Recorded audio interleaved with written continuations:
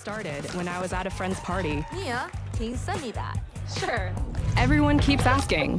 Mia, can you send me that? Even my French neighbor. I mean, all the time. Can you send me that? I'm not making this up. Hey, can you send me that? Everyone. Sure. Samsung Galaxy S23 Series 5G. Get it now.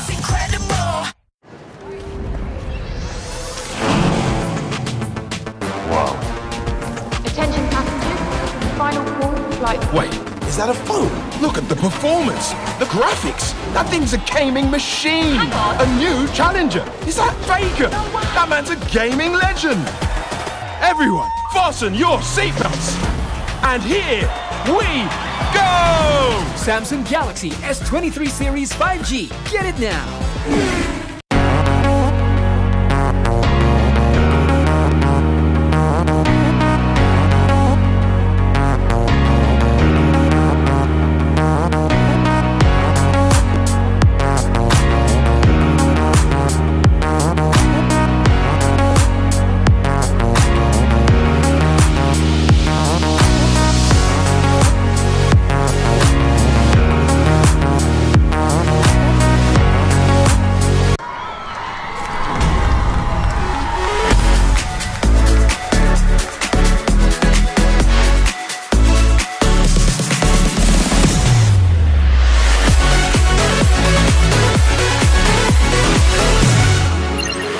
We've got each other's back. Legendary! We're the best duet ever. An enemy has been slain. The melody is my calling.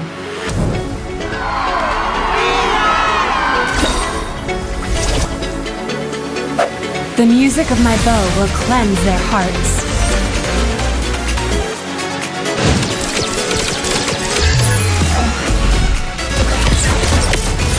Legendary!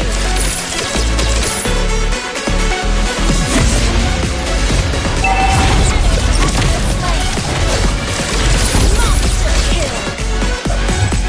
Supernova to the rescue.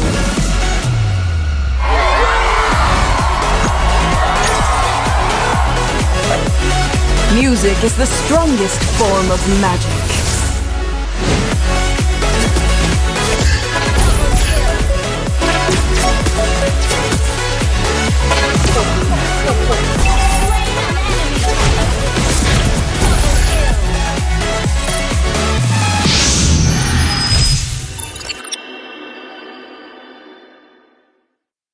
UBS Gold, trust in goals.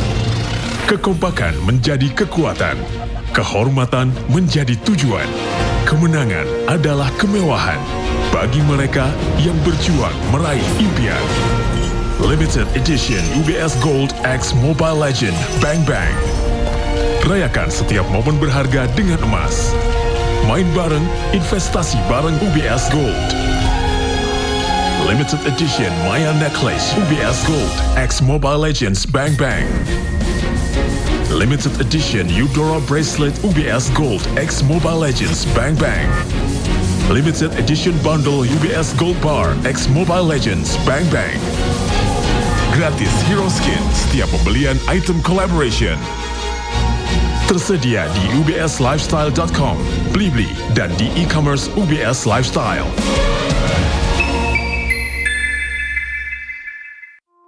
Halo para pengejar. Pak, saya bantuin ya. Kejar ini, kejar itu, kejar. Keep kalem, pasti ada diskonnya. Pesan GrabCar pakai promo Yuk Grab.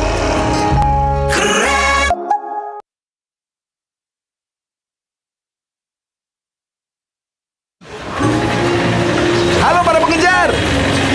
Kejar ini, kejar itu, kejar. Keep kalem, nggak ada kata telat.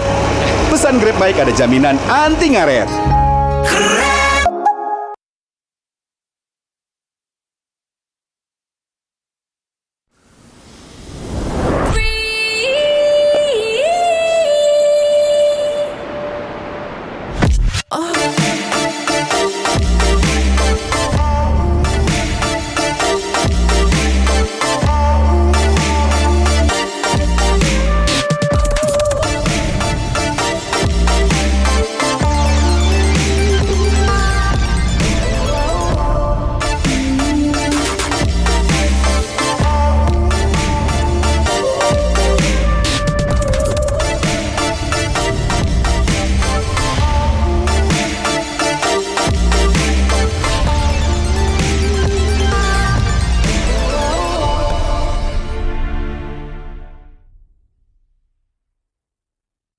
Gas sabar Ramadan beli gas ambil rezeki voucher combo bertubi-tubi pasti puas belanja di beli-beli.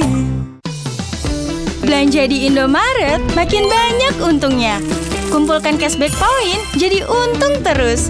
Makin sering belanja, makin banyak poin yang kamu dapatkan.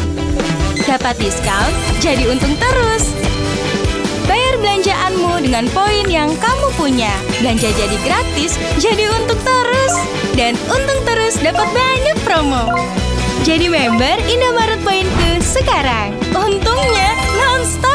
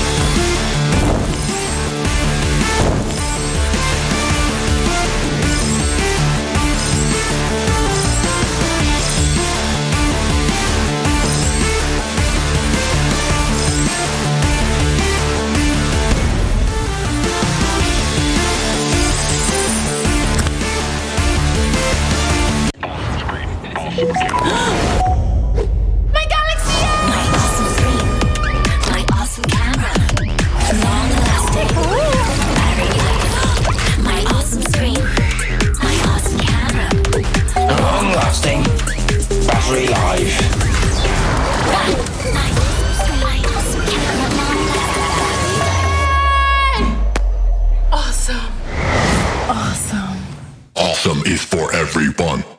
Ready? So it all started when I was at a friend's party. Mia, can you send me that? Sure. Everyone keeps asking, Mia, can you send me that? even my French neighbor. I mean, all the time. Can you send me that? I'm not making this up. Hey, can you send me that? Everyone. Sure. Samsung Galaxy S23 Series 5G. Get it now.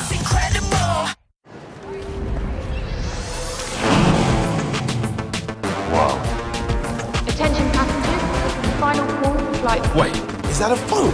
Look at the performance, the graphics. That thing's a gaming machine. Hang on. A new challenger. Is that Faker? That man's a gaming legend. Everyone, fasten your seatbelts. And here we go! Samsung Galaxy S23 Series 5G. Get it now.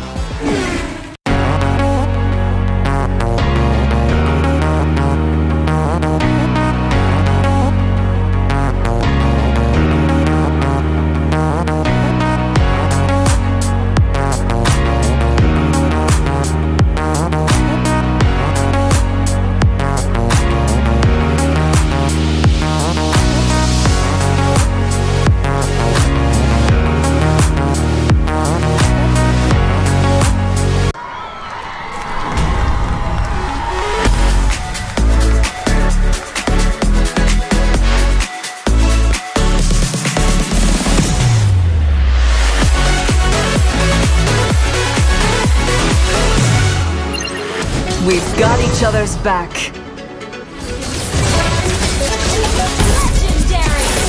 We're the best duet ever.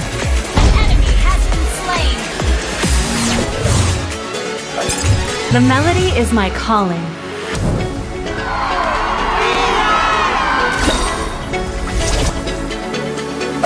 The music of my bow will cleanse their hearts.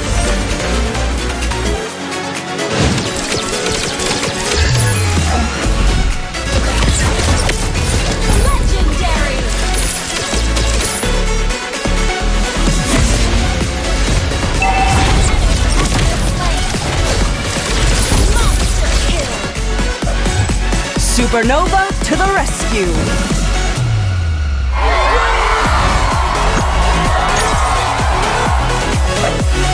Music is the strongest form of magic.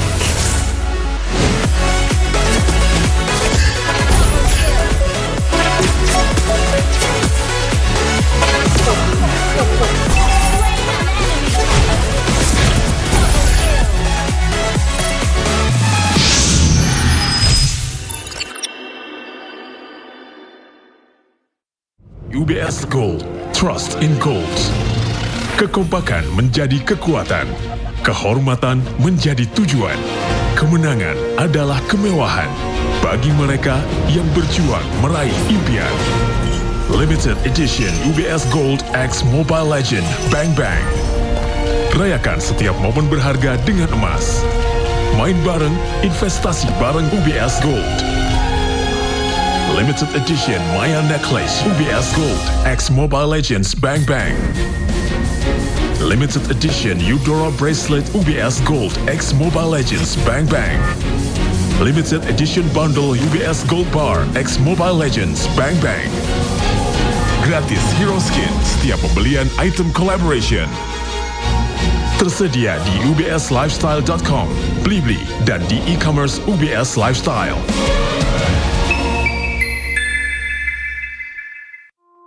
Halo para pengejar. Saya bantuin ya. Kejar ini, kejar itu, kejar. Keep kalem, pasti ada diskonnya. Pesan GrabCar pakai promo Yuk Grab.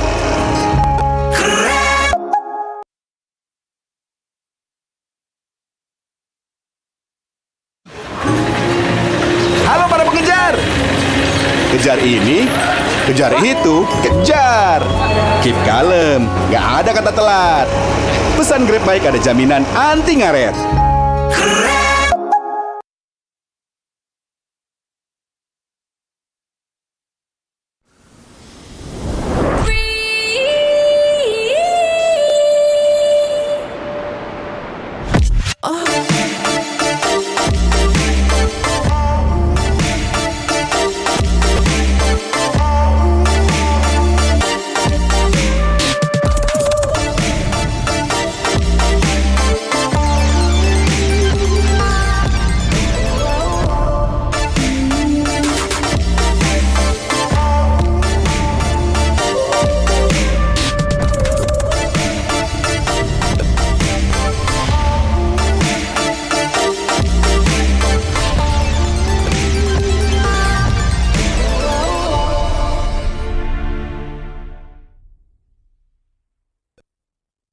Gas sabar Ramadan beli-beli, gas ambil rezeki, voucher combo bertubi-tubi, pasti puas belanja di Beli-beli.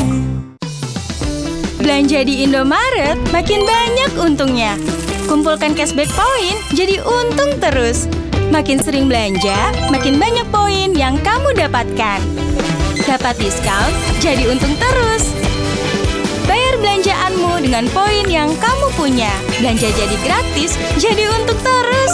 Dan untung terus dapat banyak promo. Jadi member Indomaret Poinku sekarang. Untungnya non-stop.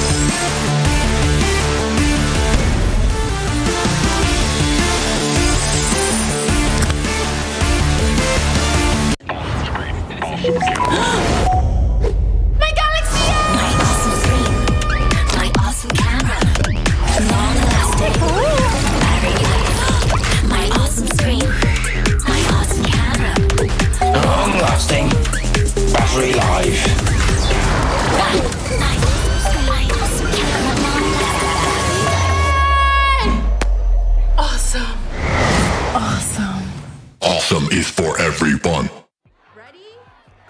So it all started when I was at a friend's party. Mia, can you send me that?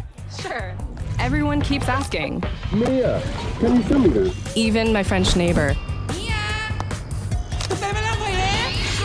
I mean, all the time. Can you send me that? I'm not making this up. Hey, can you send me that? Everyone. Sure. Samsung Galaxy S23 series 5G. Get it now.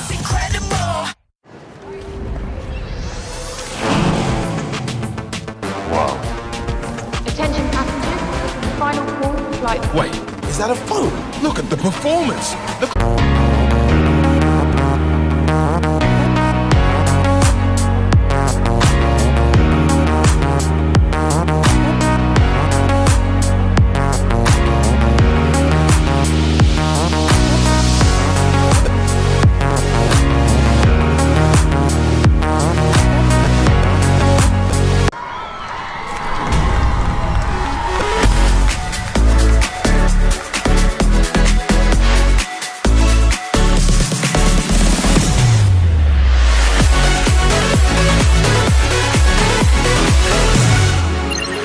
We've got each other's back.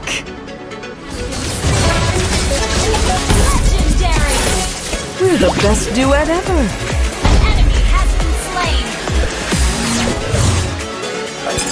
The melody is my calling.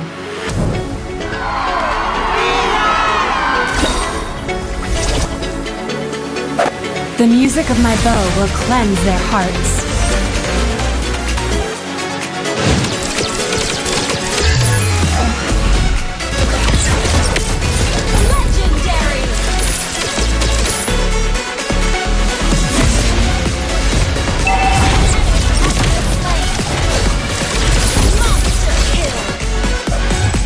Supernova to the rescue!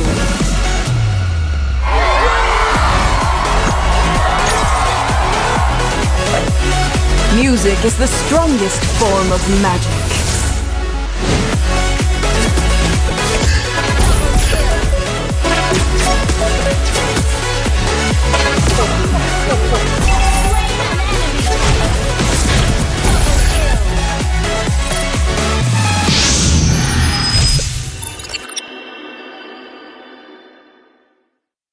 UBS Gold, trust in goals. Kekompakan menjadi kekuatan, kehormatan menjadi tujuan, kemenangan adalah kemewahan bagi mereka yang berjuang meraih impian. Limited Edition UBS Gold X Mobile Legend Bang Bang. Rayakan setiap momen berharga dengan emas. Main bareng, investasi bareng UBS Gold. Limited Edition Maya Necklace UBS Gold X Mobile Legends Bang Bang. Limited Edition Eudora Bracelet UBS Gold X Mobile Legends Bang Bang. Limited Edition Bundle UBS Gold Bar X Mobile Legends Bang Bang. Gratis Hero Skin setiap pembelian item collaboration.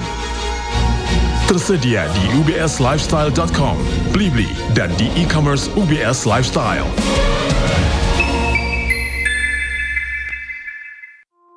Halo para pengejar. Saya bantuin ya. Kejar ini, kejar itu, kejar. Keep kalem, pasti ada diskonnya. Pesan GrabCar pakai promo Yuk Grab.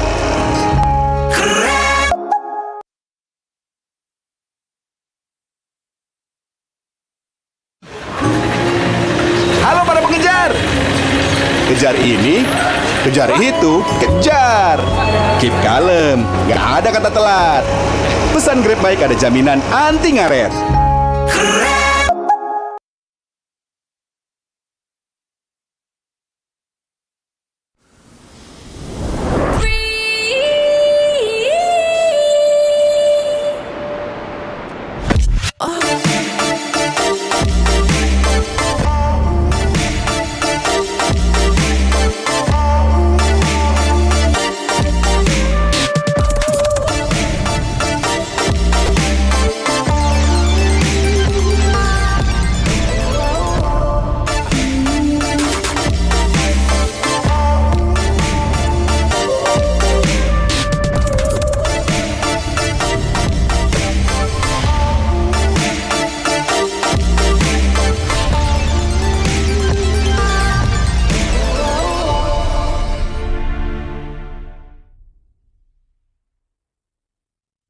Gak sabar Ramadan beli gas ambil rezeki.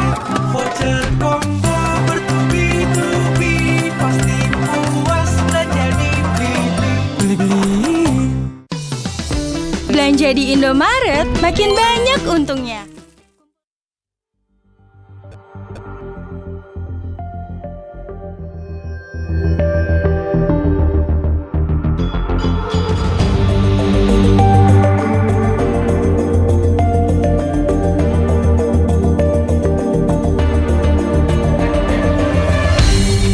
Aku kan berdiri dan terus berlari, terus ke arah puncak tertinggi. Ku takkan berhenti, hanya sampai di sini.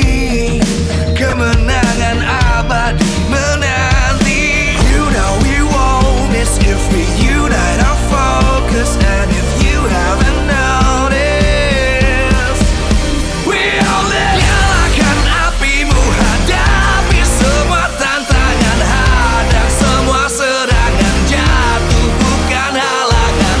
Bakar semangatmu, janganlah engkau menyerah. Kita akan buat sejarah. We all this, we won't miss. We all this, we won't miss. Saatnya beraksi, jalani ambisi. Aku kan menyawakan hari ini. You know we won't miss if we unite our focus. And if you haven't noticed, we all live. Nyalakan apimu, hadapi semua tantangan, hadang semua serangan, jatuh bukan halangan. Bakar semangatmu, janganlah engkau menyerah. Kita akan buat sejarah. We all this, we won't miss. We all this, we won't miss. We all this.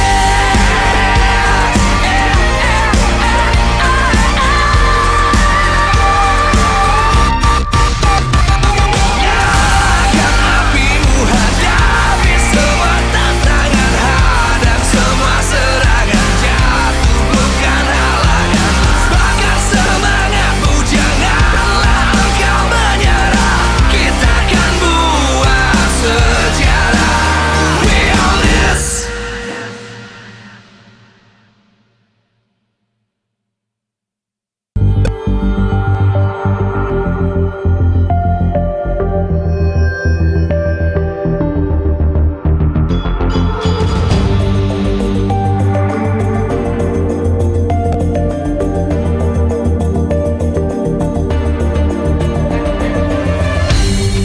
Aku kan berdiri dan terus berlari, terus ke arah puncak tertinggi. Ku takkan berhenti, hanya sampai di sini. Kemenangan abadi menanti. You know we won't miss if we unite our focus. And if you haven't noticed, we all live. Nyalakan apimu, hadapi semua tantangan, hadang semua serangan, jatuh bukan halangan. Bakar semangatmu, janganlah engkau menyerah. Kita akan buat sejarah. We all this, we won't miss. We all this, we won't miss. Saatnya beraksi, jalani ambisi. Aku kan menyawakan hari ini. You know we won't miss if we unite our focus. And if you haven't noticed, we all live. Nyalakan apimu, hadapi semua tantangan, hadang semua serangan, jatuh bukan halangan. Bakar semangatmu, janganlah engkau menyerah. Kita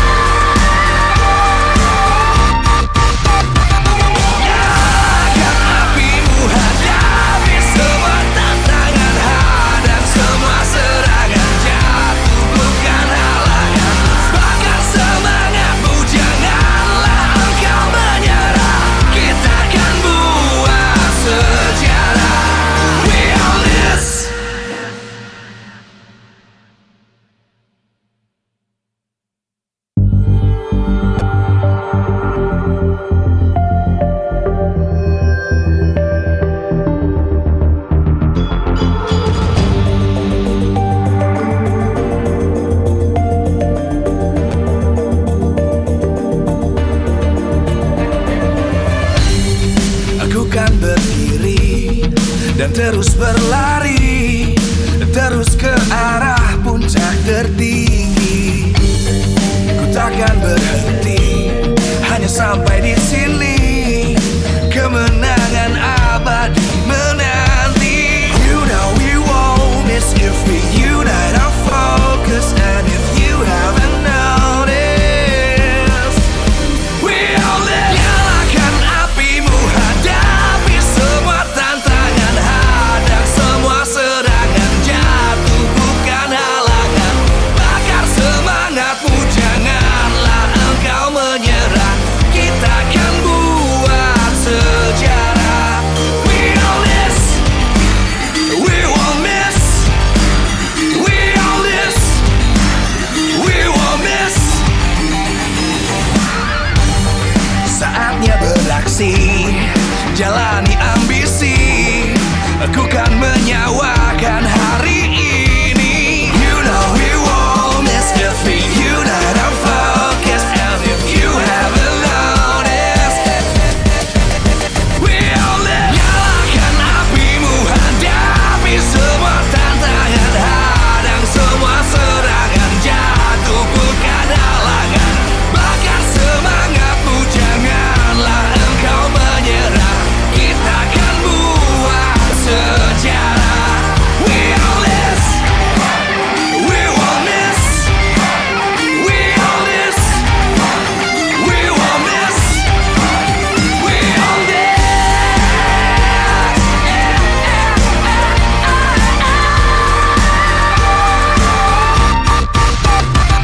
Nyalakan apimu, hadapi semua tantangan, hadang semua serangan, jatuh bukan halangan.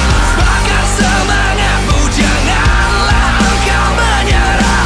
Kita akan buat sejarah. We all this.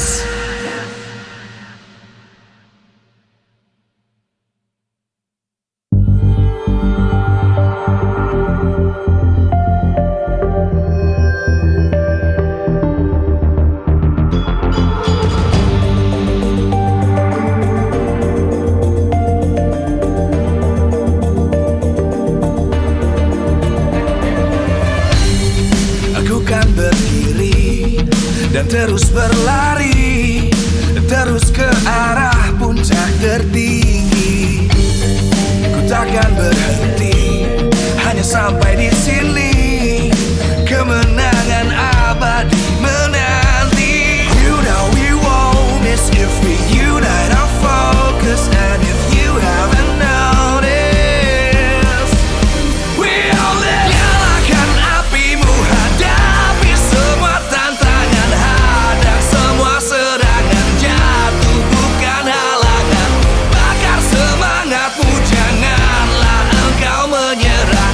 Kita akan buat sejarah. We all this, we won't miss. We all this, we won't miss. Saatnya beraksi, jalani ambisi. Aku kan menyawakan hari ini. You know we won't miss if we unite our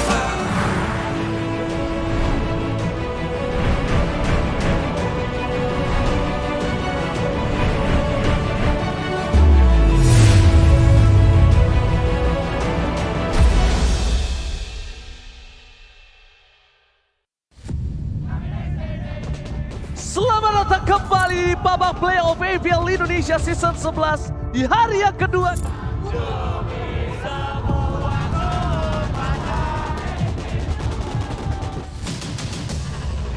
Pencarian penantang baru atas tahta Raja Galaksi masih berlanjut. Persaingan pun semakin memanas hingga hari kedua babak playoff MPL Indonesia Season 11.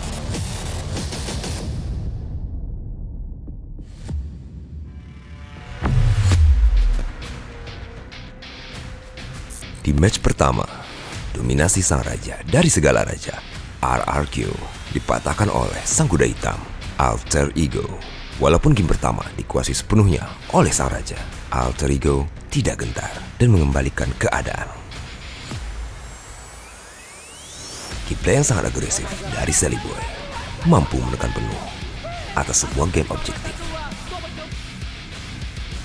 Inisiasi dan zoning yang dilakukan Prime membuat rotasi sang raja terhambat. Akibatnya, Nino menjadi... Ini udah bagus, cuman eksekusinya aja yang jelek, terus kurang sabar doang. Game 2, game 3, game 4 sih, salut banget sih gua sama tim gua. Season ini RRQ masih agak gambling untuk menang kalahnya juga, pas tiap di regular season juga begitu. Lumayan sedih juga, cuman terpuruk begitu aja. Masih percaya kok RRQ bisa juara lewat jalur lower bracket. Buat match selanjutnya, ya kasih game yang terbaik lah. Kita udah kuat nih sekarang.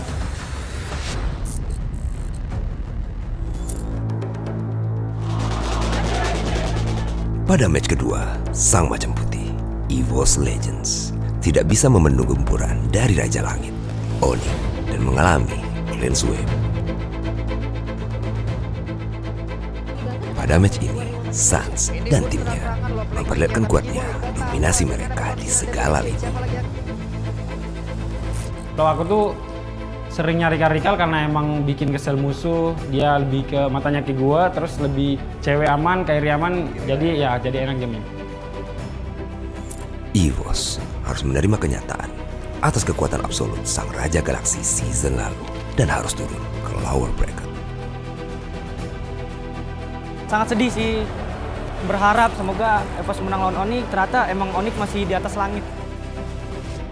Hasilnya baik lah sama kayak hari ini 3-0 dan mudah-mudahan nggak ada kayak banyak kesalahan lah. Aku nggak sabar sih buat ganjang-ganjang nanti.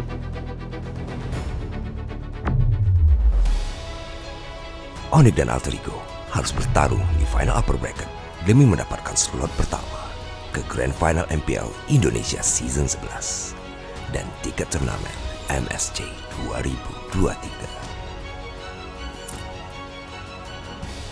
Dan juga El Clasico akan menjadi pertandingan yang sangat penting bagi RRQ dan EVOS Legends demi menjaga asa untuk melaju ke babak selanjutnya.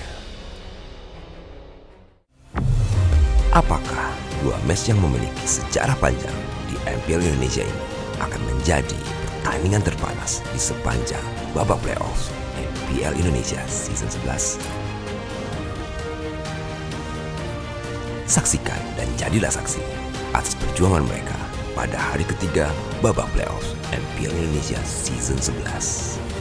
We own this.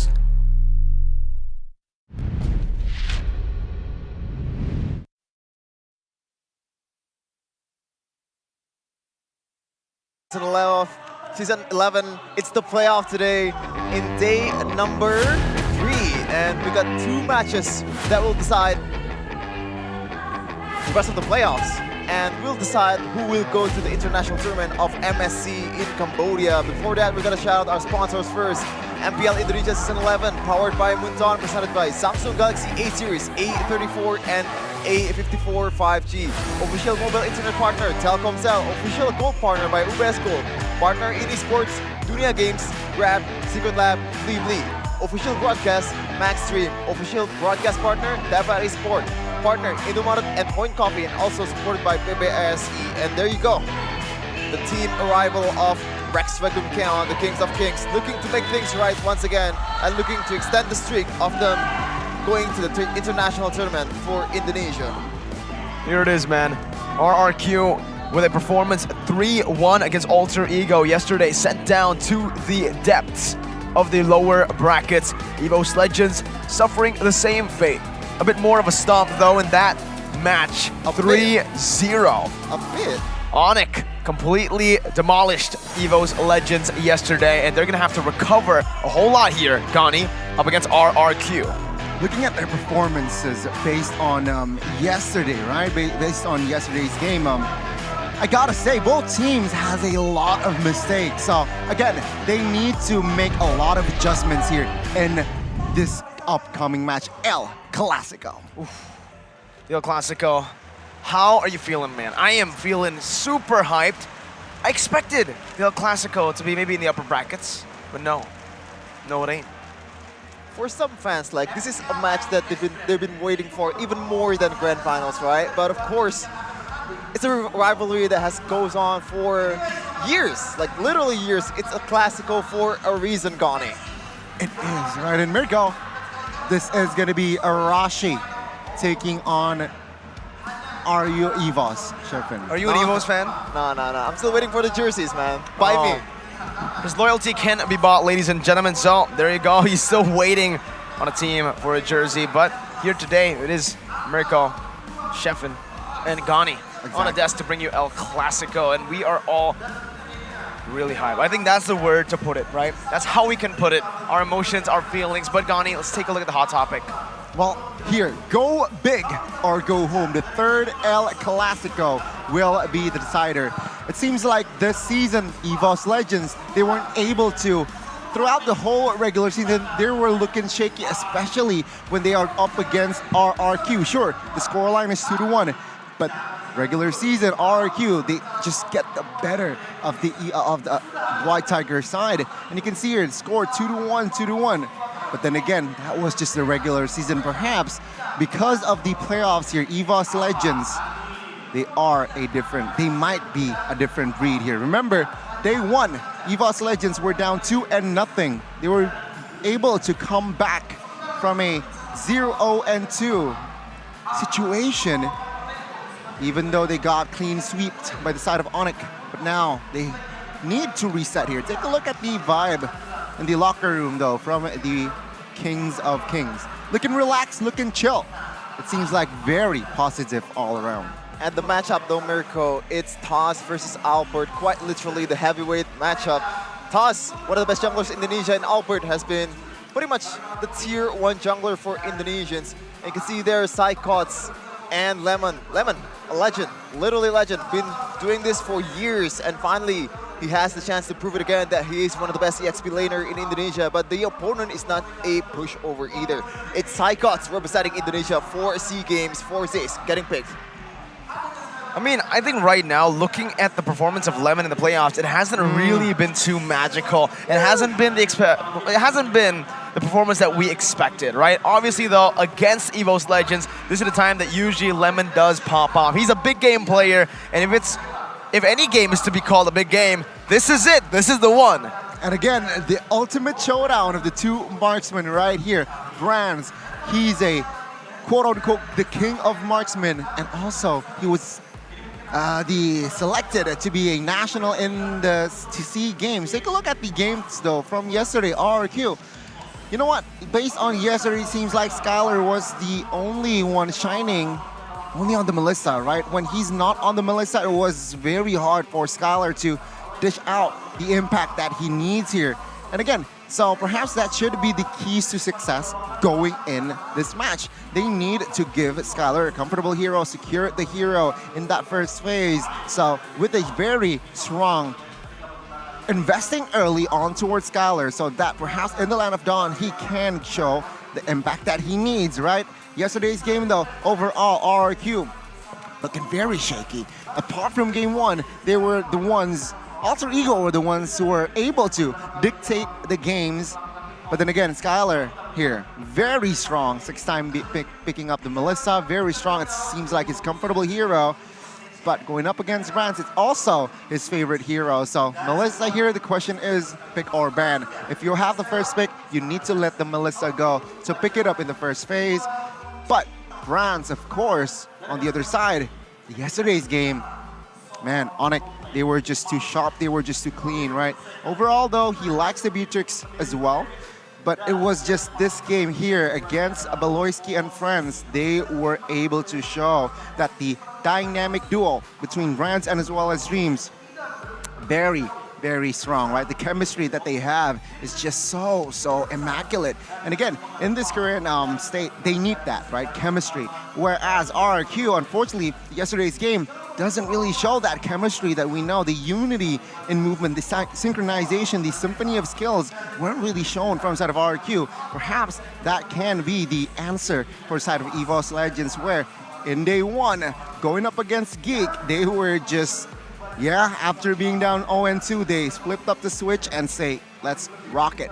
And And after that, one by one, slowly but surely, they crawled. Again, they have the passion, they have the determination. It's just a matter of, I feel like, chemistry, trust, but also patience. It's an investment in both ways, Mirko. Both Skylar and Brands, but unfortunately Brands yesterday, the investment is not there. Game 1 and Game 2, beautiful draft by Yeb, knowing that Brands, the only option available for him is the Brody, and pretty much set him up for failure with the Masha pick from Boots. And Game 3, even though he has the Melissa, I believe, he has the comfortable hero that he likes to play, like it doesn't work. But it's ONIC. It's the outlier of MPL ID. Yeah. So what can you say? But this one though, RRQ, they're a bit shaky. As you said, Connie, yesterday, not the best of games. There's a lot of throws. There's a lot of questionable engage, especially from Finn with the Kaja. Like he should have gone back, but instead he wants more, and that becomes the death of RRQ. You know, I think for EVOS, it's so brand-centric still. They haven't fixed the issue that was in the regular season, Connie. Yeah, and they need to somehow find other options, right? So let's take a look here at the keys to victory for side of RRQ. They need to play proactively from the early game and look for opportunities to flank EVOS's back line. They need to play proactive. Why? EVOS Legends, they're also somehow a structured team, right? They need to farm for brands. They need to protect brands. But again, RRQ, they need to disrupt that side here. They need to disrupt the pathing. They need to disrupt the rotations coming from side of EVOS, because RRQ, Season 9, they were just chaotic, right? Fights. But then again, EVOS Legends here, the more structure, they have the patience. RRQ, we need that RRQ Season 9 if they really want to win. Just play freely, just play. Find the right calculations as well. And I can't wait to see here. From side of EVOS Legends, it's going to be counter setup, right? RRQ, they like to initiate war from Vin, from also Lemon sometimes, right? So they need to counter that. They need to somehow decide, right? Do you really want to commit on towards fight, or do you want to back off? Especially in the gold lane, Skylar, sometimes he's independent, right? Vin can also protect it, so they need to counter that, right? Dreams and answer. And also they just need to be more clean. I feel like the more primary like task or side of RRQ, they just need to be more clean and in sync. Because yesterday, I gotta say, apart from game 1, the disconnect is just evident. Is that what you think as well, Shevin? I would say so, man. There's a lot of... We talk about this with Arashi, like how Sans is a very reactive player, but the calculative is also there. But Lemon, is that the same though? Is that calculation is there? I believe he's just more of a reactive person, and that's why he's been playing those kind of heroes that has a lot of sustainability, which can pretty much bail you out of questionable engage, you know, like Lapu Lapu, like Charitzla, or maybe Edith. He hasn't pulled off the Edith Inspire yet, but maybe that's not comfortable for pro play. But I hope Lemon can somehow just turn it down just yet. I mean, turn it down like the adrenaline, yeah, to make the engage much more clean for RRQ. I think that is a very, valid criticism right now for RRQ especially. And, maybe they don't need to, make or force Lemon to make these adjustments. Maybe they could also just play Banana, an XP laner that is a bit more structured. Like Gani mentioned, I think for RRQ, at this point, when they're at such a level of disconnect already in terms of synergy and the way they play, I think getting Banana in there, adding some more stability to the team would be a good option to go for. But Banana, MPL experience, very minimal. Well. Playing in the playoffs is a whole different beast, especially an El Clasico match. That's right. I mean, again, we saw the brilliance from Banana in the regular season, but we also saw some blunders, some mistakes that was also evident from this guy, from the other fruit, right? So again, it's just a pick your poison type of, right? You want to go Lemon? Do you want to go Banana here? RRQ, they need to think that fast. Which fruit? Exactly, which fruit is the best? You guys, I want to hear your comments. Who do you prefer, Lemon or Banana? Lemon for sure. You pick Lemon. I like sour more than sweet. There you go. I personally like sweet more, so I guess I'll say Banana. I like bigger things. I like Banana. There you go. 2 Banana votes, 1 Lemon vote. Very strange reasoning for Gani, but hey, He likes it big, ladies and gentlemen, just like his plays in-game. And just like, well, actually, if we talk about big, it's more, but that's more Lemon's thing in games. He makes big plays. True. Sometimes it ends up winning the game. Sometimes it ends up losing the game. So, hey, man, I don't know. Lemon, very flippy-floppy. There's another thing that's not flippy-floppy. What is this? It's an investment. Not a bodong investment like Udil said, like Julian said. It's UBS Gold investment. It's a collaboration of UBS Gold and Mobile Legends Bang Bang and MPL ID Season 11. It's a Mia necklace, whoa, Eudora bracelet, and also a gold bar for Mobile Legends. So if you're really interested in that, check out at ubslifestyle.com and UBS Lifestyle e-commerce. Go ahead, check it out, ladies and gentlemen. Well, you know, I was saving it for you to call me out so that I can reveal it on cam right here. But Gani, he's gonna have some time to show it first. I think someone took it away from me. It's too good. And it's gone. Oh, I'm joking. Oh, I was okay, there trying you to go. steal it away maybe to bring it home, but here it is, ladies and gentlemen, the beautiful UBS Gold x MLBB merchandise that we've been waiting for 6 weeks of the regular season. It said coming soon for so long, but it's finally here. And look at it in all its glory. Investment, and it looks good. It really does, right? It really does look good. And ladies and gentlemen, that was UBS, right? Check it out. Just to not invest in the game, not just invest on the players, but also in real life, right? You also want to get ahead in real life. You want to get the farm you need in real life as well. So again, ladies and gentlemen, we are about to witness El Clasico. Who you got for game one is the question, because it sets the tone, right? Sure, day one, the teams that get the first game actually except for loses, except for ONIC, right? Well, ONIC is different. ONIC is always different. And I feel The like only exception. the it only seems like. example that's acceptable for us to make for EVOS versus RRQ is not the ONIC game, it's the Geek Slate game where they came back down from 2-0. Like, let's just ignore the ONIC game because they're just different.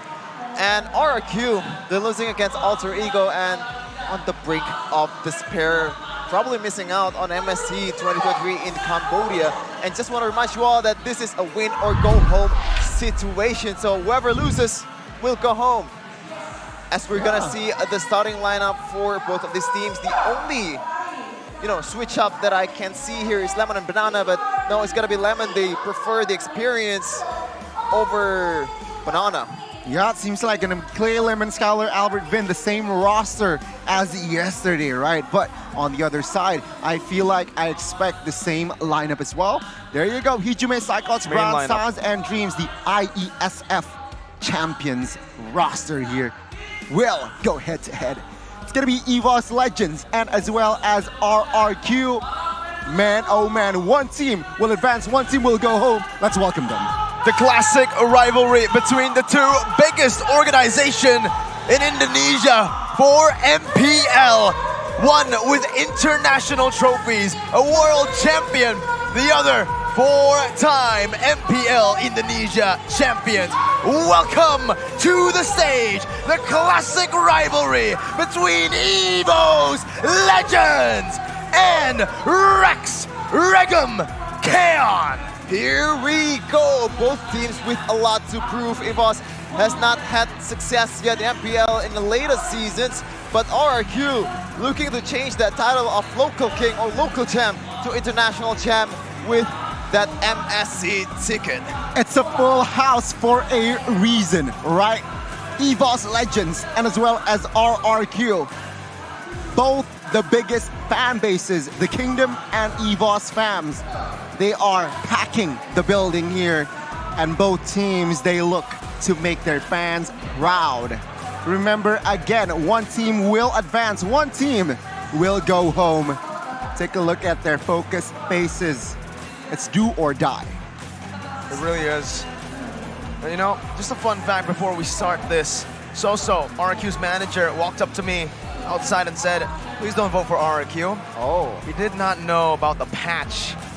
The Mirror Curse has been a mere blast in the town prediction so far. So with Coach Age and Taxum, Coach Reyes, and Bangduk walking up the stage, you know who I'm going to be predicting. Oh, we're going to see, it's either Mirror Curse or Mirror Blast, of course. But Bangduk, man, I feel like we kind of, forgot him forgot about him a little bit more because Bangduk very new for RRQ and taking on one of the biggest job in the business, being RRQ's coach and taking on EVOS Legends, the arch rivals of this team. But most big and banned heroes, Connie, as you can see there, a lot of things to discuss. Yeah, I mean, Bangduk, right? He opts for a farce most of the time because Rembo, again, and as well as Clay, they really like to bank on the far side here. Very good, again, rotation, good wave clear as well.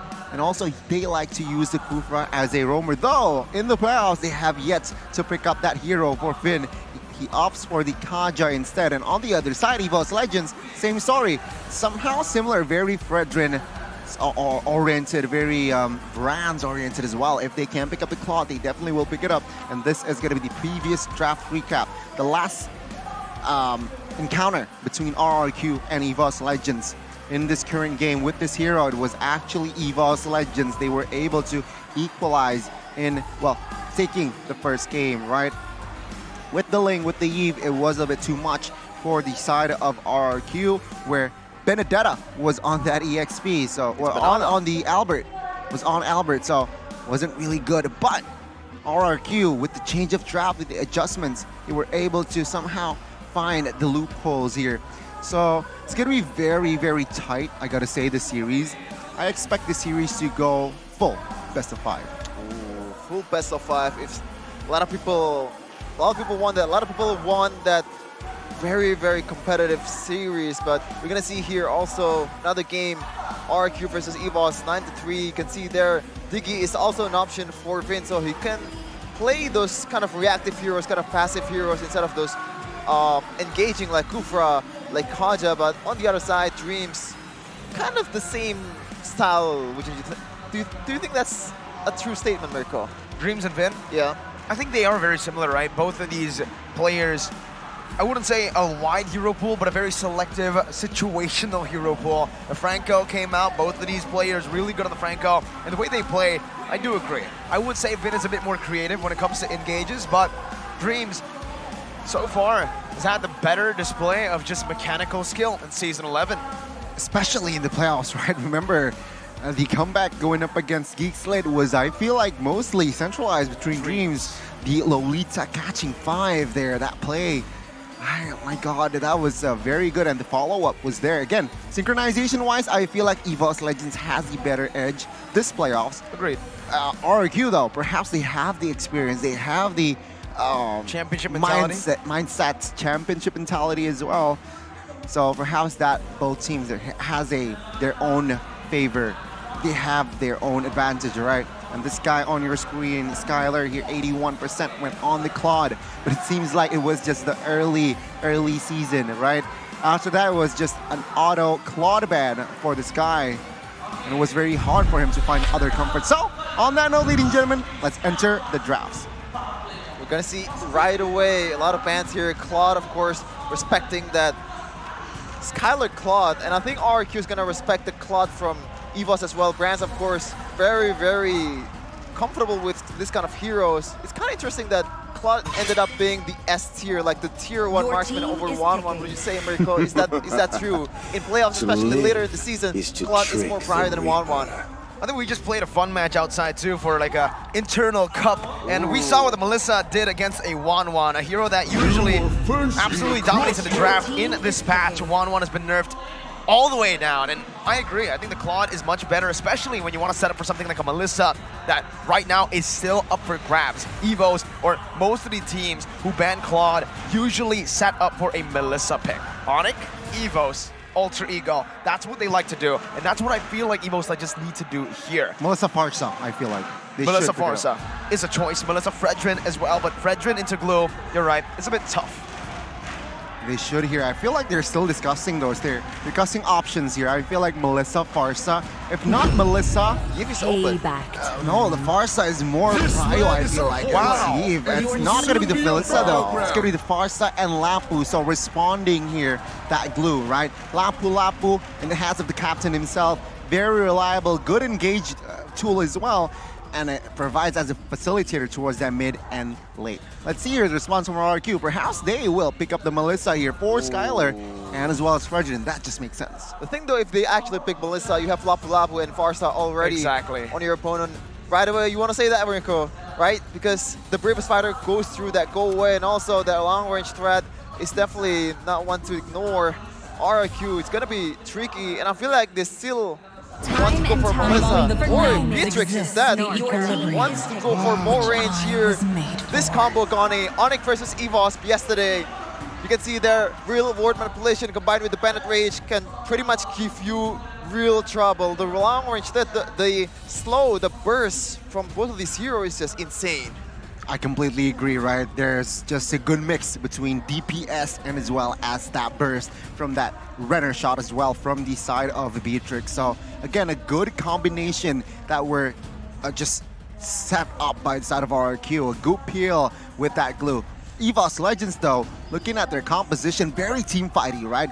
Good two ultimates, Feather Airstrike, Bravest Fighter. But let's see here. I feel like they should pick up the marksman here for Brands early on, but there you go. It's gonna be the 1-1, right? I expected the carry, but it's gonna be the 1-1 here. Not much success, but I guess if one can pull the 1-1, it should be Brands. Yeah, okay, 1-1 pickup here, not the Melissa. Up against the glue in the Eve, I understand his concern of picking up that Melissa. Similarly to how a Lapu and Farsa kind of stops that Melissa pick in its tracks, right?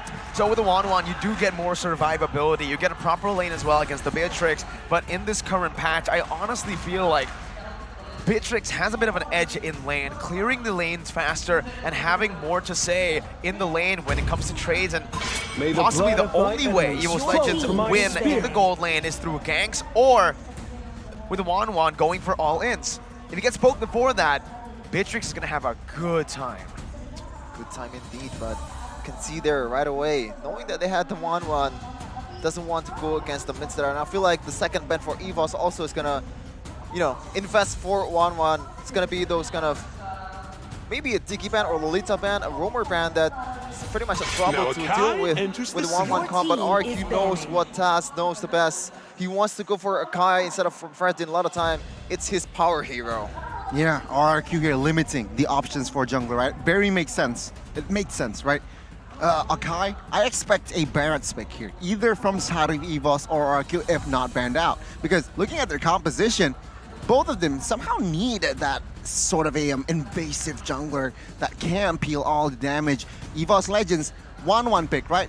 Sparat towards that mid, towards the late, after getting, what, 3 items, can soak in a lot of damage up from that crossbow of Tang. And EVOS Legends, though, they will somehow limit the options for Vin here, banning out the Kaja and as well as Lolita, and perhaps pick up the Kaja themselves.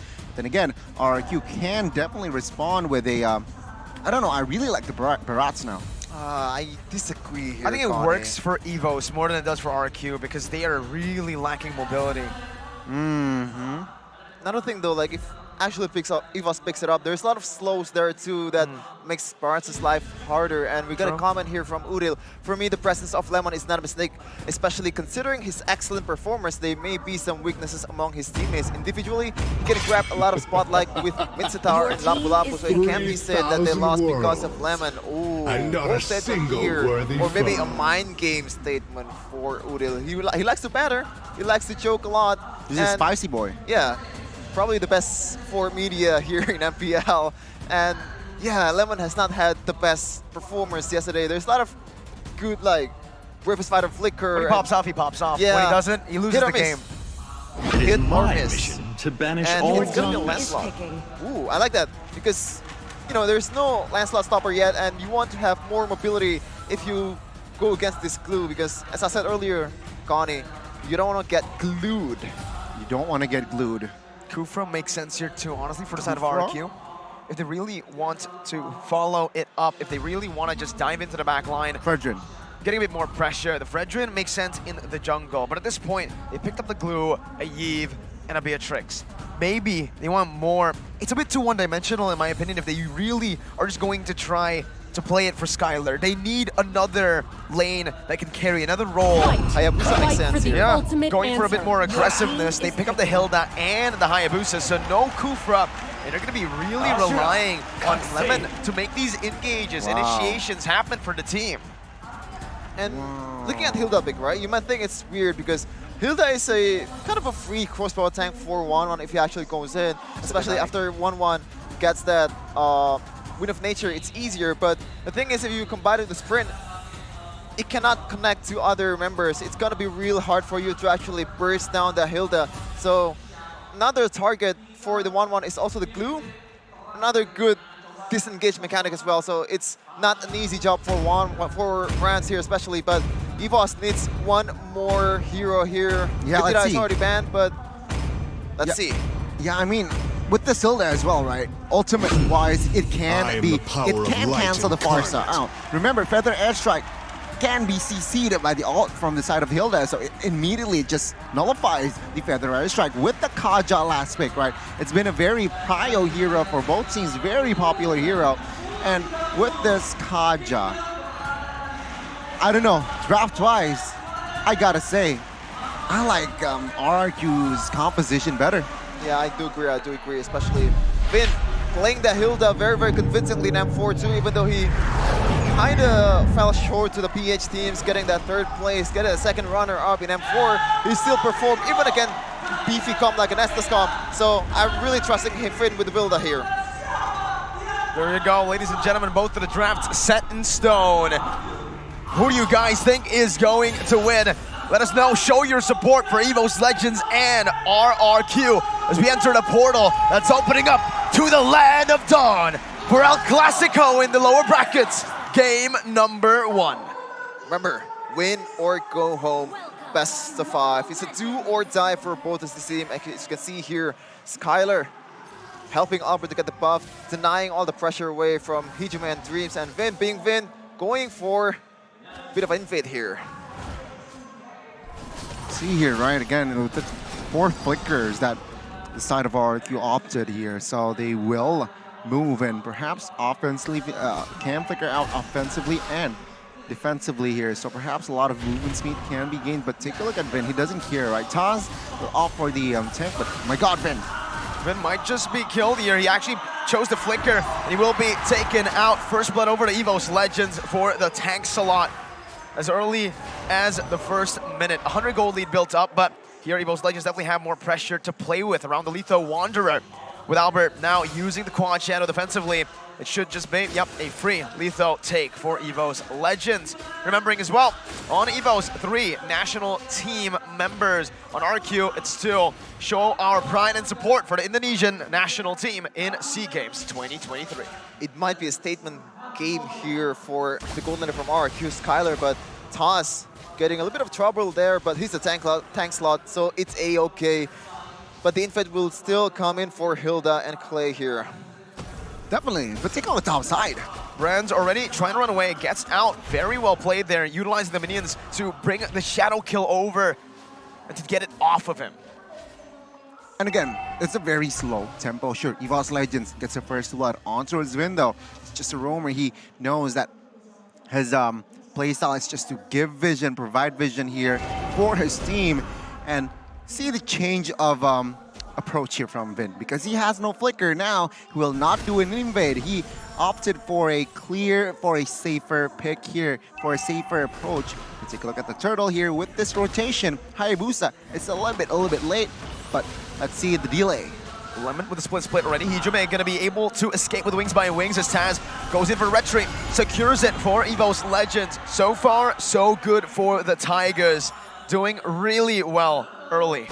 It's always the risk of picking the assassin jungler. The objective setup will be worse for you where you're trying to set up. Of course, Psychot's doing a really great job just shooing Clay away with the bravest fighter, knowing that he's one of the threat for Taz to actually take the objective. But you can see here Talent's prediction to EVOS in Professor KB and Miracle. Is it Miracles or Mirbless? So far, playoffs has been Mirbless, so I'll say Mirbless. Okay. Well, again here, take a look at the spells already, right? EVOS Legends, they have all the spells. Meanwhile, Skylar and Clay, they're on cooldown. And EVOS Legends, they should know with that information, they might actually go for a gank here top side. They might commit to a play. Advanced Judgment is in hand. Skylar is still very, very careful here. Vin too, I think he knows that Dreams is there, but that's very scary. There's a window for a flicker, but he doesn't go for it. Doesn't want to gamble it. Yeah. The range isn't really wasn't really 100%. He wants to be precise, but here Vin now already very, very aggressive. Again, all alone. He does have the flicker to play with, but Dreams doesn't want to commit the Divine Judgment, wanting to save it for Skylar here. Speaking of saving, you guys can save and find value with the free hero skins with every item collaboration. UBS Gold X MLBB, Mia Necklace, Eudora Bracelet, and Bundle, UBS Gold Bar. As you said, Gun, it's a very slow game, and I feel like the only instance where both of the teams are fighting is the objective takes, because Vin is always, never mind. Bravest Fighter, Divine Judgment, they're utilized already, and he gets bursted down. Brands. This is what the 1-1 can bring to the table, right? Maybe in terms of damage and that team fighting presence, it's been nerfed a bit.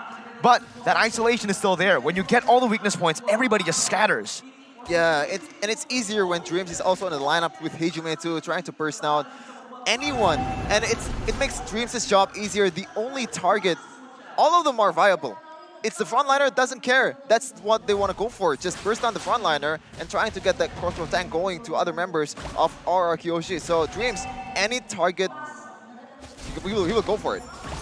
Albert's already looking for the flanks right now as Lemon jumps in onto Dreams with a split. Dreams still saving the Divine Judgment, and the Bravest Fighter gets popped into the back line onto Clay now, who's going to be forced to use the real-world manipulation. The retreat battle going to be won by Taz, as Albert is nowhere to be seen there. Phantom Execution to the back as well. Finn will be taken out. It's a 3-0, making a 4-0 with the turtle tank. Finn 0-3-0 in RQ 05. This is definitely not looking good for RQ. Gonna have Lemon. We're gonna get taken down with ease. 4 members of EVOS ganking up on him. My goodness, EVOS Legends, they picked things up quickly. They stepped on the gas here. Their pacing has been unstoppable. 6-0, 2,000 goal lead with that play earlier.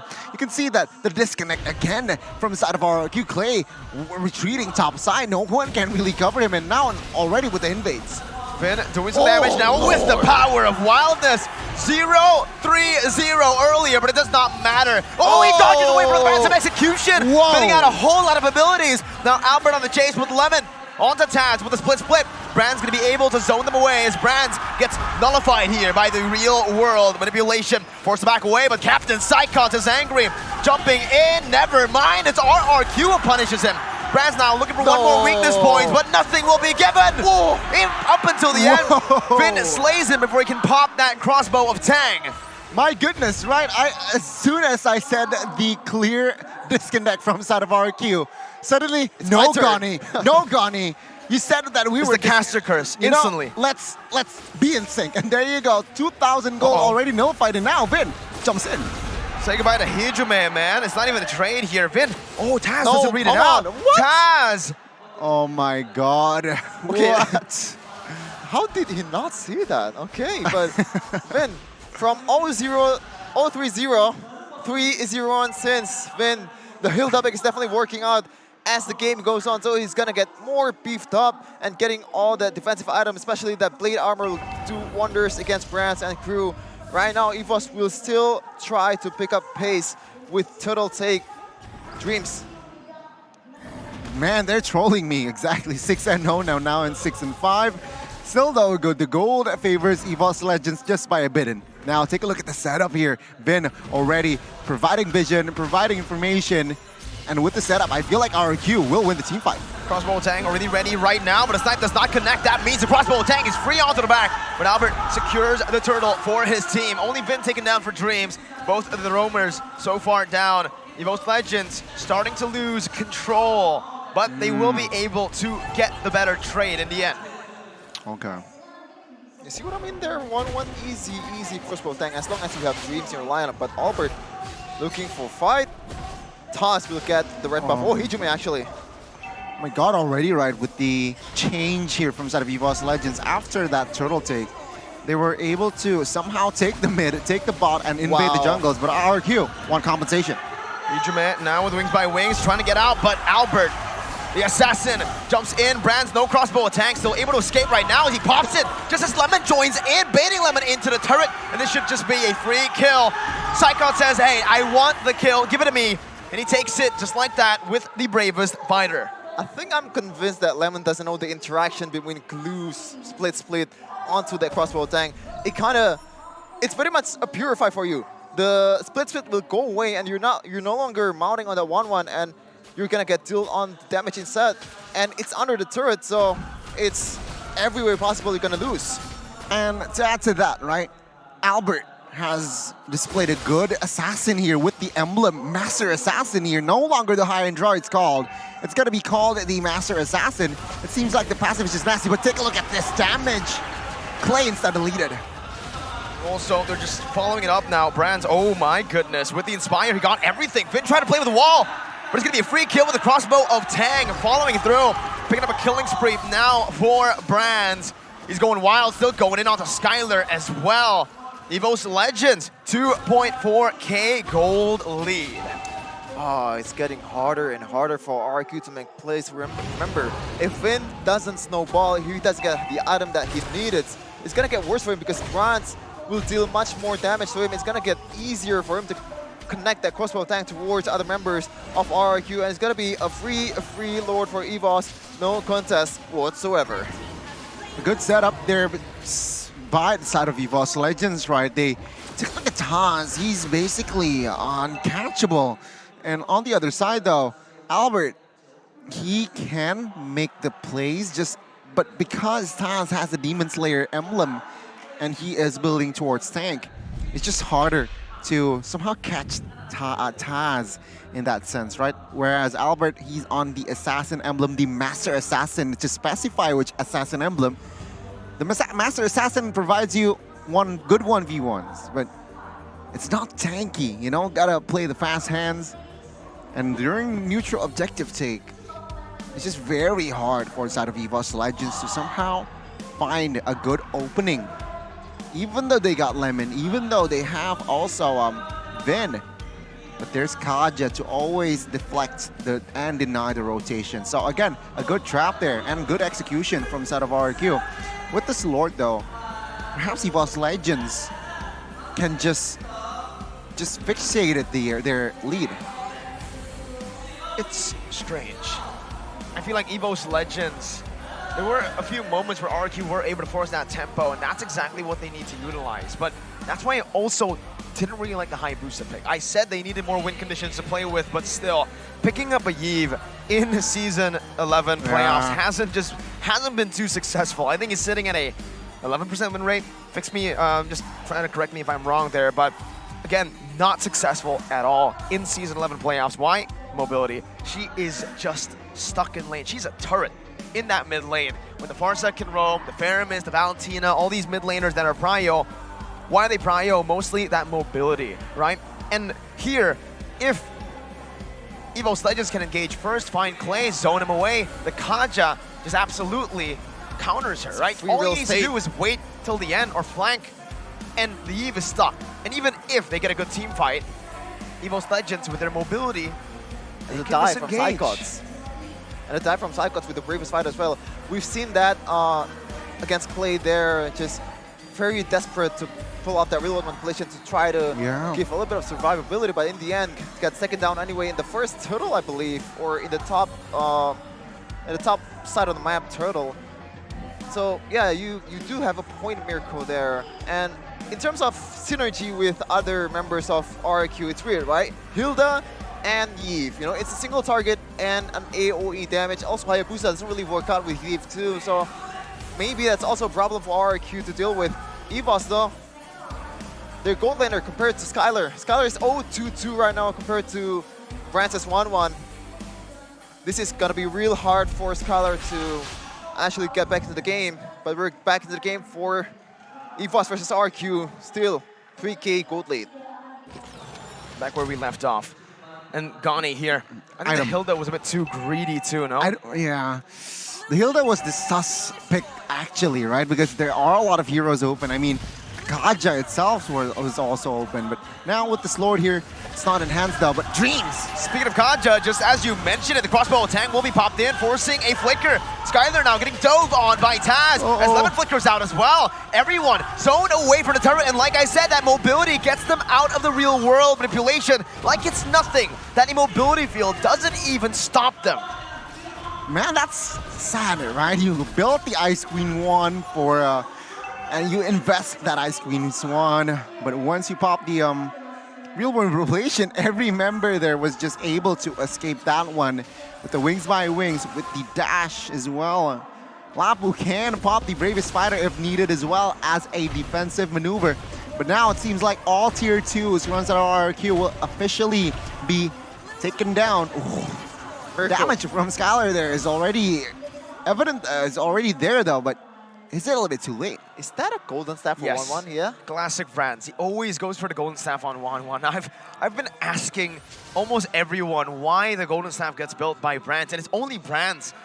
Well, I asked Aldo, and he said, you know, back in the day when Brands built it, it was to try to, you know, outmaneuver the Joy with the attack speed.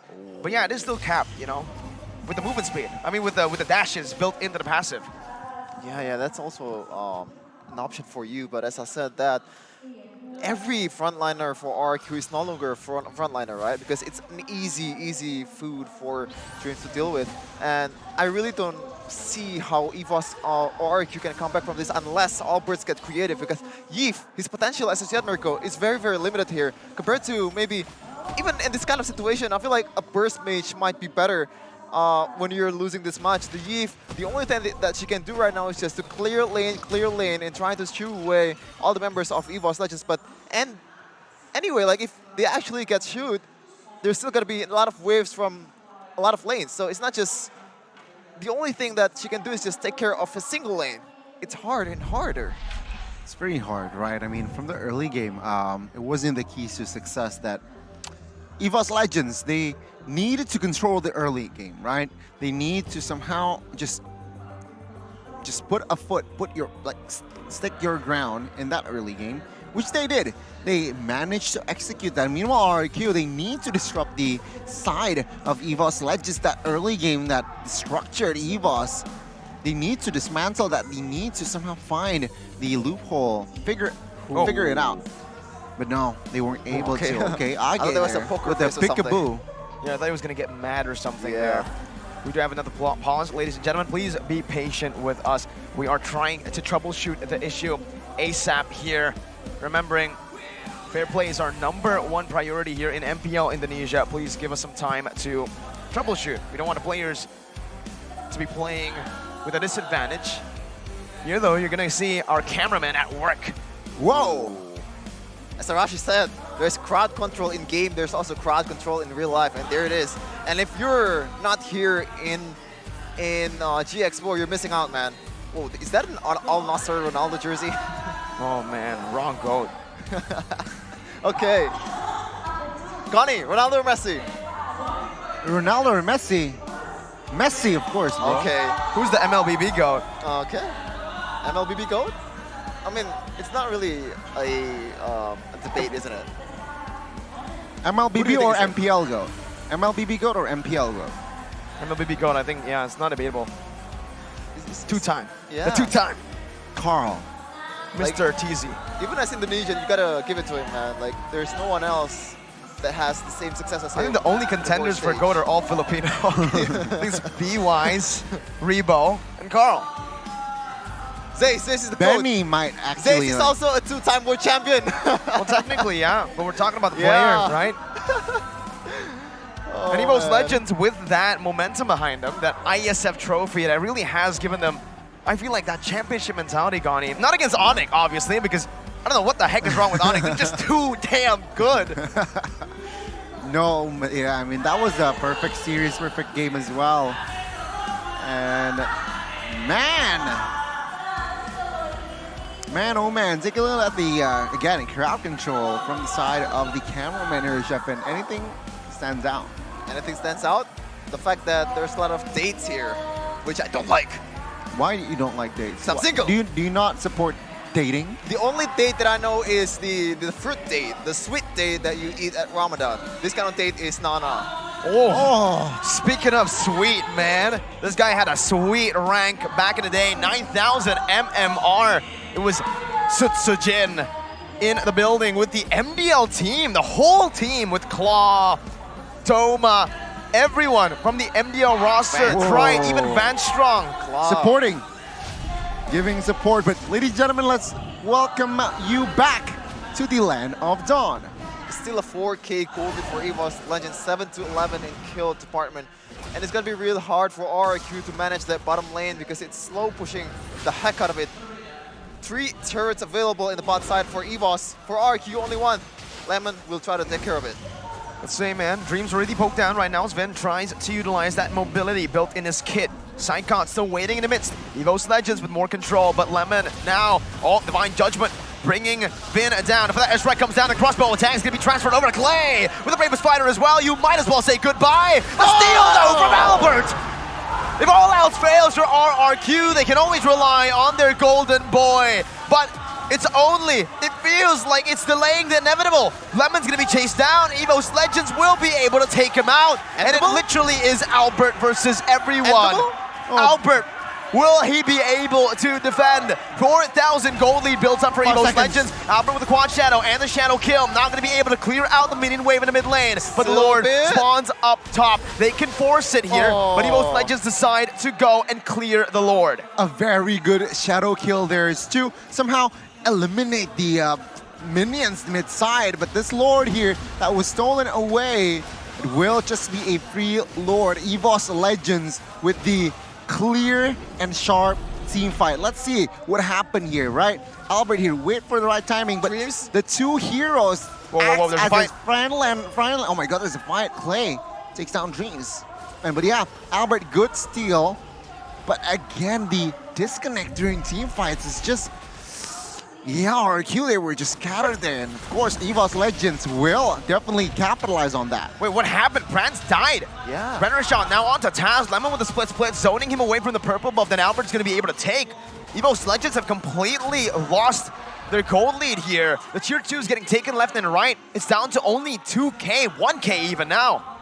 Still 1K, but the map pressure is still on EVOS Legends. Still 3 turrets on the top, in the mid side, but Taz might be looking to defend this. No, they're gonna let this go because it's just way too risky. Very risky, right? Beatrix, though, here almost on his way towards his last item. So with the BOD, with the Malefic Roar, and with the Nature here, he is able. Look at Brands looking for it to just dominate here. But Brands, yeah, Corrosion, EHS, Golden Staff, Windtalker already. His attack speed is going to be very, very crazy. Albert here opening up, will not commit on towards anything. I don't know about yet. that. Too reactive. Again, Lemon. Yeah, he jumps in, the split. Oh, he flickers out. A good bait. Now as Vin jumps into the back line now onto Brands, who's forced to pop the Inspire, trying to run away right now with the Divine Judgment, locking him down. Psycons and Taz versus the world. Albert losing out a lot of his HP pool. Psycons going to fall as well as Hijime flickers forward. Skylar will fall to the Magic Worship. Clay now running away from Taz, who's still going to be able to utilize the base damage within the Lancelot kit to take him low. EVOS Legends still utilizing this lead that they have to keep on pushing. Lemon, again, every hero that he's in is very, very reactive, but the calculated part is just not there. Going in with a slam pass combo, the dash is not there, and that's a free crossbow tank for Brands. He has to somehow tone it down, man. He has to. Good retribution, though, from Albert, right? With the timing there, taking the purple buff away. But I do see the point of Lemon, though. He wants to bait the crossbow attack. But unfortunately, the follow-up wasn't there. The Lord will be taken away with the information that Albert used the retry on that purple buff. It's going to be a free Lord for the side of EVOS Legends.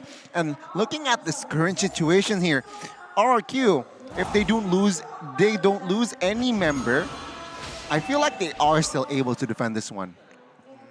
They definitely still, but maybe that's the plan here, Gane. Yeah, you're right. The only thing that can tank that crossbow tank is Lemon. So Lemon will go in first and try to somehow eliminate the crossbow tank. And once that's gone, you can just collapse.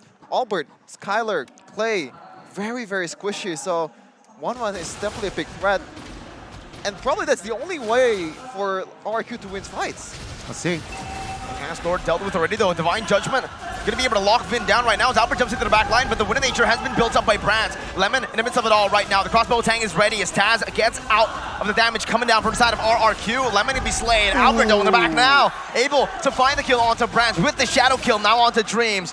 1-for-1 gold lane for XP. So far, way more worth it for EVOS, or for RRQ actually. Taz will be spotted. But a good defense, right? Lemon for Brands, I feel like that's worth it. And to add to that, RQ, they managed to take down the Lord. Again, looking at the composition of the items here, right? Ice Queen one, Glowing one here. But this time, Yves, usually we don't really see a lot of Enchanted Talisman, right, throughout the regular season. But it seems like now, he builds it, right? He wants to spam his items. Looking at the current situation now, again, Brands now, I feel like he needs to respect her. He needs to sell one of the items that he has and somehow just build a good either anti-cuirass or radiant armor. I feel like here might work, or immortal, because he needs that extra life to just secure his side. 1.8 thousand gold lead though established. It seems like a very, very balanced game now. Sure, chart-wise, it's still favoring our EVOS Legends. But with one team fight, if and only if RRQ may find the right hoop hole and EVOS Legends suddenly blunders, it can just... This game could end with RRQ getting that first game. Interesting here, like 4-1-4 EVOS Legends there. Taz will take care of that top lane minions, but Lord is also on top lane. Let's see, will EVOS Legends trying to abuse the fact they have more pressure on the map? And yeah, there you go, like Dreams and Brands camping on there, trying to get a weak side pick off when Taz actually goes for the Lord. Let's see if RRQ reads this one out. Who's tasked with clearing out the far lane? It has to be Albert with his mobility, right? So it does leave RRQ a bit vulnerable to these commitments. EVOS Legends have also built up a massive wave down below that's going to be crashing down into the base, setting up for a possible split push. Trying to utilize the forced error. I think at this point, EVOS Legends can't afford to lose a 50-50. They can't afford to take a 50-50. With the map pressure they have, they need to utilize it. Take a look at the positioning for Dreams here already with the somehow set up to find the counter setup. And both Hayabusa and Beatrix here, they know. They will just clear safely in their base. But this is the signal to give the green light for Taz to commit to the Lord. Lemon is on an island. He is in a flanks right now, but it does just give every single weakness point over to Brands. They're still going at it. Lemon might actually just fall here, but he pops in a split. He gets out. Now Albert going to be engaged on. He's baited into the squad. Psychot's going to be able to find a stun onto two members. As Taz is still looking for the retribution, jumps in now. It's a 50-50. Who wins it? It's going to be Brands who takes it away for EVOS Legends. Albert going to be forced to back away, but he jumps back in onto Brands. Not able to find a kill just yet as his immortality will be popped in. Taz as well, doing the same thing. Brands buying the immortality just in time as Skylar flickers forward to get some damage down. Brands will be slain. EVOS Legends have taken too much, and RRQ punish. EVOS did not utilize the Lord. Maybe I'm taking my horse back on it. That reactive play from Lemon might be the ways to go. As you can see there, once the crossbow tank is gone, like Brands versus Skylar is just free real estate. The basic attack is just way too much for 1-1 to handle, and once you don't have that Wind of Nature, it's gonna be real easy for RQ to snowball. Fool me once, shame on me. Fool me twice, shame on you, RQ. They didn't get the Lord, but they finally find the good opening to set up a fight. And EVOS Legends now, they gave away the Lord. Base turret top side here, very vulnerable, but it seems like with Psychots, will they be able to defend?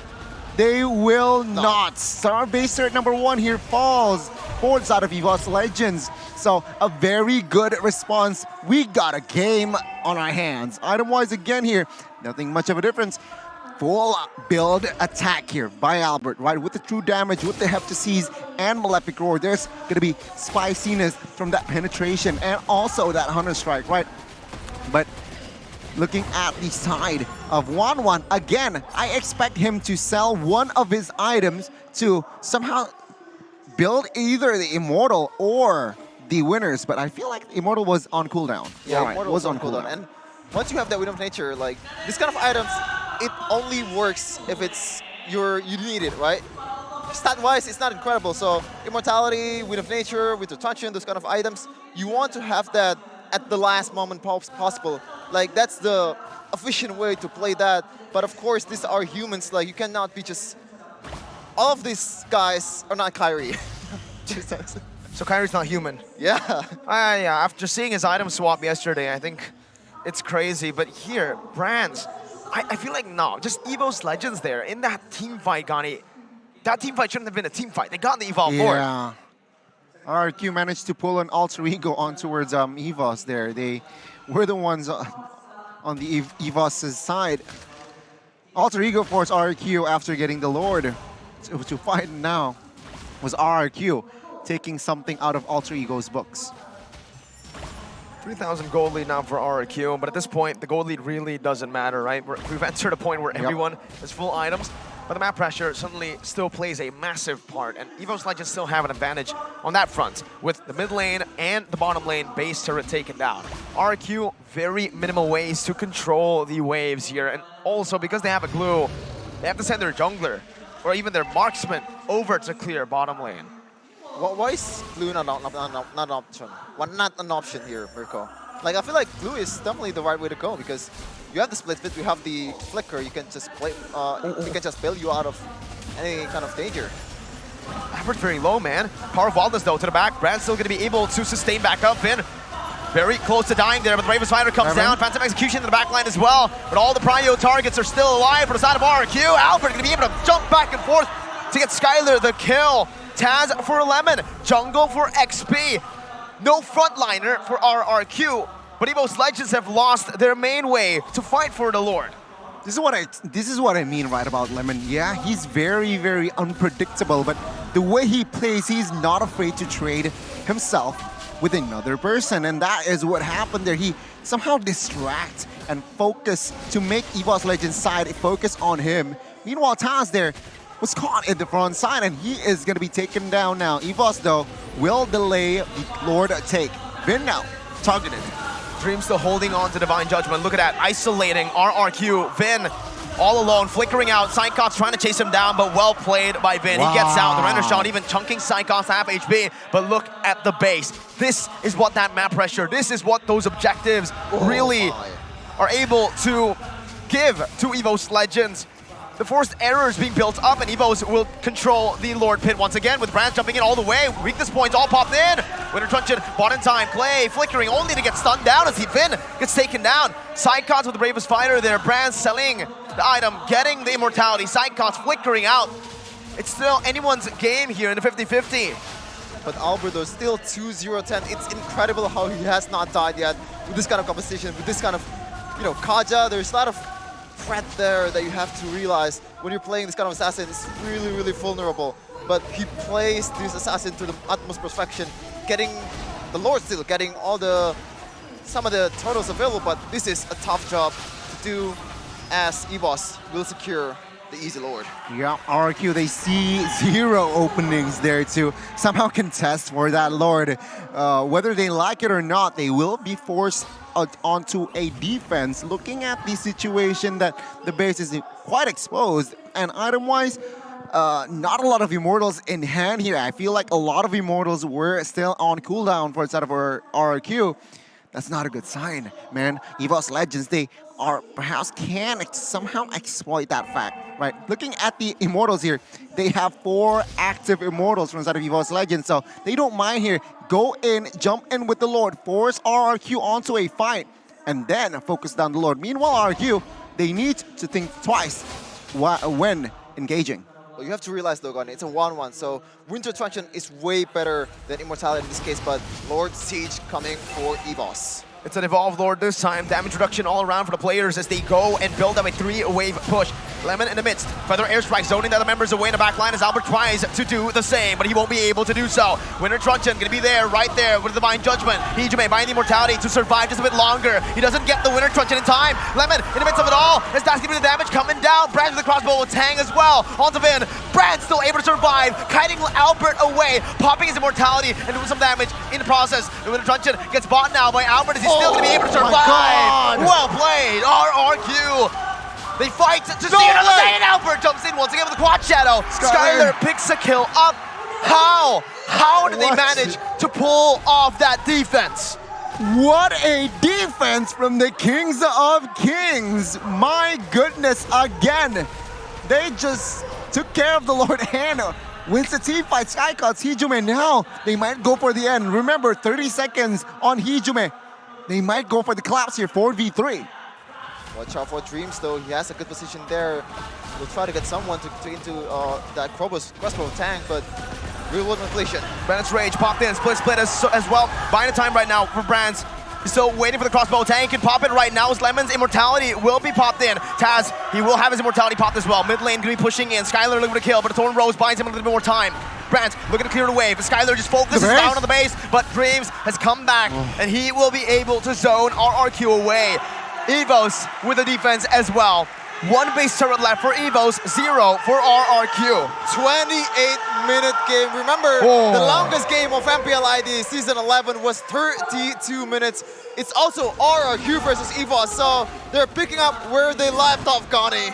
The crowds are hype, the casters are hype, and I'm sure you guys at home, you guys are hyped as well. And let's take a little bit look here at the instant replay, right? This defense here, real world relation was key. Take a look at the, oh my God, Albert was just popping off window. Good clutch Winner's Truncheon there again to nullify the crossbow tank, and that is what set the tone for RRQ there. The resources that I personally thought were lacking was actually they got the better mechanically. They got better of the EVOS Legends mechanically, right? EVOS Legends, they were a little bit too hasty on the execution there. And take a look at now, that's another reset. Sure, the base turrets of RRQ all gone, right? The top standing left earlier was taken down. Now, oh my God, Vin needs to be careful here. Lord is up. Here, again, it's just a matter of macro and a matter of patience. Man, you gotta give it to Albert, man. In terms of what he can do as a Hayabusa in this kind of composition, he's done it all. KDA 3-0-10, perfect.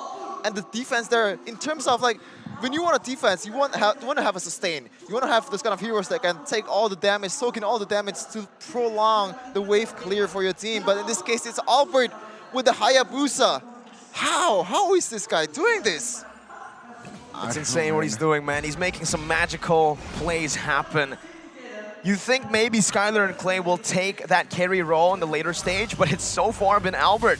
He's the one making and targeting the right members in these fights. Sure, Skylar and Clay does more damage, but they're merely targeting the front line. What's winning them the game, what's winning them the team fights has been Albert. I agree, right? I mean, 3-0-10 to his name. Item-wise, very, very confident as well. Full item still has no change there. Perhaps he will do a little bit switcheroo with the Immortal here, but now, already, the cooldowns of that Immortal from instead of RQ is already active, right? Clay, Immortal, Vin also Immortal, but Vin, oh my God. Uh-oh, Immortality gonna be popped there. Dreams is gonna be able to find the Divine Judgment onto Clay. No follow-up though, and this might be disastrous. Look at the back line. Albert gonna be able to find the damage to give Clay the kill. Taz looking for the back line himself, but will be forced to use the puncture to escape. Lemon still surviving, but will be slain in the end by Brands. Psychots for Vin and Lemon. EVOS Legends, once again, they prevail in this trade. And this is a perfect opportunity to get the Lord for EVOS Legends. Brands picking up the immortality. Albert has to pull off an absolute miracle if he actually wants to seal this, but it's a 3 squishy members for RRQ. There's just no way in hell they want to go for this unless, oh, they want to gamble. Oh, I'm not too sure about this, man. I mean, they have to pull the trigger at some point. That's the feathered airstrike baited out. It's all in Albert's hands. Will he be able to make the miracle play? The answer is no. They give it up. They decide they want to try to defend. This is going to be another Lord. How many Lords have we had in this game? 6, no? Yes. 5 plus, plus 1. Oh my god. Well, there you go. The Lord is just way too much. And right now, Lemon and Vin is still not available. EVOS. This might be it, Eriko. This might be it. Vin and Lemon still down 3v4. Albert going to be popping the quad shadow. Divine Judgment locking Clay down as the damage comes through for EVOS to lead the series 1-0. Wow. The first game, 32 minutes. 32 minutes. So if you're worried about having a boring series, no way in hell. It's RRQ versus EVOS. What are you thinking? It's El Clasico. It's a top-notch game with a lot of micro plays, especially from this guy Albert, but unfortunately, he was not able to carry RRQ to victory. He's done all he can, but EVOS Legends still triumph in the end. No words needed there. Half an hour of gameplay. A very intense one as well. But EVOS Legends, they were the ones who were more disciplined. They were the ones who were more sharper in that game. With that composition, it was just a tough hill to battle for RRQ already because they were the ones behind in that early game, right? After that, EVOS Legends, they were just sustaining control.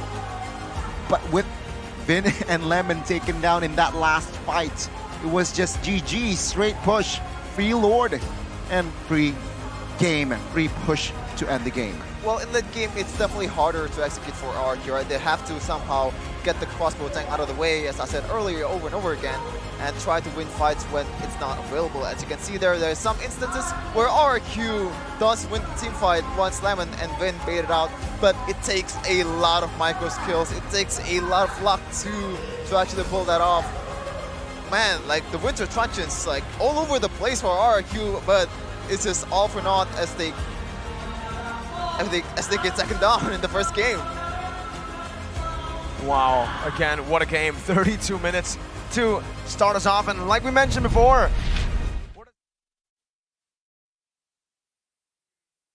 what they have to build with now. Winning a 32-minute game, very high morale for EVOS Legends. Losing a 32-minute game, that's a bit tough. It might hit you though. It might hit you. It might. Well, they're pro players, Sheffin, all right? I mean, they got the mental. Ran 0-2. I mean, EVOS Legends, they were down 0-2.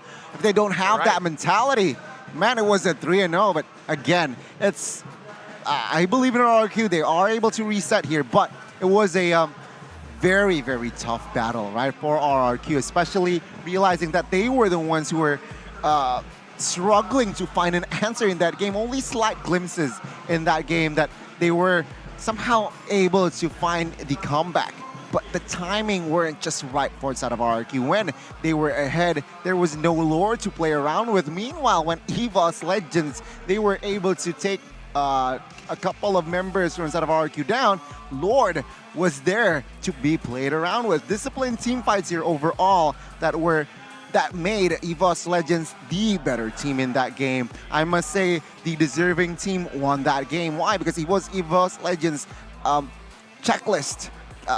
The keys to success. They were able to protect brands in the early game. They were able to set the tempo, their own pacing, right? Meanwhile, RRQ, they got driven a little bit by the side of EVOS Legends. Their game plan was to give Albert on the assassin. You need to target that Farsa. But in that early game, we see no real pressure, the killing pressure in that early game. Why? Because I feel like for the most part, Dreams, man. This guy, again, regular season, I gotta say, a good roamer. Just a good roamer here, Dreams. But solid in the playoffs, very solid. Very, I don't want to say mediocre, but a very good, reliable roamer, right, Dreams? But in the playoffs, man, he shines. Give him the Kaja, he will shine. And take a look at the items as well. It's item-wise, nothing much because a lot of changes, but Dreams, man, 20 assists to his name in this game. That's massive, right? His fleeting time comes into clutch. And I gotta say, I mean, Hijume providing a lot of plays as well, facilitating tempo as well. Captain Psychots here on the Lapu. I gotta say, Silent here, very It's reliable, just reliable, very great performance. Taz, very solid. That is why Dreams just shines most here. He knows when to cover for his mid laner. He knows when to cover for the side of that gold lane. But I gotta give props to Albert as well here. I know they lost that game, but 0 deaths on that game. That was impeccable. As an assassin. All right, and it's just impeccable mechanics that were given. But let's talk about the good team, all right? Feather, Airstrike, and Divide Judge combo. Take this note, guys. Nasty combo, all right? You need to draft these 2 heroes on rank because it provides you a lot of cover, a lot of good AoE, and a single lock target. And remember, that kill, that nasty pull, Divine Judgment, can be insta-kill. So, ladies and gentlemen, learn from inside of EVOS Legends. This combo can win you games, you know? Just a very simple one, pull and then Feather Airstrike. To your MM, to your mid, doesn't really matter. But Dreams, again, good positioning to facilitate their team. EVOS Legends were able to just win that game quite very, somehow cleanly in a sense, right? Very structured again.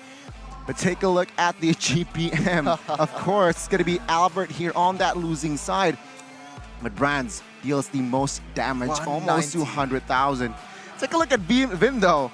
Out of the 460,000 damage dealt from side of EVOS Legends, Vin took 326,000 damage there. So more than half, almost, oh my God, that's a lot, right? 20 assists for the side of Dreams. That was a good El Clasico here.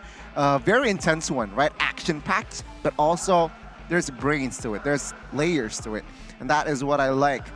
Perhaps from the side of RRQ, what they can improve on is just give a hero, just give another hero for Vin. I feel like, sure, Hilda works. I see the goal, but I do prefer on that draft to give Vin the Kaja instead. Kaja was still available at that point, right? Dreams picked it up. Well, EVOS Legends picked it up at that last game.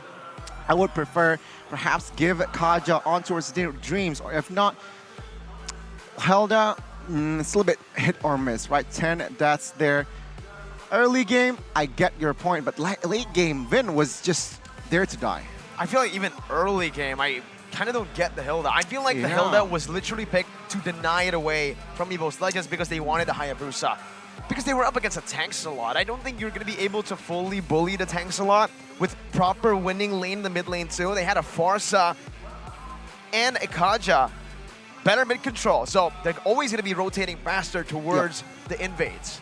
Exactly, and this is going to be your MVP here. Brands, the king of marksman, again displaying. This is what I like from side of EVOS Legends as well, right?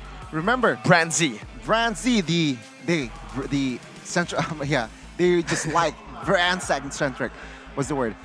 Yesterday, remember, against ONIC, the first 2 games, they opted for the hero Brands in that second phase, right? Quad 1-1 ban. Usually. Exactly. Second phase, they pick up the hero for Brands. They instantly adjusted in that game 3, but at that point it was a little bit too late. So in this current match, they adjusted. They will secure a hero for 1-1 for Brands rather in that first phase, and then the rest. And I like that adjustment. It worked for them, right?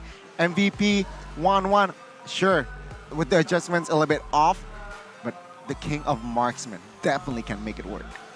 Yeah, 190k. Yeah, 190k is insane, but also Albert 824. It's a 30-minute game, everybody. So there's gonna be a lot of downtime where Albert does nothing and just waits for an opportunity to strike in. So 824 is actually quite an insane number for an assassin jungler at that point of stage.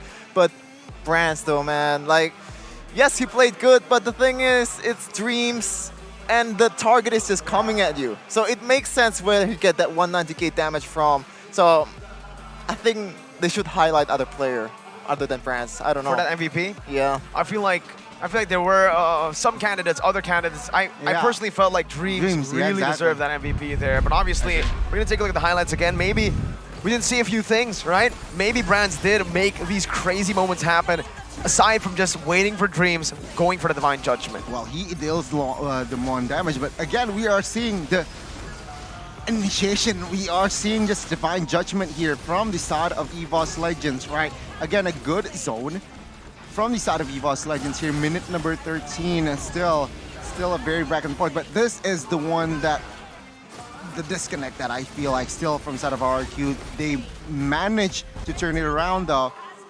but for the most part, because of that early, that mid. No, it's the bird. Very good. All That's right. the Curse of Crow, yeah. But it's, again, after 5 lures. So technically, RRQ, they managed to defend 5 lures. This was, oh my god. This was an Albert. This was Alberabob. Alberabob indeed. But this is the mistake here from side of EVOS Legends.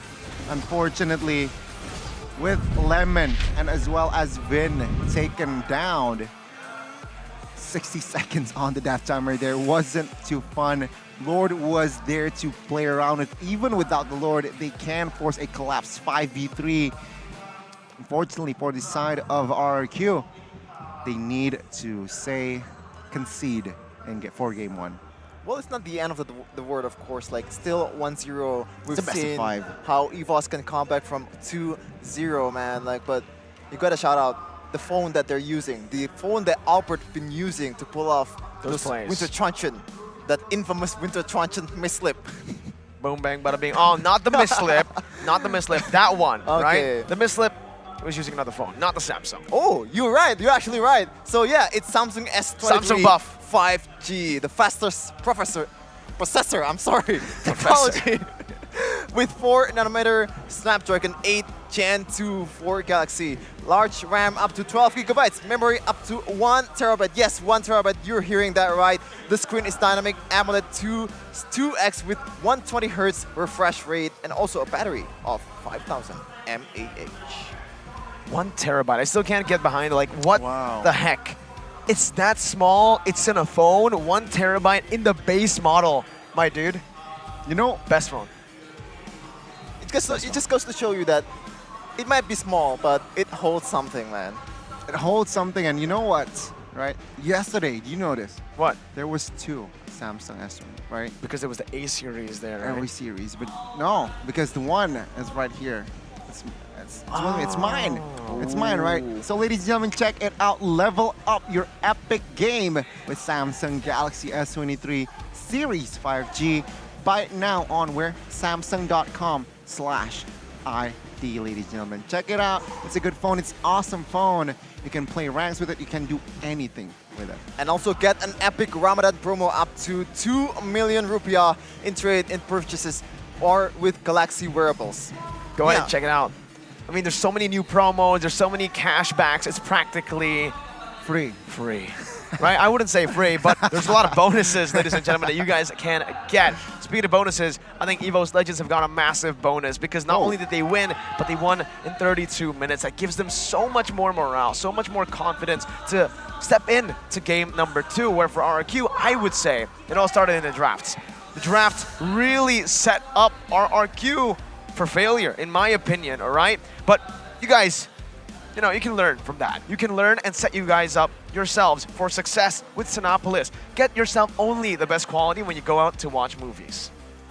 Yeah. If you're not able to come here to G Expo, you can also still watch it on theater in Cinepolis. So MPL ID is holding a live streaming event at Cinepolis ID Theaters. For those who couldn't make it to G Expo, you can still watch MPL ID Season 11 at Cinepolis Pejatan Village. Watching the matches on the big screen with Dolby Atmos audio, it makes it possible to scream along with fans and loved ones. So scream out in Cinepolis. Scream out. It also has that audio, that all around you audio. Whoa. Okay. 7.1, Donnie. Very sexy voice, Shepin, right? Ladies and gentlemen, check it out for Cinepolis, all right? And on that note, we got the theater, we got the phone. I need somewhere to buy the groceries. Where it is, Tell him, Shepin. Tell him. In Indomart, and Indomart has Indomart Poinku. It's a membership application that provides benefits for every shopping at Indomart. What kind of benefits? Yeah, by becoming a Poinku member, you can get a cashback points for every purchase. Okay. Yeah, well, so every time you buy something, you're gonna get more money to buy in Indomart 2. So what are you waiting for? If you like Indomart, if you've gone to Indomart quite frequent, and also going to Point Coffee and Indomart 2, also always use Point Coup every time you're making a purchase. There's also free products and exclusive gifts that you guys can get, various other attractive promos as well. For those of you who watch an MPL Arena as well, there's a booth right outside that you guys can go out and buy.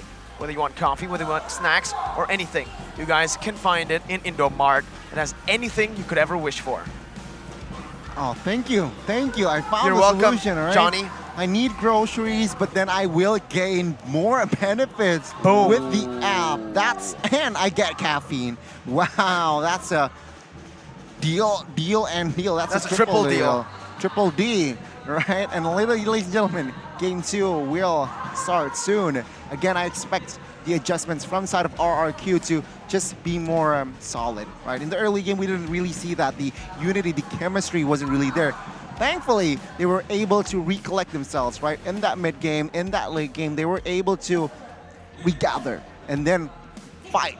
Glimpses. I saw that chemistry, right? That wasn't clear in that early game. Whereas EVOS Legends, what do they need to change perhaps to surprise RRQ? Well, perhaps they should prio the Melissa. Remember, it was not picked that For game. RRQ? For both. Yeah, but do you think RRQ should pick it up? I don't think so. I think, no, EVOS. The adjustments for EVOS. They should pick it up for rounds, no? I think in that particular game, it would be very hard for the Melissa to, you know, pop off. It's the dream combo, right? Like the Divine Judgment to Federate Airstrike. No, for and EVOS. Oh. They picked the 1-1, right, over the Melissa. Yeah, that's why, yeah. What I mean is, like, it's an easy crossbow tank every time you use the Divine Judgment. Because of Blue. Because of Kaja, too. Because of Kaja. If it's Melissa, like, it does work, but it doesn't work as good as the 1-1, I guess. I do see your point. Well, let's see here. They need to somehow adjust as well. Well, a good and sharp game from EVOS Legends. Sure, there were mistakes, there were blunders a little bit there, here and there.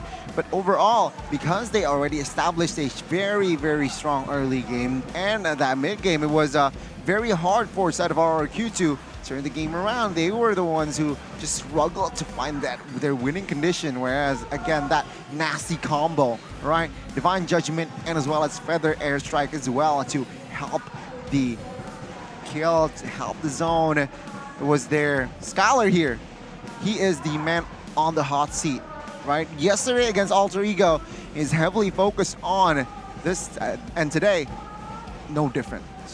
It's hard, man. Like, Skylar, Beatrix needs, you know, it needs setup. And the way they set it up is trying to load all the slows from that real-world manipulation. But the thing is, you have Hayabusa, you have Hilda, which doesn't really work out with Beatrix. Doesn't really sneak as well. But we can see here, EVOS spending out the Fanny and Joy. So they really don't like the mobility, potential mobility from Albert and crew. Okay, there you go. Already a swap in sides too, right? With the Fanny and the Joy ban this time around, coming from the first pick. Still, it's now very different to what we saw in the regular season.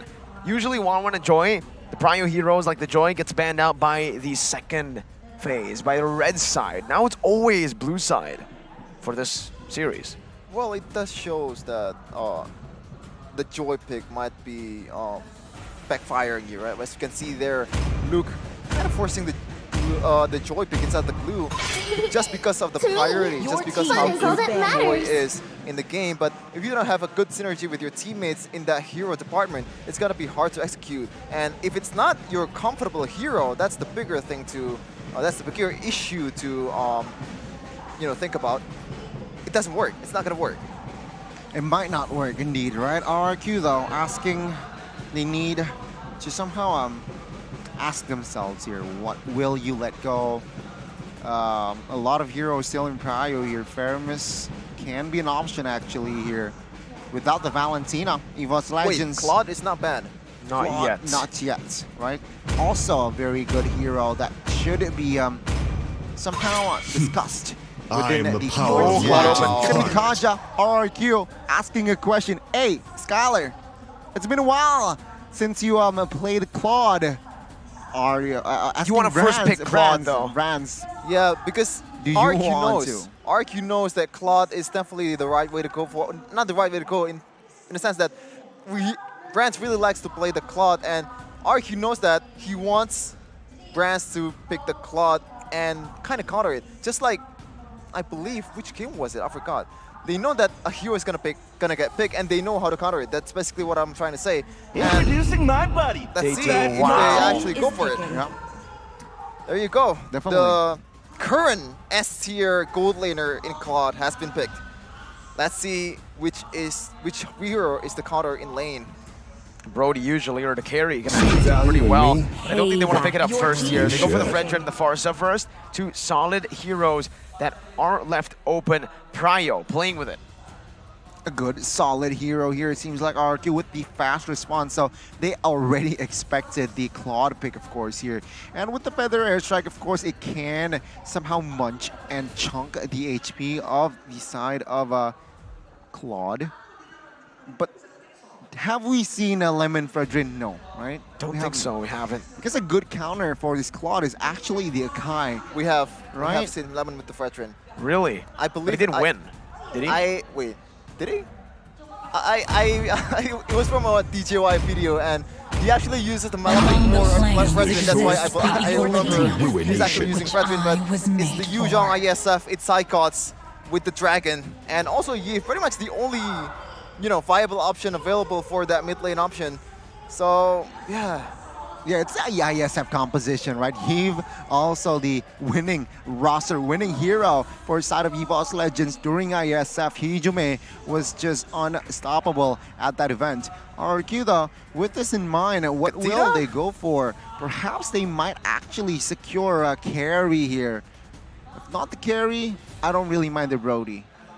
Brody does, find it's very difficult to pull off a Brody against, well, it really depends if, honestly, the Brody works here. They can play with the killing pressure with the Farsa in the mid lane. It can really amplify that killing pressure in lane, and Brody will be able to completely bully Claude. But RQ will need to set their sights into the gold lane. They need to build on this, maybe possibly even doubling down on it in the second phase. But against Yuzhong and Yves though, like this kind of heroes is nightmare for Brody to deal with. The second skill is just not enough. Pretty much an instant real-world manipulation is a flicker burn for this guy. Let's see if Skylar will be able to do the job versus Hijume and crew. Let's see. Second phase, they should limit the option for Dreams. The Atlas ban here. So I expect the Atlas and the Franco perhaps can be banned out for the side of RQ. Meanwhile, EVOS Legends, same question. Are you going to limit the option for Bin? Is it going to be, will we see a Kaja ban perhaps here? Realizing that now RQ will have that first phase, Kaja banned. First phase. Oh, yeah, you're right. Kaja has been banned. So, EVOS Legends, will they ban the Franco? I expect the RQ to ban the Franco, but it's going to be EVOS Legends here. They will ban the Franco, so RQ should somehow now change his focus. Perhaps ban out the jungler. I was about to say, the jungler ban should come through. There you go, Lancelot. I think it's going to be a Grok ban or a Kadira ban for EVOS. Kufra, perhaps. Yeah, Kufra is very, is a comfort hero for Vin. It's been pulling off some crazy stuff with that hero, but I feel like Grok and Kadira works better against this kind of composition with Claude and Yuzhong coming at you, or maybe Kadira with the dive in towards that real-world manipulation. But the thing is, with Kadira, you might want to have a synergy, like someone that can actually lock someone, especially that Claude. But Kaja is gone, Franco is gone, so that's why I feel like it's gonna be Grok ban. It might be a Grok ban, or it might be Kufra, right? It's going to be the Kufra here banned out. So, again, EVOS Legends somehow asking Vin a question. What are you going to play here? Perhaps that Grok can be now the only option available here. And EVOS Legends has already an answer for that Grok, right? We all know what it is going to be. It's going to be the Diggy, right? So, very good force there from side of EVOS Legends. Pick up the Grok. RRQ with the reverse psychology. They know that Dreams will most likely pick up the big Diggy. They will pick it up themselves. Question is, do they want to go for the Hilda now, EVOS? If they really want to stomp on the Diggy, if they want to force the time journey, they need to get a little bit more aggression in the early game to try to, shut the Diggy down technically, right? Force him to pop that time journey. What other heroes here are possible for EVOS Legends to take? Like you said, the Grok, but I don't think you want to double down on CC. Estes perhaps.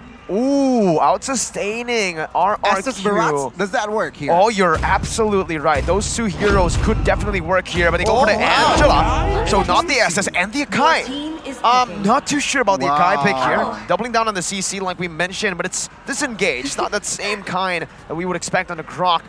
So it is going to be the Akai in the jungle and Angela roam.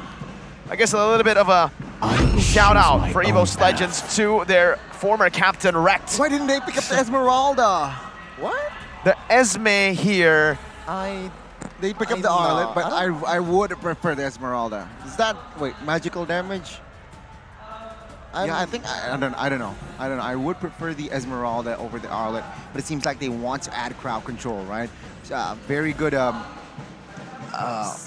engaged tool. So what are you gonna say, Mirko? Like the Akai pick is bad because there's a lot of CC that Akai has that can be countered with the time journey. But the thing is, once you go in as an Akai, once you get knocked up, that's an instant time journey too. It doesn't have to be the heavy spin.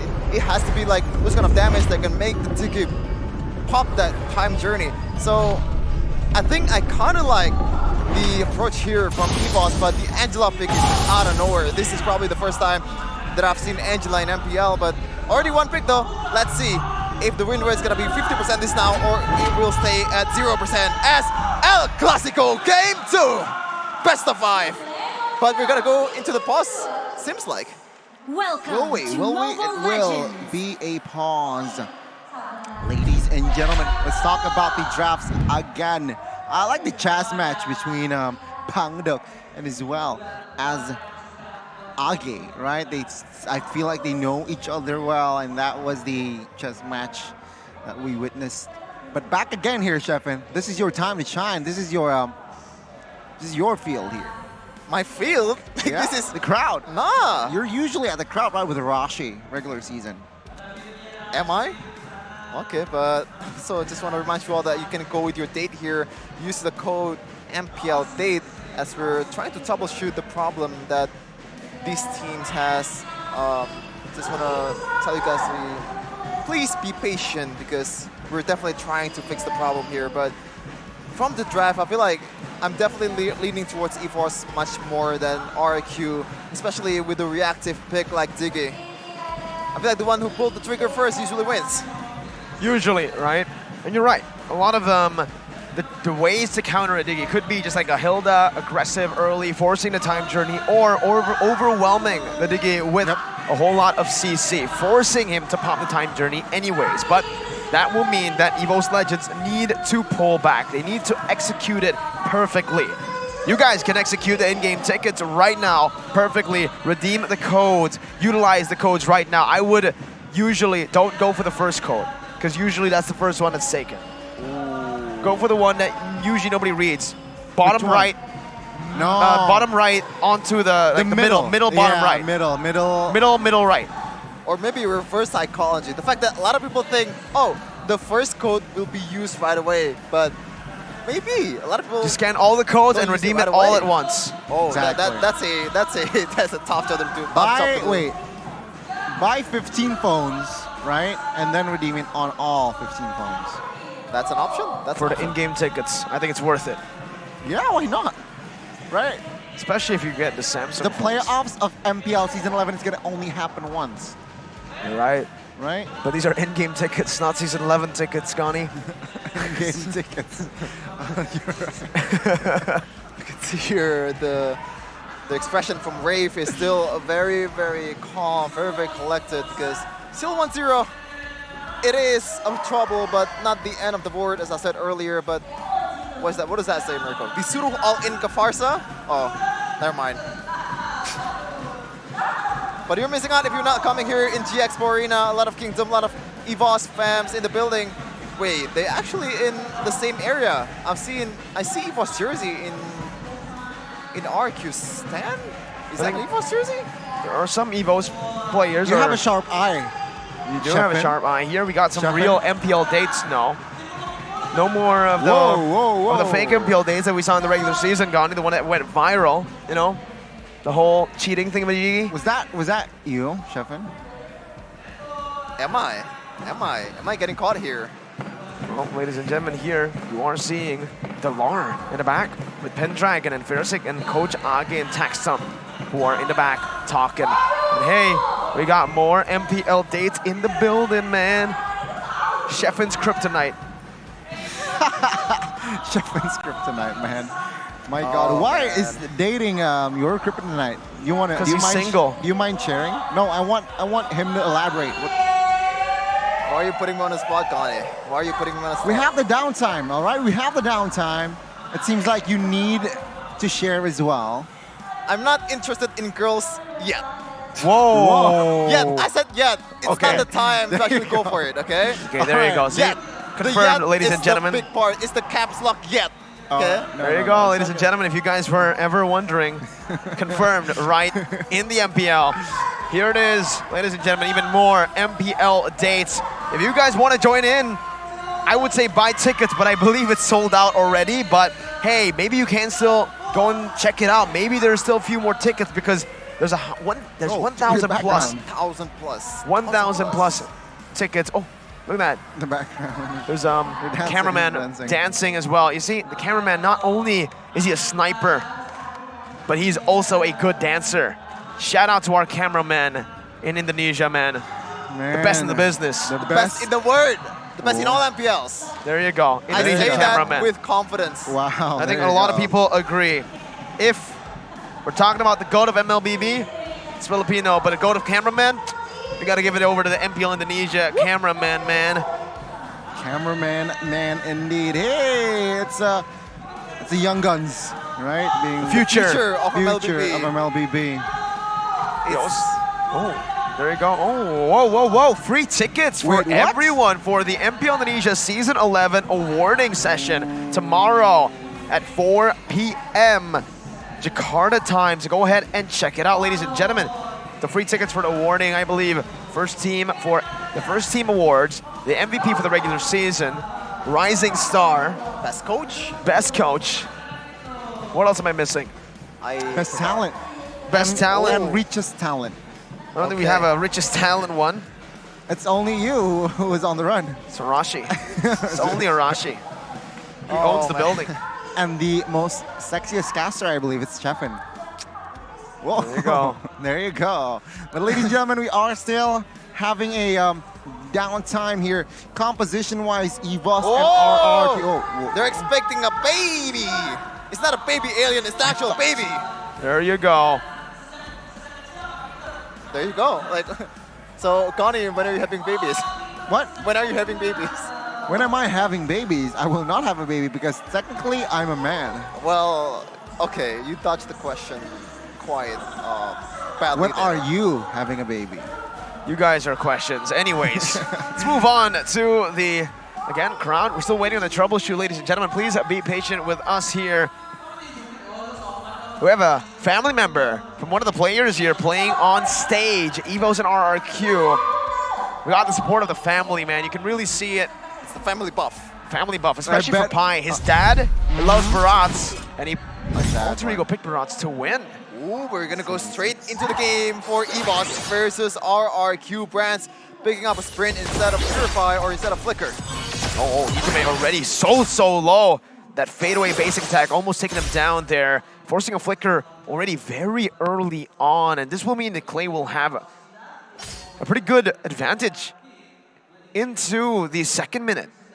Oh, it's an interesting matchup, right? It's Angela and Diggy. We've never seen this before, so it's both kind of a reactive pick, but Angela can play a bit more aggressively than Diggy. So in this case, there's gonna be much more independent players, like, because there's not much ganks, there's not much engages that's been made in the early game especially. Yep, and let's talk about Clay here, right? Why he opted for that Purify here. Very clear the heavy spin, but top side, oh my god. You can see the bullying already now with Brody. Oh my god, and even behind their Dreams is going to be targeted down. Has the Flicker to get out right now. And it won't be the kill just yet, but Clay will be able to find the range. Hijime getting blocked by the wall, not able to help this gold laner. Brands still trying to farm the best he can, but RRQ with a solid lead early on already. right? And take a look at this. RRQ already munching the gold shield turret topside. Scholar is having a feast already. Now that should be the problem. Taz! The heavy spin catches Lemon, but will not commit onto a fight. Lemon, though. Whoa, what? There's a wall. I'm gonna flicker out. I don't care. Okay, there you go. Brand's up with Blazing Duet now on the Skylar. That's going to be a kill picked up by Dreams. The brand-centric gameplay. 3 members up top. And RRQ, this is where it might be a mistake. They are doubling down on gold lane control, but they are not able to secure the turtle. EVOS Legends are able to win in that department as well. This is a messy, messy early game, Gani. The fact that there's just too much hope right now we're seeing, and 2 kills already. We're seeing the effect of that Diggy and Angela pick. You see that Diggy did not rotate towards the objective take. Instead, he chose to pressure the gold lane from EVOS Legends in Brands. He knows that Brands is definitely a force to reckon, especially with this Claude, and he will try to pressure him. Look at Albert on Fredrin, waiting. The reverse time gets placed down. The feathered airstrike as well. All for the roamer though. Here, taken out. RRQ putting some pressure down again in the top lane. Gonna be able to take the first turret down. This will give the Brody so much more room to really snowball. But look at the timing of when he gets the turret. Is it possibly too early? It sounds weird, but usually you want the gold cannon minions to be gone before you get the first turret, right? So that you can actually lane swap over. Let's see. Will it be that impactful? But also, Pete, that Taz is above 1 level ahead of Albert. So let's see here in that turtle fight, what will happen? A little bit late on rotation here, it seems like, whereas Taz, he's more objective-centric in that early game. He has that pathing in hand, and it seems like he was able to execute it. Here, Lemon now, semi-targeted here, will not commit on towards anything just yet. Both teams here will look for the next agenda in the map. It's going to be the turtle. Seems like RRQ, they're the first one in that party. Okay, Lemon already going to get chunked now by Psychons and Dreams. Now they're going to be able to get some more HP from the minions there. Vin now rotating to the team with Brody as well. Black Dragon form going to be popped into the back line as the time journey gets baited out. That's what they needed. And Taz now will have free reign as the Petrify connects onto 2! EVOS Legends! They collapse, but they lose out on the turtle. Psychos still hunting. Going to be able to find an owl in the back. That's the Diggy taken down. Albert now onto Psychos, looking for a re-engage for the side of RRQ. As Lemon is going to be able to dive onto Dream. Psychos escaping with a furious dive. Lemon not able to utilize the resets properly, saving the final slash. This is the trouble of EVOS' composition, right? The fact that they have Dreams kind of being at the frontliner in the early game just doesn't make sense. You have to put Taz in frontline, and even if you do put Taz, he's your jungler, he's your retribution taker, he's your objective taker. So it's a lose-lose situation if you actually pull off, if you put Taz in front of you, it's gonna be hard for you to take objectives. But Rance getting jumped up real low with the feather X-Strike. He holds on to the PMI, just dodges it with a sprint there, and he catches the wave with the Blazing Duet, places the Battle Mirror image behind. Well played. Very good display again here. Now it's both teams just trading punches. Take a look at the scoreline. It's 3-3. And, well, the gold lead is very much hangs in the balance. Now, it's going to be Brody here opting for that VOD first item. Hasn't been collected yet, though. And it seems like with Arlet tenacity here, it's going to be Element's going to build Dominance Ice first. With that Fury Hammer, he just wants a little bit of penetration attack item. And it's after that, it's just full item. So a very similar approach from the side of Yuzong, where he opted for that Thunderstrike, right? And then he will build full bottom lane, but broad bottom lane as well. Psychos forced to use the Yuzong. Our guard, Petrify, Lemon, Chain CC, but he's going to be able to find the resets right now. He jumps back in, but Psychos with the Furious Dive now, and the help of the heavy spin will be able to pin Lemon down. Dream gets the kill. Albert now looking for the Appraiser's Wrath, will be able to find Psychos, but look who has joined the fray. It's Ijuman, with Clay now running away with the Wings by Wings. Albert dashing out to safety. EVOS Legends, do they come out on top in the trade? Psychons for Lemon. Well, it's an EXP for an EXP, but RRQ has the objective to take in mind. Albert will try to execute their strategy over Taz, but Taz has the heavy spin. Let's see if he goes for it. Reverse time. Gonna be able to bring him back right now when Taz will just concede it over. RRQ with another turtle in their hands. Very good execution again. Your top side though. Will it be main focus, let's see. Okay, battle mirror image at the sprint. Done. Gets him out. Done. Very simple escape maneuver there, but still, top side here, very well defended by the side of RRQ. 1,000 gold lead here, about to see and witness. It's, again, EVOS Legends, they have the chances, their chances to turn and dictate their pace. They do not want to get driven, but Hijume. Nice pickup, man. Hijume with a great read. As Skyler pops in that torn apart memory to clear in the wave. They're rotating towards the XP lane now, trying to utilize Brody to get those sieges underway. Well, with the reinformation as well from that real-world population that isn't in play, it seems like RRQ, they're not afraid to fight. And don't overcommit on this one, man. Hijume has not yet. That real-world population isn't active yet. I did say that RRQ wants to play reactively with playing with the time journey, but in this case, EVOS has been playing reactively instead because they don't have the push, and this is how it went. Flicker out already by Dreams. He needs to be very, very wary of his positioning now. The battle mirror image also by Brands as the siege will come through for the side of RRQ. With a tier 1 down below. Now torn apart memory though onto Dreams. He's gonna be able to find the fade away as Taz comes in with a heavy spin, but it's gonna be the time journey to respond it. Lemon now with the final slash, putting it back. With the battle mirror image placed down, Brands is still gonna be able to survive for a bit. RRQ are hunting them down. Hijume kiting away, getting out with the reverse time, brings him back just a bit. RRQ with so much value in this play. Hijume versus Clay, both of them not wanting to commit, but Psychots was able to get a trade with a turret up top. 5 seconds until the Lord comes, and this is probably the opportunity of RRQ that RRQ needed to actually get the Lord. Toss is still trying to go to the Lord pit, but it's gonna be a free Lord for RRQ unless Albert messed this up. Hard guard. Let's see if they can steal it. I don't think that was the reason, the plan.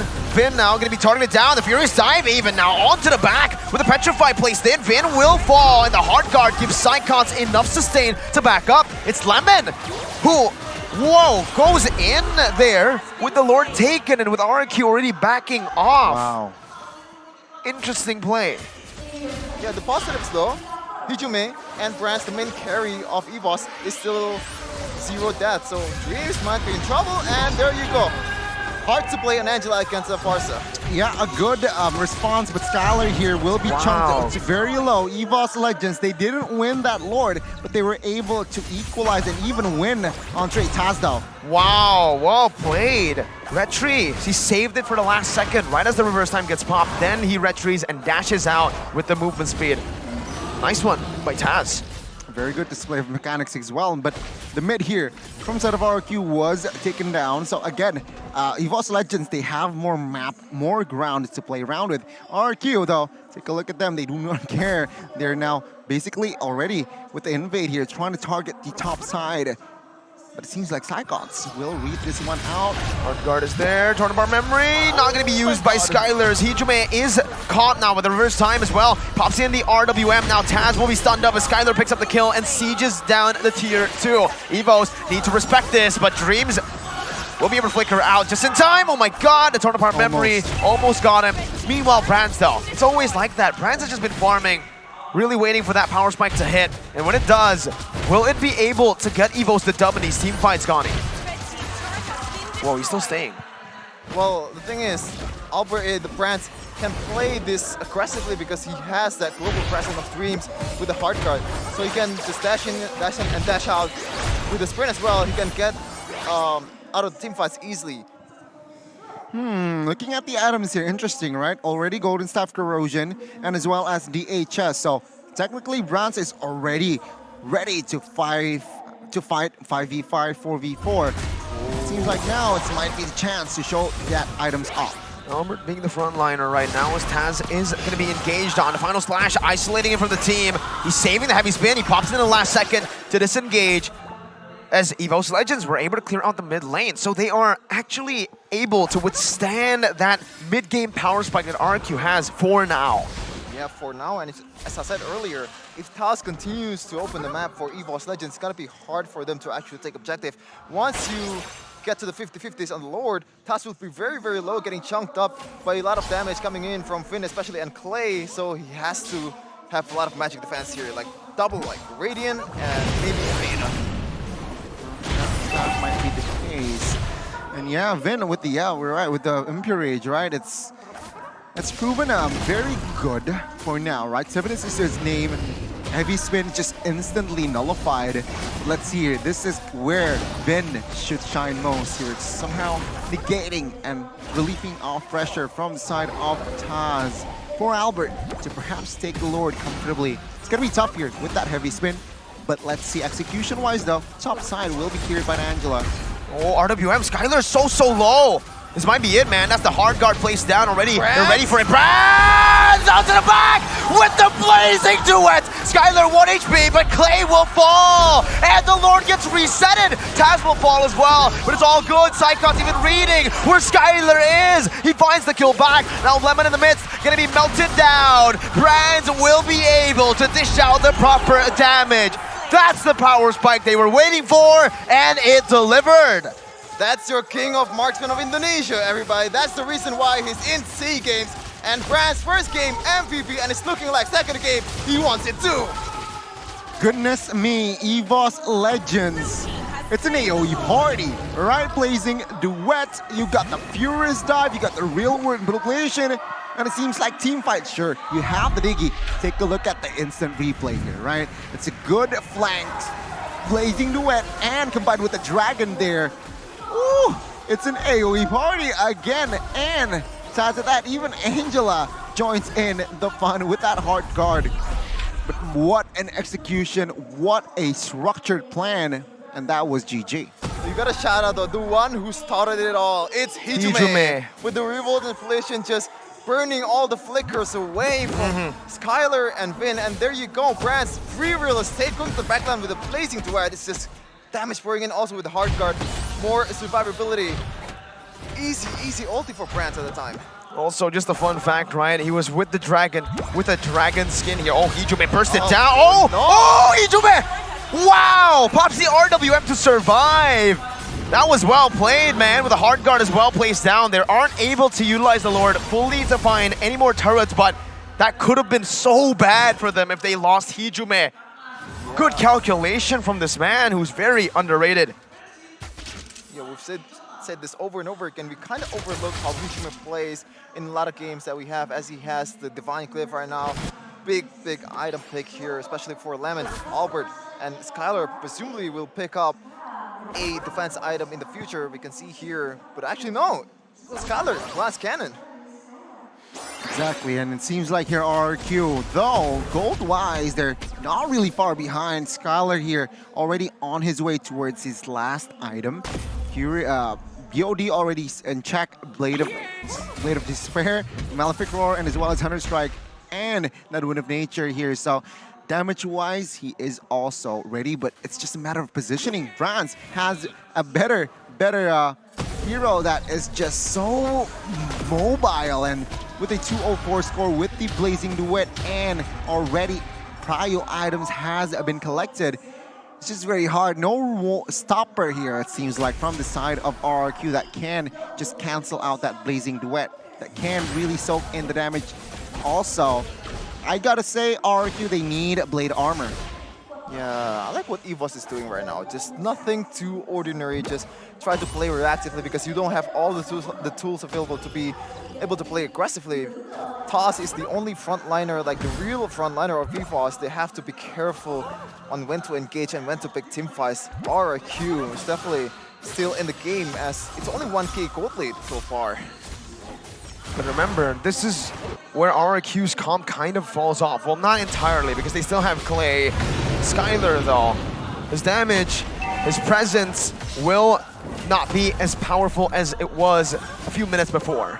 Yeah, definitely, as you have Hijume, as you have Psychot with the Black Dragon form, just the dive is just too much. Also, Branch with the Blazing duet and presumably Wind of Nature. It's gotta be hard for you to evade all that. You have to somehow find an answer to that, but what is the answer when the only thing you have is the time journey to kind of beef you up a little bit with a shield, but it doesn't really matter. It's just a little bit of shield. What are you gonna do about it? What you gonna do about it, Gani? How do you deal with it? You know what? How do I? I'm still like looking for the loophole as well here. RRQ, very tough because they need someone that can soak in the damage as well, and they need to somehow stop the flanks from Cyclops or again France. Let's see, Cyclops already moving in. Okay, they're already doing so well. Brand's now with the blazing duet onto the back. Oh Finn trying to get caught. Finn! Oh my god, the alarm bombs are massive! Finn placed it there, knowing some sort of engage was coming. Brand did not expect that. Well, what was that placement, Vin? My god, the genius. Wow. I did mention that they need a stopper. I expect the crowd control stopper, but oh, the information will take down Vin indeed. I expected a stopper that can cancel out the blazing duet, but the bombs will do, man. The bombs will do. Well, I asked, what are you gonna do about it? So maybe that's the answer. That's a clip worthy right there. It's just going and just delete it with the rapid bombs from Ziggy. It's just insane. And Brans has to build the Athena shield right now, right? There's no way he's not gonna build one. And right now he's building glass cannon. As you can see here, the only thing available for him is that top boots, which is not enough. Not enough at all. Definitely not. For the airstrike, also stealing with the purple buff. Brand just not having a good time right after that. Man, those alarm bombs, I completely forgot. You know, Vin actually went for the Impure Rage, right? So, yeah, he's building damage, man. He's waiting for that. And he got it. I can't believe he got it. Goodness, RRQ now, how the table has turned. And it seems like now they're playing their pace here. I like RRQ. They do not go force a fight while they have the Lord. They do not have the position as well. Bot side will be taken care of by Arlit. It's going to be a two-wave push here, it seems like. Well, let's see. And Skylar has to be careful with the real-world manipulation of Beachmay because, as we can see earlier, it's just very, very punishing as France. That Athena is going to be there. There you go, some defense already, but Taz is going to be melted down. This might be it for RRQ as they look to siege. Base turret number 1 taken down in the top lane. Clay with the wings by wings now as the real-world manipulation gets placed down. RRQ looking for a play. Lemon with a missed final slash. Will not be able to catch anyone here. And EVOS Legends live to see another day for now. 5-1-4 game for Clay so far. It's definitely a good KDA for mid laner, for backliner, as Lycos single weather airstrike just that much damage, and Vin's gonna place the bomb all over the place for EVOS to deal with. The only one that can tank it is Lycos and Taz is not in the building. RQ sieging again. Oh, Brand. Oh my god, everything placed and used, but he's still going to be able to bait out a whole lot. Psychos now jumping in with the Black Dragon form. Oh, dodging away from the Torn Apart Memory with the Black Dragon form right as he comes out there. EVOS Legends able to defend that bottom side base turret. The micro plays come in handy for RRQ and EVOS. Psychos, knowing that iframe is there, just abuses it to perfection. He knows that the stacks are there for Skylar to abuse, and the damage is gonna be able to take him down, but no, I have an iframe. You know what's interesting here from sort of RRQ? RRQ, they managed to turn it around, not by the marksman, but by the two birds, right? They equipped in their composition, the Owl and the Farsa. Again, a very slow but sure defense here, right? And I really like that RRQ, they're not moving hastily, they wait for the right movement, and yeah, this time around, we don't see or not seeing Brands jumps in with a threat for now, with that alarm bombs in check. Man, the stream starts at 1, and right now it's already 3, with 2 games has not been played yet, so it's gonna be a long day everybody for us casters here.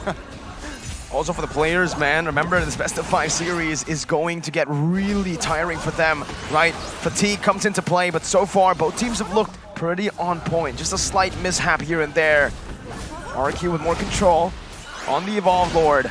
EVOS Legends looking for that opening. This Taz is going to be consistently healed up, sustained back up. Does RRQ really want to go for the 50-50 here? They have the time journey to take that heavy spin away. And look at what Taz and Dreams are doing, right?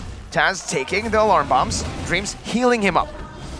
Okay, what I want RRQ to do right now is just all stall. They know that the slow push is there at the bottom lane, and do a Penny it's gonna be Angela defending because Angela has the global presence and Taz is gonna be killed. Uh-oh, feather airstrike and everything popped and used. Let's see, Taz, will he be able to find the opening? He won't be. Albert secures it. Psychox in the midst right now as that's Clay with the winner's punch and buying it in time. Brands walking all the way in the back. Gonna be able to escape with a battle mirror image as Hijume is still alive, still poking them down. Slowly but surely, Psychox buys the winter here. One member down and the Lord over to RRQ. Evolved.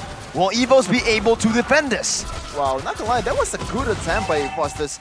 The 50-50 is just not there, and right now, EVOS will try to defend without Taz, presumably because they're gonna rush this Lord, knowing that it's gonna be 5v4 if Taz is not there yet.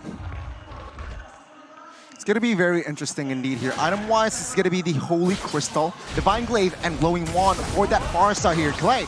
Wow. Wow, Finn. There you go. Well played, man. The reverse time, bringing it back. Hijume now in the midst of it all. Popping the real world manipulation as Albert loses the immortality. Brands very, very low. Has the immortality. 2 members against the world. That's going to be the damage. RRQ. They will not go down like this. Wait, Taz buys a bit more time, but it looks inevitable. They will be able to equalize the series 1-1.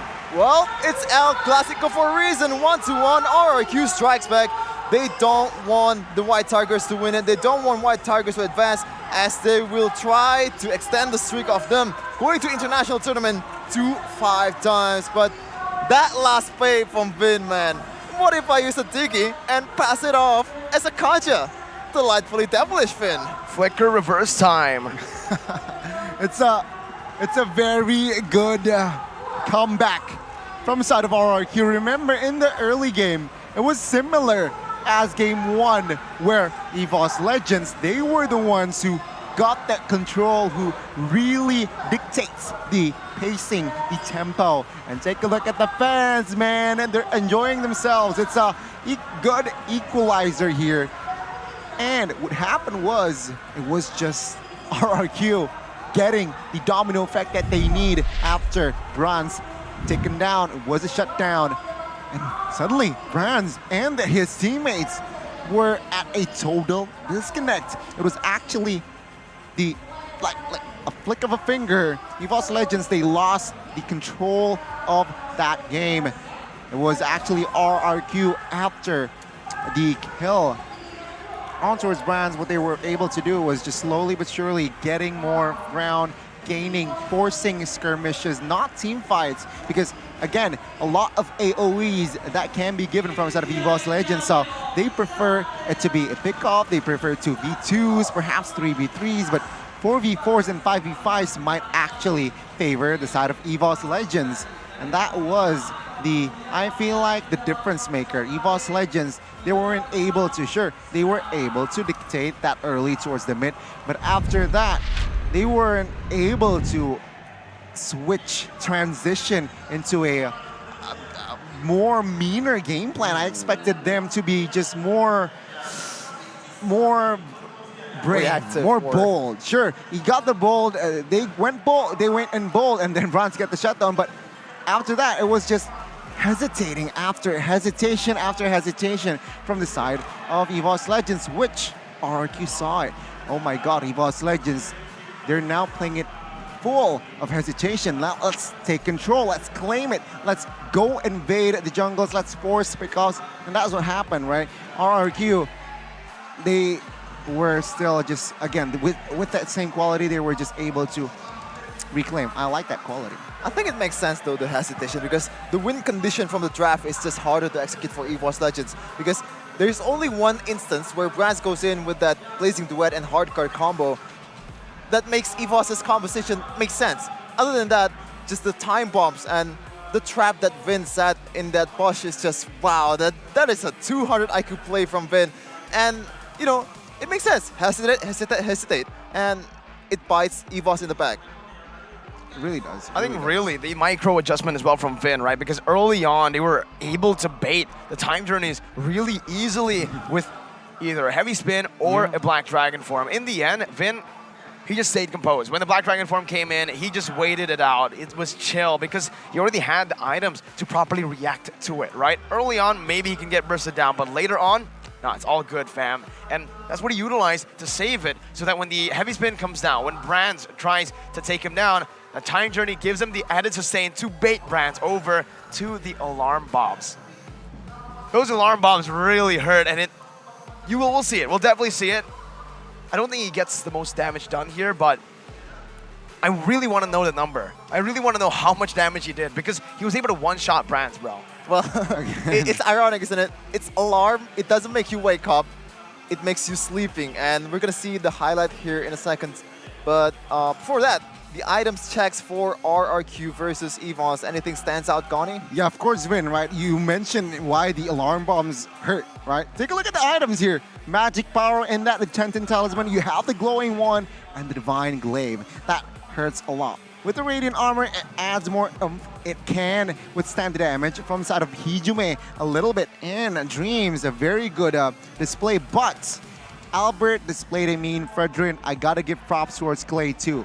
I mean, the two birds, like I mentioned earlier, the owl from the Farsa, they displayed a good hero, good mechanics as well. Clay, with the Feather Airstrike, they were able to find it, right? But let's talk about the AoE party from the side of EVOS Legends first, right? Why they got the mid and the early. They were able to utilize all these ultimates, right? Real World Population, Blazing Duets, and as well as the Furious type and the Petrify. With that in mind, they managed to control more often team fights, but it's just the two birds that they were able to find here, the Farsa and the Diggy. Not killing two birds with one stone, killing the White Tigers with two birds here, Sheffin and Merkel. So again, the Farsa and Diggy, I feel like the Farsa has more damage than the Diggy, but I might be wrong actually seeing the items with Divine Glaive and as well as the, the Enchanted Talisman as well. It's gotta be Diggy. Yeah, it's just damage is there, and there you go. It's the carry's gonna be Diggy, right? It's 106,000 with the rich guy also, Skylar. But man, the two birds were just somehow unstoppable with the also very reliable Albert. I feel like Albert actually still might get the MVP, seeing his performance. Ooh, I don't know about that, man. I feel like Vin deserves the nod as well, because damage dealt, I think this kind of a overrated stat for Diggy, because as long as you build damage, you poured all the bombs. By the way, the bomb is a rabbit, by the way. So you drew that wrong, Goni. You're a bad drawer. It's called a time bomb. It's called a time bomb. You're a drawer, Goni. Artist. Store things in you, man. But artist. Oh my God. But yeah, I mean, ladies and gentlemen, that was a very good exchange, a good series, right? That's a sign of a good series where EVOS Legends, they got the first game. We saw instant readjustments from the side of RRQ. They know their mistakes in game one. They reset it, and in game two, they displayed a different approach from the side of RRQ, and that was also the way. Sure, early game, it's still EVOS Legends there. It's in their keys to success, but this time around, RRQ, they were able to not just withstand, they were able to overcome, outplay EVOS Legends, and that is also needed in that game where in that gold curve, you can see here, it's just not stable, right? Until what, minute number 13, I feel like it's very unstable. Let's go back and forth from RRQ and then equalization. Yeah, EVOS Legends equalize, and then EVOS Legends gets it, and then RRQ equalize. But after one play, the shutdown earlier, it was just RRQ snowballing. And after that, it was very, very tough for EVOS Legends to make a play, because remember, Taz, when he jumps in, there's Diggy again, right? With the time journey to negate, to nullify that heavy spin. And remember, Hijume, he's on a Eve. Remember, playoff win rate for Eve, very, very low, right? Very hard to pull off that Eve. Meanwhile, on the other side, you have that Farsa with the Wings by Wings that somehow very hard to catch. Even though your friends or teammate has the Black Dragon form, it's going to be very tough, because once they're winning, Clay will not show on map until he knows that he is safe, right? So again, a very tough opponent here. Yi Farsa, that is also why I prefer the Farsa. And there you go, the two birds. One of the birds actually will claim the MVP. It's going to be Clay, 718, 88% KP. What he facilitates was that Feather Airstrike, again, to zone out the members and be building Holy Crystal, Glowing Wand, Glaive. That's lot of magic power, a lot of DOTs. And take a look at the heat map as well. He was everywhere for the first 5 minutes, mostly in the mid, of course, as an anchor, acting as an anchor and looking to just somehow harass the gold laner as well, right? So again, in game 2, different story as game 1, where game 2, in that mid game, actually RRQ, they were able to find the success. Here in the early game, it was very back and forth, the switcheroo of the gold laners, right? Here and there, back and forth. Here though, we see Clay's positioning, very good, very efficient. Why? He can bait, he can somehow force EVOS Legends to overcommit. And that is, I feel like, a difference maker here. I feel he is now learning not to be a positional mid laner. Here in this fight, you can see Skylar survives Brands. This was the first Blazing Duet, right? Very good. But second time around, it's a different story. You can see here, top alarm bombs was just so much to handle.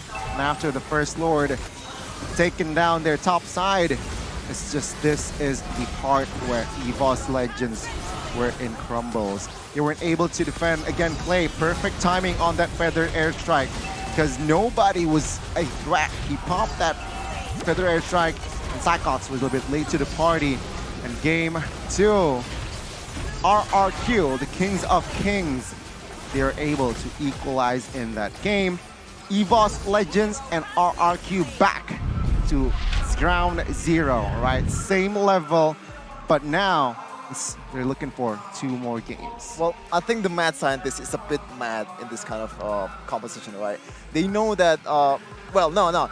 Dicky was the reactive pick towards the Angela pick, so that's a good job from RRQ. But the thing is, every time EVOS try to engage in a fight, they can't because there's just too much damage that has to be tanked by Toss, the front line. He's the sole tanker of EVOS Legends, and every time Time Bomb is there, the Feather Airstrike is there, RRQ just wins the fight before it even begins because the HP bar is just not there for EVOS Legends, and I feel like that's the highlight of this match. Yeah, the poke, the range, like Gani mentioned, 2 birds killing the White Tigers, and that's exactly what happened, Gani, right?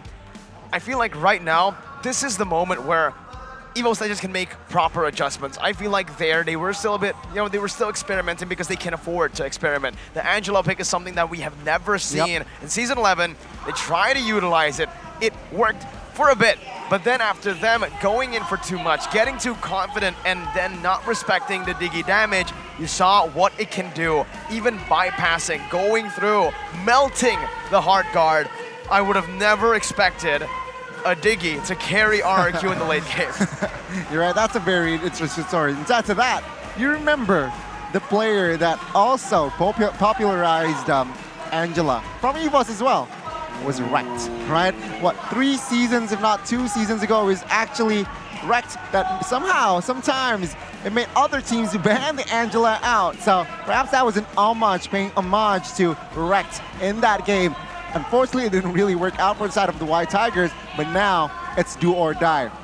It's looking forward to, again, set the tone, gaining the lead, getting that match point. So no more paying homage.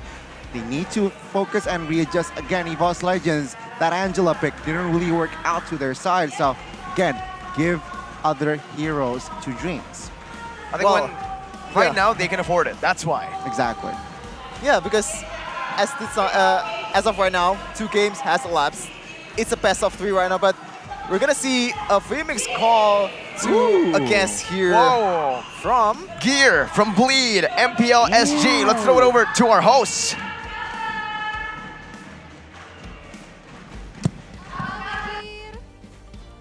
Bagus, halo.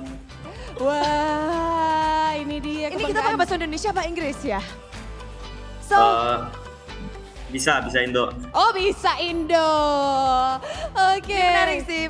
Tapi gimana sih keadaannya untuk MPL Singapura sendiri, untuk Gear juga di sana? Menurut aku bagus. Sorry.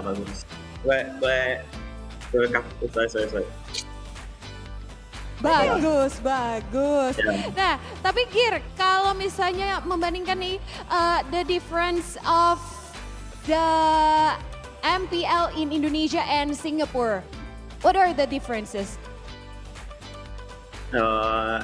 MPL Indo lebih agresif, tapi di Singapura itu lebih kayak aman sama defensif lah. Jadi nonton MPL ID jadi lebih seru kayak gitu. Lebih seru ya? Tapi ya. kalau ngelihat El Iya, Clasico, betul. RRQ dan EVOS Legends di match kita yang pertama ini, kamu ngelihatnya gimana sih? Sekarang kan lagi kejar-kejaran, it's really competitive for RRQ and EVOS Legends. How do you see the first match and especially game 1 and game 2 gear? The team fight is very oriented. Like the team fight looks very exciting. Then both teams very strong. Oh, katanya tim fight kedua tim sangat keras dan kedua-dua tim ini katanya strong dua-duanya ya, Bude? Ya betul. And how do you see maybe is there any difference from the culture or the journey or the lifestyle in Singapore and Indonesia? Maybe the pro player has different culture or different routines ya? Yeah. Di MPL Singapura kita metanya ikut-ikut Indo sama Filipina sih. Jadi kita nontonin MPL-nya mesti dibelajarin kayak gitu. Oh, seperti itu. Tapi ya, Gear, kalau saat ini kamu di Bleed dan di MPL Singapura, Bleed menjadi salah satu yang menjadi tim yang kuat. Nah, ini bagaimana kamu lihat prediksi teman-teman di Singapura mungkin yang akan menuju MSC 2023 dari Singapura? Kita lah yang ke MSC. Oh, amin ya. But how about Indonesian team that will represent us here? Can you give us your prediction? My prediction is I think Alter Ego and ONIC will go to MSC because they are very strong team. Oh, Alter Ego dan juga ONIC katanya diprediksi oleh Gear yang akan masuk ke MSC 2023. Yeah. But who is the most exciting team and for you to face in MSC? Can you give us a team or a country? ONIC Indonesia. ONIC Indonesia Yeah. katanya. And Gear, one more question, last question for you. Could you say any message for the fans in Indonesia or the team in Indonesia?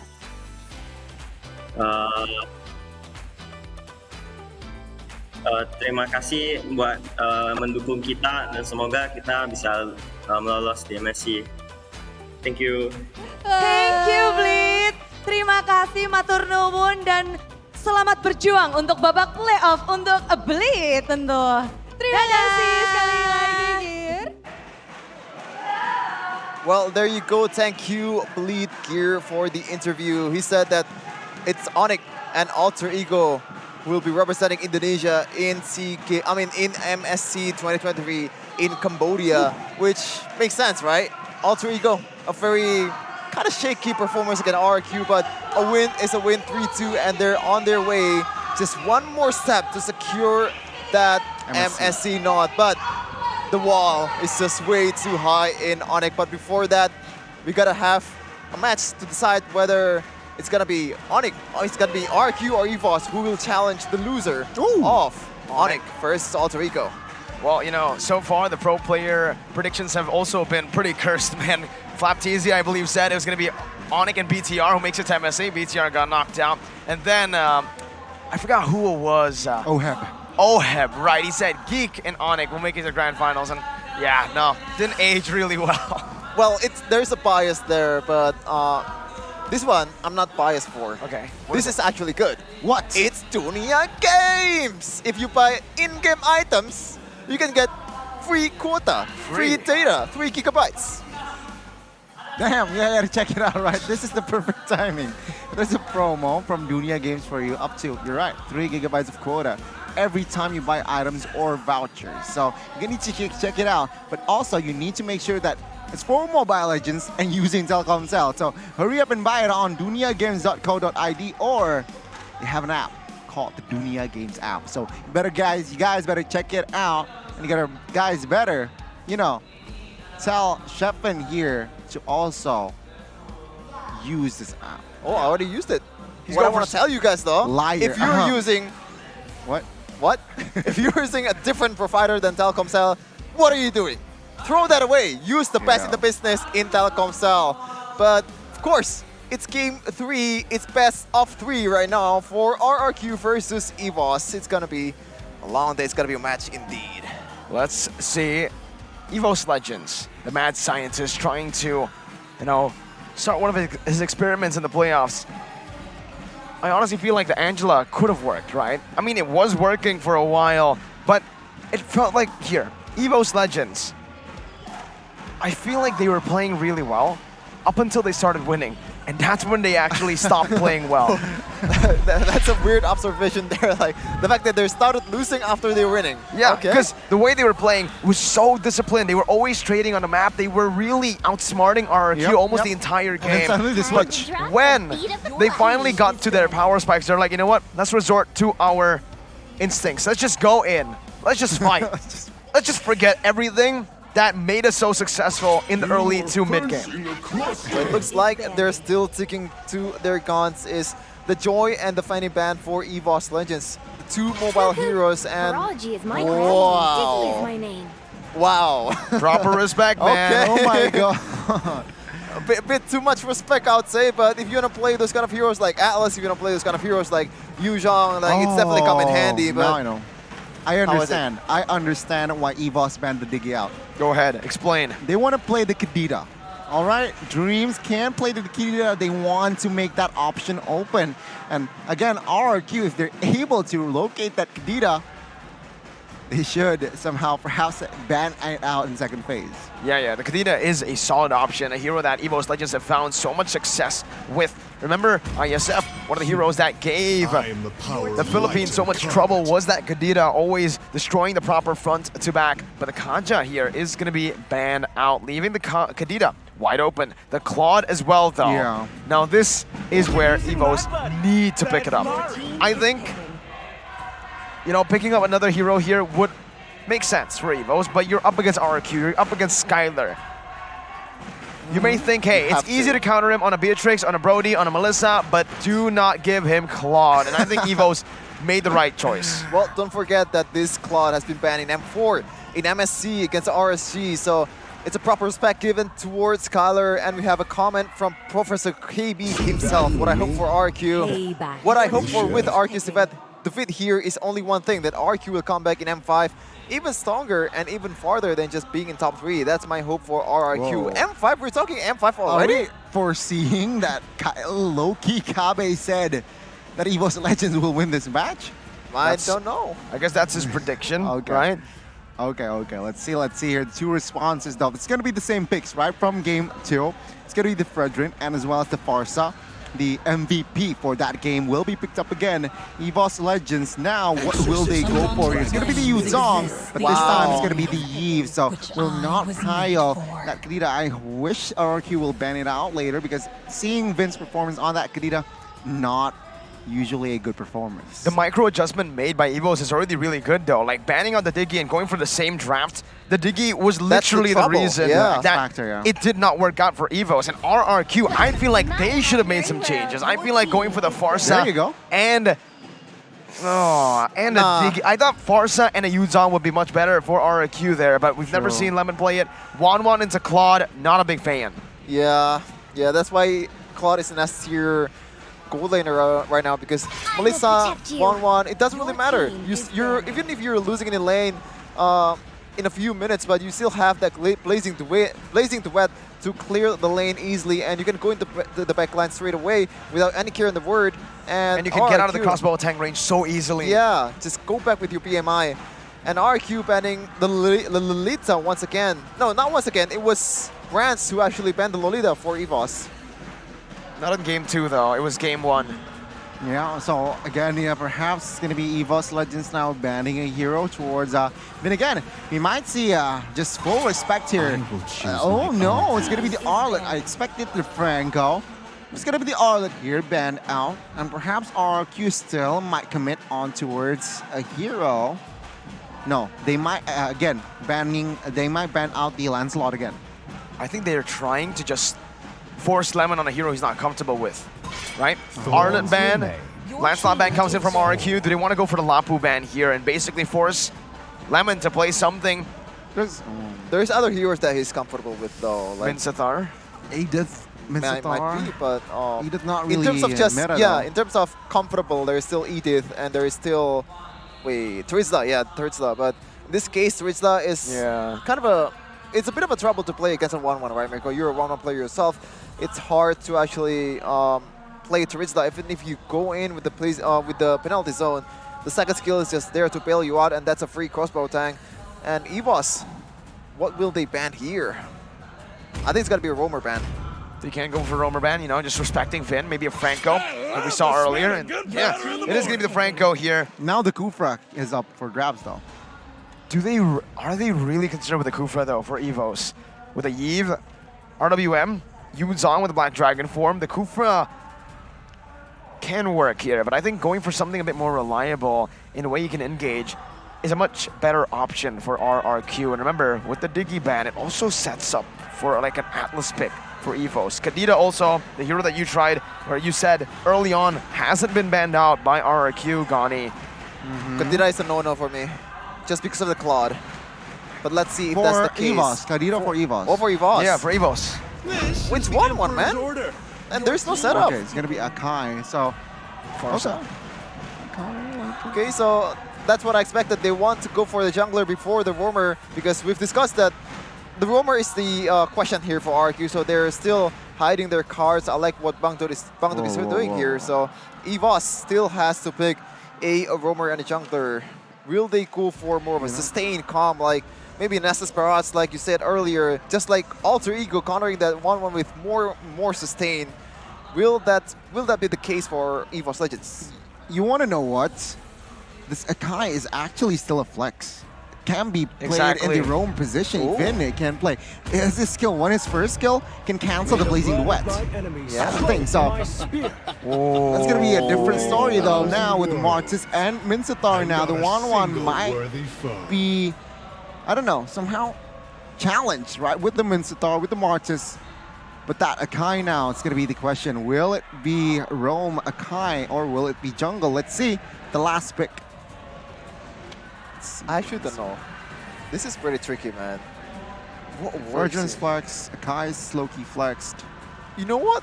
I might be crazy here. Does Rafaela work? Not too sure here, honestly.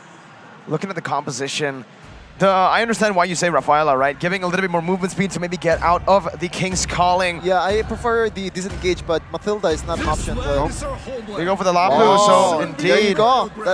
That's what you said, Akai flex. Yeah, it's an Akai flex, seems like. Into Rome. The heavy spin is going to help him a lot in these skirmishes with the King's Calling as well. It's a proper source of disengage away from that King's Calling. And with the Lapu, like I said, it was not banned out, and it is one of the heroes that Lemon is comfortable with. And also, a bonus is it's meta. Ooh, it is meta. That's one of the most important thing, but comfort above everything. And again, it's a best of 3, everyone. It's a do or die. The one who loses this match will go home without any kind of prizes, without any kind of tickets to MSC. Let's see if RRQ or EVOS will take the first step towards MSC. Well, ladies and gentlemen, without further ado, let's see the Land of Dawn. Game 3 now in full effect. Game 1, EVOS Legends strike first. Game 2, RRQ equalize. Let's see the conclusion for Game 3. Let's see who gets a match point. Ladies and gentlemen, EVOS Legends and RRQ, welcome to the Land of Dawn for game number 3. Ooh, it's 1-1 in Claude, Mirko. 1-1 in Claude. You said earlier, the 1-1 might have an edge in the early game, but once that Blazing Duet is there, once that DHS and Golden Staff is there, it's going to be trouble for 1-1, and he has to rush. She has to rush that Wind of Nature to be able to withstand all the damage coming in from that Claude. Well, it seems like here Vin will opt for the Tenacity build, not the emblem, not the Concussive Blast emblem. So he's looking for the more of a safer and as well as tanky option here. But it seems like it's going to be Dreams here, also on the Tenacity emblem. You know what? I personally feel like the Minsathar. When we're talking about Minsathar, I prefer him now on the EXP. If you really want to just give out the... If you really want to extract the potential of that hero. But prove me wrong. Dreams prove me wrong. Well, like I do see your point here, but from my experience, Mincetar is not much of trouble in EXP and laning, but Dreams has to pull off the flicker there with the retribution from Albert. Perfect time as the total is still 30 seconds though. Your retribution will still be there when the objective is there. See here again the trade between Sakots and Lemon. Usually, of course, going to be Yu Zhong has the edge with the spell vamp. Lemon now needs to be careful. Will just focus on clear though. So again, both teams now in game 3, it seems like both teams are slowing down their pace, slowing down their tempo. They do not want to go in hastily. And it seems like now with the first turtle, Lemon though pulls the first trigger. Uh-oh, might have been a bit too early though. The Bravest Finder did just a bit of damage onto Psychots. Sans was able to evade onto that, and the Black Dragon form comes in now. Albert's gonna be zoned away. Vin does have the heavy spin, but he's gonna be caught in the Petrify right now as he pops the heavy spin to disengage, giving EVOS Legends much more control over the turtle area. Hijume, almost a steal there. Albert still saving that retreat. This could be it. The battle right now is both the real world manipulation and the Feather Airstrike comes down. The Appraiser's Wrath isn't able to save him. Stas secures the turtle, and it's a double for the SEA Games Indonesian representative, Psychots. Well, that's on Lemon, right? That's on Lemon. The initial engage was a bit too early, as you said, Miracle, and after that, just diving into his set, basically just going in 1v4 without any spell fight whatsoever. Like, it's a recipe for disaster. Yeah, it's a waste of resource, right? I mean, the turtle was barely touched, and then he popped the ult for 2 tanky units, for Tarzan as well as Psychots earlier. So that's and he didn't get a stun, he didn't get the damage done. Anything, right? They didn't even poke. So somehow perhaps adjustment needed there to coming to this next turtle. But RRQ now, yeah, they lost that trade. They got that. They lost the fight. They lost 2 members, and they lost the mutual objective. They need desperately now compensation to somehow equalize on that gold area. Bronze already 3 minutes in collected the DHS. So again, very tough here already for Skylar, perhaps knowing now Dreams and as well as Akai will be in that top vicinity. Retribution battle is gonna be insane, man. Like, the fact that Martis has the Mortal Coil, but the thing is, Finn also has the heavy spin. Finn will eye for a chance when the Mortal Coil is already used. He's gonna try to pin Taz down when the objective takes comes down to it, and pretty much secure the 50-50 or the lack of it for Albert. We're gonna see here, 4th minute into the game with a 1,000 gold lead. So far, they haven't really been able to push the tempo further. But it's just a given, right? They're both waiting for the neutral objectives. It seems like here, both teams just, again, bot lane? Slowing to, almost. Magic Worship is enough there. Talking about late game, perhaps that will be enough damage there. But now, it seems like now with the Lord up, Psychots recall, RRQ will definitely step on the gas. Let's see though. EVOS don't have a dragon to play with. That's on cooldown. RQ, they can play with their cooldown still with the Bravest Fighter. Now up again. Lemon utilizing it, but it might actually not be used here with a heavy spin popped in. Lemon gonna be able to find the Bravest Fighter once again onto the back. But it's gonna be Taz who tries to look for the play. Lemon all alone here is able to flicker out, and it's well played. He baits and he zones EVOS while RQ takes the objective. Well, unnecessary, a bit unnecessary, right, from Vin and Lemon. I know that he needs to zone away all the members of EVOS Legends. As you can see here, Psychots actually going for a split push and getting it done in the bottom lane. And he could have done much more, Lemon and Vin, but no! Wow, okay. Good rotation there from Clay to cover, to deal with the last minion. Well, it seems like looking at the items here, it's just all standard for now, right? Ice Queen's Wand, first for Side of Eve, Clock of Destiny already built from Side of Farsa, and of course, DHS, and on its way is Golden Staff here for the side of Claude. Meanwhile, Wan, Corrosion, and DHS should be their main focus, should be his main focus. But apart from that here, of course, the guy here opted for a Radiant first item here, realizing that there's Hijume, there's Sleeve on your opposing side. You want to somehow reduce that DOT, that DPS sort of attack. It seems like burst damage though from side of Farsa is still a lot for Hijume to handle. Half HP. Top side though, Looks like RRQ, they might collapse here, looking at their rotation. But nope, it seems like they just also want to play it safe. Interestingly enough, Dreams bought a single dagger there, so I like the approach there. The roamer is not always full, full defense mode. He had to somehow deal damage a little bit, and it's just a very, very minor item, but I really like those kind of minor changes. Changes indeed here, it seems like, but in the mid side, it will somehow be the main focus here from side of RRQ. They're still behind 1,000 gold, and the structure bot side has been taken down. It says somehow RRQ again needs compensation, man.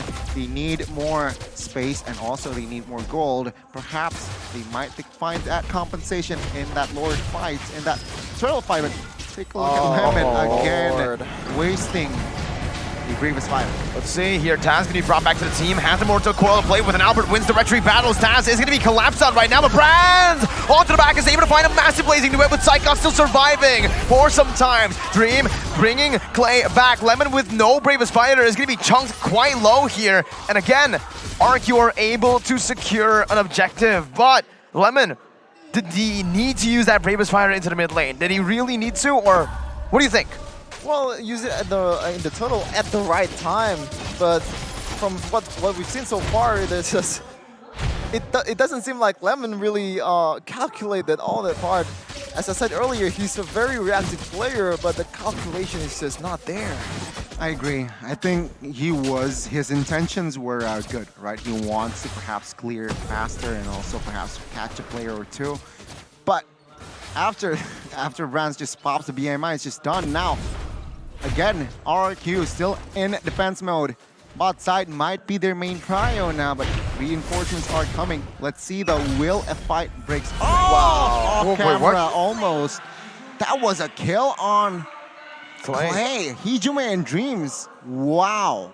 I think that was like the Clay already popped the bird, and he just stands there trying to poke inside the bush and just gets punished by Hijume, not knowing that the whole EVOS is there, and that's an easy kill for Hijume. So shout out for him knowing that the spell is not there for Clay. He has to be careful from now on from that kind of potential bush threat from EVOS Legends. Well, item-wise again, right? Adaptive crossbow here, collected. But a fight might break loose here. Mirko. Dreams still, right now the King's Calling, actually locking Skylar down, but the damage will come through anyways. Dreams, Paul, and Brands trying to do the same thing onto Vin now with a Blazing Duet on him. He soaks all of it in, and he's able to survive. A good pickoff for RRQ right before the Tur of the Lord spawns into the game. Wow, 103 from Brands so far, and 204 from Hijume. So the main damage dealer is A-OK for EVOS Legends. On the other side though, already one death from both of the mid laners and the gold laners of RRQ. 6-3 and 2K gold lead. This is a good time for EVOS to push the tempo and try to get the Lord. Again, try to abuse the fact that Lemon is going to be much more reactive. Let's see here. It seems like Hijume on AE. Remember, we mentioned multiple. Oh, Lemon pops. That one is good. Wait, he pops into real world inflation, but he instantly cancels it there. Just trying to utilize the anti-CC. But Hijume now with him down, it does feel like RQ will be able to push the tempo. EVOS Legends, I think they might have to concede this one. It's a bit too risky to throw their lead. But no, Vin pops into conceal, looking for Dreams right now as he brings him back with a heavy spin, even the flicker. But Dreams is flickering over to Skylar right now with the King's Calling. Bidding out the Wind of Nature. Skylar now in the midst of it all, going to be engaged on as well. Lemon comes in to follow it up. Stun canceled out by Psychons with the Black Dragon form. 1,000 gold lead left for EVOS Legends as Lemon gets the stun down on Psychons. Albert going to be able to jump in with Brands now with the Blazing Duet. Going to be able to dish out so much damage onto Lemon with a decimation now. Vin poke low. The Lord is very, very low. Let's see who wins the 50-50. It's gonna be Taz, who walks up, steals it, and gets out. EVOS playing a risky game, but coming out on top. Wow. He is unfazed, Chefin. My goodness, he does not care that his teammates, yeah, he finds the decimation kill. He walks into the Lord and finds the retribution in time. Let's take a look at the replay here. My goodness, you're seeing here, Blazing Duet. And take a look at Taz here. He provides cover for his teammate. He walks on towards the Lord, finds Vin as well, helping Yves to pick up the kill. Just click the retribution. No problem, I'ma head out. Yeah, Nama have it out. And Lemon once again. That one was good initial engage, right? Getting the Yeet, but unfortunately I feel like he cancelled it a bit too early there and getting CC'd by Lemon, but Vin, ooh, that's a big resources burn as Albert will try to clear the lane as clear the load as soon as possible, but EVOS will not let it go just yet. Look at the gold, Gani. Taz is ahead of Skylar. Yeah, I mean, Taz, I mean, EVOS, right? Even though it's low-key a low kill, if you compare it to game 1 and 2, but it seems like here, EVOS Legends, they're doing the right things macro-wise here. Now, take a look, all the inner turrets taken down. They're looking for a baser, but don't be greedy, EVOS. You have been in this position before where RRQ find the comeback. So, slowly but surely, remember, Brands is on a Claude. He can somehow find just the right opening. Let's see. Brands still using the BMI. Lemon already in the midst of it all. Jumping in with the Lapu. Albert gonna be hooked back. Vin gonna be spotted in the bush right now as he looks for the goal. Brands still with the Purify and the BMI is able to kite away from Vin, even dealing damage while he's at it. He was the one CC'd, but Vin's the one who falls. EVOS, well played. He didn't even pop the Purify. I was looking at the Purify, just waiting for Brands to pop it. But he just uses the BMI. Brands now. Brands. Oh, so close. Almost. That was a bit too close for comfort. Well, there's no reason to pop the Purify, right? As long as you're dealing damage, getting the shield from BMI, from the Blazing Duet, and as long as you're confident that you're still gonna survive, the Purify just doesn't matter. But the weird part is from Vin Mirko is just the overcommitment. He wants to pin the Brands no matter what. Even burning the flicker, that was very weird interaction. And again, RRQ, a lot of overcommitments, and they have to tone it down. You really need to tone it down, right? Again, what's crazy, Gani, is the fact that he didn't use the Purify and he got out of the heavy spin. I feel like that's calculation, right, from Brands. Very intelligent play. And now he has collected his Malefic Roar, right? More problem for RRQ to take care of. Oh, another opening. Let's see. Again, wow, good baits by EVOS time and time. Able to get these big ultimates out, and it's the Enhanced Lord that is up. No heavy spin on Vin. That means he's still gonna be a 50-50 no matter what. So there's no pin, there is no shoe way for toss. It's gonna be harder for Albert to execute this, but he's done it before, won it now. So the time to go for that right now. Look at the Brands. It's going to be able to go down, and oh my god, another hook from Dreams. Reading it out perfectly as Albert jumps in with a taunt, just to put more pressure down on the Lord Pit. They're not pulling it. They're just standing there menacingly, facing each other in the eyes. Albert, though, going to be hooked once again. If that airstrike comes down to the back line, but Psychos jumps into the Black Dragon from his Albert gets melted down. Lemon with Raven Spider. Brands with a steal on the Lord, and Lemon will be bursted down as well. EVOS Legends, they took every single dub in that team fight, and they want the end. Brands with an aggressive BMI forward. Wow, again, EVOS knowing when to go and when to not go. Knowing that Vin is not there with the heavy spin, but they want to end? He has the heavy spin now. The Petrify locks him down with the Furious Dive. The poke comes in. Vin still holding the heavy spin. And he finally pops it up, but it's only onto the Roamer with the King's Calling plays down. Vin and Skylar won't be able to move right now as Hijime flickers forward. Onto Vin, chasing the lone Panda down. He gets the shielding, but the slow, he's able to dodge for now. Hijime says goodbye to the Panda as he takes him down up top. Bottom lane base turret falling as well. EVOS Legends with a 9,000 gold lead marching down. Icon still has the Black Dragon form here. Let's see if he's gonna pump it up. Toss trying to go in with the Red Green dude. Skylar knows that the threat is there. Popping the Inspire, that's also big resources burned. And EVOS, again, just cleaning all the turrets available for RRQ. Another dub for the taking. Well, it seems like now, again, RRQ, they can fight another day, though. It's a 9,000 gold lead. Check out the items, right? Hijime with the utility build. Also, semi-utility build, right? Ice Cream's one, Glowing one, but he wants a Divine Glaive as well. He wants to penetrate his enemies. And of course, taking a look at Claude. Very smart animation. I like it. Wind of Nature, Rose Gold. Why? Clay can be a problem for this guy, but another engage happens now. It's only on to Dream Zone. That's the Roamer right now with the crossbow attack popped in, but it's going to be Vin. Brands in the back line. Look at the damage and even the base with a BMI. Everyone was focused on to Brands. He buys enough time as Psychots now now will be able to wreak havoc. But somehow, someway, it's Brand with a double kill. Lemon and Clay, the two members left standing. But the Tigers, they keep going. They hunt their prey down. Clay gonna be able to stun two members down as the mini waves crashing in will mean that EVOS takes match point. It is brand-centric indeed, but what are you gonna do about it if he actually plays it out? 507 on Claude, on his power hero. This guy is definitely worthy to be taken in SEA Games. Oh my goodness. EVOS Legends, they were able to just find and suffocate RRQ in this game. What happened? Well, again, Captain Psychots displayed a very intelligent Yuzong. He's able to just somehow zone the members away with the Black Dragon form, but I also want to note that Claude, I don't think now RRQ can let go of the Claude now. Sure, they were able to withstand the pressure last game, but this time it's a different case. Martis was also a problem. Very hard to contest neutral objective for going up against the Martis and the Claude.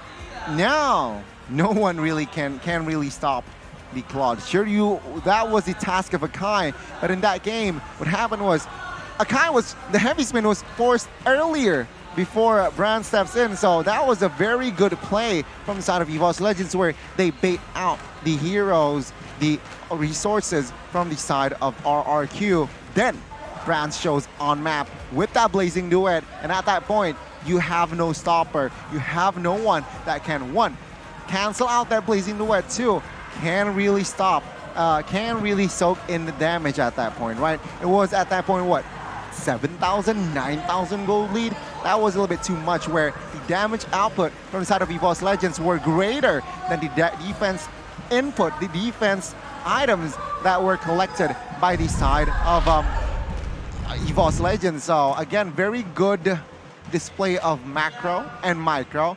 It was a rather quiet game if you compare it to game 1 and 2, but usually in that game, the amount of intensity, the mindset was just burning at that point, right? Because you would rather go in action-packed without thinking, right? But in a slow game, in a very, very controlled tempo game, that's where usually you use more of your brain to not make mistakes, to also somehow be better than your opponent. Again, RRQ in this game, I see still disconnect, right? Game 2, it was slightly better. It was better. There was no disconnect in game 2. I feel like, sure, little mistakes here and there, it's normal.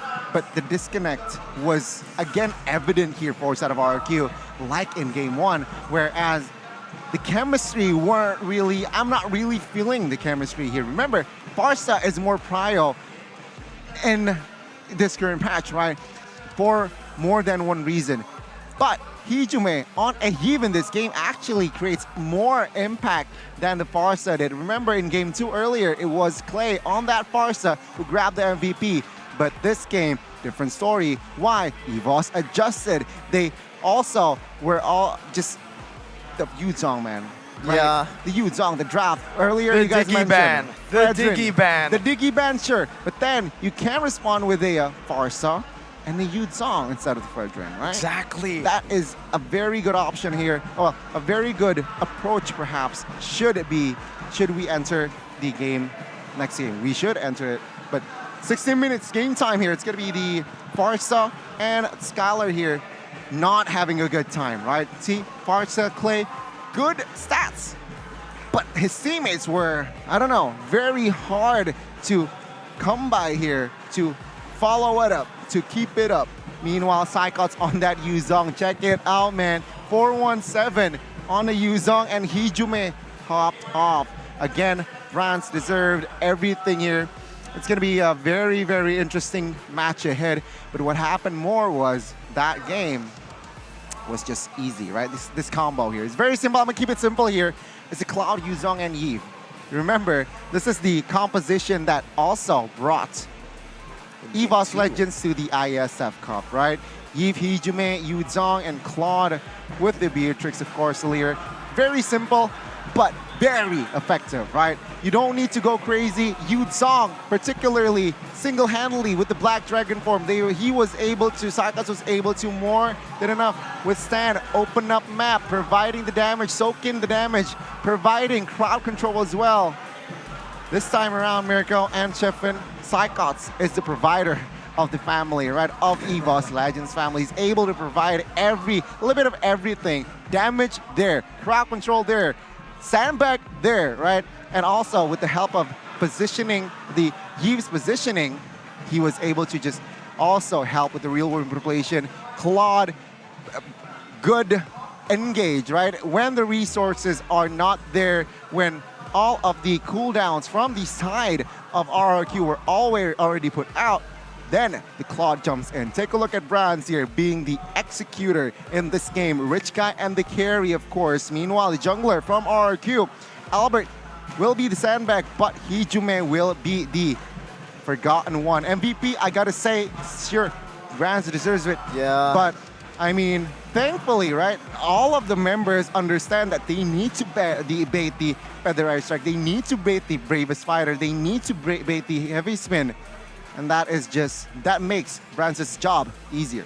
Yeah, it's hard, man. I do agree that Brands is the MVP. It's a perfect game, right? 0 death, most gold and most GPM.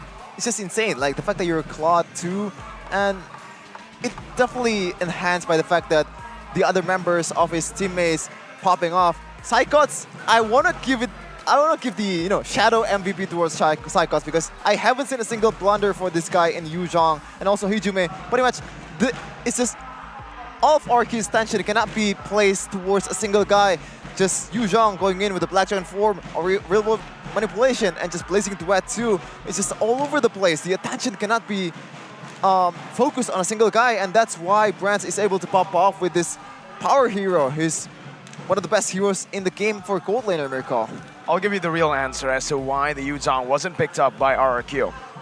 We haven't seen Lemon play it at all. That's the thing. When it comes down to his hero pool, there's a lot of heroes, a lot of cheese picks, but when it comes down to the meta, he's very limited. Lapu, Terizla, Edith. I won't say that's meta. Minsathar, probably. Well, I guess, but you can see here the gold curve, very stagnant. Glue in there. Yeah, the glue is there too, because he used it earlier versus Wang. Did he get the W? No, he actually loses, but it's still a very good showing, right? But in this case, a lot of mistakes from Lemon, a lot of mistakes from Vin, being too reactive, being too, the micro is not there, calculativeness is not there. And yeah, again, I said this over and over again, it's always tone it down, just tone it down a little bit. And oh, yes! Give it to the man. Yeah. I want it. Yu Zhong, 417. He, again, like I said, he's the provider of this game towards EVOS Legends, giving a little bit of everything in that game to facilitate, to provide for his team, and well-deserved, right? Again, this is why the draft, RQ, they should prio that Yu Zhong. Maybe, yeah, you're right. We mentioned it as well. Lemon perhaps is not really comfortable on that Yu Zhong, perhaps. So that is the loophole that EVOS Legends, they were able to exploit that fact, right? And again, it's GG destroying the RQ's backline. And again, a very good execution from the side of the Sycots, right? Heat map, take a look at this. EXP, 5-minute 10. Focus on towards the EXP, but do not forget the mid lane. You need to rotate to help the mid lane, right? With the Yu Zhong, you need to be very active. And let's take a look here, Chefin and Mirko, what happened in Game 1 and Game 3, rather. To recap, it's going to be a very, very interesting indeed. Here, even from the first total take, right? It's already favoring towards the side of EVOS Legends. And man, Sycots, either he's in the back, you blink, he's in the back, you blink, and then he's in the front, right? With the Yu Zhong, with the Black Dragon form. Very easy and again, he's just everywhere in the map, right? He's always ready. Human form, dragon form, he does not care. Here, Yu Zhong can see him trying to zone out the members. Again, Yu Zhong, dragon form already, looking for targets, looking for who can I provide now, right? It's the question that Sycots ask himself. Who can I provide now? Is it my mid lane? Is it my gold lane? Or is it just me wanting more here? Very good setup here. The Petrify connected on towards the right target as well. Distracting, and that passive was just a sublime assist for Brown to take down. But ladies and gentlemen, that is game 3. Match point for the White Tigers. It's 2-1. RRQ, they were able to equalize in game 2. The question is, where is there still? Oh, do they have the spirit now? Arashi somewhere right now, shaking and shivering. Just, oh my God, one more game and I'm out. Looking for Arashi right now. Can't seem to find him, unfortunately, but it's fine because he can always just grab here with Grab Car or Grab Bike with a 90% discount code. You guys can too. Hey, even grab some snacks with Grab Food, right, Chevin? Yep. You do it a lot at home. You grab food. Or do you grab something else? I actually do grab food, but I haven't been using it much recently because there's too much food in my home. And you can see here at the booth in the stage in G Expo Arena. Again, if you want to come here, go get it with Grab. 90% discount. And if you want to win MLBB Hero skin, also get ready for the Grab Challenge on March 18th. For more details, check out grb.to/MPL. Also, the promo code to MPL ID S Grab. grb.to/MPL. Ladies and gentlemen, if you're perhaps intrigued more, if you want to know more, right?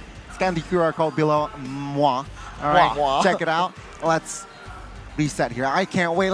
I want to feel the vibe of El Clasico. This is because this is potentially what we're about to see. It's going to be the last game of one of the teams, right? It's going to be one last game for RRQ. If EVOS Legends is able to squeak this out, ladies and gentlemen. Again, it's 2-1 now. I expect changes, right? RRQ, please, oh please, Arashi, pray so that your team is able to find their jam, their rhythm, because it's like game 1. I see no connection in that fight during team fights, even during turtle takes or objective takes. They need to figure out a quick recipe, quick formula that can withstand, because, you know, again, we mentioned it in the pregame that EVOS Legends, they're low-key a structured team. They know their structures. They know how to execute their game plan. You know what their structure is? What? Brands. Brands-centric, right? Protect brands at all costs is their way to go. If not, I gotta say, I'm saying it right here, this is gonna be the last game. If RRQ does not find their rhythm. What do they do now? They want the Claude, but do they need first pick? Do they need to maximize that first pick? Well, I think they need to chill, and the only way to chill here is to download Max Stream. Whoa! It's an app that has a lot of original shows here, and you can see here also there's also a Max Stream booth in G Expo Arena. So there's a lot of exclusive original content, like there's Love in the Game, Love Coach with Rachel, The One Belief, Rush, The Wonder Kid, and Goni, Cole Ak Express. Cole Ak. You know, A-C-K, Cole Ak Express. But it's Cole Ak with a K-O-L-A-K. Don't miss out on cool and exciting shows. Watch only on Max Stream. Check it out. Download it. Check it out. On your Samsung phone right now. Well, ladies and gentlemen, that is going to be game number 3. Game number 3. Yeah, Into game number 4 we go. Game numero 4. Fun fact. Alter Ego, how they beat RRQ was 3-1 in the series. So right now, RRQ really hates the number 3-1. I guess. So what's next, Gani? What's next? Yep. It's game 4. Game numero 4. All right, ladies and gentlemen, again, 2-1. EVOS Legends, all they need to do now is focus, all right? They tend to somehow also get overzealous. They need to believe. Yeah, they need to get overzealous usually. And then achieve. Believe, conceive, and achieve. They need to be the samurais. They need to make EVOS look like average blokes. Average blokes. I like the term there, but man, your term. What? Okay, the first game I voted for RRQ. Second game I voted for EVOS. Third game I voted for RRQ. It looks like you are the curse. It's contagious, Mirko. No, so far I am mere blessing every single team I predict in the town prediction. I did not want this to happen, but it is happening. Alter Ego, I predicted in the town prediction for them they won against BTR, and then again against RRQ, and then EVOS beat Geek, and now it's EVOS beating RRQ, so Mirror Blast is on full effect right now. We'll see if RRQ can break that, because hey man, it's gonna be pretty tough, Gani. Oh, it's very tough, right? It's looking at their composition, well, looking at their situation here. Bangduk, come on. Wake up, all right? Come on, bring Wake your up. team together so that in the light of dawn it can translate through. So, EVOS Legends now, it's... Look at Bronze, right? He's cold. He's cold, all right? Game recap, though, it's a little bit of a landslide here. I expect, again, from the drafts, right? A Claude ban should come through. Just that just makes more sense. And except RRQ is on the blue side. Well, yeah, that's the exception. Or maybe just want to have a swag points, just want to have a style points, just don't ban the Claude and leave it to Skylar and try to counter it. That might be a recipe for disaster, but at least you get the swag points. But let's see here. I'm going to give you guys a spoiler. I'm going to pick RRQ for this match because, yeah, I want to end this as soon as possible. So there you go. It's the Sheffin, Curse, and Mirror Blast. Somehow, I don't know how we swap places, Sheffin, but here we are. RRQ game number 4. A lot of adjustments need to be made here, not just in the draft, but in how they tackle the game, how they execute their game plan, because, man, Lemon on the Lapu, his signature pick. There was a lot of miscalculations, like you mentioned here, that he needs to refine in Game 4. If that doesn't happen, EVOS might just knock RRQ out.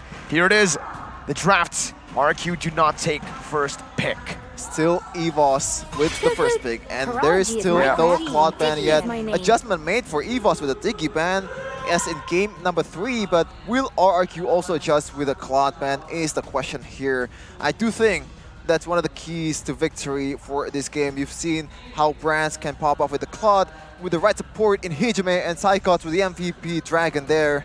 Send it to you by Samsung Galaxy S23 series. Oh lordy! The confidence. There's always a thin line between confidence and arrogance, Connie. And what do you think it is? That is called obsession. Right? Obsession, okay. So you're dodging the question there. Obsessed. If you're an obsessed person, you will do everything every time. Well, let's see. Claude just first picked. Again, 3 games in a row here. Given towards EVOS. Sure, they can defend and win that first game. But RRQ now, they will switch it up. It will still be the Foresta, but now not the Fredrin. They will secure the Arlet. I expected the Yuzong, but they will pick up the Arlet. I'm telling you, man, he doesn't play the Yuzong, and the Yuzong is still wide open for the taking for EVOS. Because the thing is, Arlet Yuzong is a skill matchup. So far, I would say Psychots has been outlaning Lemon.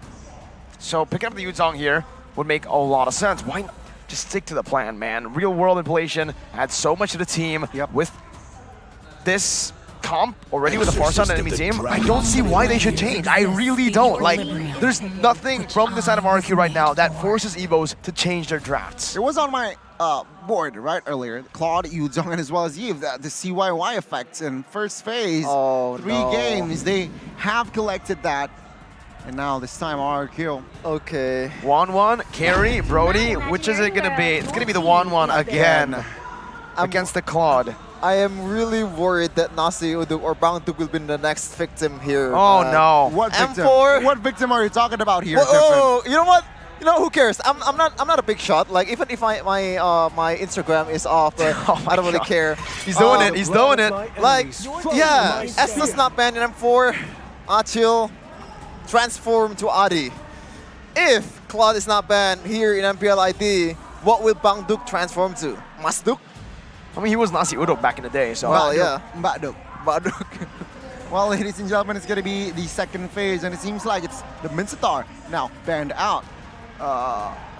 Very interesting, right? Dreams were, I don't know, his impact on that Mincetar game wasn't really evident, but I guess it creates a nuisance for side of 1-1. EVOS Legends now. What will we have in Go for the same bands, no? Like the Franco and the Kufra or the Atlas. Franco and Atlas now, I think, might be the option for EVOS Legends just to nail RQ's hero pool for Vin down.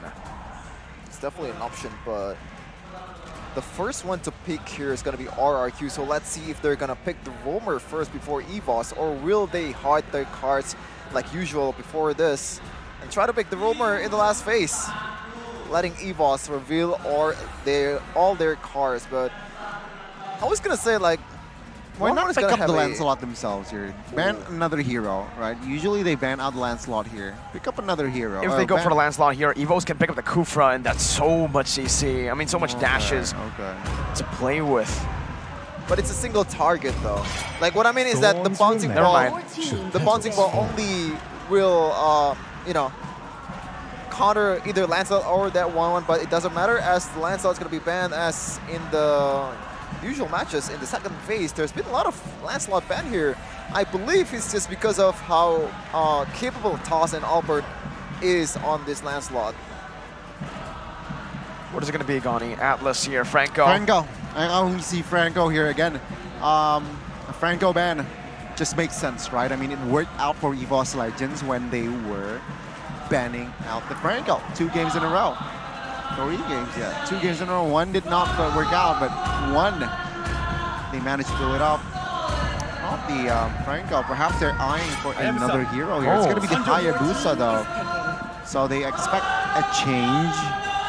So RQ, actually, now they can pick up the Franco.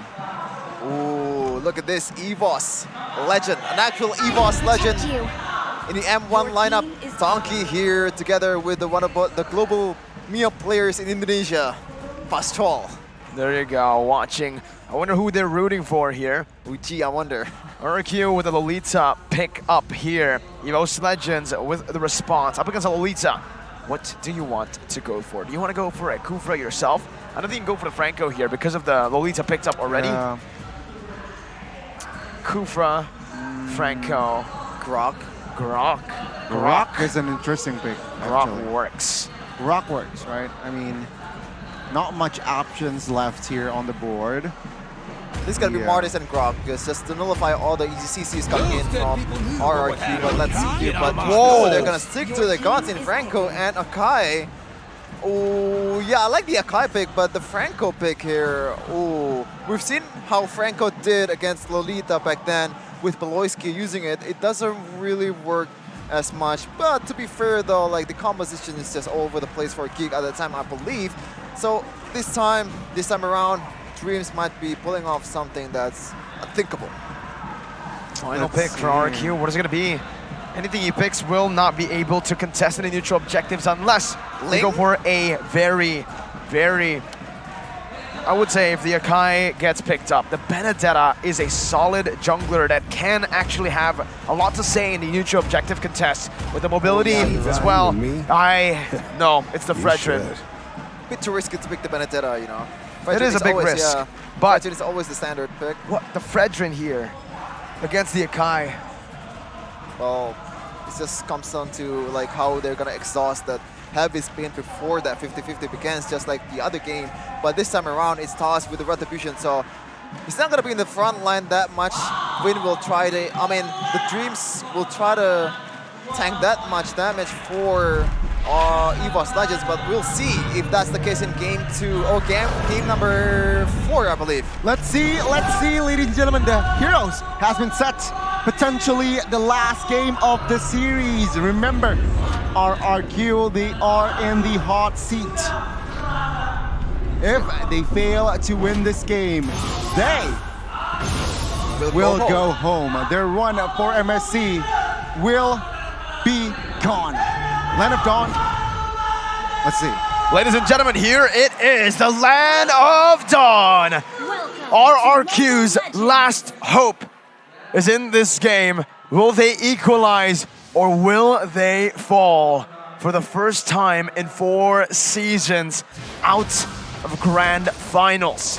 Let's see if they'll actually go for the MPL ID throne or make their own throne instead in their gaming house. So far though, RRQ in the back foot, 2-1. EVOS Legends might be eyeing to close out this series, but right now, looking at the pathing here, Dreams very trying to pressure the goal lane here. Of course, here, looking at the roamer, of course, they really want to somehow get and pressure the gold lane. But it seems like, again, with the emblems here, Vin and Lemon opting for the same emblems, right? Tenacity. So, again, they're heavily relying the damage from Clay and Skylar. Sure, Copper can dish out some damage. Wow. Oh, good hook! Good hook. Vin brought back already. That's a lot of HP burnt out for Vin. Pops to regen, though. Is it worth a flicker for that play? Might be not, actually, but Grant's definitely having having better time with that flicker burnt out. But Grant's, man, like the micro plays, the side steps, and the ways that he played the last tags in his back to prevent the stun is just insane, man. This guy deserves the C-Games, not for sure. Yeah, give him style points, man. The flicker hook doesn't really matter if it's taken down, but give the points. Now, it's again quite slow 2 minutes here. Not much of action to per se, but it's gonna be the turtle now already. Oh, heavy spin popped. And it's on to Albert. The Fury's time to follow through. Albert taken very low. Actually might be taken down here. First blood over to the White Tigers. EVOS Legends as they look for the turtle now. Taz has the retreat. I don't know about this, man. Vin with the Luminant Blast gonna be cancelled out. He flickers forward, finding Taz. Wow. Lemon jumps in, and that might just be the steal coming in, but Psychos is there. Vin is the one who takes it for RQ. Psychos wanting to find a kill now, jumping onto Vin, but that's gonna be the damage coming through once again for the side of RQ. What a steal, what a play. Yeah, no one expected that. The fact that you don't have any retribution and you still want to go for it, and in the end, you get the turtle, you get a kill towards the jungler. My, that was a really good shot call. That was a very good, again, execution, good chemistry. Again, EVOS Legends, I want to say chemistry because it seems like that is what RRQ is lacking for the past game, right? And this time around, RRQ, let's see. They are moving on towards the top side. What they need to do now is looking at their situation here. Again, very slow pace. Oh, if Dreams gets that hook, well, give him another style point. Style point, yeah. I was gonna say, like, what is he gonna do with that? But he forced to use the real world manipulation. Doesn't really need it though, as Taz actually cancel it out. But still, more of a safety point there instead of style points. Well, looking at again talents. Ooh. Told you. Okay, let's see if the Chefin curse is real. Okay. It's only 3. Let's see if this will extend to 4.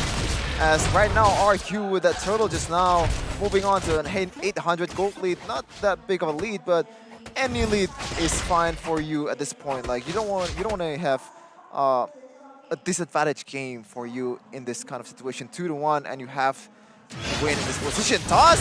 Final slash and everything with a feather airstrike too. So ultimate's burnt out. 14 seconds for the turtle. That will be proper time for RQ to set up here, but that's a feathered airstrike and a final slash wasted too. How long is the cooldown on both those ultimates? I think for now it's around 30, but Bloody Hunt. Everything used, and there you go. Bottom side, they weren't able to find Taz. Top side, they are able to find Skylar with Finn. Taken very low. Luminant Blast is charged in, but I don't think that's really going to be able to do anything except for buy some more time. EVOS Legends weren't able to siege the turret down, not getting a single hit onto the turret shield. And RQ, do they come out on top in that trade? I think they do come out on top, but that's an intelligent play from EVOS, man. The fact that they really know that the heavy spin is not there, and also it's a Franco. You're gonna most likely lose that roaming or securing position from Vin. So they choose to go for a gold laner pick, but that was a big gamble. Like all the ults poured in, all the flickers poured in the end it pays off a little bit. That was a huge gamble, right? Still here, everything still, I feel like hangs the balance here. Very, very steady, very even game. EVOS Legends, they do not want to go crazy in their match point here. It seems like they do not want to go for the gamble, quote-unquote, plays. Oh my god. Beautiful onto Vin right now, but it's going to be Brands who gets locked down. That's a kill over to EVOS Legends. Brands trying to run away right now, but it is Lemon who picks up the kill with the final slash. EVOS still able to do some damage control as they clear out the waves. Dreams. That hook will be sidestepped away from by Clay, and meanwhile, Psychos Oasis Menace in the other side of the map, just taking an objective for his team. It's 2 times right now. Lemon has been letting the turret go very, very early in the game. Just not clearing the lane first before he goes towards a cross-line map gang. Is that a bad thing, Connie? Well, looking at it, right, they were rotating as far towards the south side. What was the goal? The goal was to get the brands, right? They did get brands, but fortunately, for side of EVOS Legends, there's compensation. Psychots claiming that structure bot side means that perhaps EVOS Legends can play around that bot side area, and that needs to be careful here from side of RRQ. Because with that in mind, Arlet now needs to take care of that lane. Last turtle here will go up. It seems like EVOS Legends, they do not want to give Albert the perfect turtle in this game. Even though Lemon has the final slash, he can't actually say a lot in this team fight, but a bloody hunt comes down, beautifully placed onto Lemon to stop that final slash from happening, and that's going to be an easy, clean turtle take for EVOS Legends, finally getting one on the board for themselves as Psychots clears that bottom lane. Dreams is waiting in the bush, Albert reads it out and gives Skylar a bit more space to farm and cut the waves. Brands, look at Brands just having an easy time, but Psychots! Wow! Read that perfectly! He pops the Furious Dive in time, and I think he might actually be able to escape because of that. Now with the Black Dragon form, he does. Beautiful deny, but up top, it might be a solo kill. Brands versus Lemon. We've seen this before. Purified by Brands. No reset on the Vengeance from Lemon. Toss trying to follow it up? No? Okay, but still, Brands getting the turret very, very freely without any kind of compensation from RRQ. Yes, there is a trade, but the trade happens when you're pouring a lot of resources towards your EXP laner, towards your that Psychots Yuzhong. In the end, Psychots didn't get taken down, so I think that's a W for EVOS once again. Another dub indeed here, ladies and gentlemen. It's gonna be a very, very tough battle now for the side of EVOS Legends. Oh, well, RRQ, because now 2 stuck turrets taken. Oh, catch! Another beautiful catch right now as a Blazing Duet goes behind over the Guardian's Bulwark. The Numenor Blast going to be cancelled out as the BMI comes down. Skylar will be able to maneuver all around, but Hijime falls before the weakness points can be popped. So no crossbow of Tang, just a trade. Hijime for Vin, definitely still worth it for RRQ. Good response, right from side of RRQ. They were able to see the opportunity where, yeah, no bloody hunt. It was on towards Vin. And Hijime, he was got there isolated and taken down. A very good transition from side of RRQ, who lost a member but traded for a worthy, more worthy hero. Let's see here, how will EVOS manage the lanes? They have Yuzhong, so they have a bit of rotation there with the Black Dragon form, can catch up in team fights real fast, so that's a plus for them in late game in terms of lane management. But we'll see, will RRQ be able to catch up to that, you know, forced arrow team fight? There you go, Dreams with the flicker onto Clay and an iron hook to seal his fate. That's the mid laner taken down. Mid lane turret tier 1 going to be taken down as well as Brands just places some damage back onto Albert. Sure, they're going to be able to find some compensation here with Dreams falling, but hey, if you're EVOS, you'll be happy with that trade. Happy as ever. Happy as ever. A turret and a kill trade? We'll take that any day. It's a mid laner too and a roamer. Toss still has the retribution and fast. Brands can still pop off as he picked up the corrosive side. See here, RRQ, they're stepping on towards a fight here, it seems like. Toss though. Uh-oh. Final slash already. Black Dragon form now used to open up the map as Lemon is going to be poked down. Feather Airstrike comes down as Taz pops in a heavy spin. Right now, going to be able to push the pace, and Taz wins it out. That's a cancel as well on the Numenor Blast. Crossbow and Tang is ready. It's going to be popped, but it's only on to the frontliners. Taz buying a whole lot of time in EVOS Legends. It's a 2-for-1 trade, 2 kills for the Lord. Brands now kiting Lemon away as he jumps in with a vengeance, jumps in with a final slash. Lemon, let's see if he does it. The damage comes through. Brands wins it out. A beautiful play by EVOS, and Dreams with the conceal as well to get Brands out. Once again, EVOS getting the better trade, and right now they're not gonna rush the Lord, as looks like RRQ will just clear this up real easy because there's not much resources. Look at the ults, look at the spells from EVOS Legends. They're just gonna let this go and trying to make, you know, another compensation there in the bottom lane with the turret. What a calculation earlier, but another hook lands. They will not commit on towards the hunt yet. No! Nuna blast on towards anyone. They're chasing, they're chasing. God, What? Why did they chase? They chased into a real world manipulation. Skylar is down. Psychox is running wild in the back line. Playing with the wings by wings. Able to escape. RRQ in shambles. What did Skylar just do? Wow, they miscalculated that again, the overcommitment play. Oh my goodness, now they're defending here, tier 2. All taken down, base turrets left, Lord, 90 seconds. Taking away at the items already, right? Here, Farsa, quite behind here if you compare it to Yves, where, of course, the damage from Yves will be greater. 1-1, already the items, but no good opening so far, right? Windtalker has been collected, but again, they need that opening to activate this 1-1 where actually Claude is just independent, right? 4-1-3, items done. UBS gold here, players gold. 9,000, almost 10,000 here. He is on another level. Rich guy brands. Rich guy brands. As said, but West Gold trust in gold, but man, Brands is definitely the one to trust, but Skylar, what was that? I think he's been watching too much Suicide Squad, so he's taking that literally, and right now, Brands is definitely trying to make something happen with a lot of resources in hand, but Albert. Seal play. Seal right now, Brands getting out with the BMI, the final slash only onto Taz, who has that spin.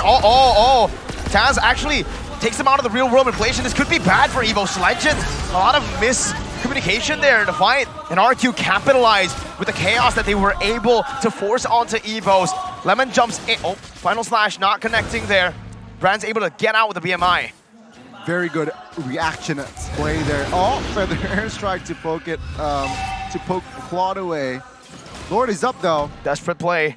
Free play here, free Lord perhaps. Let's see what will EVOS do to delay the take. Let's see, it's gonna be Psychox right now. Burst it down, Brands coming in, Marina Nature saves Skylar for a bit. Fan gonna be pulled back, and that's gonna be the kill coming in. Brands picks up the unstoppable. Hijuman, will he be able to steal this one? No, he will not. RRQ want to stay in this game, want to stay in the series, and in the playoffs. Ooh.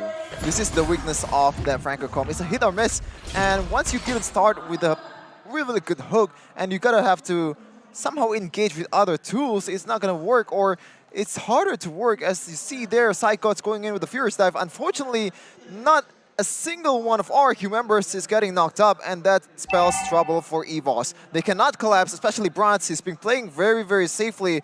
Still has the Purify, and you know what? Brands, he hasn't finished his boots yet. Oh my. Good catch. Wait, but will they collapse? Nah. He's not gonna use that bloody hunt. There was no one to actually follow it up. That could have been massive. But EVOS Legends will have to defend this. Another hook goes out. Lemon spot out. Not connecting, but look at Taz, slowly but surely, and look at Brands. They want to try to build somewhat of a split push, I believe, here. But RQ is most probably going to be able to read that out. They're already rotating down below. Brands, he's staying a bit. Wow. Wow, he's staying for so long. Now Skylar's on the chase. Let's see, 1v1. With a nature, both already. Brands will lose this one out. Oh my god. A good comeback there on Skylar with the Win of Nature play. And now, with 30 seconds down, it might spell trouble for side of EVOS Legends. RRQ, they're able to find that loophole that they need. Fortunately, Brands were all alone but outside. He had the Purify. He didn't use it. The Purify takes away the weakness points, right? Exactly. Why didn't he press that one? And why was he... Oh my god, I don't know. Panic. Tier 2, yeah, tier 2 now taken down. It's gonna be 7 seconds on that Lord. See, this is the thing, right? EVOS Legends, they lost a member, but there's no Lord to play around with. So again, 4th of EVOS Legends. Meanwhile, when RRQ, they got kidnapped per se, or got picked up, they're always a Lord to play around with. So that's just so unfortunate for side of RRQ. Now, all they can do is, of course, doing the invades here. But even that, right? Taz is there to deny that away. Still equal in gold, but 400 gold lead for RRQ. But in terms of map pressure, also equal. So it depends on how they'll own the push and how they'll camp it out. And Dreams looking like he wants to go for a flank here, a Dreams original flank. Original flank. And again, looking at the items here, it's just very much standard, right? Yeah. DHS, Malefic Roar, Golden Staff, Corrosion, Wind of Nature, Force out of the Pod. Meanwhile, 1-1 here, he might opt for a Rose Gold Meteor, actually, seeing his item here. So he wants extra safety and extra shielding. Let's see though, will it come through or not? Will it come clutch or not, right? Now, RRQ, it's going to be a very equal game. Lord, though, this time is going to be up. Let's see the execution, turret-wise and as well as, I might say, gold-wise at this point, right? It's very equal. Yeah, it's a harder job for Dreams to land the hooks here compared to Vin. Can play much more reactively, and with a counter engage with a Numen Blast, it's easier. So right now, Dreams has a lot of burdens on his shoulder, trying to make something happen here. Vin, concealed play already popped. A bit too early maybe here. As EVOS can still make a way inside of the Lord Pit. Vin has been spotted. And now it's going to be very hard for Vin to look for a position again, to look for those Numenon blasts. Mid lane going to be shoved in by EVOS Legends. Divine Glaive bought by Hijime. Lemon, what? He jumps in. Lemon again with a play. But it ends up being a play worth it for EVOS. Clay, the Purify is down. Black Dragon form gets popped. Lemon down. Sheffin and Gani. I'm already bored of talking it out, man. Like, Lemon once again, final slash to remember, I guess, and not knowing the potential members of EVOS Legends. Whoa. 4 people grasping. Oh, Purify. Way too brave here. Vin. It ends up being a great bait. Yeah. Hey, Inspire already with the Wind of Nature already and a man advantage. That should just be EVOS Legends now with a massive advantage. He utilized it perfectly, but my goodness, does Clay have something to say about it? Albert walking up once again. Taz, no heavy spin. Oh my god! What is he on? His team underperforms, but Albert will be able to steal the Lord. Walks up like a Chad, takes it away, and says, we're here to play. The young prince denies the Lord. And EVOS Legends now are forced to defend RRQ. Let's see now, will they be able to defend? Well, EVOS Legends, will they be able to defend RRQ? Will they be able to end the game? With Clay, with Lolita, I gotta say, they have this potential, right? Minute number 18, EVOS Legends though, their high ground is also very, very strong. So it's not an easy task for RRQ to penetrate the base. It's harder here. Vin might be charging for a Numen Blast. Brands holding it off. Taz now to be able to dash forwards. That's the final slash connecting onto Taz already. Psychos micromanaging waves. Brands doing the same thing in the bottom lane. Mid lane base turret has been cracked wide open by the Enhanced Lord right now as the real world inflation comes down to take them and he's over. Taz gonna be able to pin 2 members down, bringing them back right now as Vin is gonna be melted down. Inspire, oh my god, what a hook from Dreams! Vin will fall and it's a double for Brands. Psychos with a Black Dragon form, running Skylar down, isolating Albert as Brands is still able to pop the Wind of Nature. 3-4-0 for the Tigers. This might GGG, Clay, and as well as Skylar now, the left one standing. Let's Skylar, see. will you do it? Let's see. No, he will not, of course. But this might be it. Let's see. 20 seconds on Lemon. 20 seconds on Vin. Will they be up in time? That's the big question.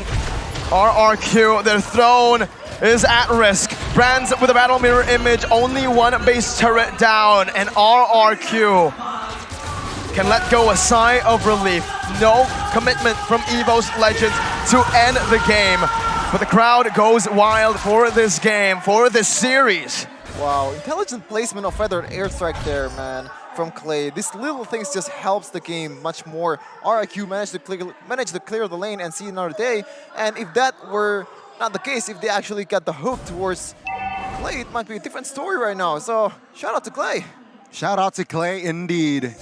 And take a look at now, it's another reset. 30 seconds though on the next Lord again. That should be their main agenda. With RRQ, early on, they overcommitted on towards a fight there. I don't understand why, and after that, EVOS Legends, they went for the kite. They made and they win the fight here, so need to be careful here. Hijume has played a huge role in winning team fight towards out of EVOS Legends. His positioning, his also just skill spent, his skill resources, skill management has been on point, right? Let's see here. RQ though. Oh, they rush it. Wait no time. They rush it. Bottom. Let's see, they wait no time to, again, secure the Lord. Vin spots Taz out. Black Dragon form being used, and RQ, they will not commit right now. Psychos still with the Black Dragon form baited out. Now it gives RQ some proper time, but in the mid lane, it's still gonna be Brands trying to create a forced error within the team. Psychos still as the frontliner. Hijume chunked down by the Feather Airstrike. The Dimon Blast gets charged in, but it gets cancelled by Taz. Psychos with the Fierce Dive. The Bloody Hunt gonna be able to lock Albert down as the Lord goes down, but it's still gonna be Albert somehow stealing it, saving the day for RRQ. The Flickers come out to disengage. How does Albert keep doing it? Albert again and again bailing RRQ out of the fit, and right now they have the Lord, they have everything they need to actually make the siege and end the game. 3 waves are pushing in. RRQ's dream to go to the grand finals is still alive. Not done yet though. They need to end the game. It's a full-on 5v5 here. Let's see the offense and defense. What can EVOS do? Dreams with the Bloody Hunt now flickering backward. Brands comes in with a follow-up, and it's a collapse once again onto the back. But the crossbow attack is ready. Skylar dealing so much damage. The Lord still getting micromanaged. Look in the midst. Psychos still surviving for so long as Brands is going to be trapped down. Skylar with him to play. 1-for-1. Vin for Psychos. Both of these teams are still in it. Skylar buys the immortality to hook only onto the mini waves. Dreams now zoned away. Mini waves crashing into the base. RRQ looking for an angle. Jumping in. Taz gonna be able to find a knockup right now, but that's gonna be the Purify built into the kit of the Wanwan. Dreams not able to find the Iron Hook. The Feather Airstrike as well. Not connecting. Skylar onto the base. Not able to get more than 2 hits. Taz looking for more. 22 minutes in, and we are still here. Holy moly! They're still able to defend this one, Chefin. Well, it's a classical for a reason, man. 2-1, and right now, gold doesn't matter. The map pressure is on RRQ, and it's definitely Dreams' burden to make the hooks, like the miracle hook. So far, it's been doing a pretty good job. That Flicker Bloody Hunt to Clay literally not saved. Clay. Is that the Clay? No. It was the Clay. I don't think so. I think it was misplaced. He actually late on doing the Bloody Hunt, ended up going to a different target. It was the Clay. Oh, it is? Okay. Never mind then. I'm sorry. Oh, let's see here. RRQ and EVOS. Another reset. Minute. Now, a long minute to the next Lord. Will it be the last? Will it be not, right? I mean, EVOS Legends, the determination, man. That defense was also a good one, right? With the flanks. And RQ now, let's see here. What will they brew up next? Twice a contest, right? Twice it was being contested. Ooh, okay, so but Albert, he's just been such a Chad, man, with the retribution, so on point. Doesn't really matter. And item-wise here, take a look at the items, man. 1, 2, 3. 3 immortals already on left side, so that means 3 active immortals for the left. 2 active immortals only here for now as the Lord finally spawns. Definitely would have preferred if Psychos go for a Winter Truncheon instead for to counter against the 1-1, but nice. Oh my goodness, Flicker in the mid-side. Uh-oh, Dreams is down, and now it's Clay who's gonna be able to take him down. Look at Brands. You want to pull off a Penny? He wants to pull off a split push, but I don't think it will work out. Yeah. Lemon reads it out. He rotates up top. Let's see if he can make it work. He's trying to make the play. Lemon is going to be able to jump in onto him, but he jumps out with the battle mirror image. Now Taz is with Hijume. Taz, crossbow tank ready. Heavy spin, gets popped in with the Winter Truncheon as well. Oh my god, that damage coming in almost takes Skylar down. Taz will fall up to the first skill.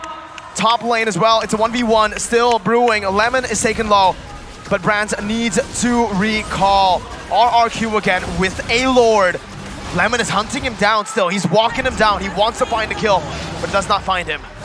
He builds the Guardian helmet here, so he does not really need to... Okay, he still recalls, but he can just walk and heal up. But with this Lord Mirko, Shepin, I gotta be honest with you.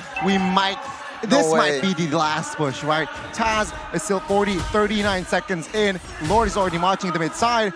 It's just one straight push. Let's see though, will EVOS Legends defend with just 4 men? The only saving grace was the flicker from Dreams, but instead, the flicker is on the cooldown, so you cannot go for 1-1 straight away. This time though, Hijume, reload manipulation might be big.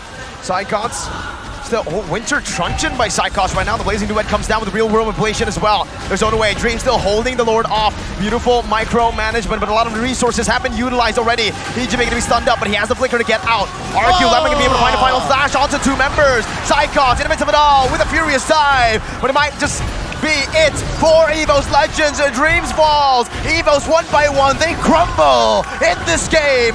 Now the heavy spin comes down from Taz, but RRQ, they equalize in game number 4. We're seeing game 5 in the series, baby. Best of 1.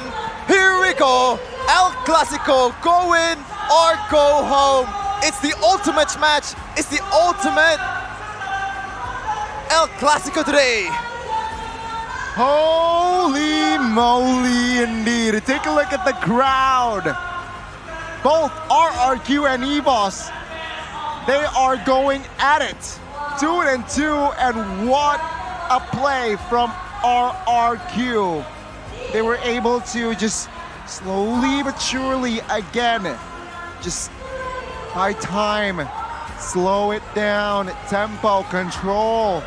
Lemon made a couple of mistakes, but I feel like at the end, that final slash really is final. He paid the retribution. And that is a good recovery, right, from the side of Lemon, which just increases the morale of RRQ. And EVOS Legends this time around, they weren't able to find the comeback. Taz taken down there also creates a imbalance for side of EVOS Legends. 4 taking on 5 members plus the Lord, technically 6 v4. And this is it, ladies and gentlemen. Who will go home? We're about to find out in the next game. Oh man, Albert. Like surely in terms of momentum, in terms of like timing and all of that, like saving the game, it's gotta be Albert, right? Give him the MVP. Give him the MVP. Because if they actually, it's not up for debate. If he actually didn't execute those retries, like it would have been over. RQ would have been in the gaming house right now. Well, not that fast, but you know what I mean. It would have been GG. That's the point, right? Holy, Albert literally saving the game, saving RRQ. Oh my God! Again, ladies and gentlemen, that was game 3. Game 4. Game 4, rather. Sorry. Man, that match, all the series was just, it creates me, it's created a blur, right? Game 4, it's 2-2. Back to the best of 1 again, best of 5 now. Which team do you support? They need it now. Show your support through the live comments, all right? They need it now. EVOS or RRQ? RRQ, man, I honestly don't know who will win. Now it's just a coin flip. It's anyone's game now. It's back to a best of 1 in a 2-2 series. That lead, it's gone completely. And wow. RRQ again, man. I just gotta give it to Albert. That was Albert. That was all Albert. Thank you. The retry from Albert. Oh my God. Gave RRQ like 4 more lives in that game. It gave them the game. I'm actually kind of tired right now. No wonder. I wonder if all the players are actually feeling the same right now. They're feeling much more tired, yeah, man. It's just, and it's always an intense game, right? And finally, best of 1. It all comes down to it. It all comes down to it, indeed, ladies and gentlemen. Now, though, it's gonna be see the item builds. All right, the item builds is taking a look at the total kills. It's 14 and 15. Very, very tight here. It seems like, and I gotta give it to Albert. But again, I feel like Clay also did his part, right? With the feather airstrike this time around, Vin, right? Also providing a lot of utility. And yeah, I mean, Clay was just unstoppable. There was this one moment where it was for sure EVOS has the numbers advantage. It was like 4-2, and Albert got a good stun, got a good taunt, towards the feathered airstrike, getting 2 there, and Brands and the mid laner from EVOS, Hijume, forced to go back, and Albert just another thing, doing the impossible, doing all the 50-50s available. And right now, Albert might have to pull off another miracle again. If RRQ keeps up, you know, playing like this, if Lemon keeps on playing reactively like this, it might spell trouble for RRQ, and Albert has to save them once again. EVOS though, they might want to bank out on that Brand's investment. Still, a very solid game aside from that 1v1 with Skylar, which is very, very questionable. As you said, Mirko, he has the Purify, he has the Wind of Nature, which if you actually macro it out, it might be Brand's game, but in the end, Skylar gets the better of him. Skylar did get the better of him, all right? Ladies and gentlemen, that was game 4. And what happened was, right, it was RRQ just slowly withstanding, taking the L, controlling, trying to dictate. But when contesting neutral objective, especially when we're talking about the Lord, there's one man with one finger that has perhaps the retribution here. Albert's retribution.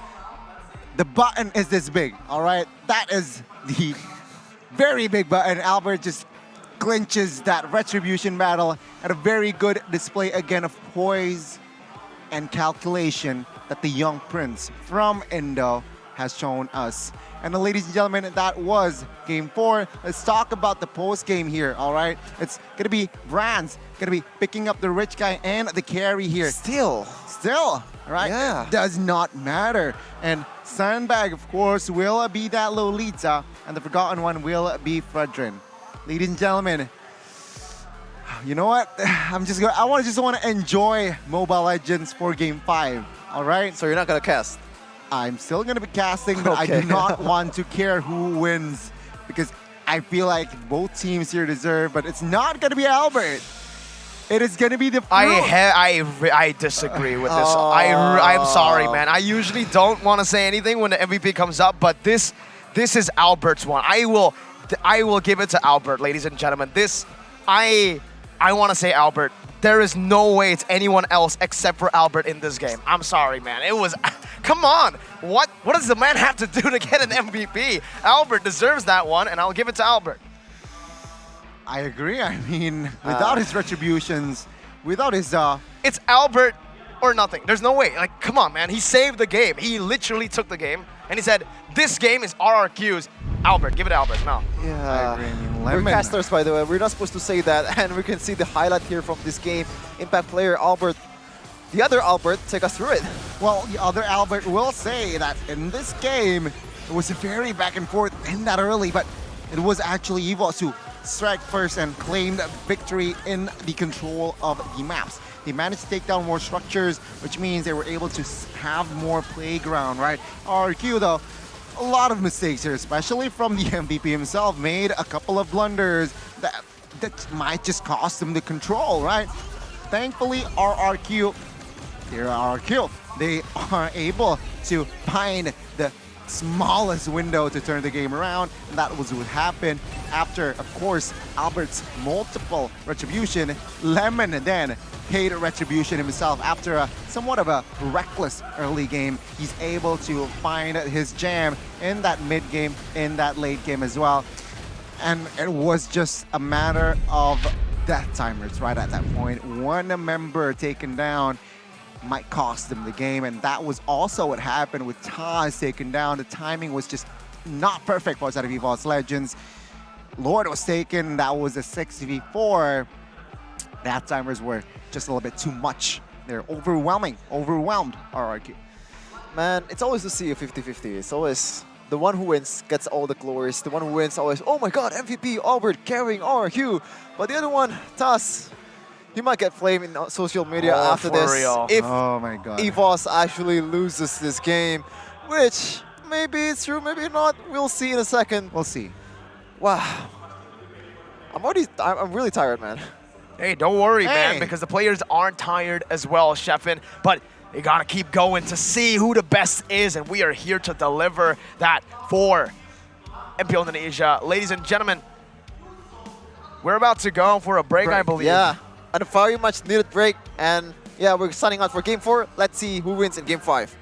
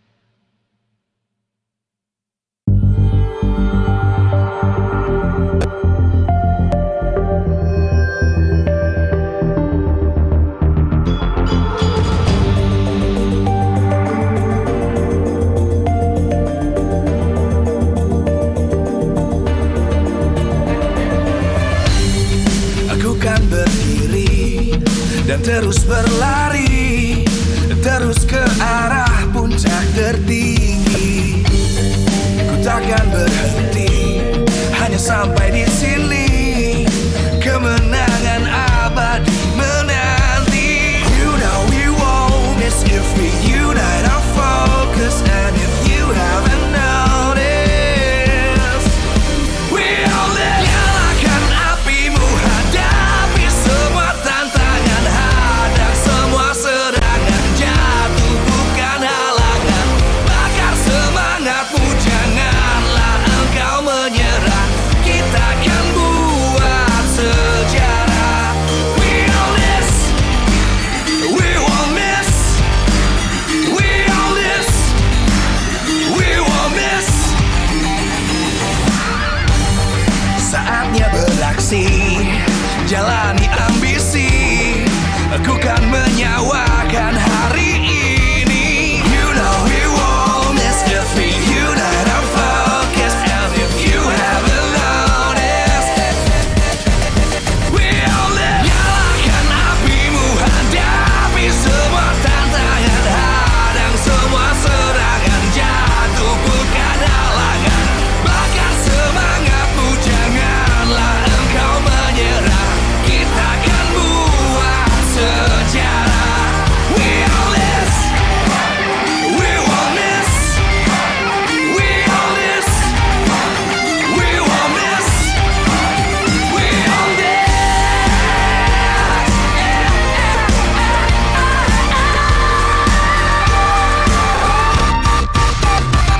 Nyalakan apimu, hadapi semua tantangan, hadang semua serangan, jatuh bukan halangan. Bakar semangatmu, janganlah engkau menyerah. Kita akan buat sejarah. We all this.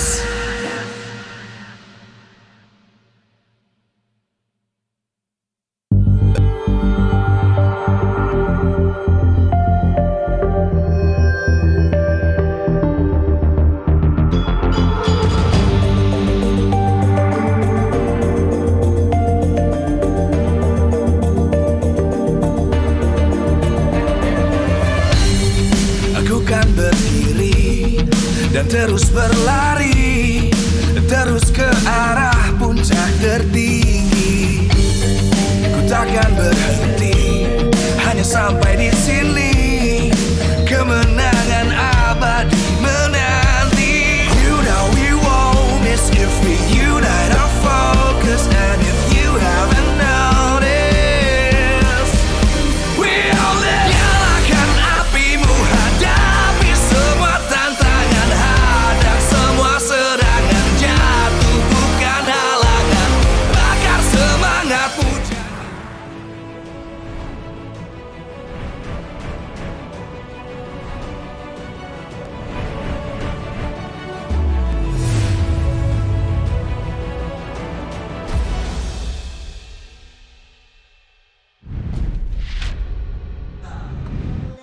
Welcome back to Ultimate Classico Game 5. The decider, the one who wins will go to the lower bracket finals, and the one who loses will go home and shatter dreams, I guess. Shatter dreams. Their hope will not be continued in these playoffs. We'll see if Dreams gets his dream shattered, or maybe it's RRQ here. EVOS and RRQ. EVOS had the lead 2-1. They had the lead in the game too, but Albert was like, no. You want a Lord? No. Nada. Not at all. No. No? Good boy. All right, so ladies and gentlemen, it's back to a best of one. Okay, what will 2-2. we expect, right? RRQ, they were quite shaky in that game, I must say. The only stabilizer in that game was Albert, right? You mean Lemon? Oh. He got Lemon. the MVP. He got the MVP. You're right. But Albert was the one who stabilized that game. MVP, sure, we have to move on. Right? We have to move on. But in that game, Albert deserves MVP in the English desk, in the English caster's desk at least. He is the one who stabilizes. He got the retribution when the team needs the most. He also just performs, doesn't really go for the bloodlust killer. Of course, you're on a Fredrin. You just need to be stable. You just need to be reliable on that turtle or lord take rather. It's going to be a very interesting, again, that I expect the same from the side of Albert. Lemon, though, on the other hand, sure, he got the MVP, but he also needs to step up his game, be more in sync with his team. EVOS Legends on the other side, I expect them to be more, when you're controlling, when you are in control, don't hesitate that much. Sure, it's a very important stake, very important game, but twice I feel like 2 games that they lost, it was because of a hesitation. And that split second, right? That split second decision making was just evident that EVOS Legends, just because of a hesitation, they just lost their control fully, right? Not just slowly or small, great, right? So again, they need to just bounce back and just be more clear in their execution in this last game. EVOS will be the first one to pick. Let's see if this is the same draft in the last 2 games. Another Yujong, Yves, and Cloud combo for EVOS. Or will RRQ adjust after their W? Do you think it still needs an adjustment? Because I think yes. RRQ is very, very shaky. Albert is the one who bails them out in the end. And even in those kind of situations, the one who is favored to win the retribution was Taz, right? The better, he has the better control. He has the better pressure. Like there's no pressure at all towards Taz to actually take the retribution. Meanwhile, on Albert, it's usually like 1v4, like 2v4. It's kind of impossible retribution from Albert. So yeah, RQ might need to adjust more. They need to, and it seems like here, yeah, I'm quite surprised actually, right? We have yet to see a side change. EVOS, though, they will still stick with the same band, seems like, right? With the I am the power of light. Valentina. Perhaps here now, EVOS will go and ban the Diggy. Yeah. All right. I think the adjustments need to be made, though. Oh, they make it for EVOS with the Arlet ban here. So MVP. Again, respecting the MVP of game number 4. But again, RRQ, this time, I think they need to make some changes as well, right? Because again, it really feels like in that game, if it wasn't for Albert and his stupidly good retributions, his godly retributions, it would have been over, right? There were so many moments where it was a steal that kept them going, literally. So in the draft itself, early, mid, and even in the later stage, it was EVOS with the advantage most of the time. Come on, Dexter. There you go. It's going to be the Claude. Finally. Finally. All right, it's going to be Claude ban. I mean, usually it's just an auto Claude ban, but in game 2, 3, and 4, Claude was opened. EVOS with this. Need some stitches? Wow, there you go. Finally, they will pick up the Melissa. Melissa, we've never seen this before, right? We have. No, like first pick, first place? Yeah, we have. Oh, actually, okay. So finally, Melissa getting the respect that she deserves. Very, very good in lane. And we have a comment here from Clay. What will happen in the MPL ID Season 11 playoffs? Inshallah, we'll be champions. Let's see. Clay with the dream as well, right? RQ.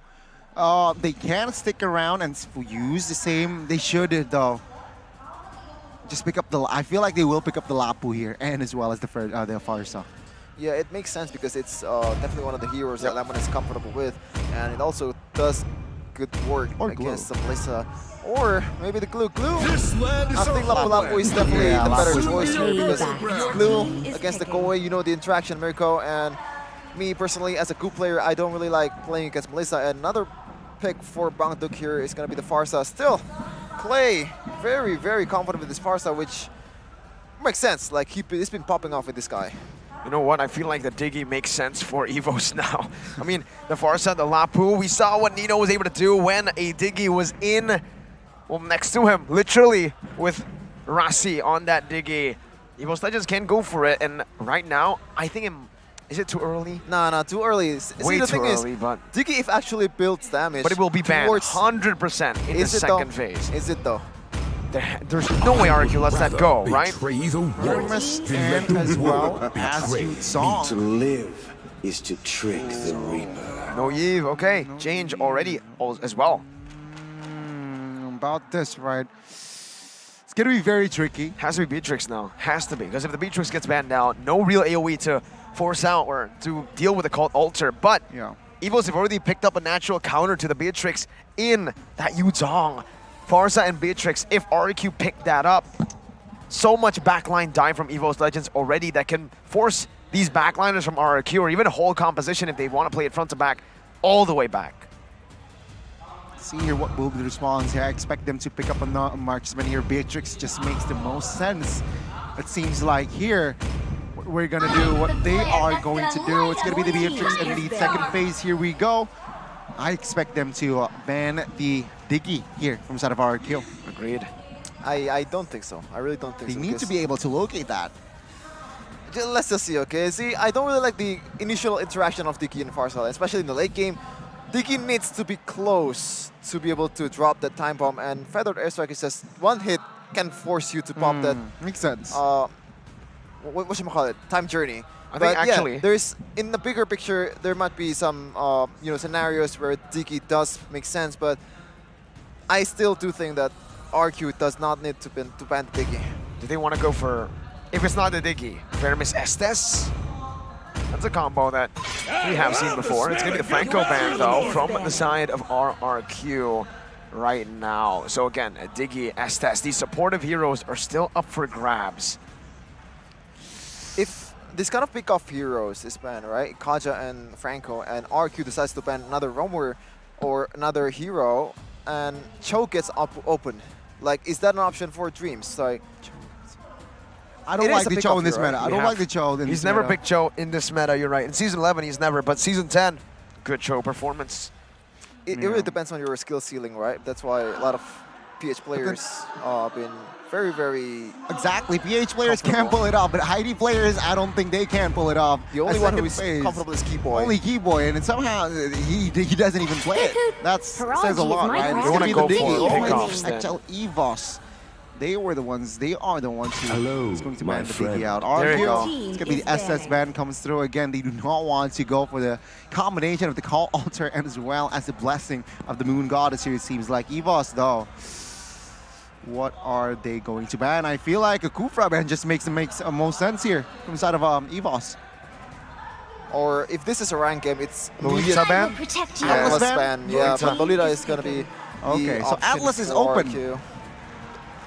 It is. Yeah, Atlas just makes the most sense, I guess, but it kind of feels like it's a bit too straightforward, isn't it?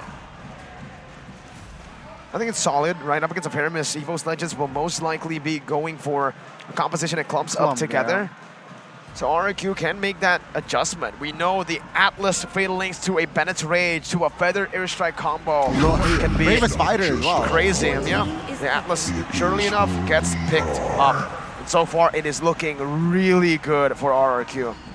Well, the only option here, I think, is Martis, and probably the only...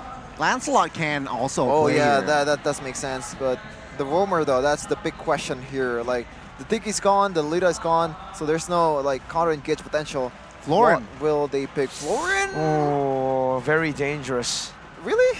I don't think in this comp they want to go for a Florin. But hey, if they really want to double down on that healing, that clumped up team fights, then sure, some sustain against an Atlas. Oh, the Akai, bro. The Akai makes sense here. Yeah, Akai jungle. Right. And Adita. Okay. Double it down. To banish all what? It's going to be the Lancelot. Wow. So you predicted it. Not the best win rate here, 33%. And Kadira on Dreams. He has not been playing this hero a lot because it gets banned. It either gets banned, or when it doesn't get banned, the situation just does not call for it. But we'll see RRQ, one more pick for the jungle area. What will it be? So, Assassin does make sense here. But the downside is, it's a Call Altar. He should. It's going to be a standard veteran for Albert once again, looking to recreate those retribution takes again. Let's see indeed, ladies and gentlemen, who will grab the last game. Both bans fan bases here, Kingdom and as well as EVOS Roar, EVOS fams.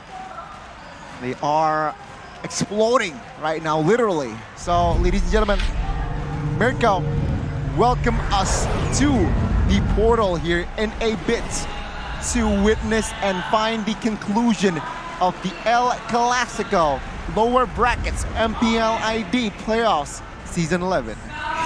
Here it is, ladies and gentlemen.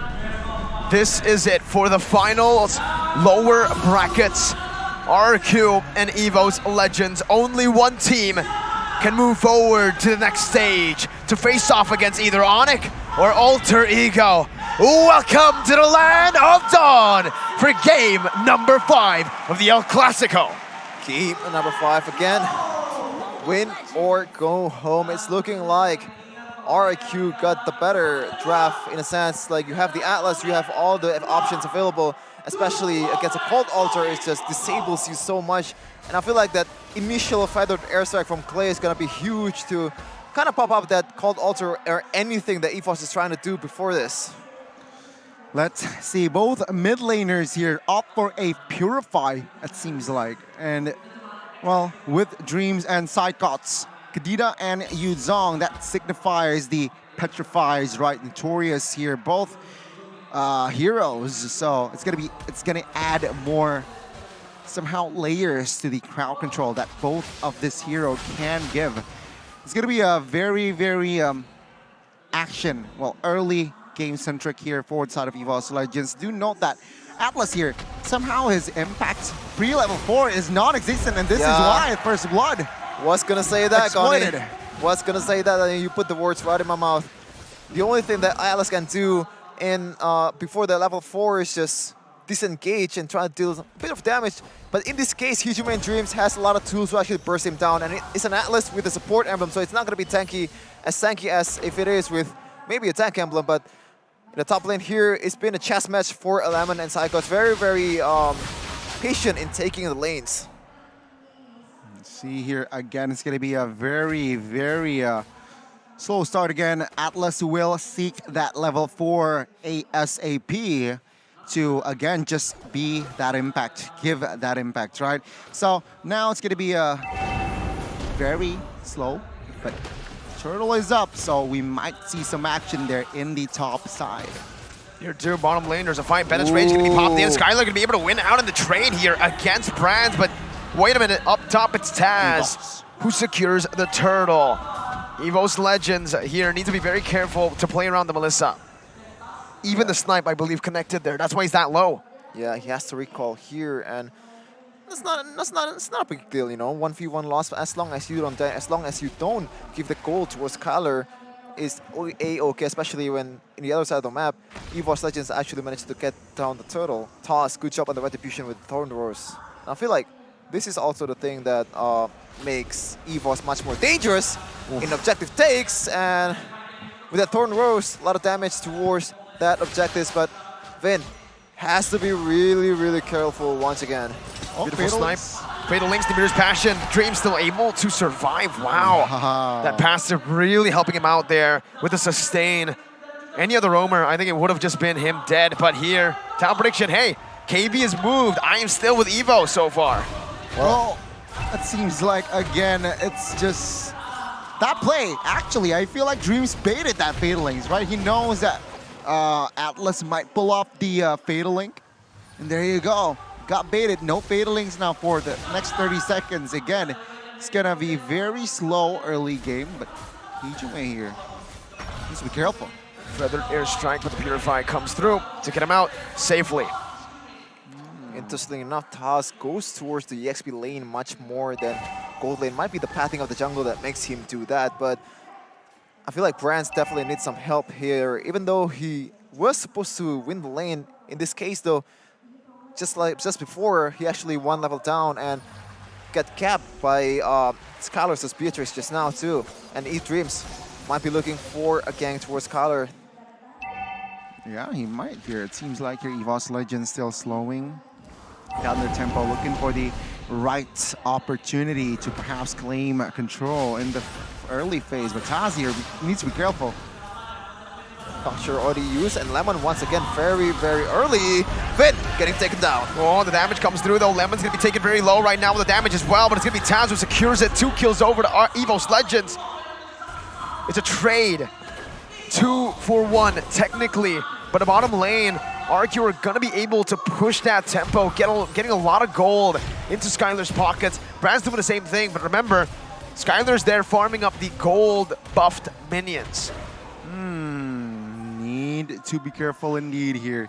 RRQ, they find compensation in that gold shield turret top side. They decide to switch as well. So Yuzong going to the bot side. It's over minute number 5. So I guess they want more somehow. Sure, they want more security, right? Top side 2v1 here. The Lapu Lemon here seems to be the main focus from the EVOS side. It's 3-0 with both teams getting the total, but instead the gold lead is not there. It's just 300 for EVOS Legends, 100 for each kill. Like, this is what makes RQ good. Always know when to get the gold, especially Albert with the farm. Nothing just yet. Albert almost getting tossed on a taunt there, but Vin or Dreams might be eyeing for a cheeky pick. Clay has a Purify though. He needs to play very slow, and he does. He just used the rough waves, and now it actually might be just a bait. Clay perfectly played, and Albert with a proper response to take Dreams down. First kill, RQ are on the board. You know what I like though? He knows that when Clay's probably gonna use the pet Purify, but in the end, he actually didn't use it. But Psychos, no way you're getting away from that. Yep. There you go. Well, it seems like it's going to be another structure taken down as well. A very good proactiveness there from the side of Vin. Flicker, conceal play was also made there. Flicker, Fatal Links. Psychops didn't even have the chance to go and pop that Black Dragon form. Turtle is up here, the last one. Who will get it? It stands. It's still 1-1. Neutral objective-wise, who will get that last turtle? Let's see. Should be favoring Taz with the puncture, with the stacks. But look at Dreams. He's zoning Clay away already as Vin jumps in with a perfect match, looking for an opening. Clay still able to zone away, and Taz wins the retry battle this time around with the stun by Lemon. Not able to connect. EVOS Legends will be able to equalize a bit. Taz looking for Skylar there with a puncture. But the goal lead is still in the grasps of the Kings, 1,000. Let's see here, what will they brew up after that turtle take here? What will they translate to? Dreams here trying to harass Lemon in the top area, and it seems like RRQ, they also just slowing down their tempo here. Not much of an action-packed game, but Albert moves on towards Hujung, and perhaps he wants to bait that call alter. Oh my god, so much damage to Bennett's Rage and the Appraiser's Wrath. Brand's though on the top side. He's going to be able to survive a gank there from Clay. So far, EVOS has been forcing the mirroring from Yuzong towards that Beatrix, but Dreams might be in trouble, and he is in trouble, getting taken down by Skylar. Another kill, 2-0-0. That's another gold for your gold laner. But so far, Yuzong has been mirrored by Skylar, or it's actually backwards. Yuzong wants to get matched up with the Beatrix from EVOS. So how long will this last? When and why? That's a good question, right? Top structure now, taken down RQ. They look for another structure here, perhaps. The inner turret now is going to be the target. It's not looking good for EVOS Legends. They are starting to lose grasp, man. RRQ, championship mentality. Let's see. Fatal Links now still intact. Well, no, it's still on cooldown, rather. 2k gold lead for RRQ. They're sitting in a very comfortable position right now, especially the turrets. They're basically untouched. Meanwhile, EVOS Legends already about 3 turrets down in top lane. Already base turret left. But right now, with that wave minion, with that pressure from RRQ, will they be able to secure the Lord here and end the series? There's a possibility. Taz getting knocked up now by Albert as he is able to utilize the puncture. Vin still having the flicker and the Fatal Links. Wants to hold off. It comes down to Brands again. Very Brand-centric. Finn with the Fatal Links right now, but it's going to be bursted down just a bit. But the call altar comes down from Hijime. Now it's an all-in onto Brands, who's going to be killed by Skylar. He's still able to disengage as Psychots dives into the back. RRQ with a phenomenal performance here in this team fight. They all survive, and Brands dies. Brands dies, and not the perfect opportunity, but it is an opportunity. 5v4 right now for RRQ. Has to watch out for Taz's Retribution as he has Lancelot. He can weave out through all the CC, throughout all the damage from RRQ, but it's looking pretty bad for him. Taz with the puncture, getting out with a stun now with a flicker. Wow. Lemon finding it. Taz gonna be chunked very low. He's still able to escape for a bit. Phantom execution as well. No way he gets it. And yes, he doesn't. Albert is the one who gets it there. Psychots able to find a trade. It's a 2-for-1 as Skylar flickers forward. Psychots, he's gonna be gunned down. Skylar finds a mega kill. Okay, I thought Dreams was actually getting the Lord there. That's why I scream out loud. But and again, Albert, very, very safe. And Lemon, finally the reactive plays pays off as he pretty much gunned down Taz to low HP. And Dreams once again might be forced to use the ult. Oh yeah, the Appraiser's Wrath penetrates everything. The ult comes down. Dreams can escape, but so far in this game, this Kadena hasn't really been able to create a good impact for the team for the most part, Gani. Well, this is going to be a very interesting defense and offense here. RRQ, their set is at 4,000 gold, right? And with this pressure that they're building up, it's going to be a question to the side of EVOS Legends. Will you be able to withstand the pressure? The Renner's apathy there was just also could also deal damage, and the turret in the mid will fall for the side of EVOS Legends. RRQ already looking for the inner turret in the bot side. That signifies that Magic Sentry for the side of EVOS Legends is also playable. So they will need to be careful here. RRQ looking very, very convincing. Interesting itemization from Lemon there. He chooses to go for Radiant Armor instead of a Athena Shield. I believe he wants to debuff the opponent instead of just surviving on his own. Granted though, I think, to be fair, Lemon is definitely not the target for Dreams, not the perfect target, so he might, just think, oh, you know what, Dreams not gonna go on me, so let's just kind of debuff their magic attack for my teammates.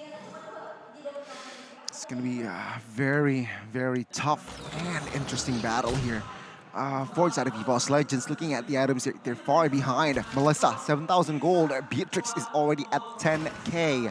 That's not a good sign. If we compare it, also Farsa here and Faramis equal.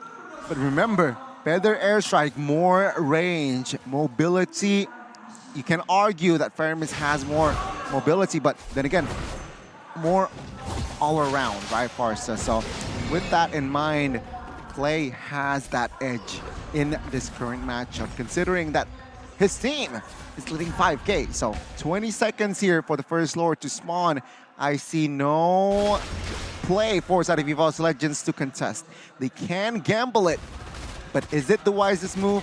No, right? So they should just focus perhaps more on towards a defense rather than a gamble to contest and Lord. But it seems like their rotation here, they might look for a contest.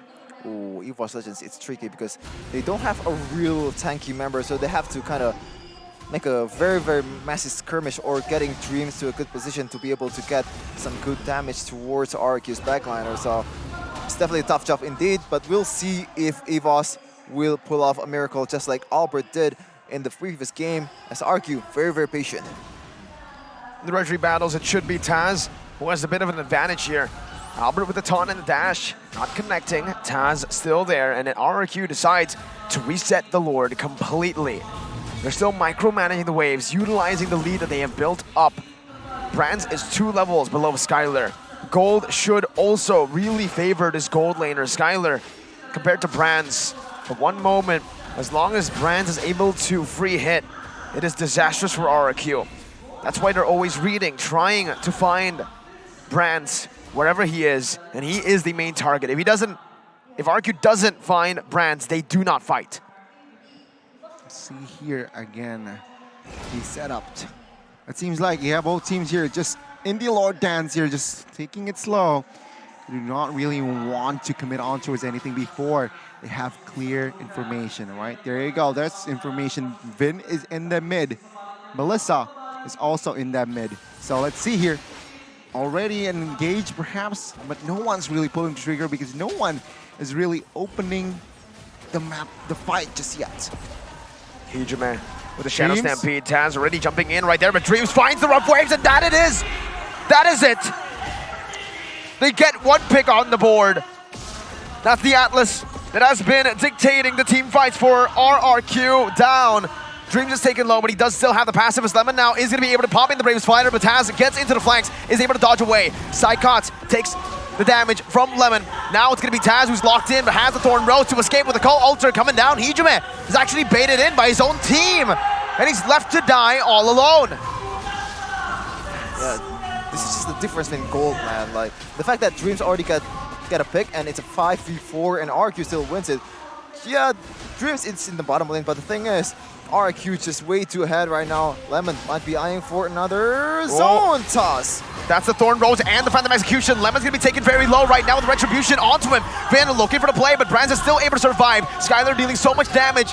EVOS need to respect this. Vin with a perfect match. Taz looking for the opening, but it will just be Albert who takes it away. EVOS Legends forced to run, but Dreams gets sniped down by Skylar from downtown. And Clay picks up the kill. 6-0-1 for Skylar so far. Perfect game. Another beautiful Renner's apathy getting the job done for Albert. The icing on the cake of that team fight. And right now, EVOS will try to force to defend this without minimal high ground potential here. No Yves, no Farsa. The only thing that they can rely on is Brands with his Inspire, with his models. So we'll see if Brands can pull it off this time around. See here again, it's going to be another offense for the Kings of Kings. Looking at this as it stands, right, 6,000, almost 7,000 goal lead here. EVOS Legends. Looking at their composition, I gotta say they are able to defend this one here. But then again, RRQ has the flicker, the fatal links, right? No flicker, but the fatal links. Let's see how will Vin open this up. And a Feathered Airstrike too is gonna be such a hassle to deal with for Brands. At this point, RRQ definitely has way more to say, knowing EVOS Legends don't really have that wave clear presence that they did in the previous game with Yves. Taz with a puncture, trying to just clear that wave. EVOS Legends will give that top lane away. They will instead clear the other waves. Now putting the focus down, Brands needs to be very, very careful. Places the muddles, but RRQ can still engage, and they will just give it up. Again, the high ground control not present for EVOS Legends. Very, very patient right now, RRQ. They definitely could have risked it, but this is game 5 of playoffs. If you don't win, you go home. So they'll take it easy, and Finn might be eyeing for Fatal Links. Oh, Taz is actually going to be able to bait so much. Dreams. Clay no Feather Airstrike, very low. Psychots with a Black Dragon form, but RRQ with a proper disengage. EVOS Legends not given the chance to look for that opening. 2 base turrets here taken down. So with that Lord, it wasn't really to end it just yet here, it seems like. You're right, Vin played it disciplinedly here, does not go for the crazy perfect match and a Fatal X combo, but this time he has Flicker. I think things might change. And he's flanking too? No, it's not. Okay, I thought it's the Keyboy flank, the original Keyboy flank, but it turns out he goes for the front side instead. So Lord is about 30 seconds right now. So far, RRQ, even if they do lose this, no, actually, if they actually lose this, it's gonna be vital, because if you lose the team fight in the Lord, it's gonna spell for trouble, because there's no one that's gonna defend those turrets. And if one lane's gonna get, pretty much taken down from the auto turret towards the base turret, the other turret becomes weak as well, because you don't have that much pressure. You don't have that much map owned to actually defend that. But right now, RQ is still standing strong with 9 turrets available. EVOS, only 1. Oh God, let's see here. It's still a perfect game for RQ, you're right, in terms of turrets. Oh, Taz. Oh, that was a mistake, but no one punishes. Taz doesn't have the puncture. He missed it, actually. Let's see here again. RQ with the setup, right? Yeah, opens a lot of bush, a lot of map control. Taz struggling to penetrate towards that Lord's area, and no one is helping to open things up. Perhaps Sidecuts there is ready to pull the Black Dragon form. Let's see though. What will they brew up? Fatal Links, Nibiru's Passion, Taz is down! Dreams looking for the back, but Albert spots it out, stops it from happening. RRQ with a massive lead. Evolved Lord into their hands. Oh my God, Americo Shepin. This might be it. This might be it. Is the dynasty of RRQ still that strong? Taking away at the items here already. 1-2 Immortals in hand. That is bad. Oh my God, that's an alt waste. Let's see here. Two-wave push. Let's see. Many waves in the mid lane. Micromanage. Finn looking for the Fatal Links on the conceal as well. Immortality being built by Lemon right now as Albert is able to zone them away from the mid lane base turret. EVOS, how will they defend? Can they defend? Psycho! Oh my God, what was that damage? Clay with one shot. Taz buying some time with the Phantom Execution. Heejin in the midst of it all right now. Popping a call Alter as RRQ look for an opening. Dreams with the Petrify in the rough waves, but he will not be able to find anyone. Evo somehow still able to defend, still able to micromanage. Taz with the puncture once again. That's gonna be Brand still free hitting with his fire. Brands with the damage and the go away today to dish the damage out onto the back. Albert in shambles, RRQ in shambles as they walk back. Taz will fall to the impeccable timing from Clay's feathered airstrike. When it looks over, it never is over. EVOS and RRQ pushed to the limits. Wow, Brands, shout out to him, man, playing safe to the last minute. But the thing though, Finn is very, very indecisive because of Brands' positioning. He knows that the key to victory for EVOS Legends is Brands. The only thing that can bail them out to make that miraculous base defense is Brands. And Finn doesn't want to go for a Fatal Link, doesn't even want to go for a 3-man Fatal Links, even if Brands is not there. Oh, look at the damage still though. Brands, does he have any defensive items, Gani? I don't think so. Now we need to check. There you go. The Athena was just built. So Clay, the Holy Crystal in full effect, right? Instant replay though. What happened was take a look here. RQ hesitating again, not quite sure. Vin flicker. Oh my goodness, Brands just re-hitting in the backside. Perfect timing on that Inspire as well. It's just, yeah, RQ was just yelling, fall back there in that base. But still though, if we're talking about like lead, if we're talking about like who's ahead, it's still heavily favoring RRQ. It's just another reset here, 20 seconds in the next Lord. I think it's do or die. Yeah, it's always do or EVOS die. Legends needs to contest this. If not, I don't think they can defend. Again, can they? Can they? Perhaps with Rands, that was the perfect scenario for EVOS Legends though. Will they be able to pull it off again? Before this, we said that this was it. Like, there's no way. There's just no the only high thing that can ground. bail him out is Brands. But it turns out Brands just does wonders for EVOS Legends. But this time around, RRQ, they want to get this Lord as safe as possible. And Lemon might be eyeing for another early previous fighter just to get Taz down. Bot lane though, the web pressure, as always for RRQ, still 9 turrets available. Another homework for EVOS Legends to do, so let's see who will be clearing that minion in the bottom lane. I don't think they can set anyone. They just need to clear it when it actually crashes into the base because it's way too far if they want to push it out. Remember, RQ still have 9 turrets to play with. They have all the turrets remaining. EVOs are in a position where it's forced errors everywhere. Lemon with a stun, Taz with a disengage, Phantom Execution to the back. Taz looking for an opening desperately, but Albert isn't committing. Black Dragon form popped in, and now it's desperation for EVOS Legends. The Lord is resetted, and RRQ can play with it again. EVOS need to reset, need to wait for the cooldowns again. Wow, even if RRQ has the advantage there, RRQ knows that they have the better position, but Lemon goes in with another Bravest Fighter trying to shoo away Taz and Hijime. Yeah, he's low. He has to find another creep to somehow Melissa's bot side. Use the spell fam. Yeah, Melissa's bot, and this is might be. Yeah. Yep. There's no way. Taz looking for the opening once again. Has the Thorn Rose. The Call Altar saves his life.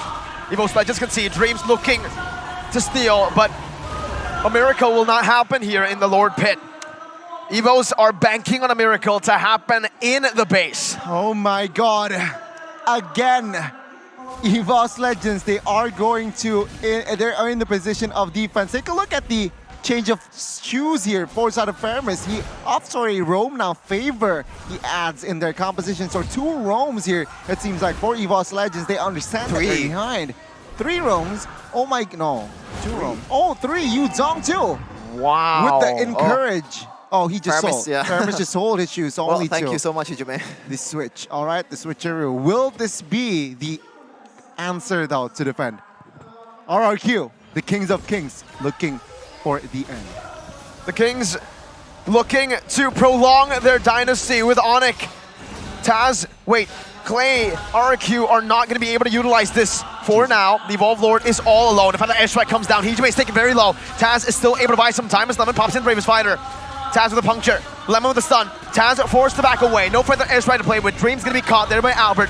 Sidecost now with Black Dragon form. Onto the back with a petrify on the Skylar! And the rough waves! But Skylar somehow is still able to defend! 3-man fatal links onto Brands! Now dealing some damage. The Lord still onto the base. Hijume finds the kill back. Brands is free hitting! No way! The Tigers have defended again! I have no words. The game for the Aegis. The ultimate classical. Gold doesn't matter anymore. RRQ still has 9 turrets. Somehow, some way, EVOS, the White Tigers, still holding on to the base. What is going on? How have they done it? A miracle is an understatement, but there's a fight going on as the replay comes in. No, there's not. Okay, Skylar here. He gets away, but the fataling here does not connect onto the Melissa, where it. Oh my. The Call Altar, man. The Call Altar. Hijume was also the MVP there to help his teammates survive. Finn got the 3-man. What more could you ask for? He got the 3-man. Oh my god. Well, you gotta combine the act of that 3-man fatalings with a proper follow-up, but I think Finn doesn't see that all the members of ERRQ doesn't have the resources, or even Skylar is not in the vicinity to actually punish. So that's why Brands is still able to live on and deal that amount of damage with the Trinity build and the Inspired 2. EVOS, what more do you have? What tricks are left in your sleeves? Even the real-time win probability doesn't believe it. Man, what do you think about this game, ladies and gentlemen? It's still going. We're going back to a half-an-hour game, it seems like now with the Lord, though. It's gonna come up. It's gonna spawn. RRQ, man. RRQ. And EVOS. What is this game? Hijume was clutch with the Call Altar. Brands was even clutcher, if that is even a word. It is a word for this game. This game has literally created a new word. Exactly. He's even clutcher, right? The free hitting, the positioning, the timing that he pops off was just needed for the side of EVOS Legends.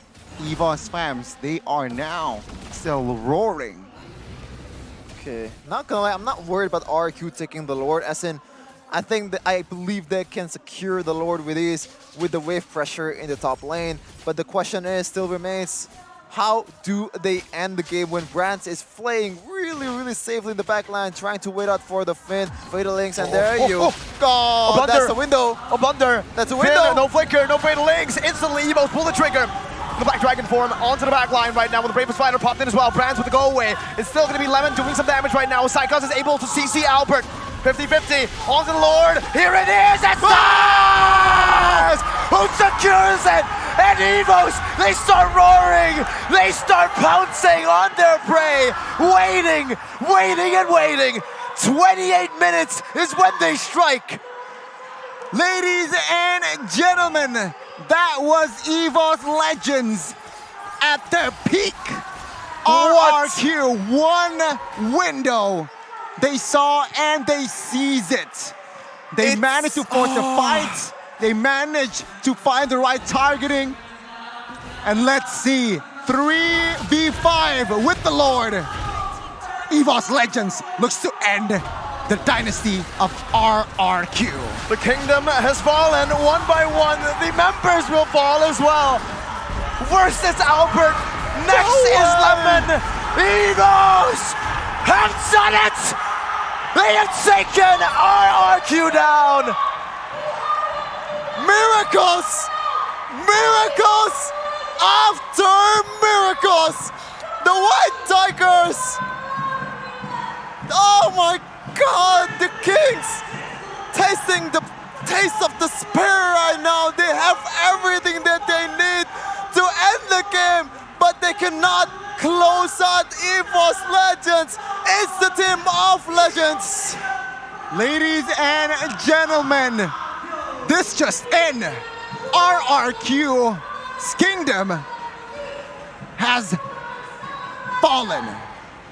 I repeat, this just in. RRQ's dynasty kingdom has fallen. RRQ have gotten the better of EVOS in this season in 2 legs. The 3rd time's the charm. The fans believe it, and EVOS surely believe it. A miraculous defense, a miraculous steal, a miraculous series for the Blue Tigers. We're speechless. Ladies and gentlemen, a performance of the ages. After almost 2 years, it's gonna be confirmed. It's not gonna be ONIC RRQ Grand Finals. It still can be ONIC, but he will not be accompanied with RRQ. 9 turrets to 0. Wow. For the longest time too, they hold on to that 9 turrets for a long time until their last moment there with a toss with the retribution when it matters. Before that, it's always RRQ winning it out. RRQ with the pressure. All of it goes in their favor, but toss, clutch. Oh man, the emotions is just pouring in, even as the fans. I am shaking. Ultimate Classico, Ultimate Classico. Ultimate Classico, truly. The El Clasico. Best of 5. That we all want to see every single time. An El Clasico that will go down in the history books as one of the best. And EVOS takes it. And we're gonna see some parting words from... Where is Lemon is the question. What? Where is Lemon is the question. Oh wow. He's not on stage. What I do know is the Mirror Blast still stands strong. We're gonna see some parting words from RRQ right now. Thank you banget Kingdom yang udah support kita di MPL Season 11 ini. Sorry kalau hasilnya mengecewakan. Terima kasih juga buat MPL Season 11 dan sampai jumpa di Season 12 guys. And that is the parting words of the 4 members. It's been a while since we listened to a parting word from Team RRQ, Shepin. It's been a while. I gotta say, man, like, I think Lemon should be there. Like, you lose as a 5, you win as a 5. Maybe there's some outside reasons that I don't know that makes Lemon, or maybe he's just, you know, trying to take a wee or something. But I heard he's sick. Oh, he's sick? Okay. There you go. That's the reason, I guess, for RRQ Lemon not in the stage. But again, this goes to show you that miracles do happen if you hold it on for so long.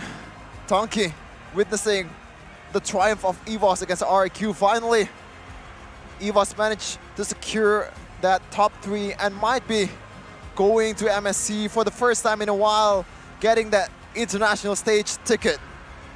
A legend witnessing a legend in the making. Confirmed indeed. It's man, I have no words. I don't know what to say. EVOS Legends. It's the stuff of the legends. It is The story that you would think is just Legends.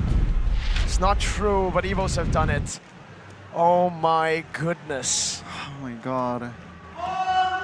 You see, this kind of game, I'm honored to be able to cast this game, but as, you know, I want to see it as a fan, like how does it feel to be an EVOS fan right now? And how does it feel to be an RQ fan? Just all the hopes crumbled in the last second, just the very last second. Gotta say, I'm having goosebumps right now, seriously. Same. One of the best games, one of the best series is with the emotions, with the stakes, with the pride of two of the biggest orgs in Indonesia. And it comes down to a 30-minute game, Gani. 3-2. Perfect. Perfect conclusion. Perfect. Host, take it away.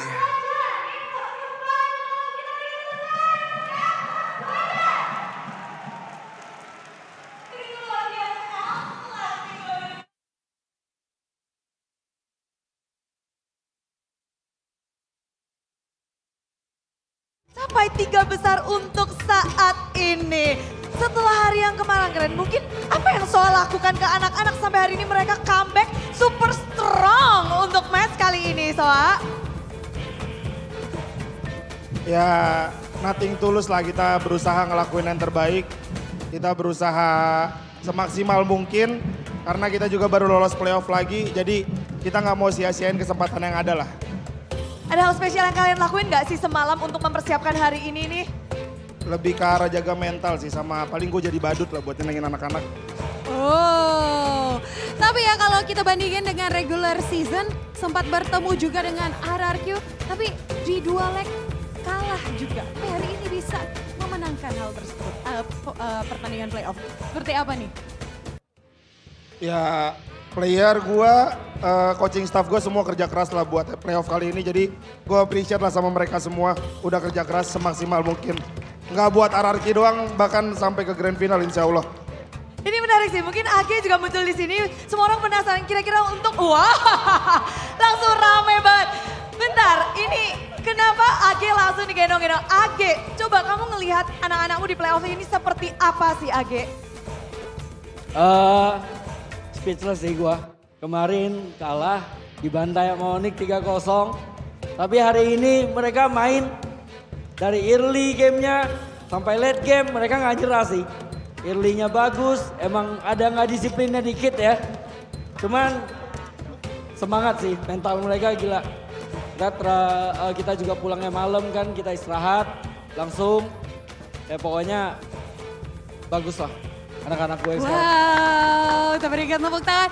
Dan ngomongin untuk match selanjutnya ya, EVOS Legends ini nanti akan bertemu di antara ONIC atau Alter Ego. Mau ketemu siapa? Mau balas dendam kah? Pilihannya sulit ya. Mau ketemu nanti yang kalah aja. Sudah jelas ya AG ya. Sudah pasti kalian di final lower bracket nih. Tapi mungkin kita boleh tarik ulur ke belakang. Kalau ONIC sangat kuat, apalagi kemarin baru saja. Dan juga Alter Ego juga. Jadi historinya dua-duanya tuh ada. Untuk AG, mana sih tim yang di babak playoff ini performanya mengerikan atau di luar ekspektasi dari AG sendiri? Ya, kalau saya mungkin nggak bisa jawab lawan AE ataupun ONIC karena saya nggak mau ngedoain orang kalah. Jadi biarin mereka aja, siapa yang turun kita siap lawan. Oh, performa menyeramkan maksudnya? Yang paling serem.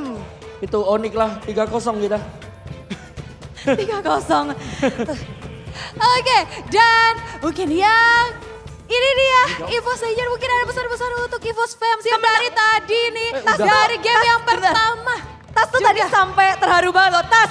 El Clasico kali ini apakah berbeda dengan regular season sampai kamu benar-benar terharu? Adakah sesuatu yang ingin kamu sampaikan atau mau ceritakan, Tas?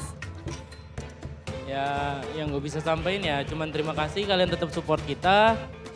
Ya, mungkin beberapa dari kalian udah hopeless lah ngeliat tinggal 1 tower kayak gitu, tapi berhasil comeback lah. MPL Arena mana suaranya? Sekali lagi kita berikan tepuk tangan untuk EVOS Legends! Wow! untuk merayakan pula kemenangan. Inilah dia. You cannot make this up, even if you want to. RQ had the whole game in their hands, and EVOS, just the right moment, the one moment, the decider toss with retribution, just steals it away, snatch it away, the crown from the Kings. And the White Tigers right now sits on RRQ's throne. Like, wow, man, just a lot of members of EVOS Legends performed. But even if we try to point out like one MVP for this game, it's really hard, Mirko Kani. It's actually really hard. Franz playing really, really safely in all the Lord fights, in all of the Lord defense. Hijume micromanaging, covering, damaging, going in and out with the Cold Ultra 2. Taz 2, the retribution at the final play, that's just one moment that decides it all. And also Psychos and crew too, knowing when to back out, knowing when to not commit, knowing when to, you know, stay low. Just insane. And want to remember, Dreams, even though the KDA was horrible, it is actually horrible. He managed to get some 1 or 2 moments where he actually shines, but I think if we're talking about weakest link, it's Dreams, right? But it doesn't matter, EVOS still gets the W. It doesn't matter who plays bad, EVOS still had the last laugh. Everyone, and I mean everyone on RRQ played it better than EVOS in the game, early to mid. They got every objective. They didn't concede a single turret in this game up until the very end. And guess who won? Objectives win you the game. A gold lead wins you the game. Everything that you expect, that you think wins you the game, flip it all over, because this game shows you how you don't need any of that. Nope. EVOS, how, Gani? How did they manage this miraculous victory? Perseverance, determination, and passion, right? They were able to just hold 2, 3 lords here at this point here, minute number 20. They were able to defend. Man, and RRQ, they were not stopping as well. They tried to penetrate their base here. But it's not a good sign. RRQ, they weren't able to just find that loophole, that window that they need. And this is it, where the things change, where the turnaround. Claiming 3 members was not enough. If not, that was enough. They claimed the whole member. It was a wiped out. And ladies and gentlemen, that was the game of the series. I still have no words, ladies and gentlemen. El Clasico, a full best of 5. And the king, the quote-unquote, the past grand finalists, will have to bow down to the White Tigers this time. It looks like it's out of the storybook, right, Mirko? It really is, man. Again, oh my god, for the first time in 4 seasons, we're not going to see ONIC and RRQ in the grand finals. I think ONIC, there's still a big chance of that happening because they're just so damn good. 3-0 yesterday against this EVOS Legends, who gave that kind of performance against RRQ. But RRQ, for the first time in 4 seasons, they will be knocked out. They won't be able to make it to the next stage. This is something that will go down again in history. Will we see a new champ? Will Alter Ego be able to somehow pull another miracle? Might as well double down, right? Yeah, no Royal Bestie here in the grand finals, it seems like. Still, ONIC though, favorite to enter that slot. But of course, give it to the man. Hijume. It's going to be the MVP. 75% KP, 319, 603 GPM. He was the lifesaver that RRQ needed. Well, RRQ needed to go home because EVOS Legends, they were the ones that finally have a chance. They knocked out RRQ after throughout their whole regular season. They were the ones always taking the L. Ladies and gentlemen, in a bit, we are going to listen to the mic checks. Oh, we're gonna see how they order the comms, and I'm really interested to see the ending moment of EVOS.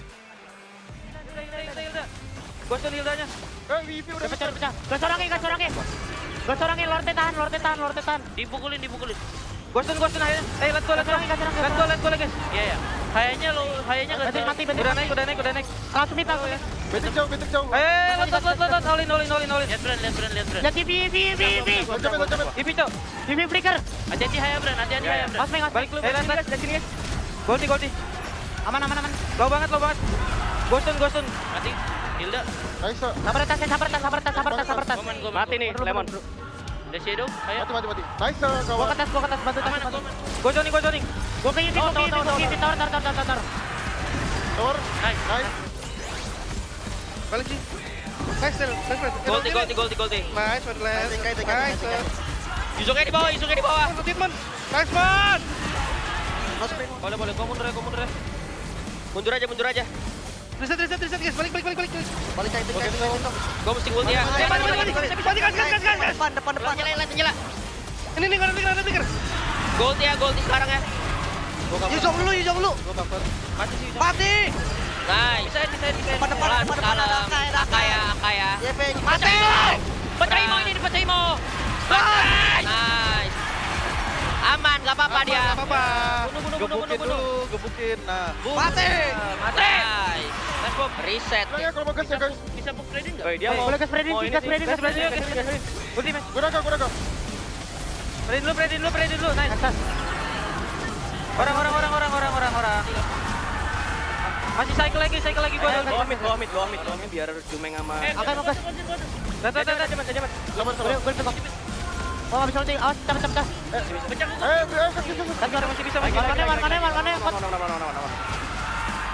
Mana? Mati. Go Fredin. Mati. Mati. Nice shot. Tor. Sabar. Gua TP. Flashing duet. Ada gigit tapi ya. Low banget. Majuin ler. Ada flicker Ini. Hati-hati aja belakang aku tuh. Nice. Balik. Nice banget, Bos. Aman ini orangnya lagi aja, dia perlu lihat slotnya. Pukul-pukulan.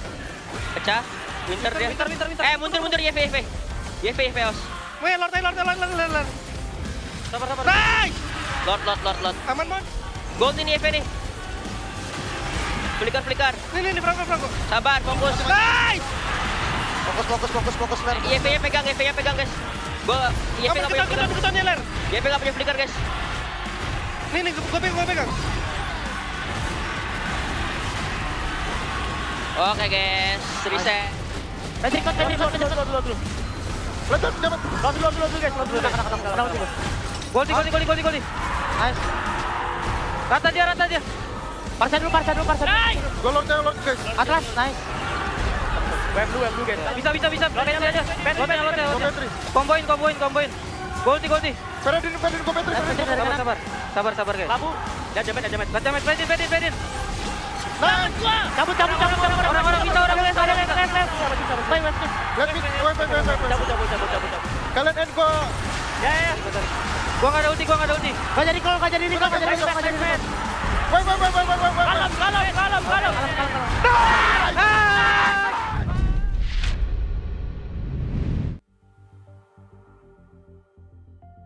Winning moment. You know what? I think I would have reacted harder than that, man. Oh yeah. That was For crazy. sure. That was crazy. That was pretty mild for a moment like that. For a moment, like I thought, but obviously they are still thinking ahead. They still have some more games Yeah, ahead. They I might guess, not want to yeah. go too all out here, but oh my God! Again, I didn't notice it, but Beatrix Skyler was cancelled by Dreams there down below. That's why he wasn't in the fight. And yeah, I was tunnel visioning on the fight that happened in the base itself. Oh my God, again, I'm so speechless still. This is such a good victory for EVOS Legends. 3-2. Hey, if there's a way to win El Clasico, this is a way to do it, man. Knocking your rivals down. Or no, knocking your rivals out. Exactly, and take a look at the keys to success, right? On-point symphony of skills in a team fights. Brands and Hijume's good positioning, and as well as damage dealers. I completely agree, where especially in that game, they were just battered, right? And it's going to be a very, very interesting here to see. Remember that every time that he is able to find success is because of Hijume, right? The Faramis picked that last game. Actually, have to say, equals to bye-bye to RQ. Goodbye to the kingdom here. So, on that note, it's confirmed. that we will have a new grand finalists. No Royal Bestie anymore, ladies and gentlemen. This time around, ONIC still has that great chance to secure that grand finals, but will not be accompanied by his friend throughout, what, 2 years almost? ONIC RQ is going to be ONIC with a new team. Man, I'm intrigued. No, Gani, this is the real question. Are we going to see 2 new grand finalists? Oh, that's big words, man. I don't think that's gonna happen. But man, you gotta talk about RQ's consistency, right? A lot of people love to bring people down, but RQ, they've been consistent for many years. They've been top 2 for a long time. Even from season 1, from MPL established, this is one of the best team in the league. So gotta give it to them, man. So don't bring them down, kind of lift them out. It will eventually happen, man. It will. Yeah. It's always like that. That was the only the first match, Mirko. You have to say bye-bye. Holy moly. We got another match. All right, this time Another big around, one. both teams here will not go home, though. Even though one of them will lose, they will just move down to the lower brackets. All right. So, Shepin, take us. Yeah, with that, we need a break. You need a break, and the players need a break. And for that, we're gonna be back with ONIC versus Alter Ego after this. Thank you for watching. Have a good night or have a good day, whatever you want, wherever you are.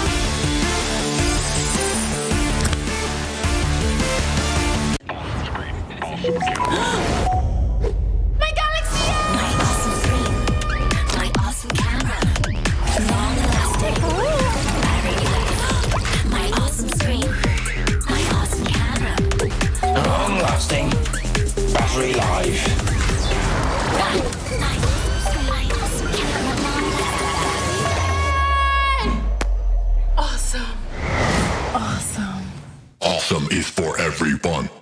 Ready? So it all started when I was at a friend's party. Mia, can you send me that? Sure. Everyone keeps asking. Mia, can you send me that? Even my French neighbor. I mean, all the time. Can you send me that? I'm not making this up. Hey, can you send me that? Everyone. Sure. Samsung Galaxy S23 Series 5G. Get it now.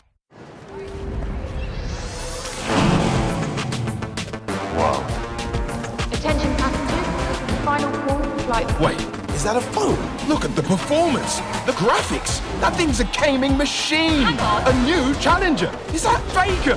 That man's a gaming legend. Everyone, fasten your seatbelts. And here we go! Samsung Galaxy S23 Series 5G. Get it now.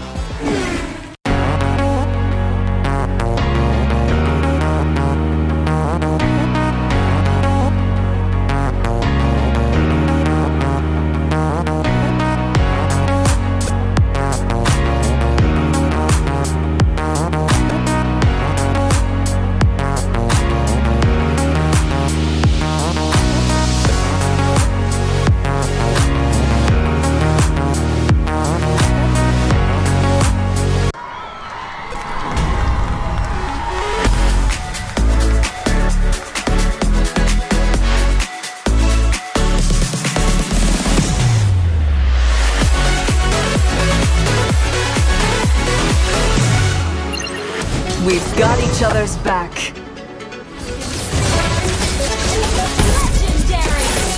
We're the best duet ever.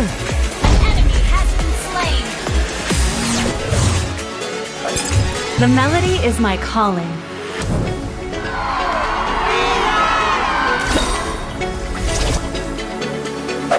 The music of my bow will cleanse their hearts.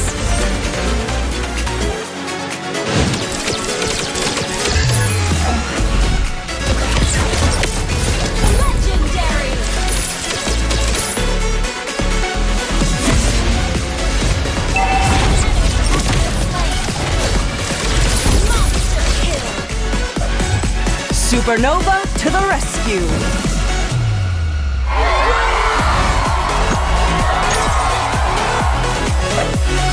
Music is the strongest form of magic.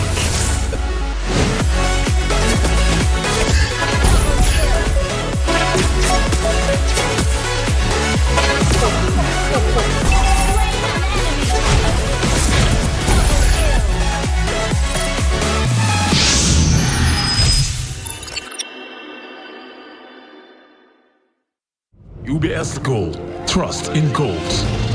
Kekompakan menjadi kekuatan, kehormatan menjadi tujuan, kemenangan adalah kemewahan bagi mereka yang berjuang meraih impian. Limited Edition UBS Gold X Mobile Legend Bang Bang. Rayakan setiap momen berharga dengan emas. Main bareng, investasi bareng UBS Gold. Limited Edition Maya Necklace UBS Gold X Mobile Legends Bang Bang. Limited Edition Eudora Bracelet UBS Gold X Mobile Legends Bang Bang. Limited Edition Bundle UBS Gold Bar X Mobile Legends Bang Bang. Gratis hero skin setiap pembelian item collaboration. Tersedia di ubslifestyle.com, Blibli, dan di e-commerce UBS Lifestyle.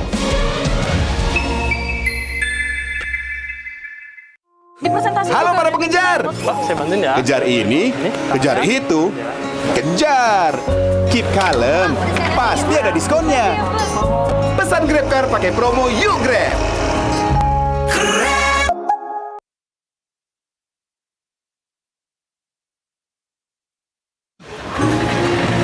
Halo para pengejar. Kejar ini, kejar itu, kejar. Keep kalem, nggak ada kata telat. Pesan Grab Bike ada jaminan anti ngaret.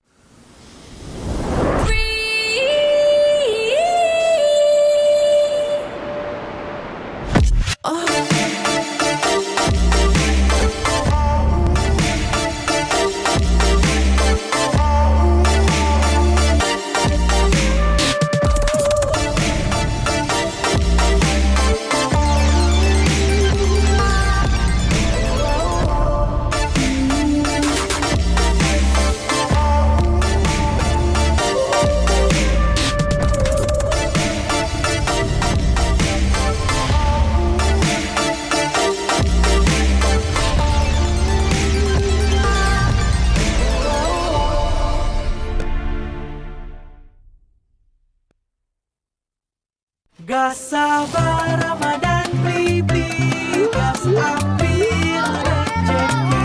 Voucher combo bertubi-tubi pasti puas belanja di Beli-beli. Belanja di Indomaret makin banyak untungnya. Kumpulkan cashback poin jadi untung terus. Makin sering belanja, makin banyak poin yang kamu dapatkan. Dapat diskon, jadi untung terus. Bayar belanjaanmu dengan poin yang kamu punya. Belanja jadi gratis, jadi untung terus. Dan untung terus dapat banyak promo. Jadi member Indomaret Poinku sekarang. Untungnya non-stop.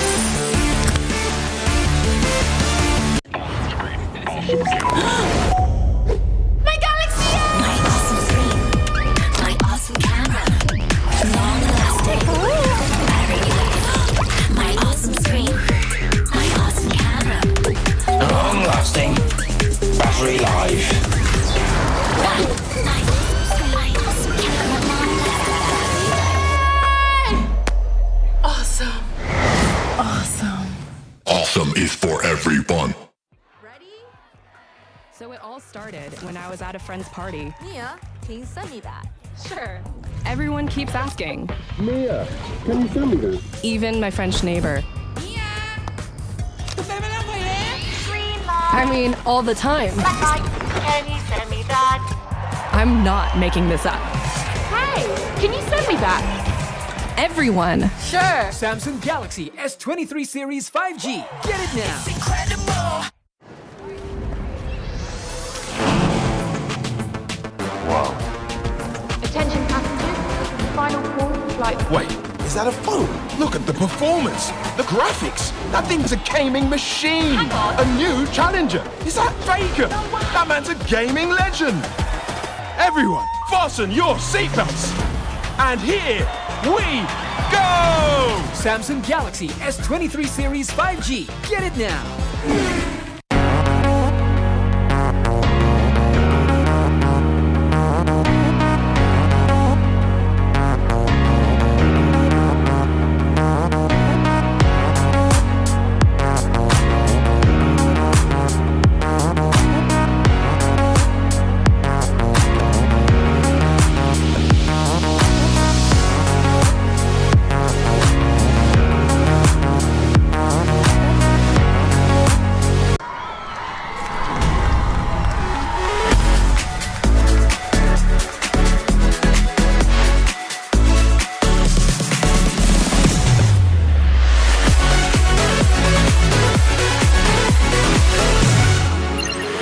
We've got each other's back.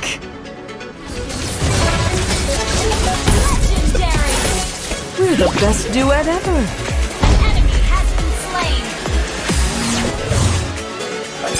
The melody is my calling.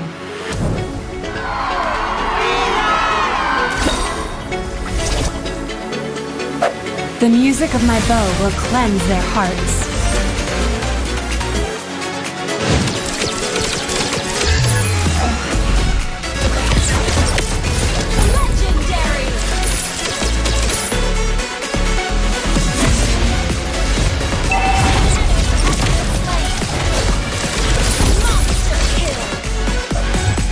Supernova to the rescue.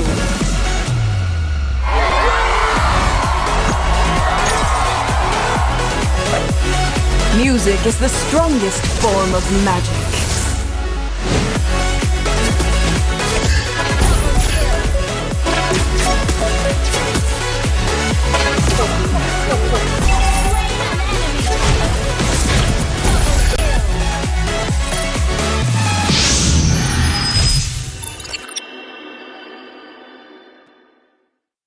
UBS Gold, trust in goals. Kekompakan menjadi kekuatan, kehormatan menjadi tujuan, kemenangan adalah kemewahan bagi mereka yang berjuang meraih impian. Limited Edition UBS Gold X Mobile Legend Bang Bang. Rayakan setiap momen berharga dengan emas. Main bareng, investasi bareng UBS Gold. Limited Edition Maya Necklace UBS Gold X Mobile Legends Bang Bang. Limited Edition Eudora Bracelet UBS Gold X Mobile Legends Bang Bang. Limited Edition Bundle UBS Gold Bar X Mobile Legends Bang Bang. Gratis hero skin setiap pembelian item collaboration. Tersedia di ubslifestyle.com, Blibli, dan di e-commerce UBS Lifestyle.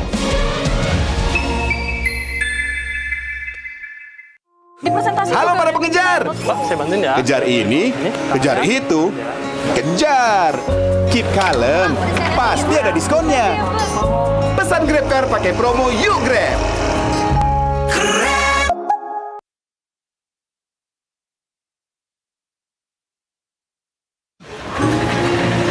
Halo para pengejar. Kejar ini, kejar itu, kejar. Keep kalem, nggak ada kata telat. Pesan Grab Bike ada jaminan anti ngaret.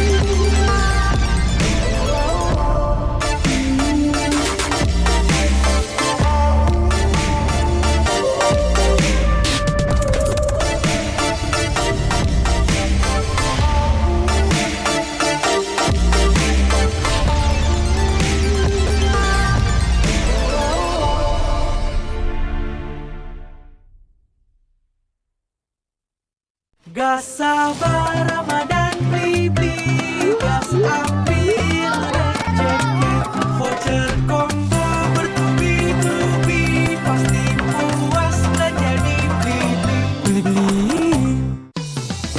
Belanja di Indomaret makin banyak untungnya. Kumpulkan cashback poin jadi untung terus. Makin sering belanja, makin banyak poin yang kamu dapatkan. Dapat diskon, jadi untung terus. Bayar belanjaanmu dengan poin yang kamu punya. Belanja jadi gratis, jadi untung terus. Dan untung terus dapat banyak promo. Jadi member Indomaret Poinku sekarang. Untungnya non-stop.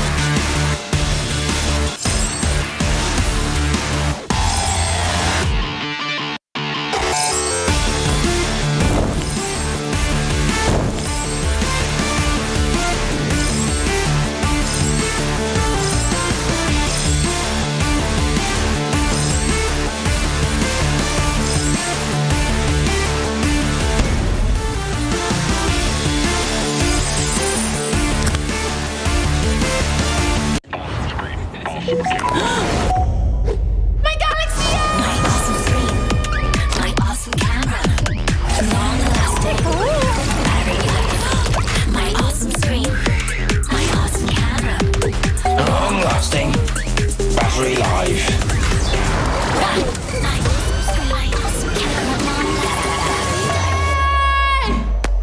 Awesome. Awesome. Awesome is for everyone. So it all started when I was at a friend's party. Mia, can you send me that? Sure. Everyone keeps asking. Mia, can you send me that? Even my French neighbor. I mean, all the time. Can you send me that? I'm not making this up. Hey, can you send me that? Everyone. Sure. Samsung Galaxy S23 Series 5G. Get it now. Incredible.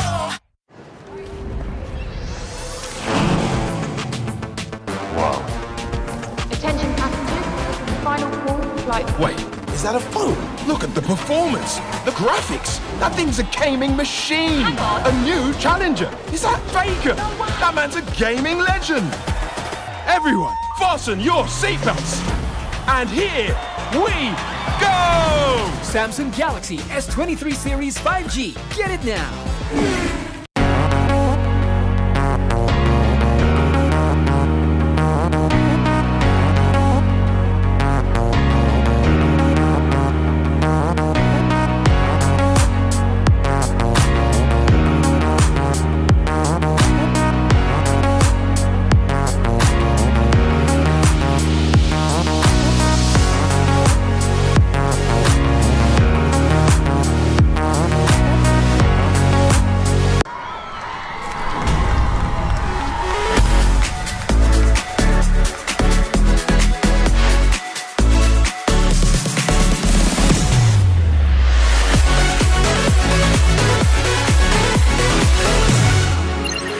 We've got each other's back.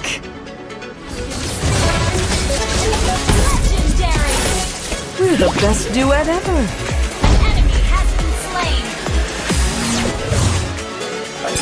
The melody is my calling.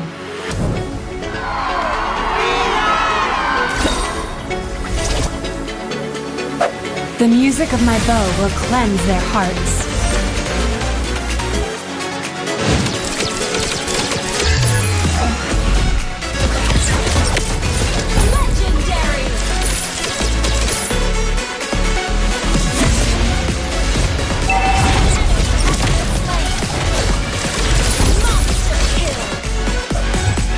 Supernova to the rescue!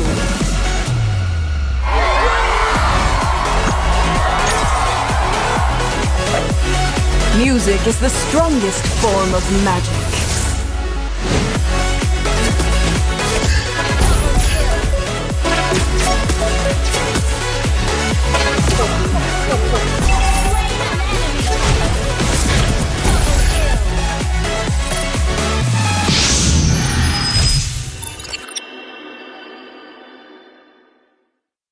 UBS Gold, trust in goals. Kekompakan menjadi kekuatan, kehormatan menjadi tujuan, kemenangan adalah kemewahan bagi mereka yang berjuang meraih impian. Limited Edition UBS Gold X Mobile Legend Bang Bang. Rayakan setiap momen berharga dengan emas. Main bareng, investasi bareng UBS Gold. Limited edition Maya necklace UBS Gold X Mobile Legends Bang Bang. Limited edition Eudora bracelet UBS Gold X Mobile Legends Bang Bang. Limited edition bundle UBS Gold Bar X Mobile Legends Bang Bang.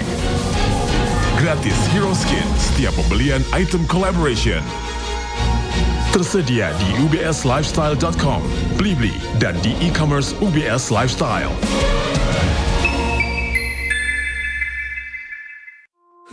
Halo para pengejar. Saya bantuin ya. Kejar ini, kejar itu, kejar. Keep kalem, pasti ada diskonnya. Pesan GrabCar pakai promo Yuk Grab.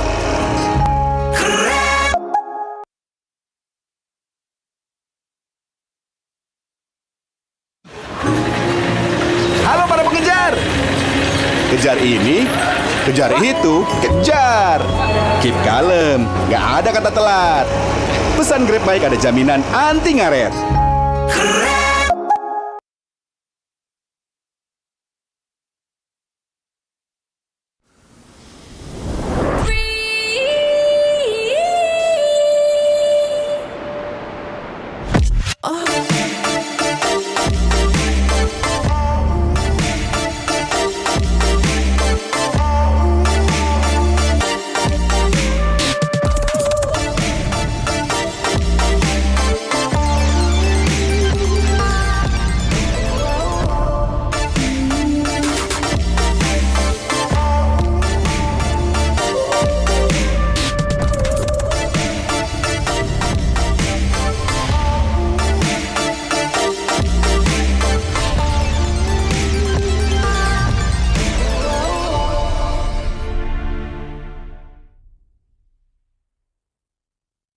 Gas sabar Ramadan beli-beli, gas ambil rezeki, voucher combo bertubi-tubi, pasti puas belanja di Beli-beli. Belanja di Indomaret makin banyak untungnya. Kumpulkan cashback poin jadi untung terus. Makin sering belanja, makin banyak poin yang kamu dapatkan. Dapat diskon, jadi untung terus. Bayar belanjaanmu dengan poin yang kamu punya. Belanja jadi gratis, jadi untung terus. Dan untung terus dapat banyak promo. Jadi member Indomaret Poinku sekarang. Untungnya non-stop.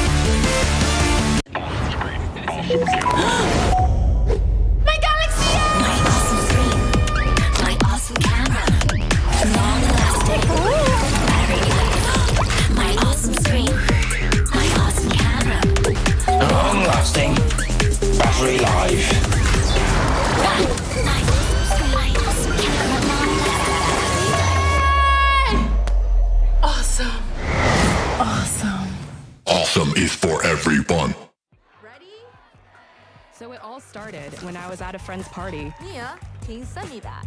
Sure. Everyone keeps asking. Mia, can you send me that? Even my French neighbor. I mean, all the time. Can you send me that? I'm not making this up. Hey, can you send me that? Everyone. Sure. Samsung Galaxy S23 Series 5G. Get it now. It's incredible.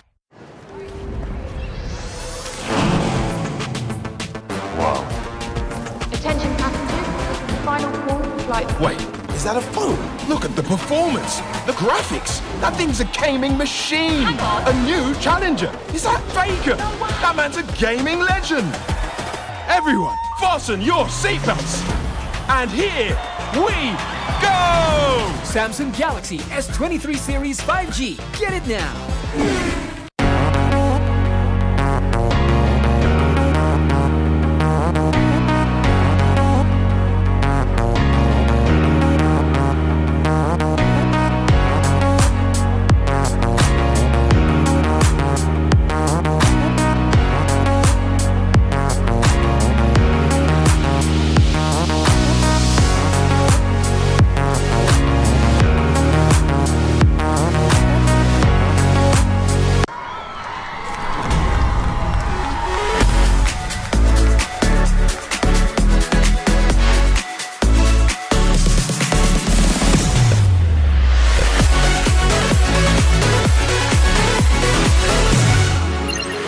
We've got each other's back.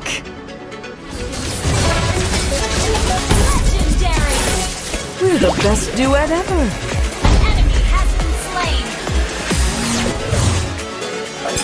The melody is my calling.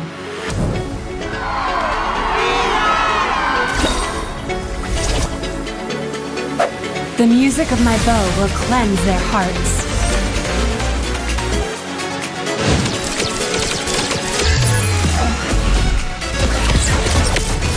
Legendary.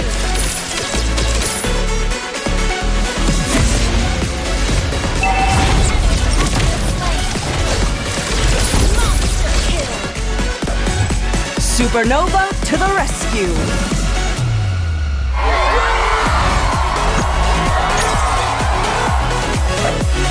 Music is the strongest form of magic.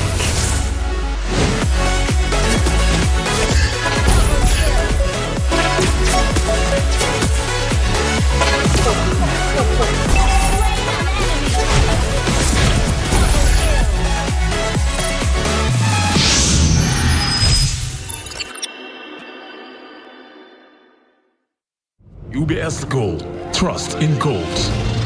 Kekompakan menjadi kekuatan, kehormatan menjadi tujuan, kemenangan adalah kemewahan bagi mereka yang berjuang meraih impian. Limited Edition UBS Gold X Mobile Legend Bang Bang. Rayakan setiap momen berharga dengan emas. Main bareng, investasi bareng UBS Gold. Limited Edition Maya Necklace UBS Gold X Mobile Legends Bang Bang. Limited Edition Eudora Bracelet UBS Gold X Mobile Legends Bang Bang.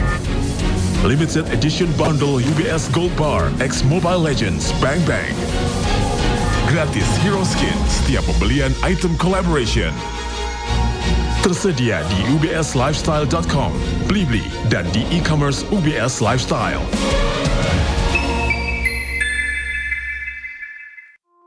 Halo para pengejar. Saya bantuin ya. Kejar ini, kejar itu, kejar.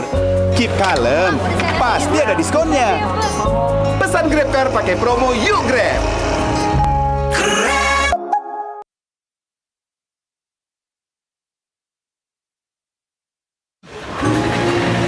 Halo para pengejar. Kejar ini, kejar itu, kejar. Keep kalem, nggak ada kata telat. Pesan Grab Bike ada jaminan anti ngaret.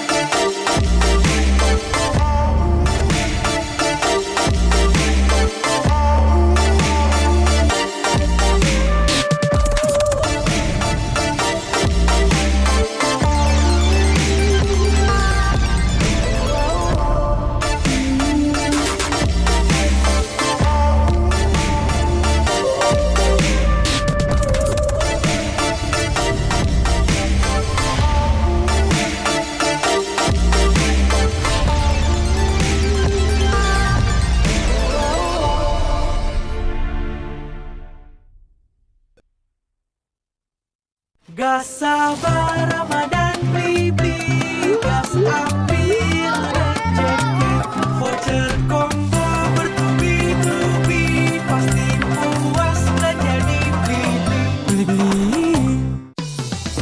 Belanja di Indomaret makin banyak untungnya. Kumpulkan cashback poin jadi untung terus.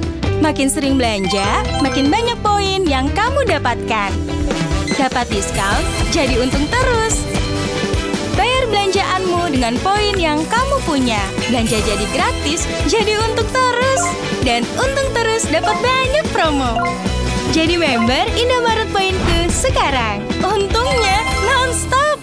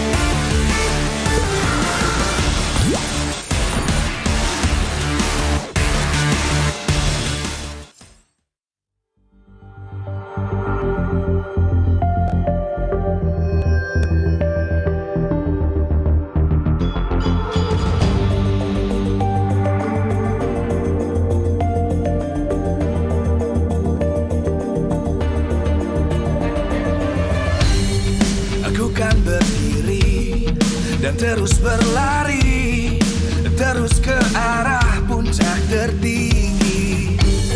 Ku takkan berhenti, hanya sampai di sini. Kemenangan abadi menanti. You know we won't miss if we unite our focus. And if you haven't noticed, we'll nyalakan apimu, hadapi semua tantangan, hadang semua serangan, jatuh bukan halangan, bakar semangatmu, janganlah engkau menyerah, kita akan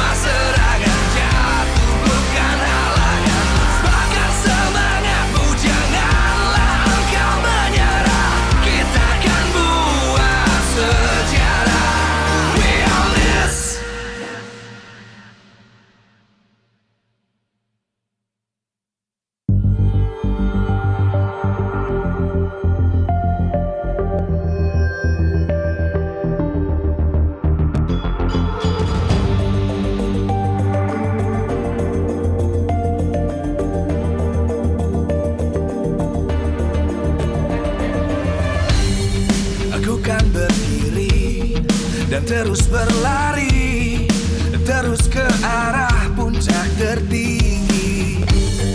Ku takkan berhenti, hanya sampai di sini. Kemenangan abadi menanti. You know we won't miss if we unite our focus. And if you haven't noticed, we'll nyalakan apimu, hadapi semua tantangan, hadang semua serangan, jatuh bukan halangan.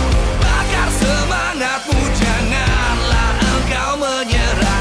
Kita akan buat sejarah. We all this, we won't miss. We all this, we won't miss. Saatnya beraksi, jalani ambisi. Aku kan menyawakan hari ini. You know we won't miss if we unite our focus. And if you haven't noticed, we'll nyalakan apimu, hadapi semua tantangan, hadang semua serangan, jatuh bukan halangan. Bakar semangatmu, janganlah engkau menyerah.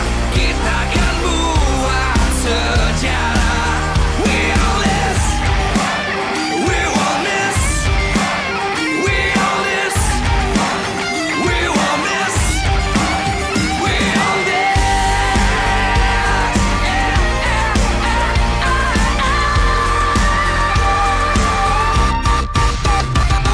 Nyalakan apimu, hadapi semua tantangan, hadang semua serangan, jatuh bukan halangan. Bakar semangatmu, janganlah engkau menyerah. Kita akan buat sejarah.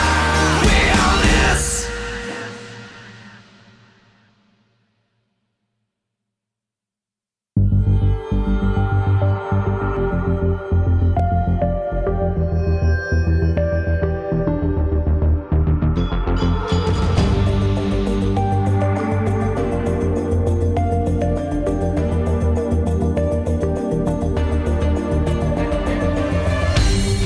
Aku kan berdiri dan terus berlari, terus ke arah puncak tertinggi. Ku takkan berhenti, hanya sampai di sini.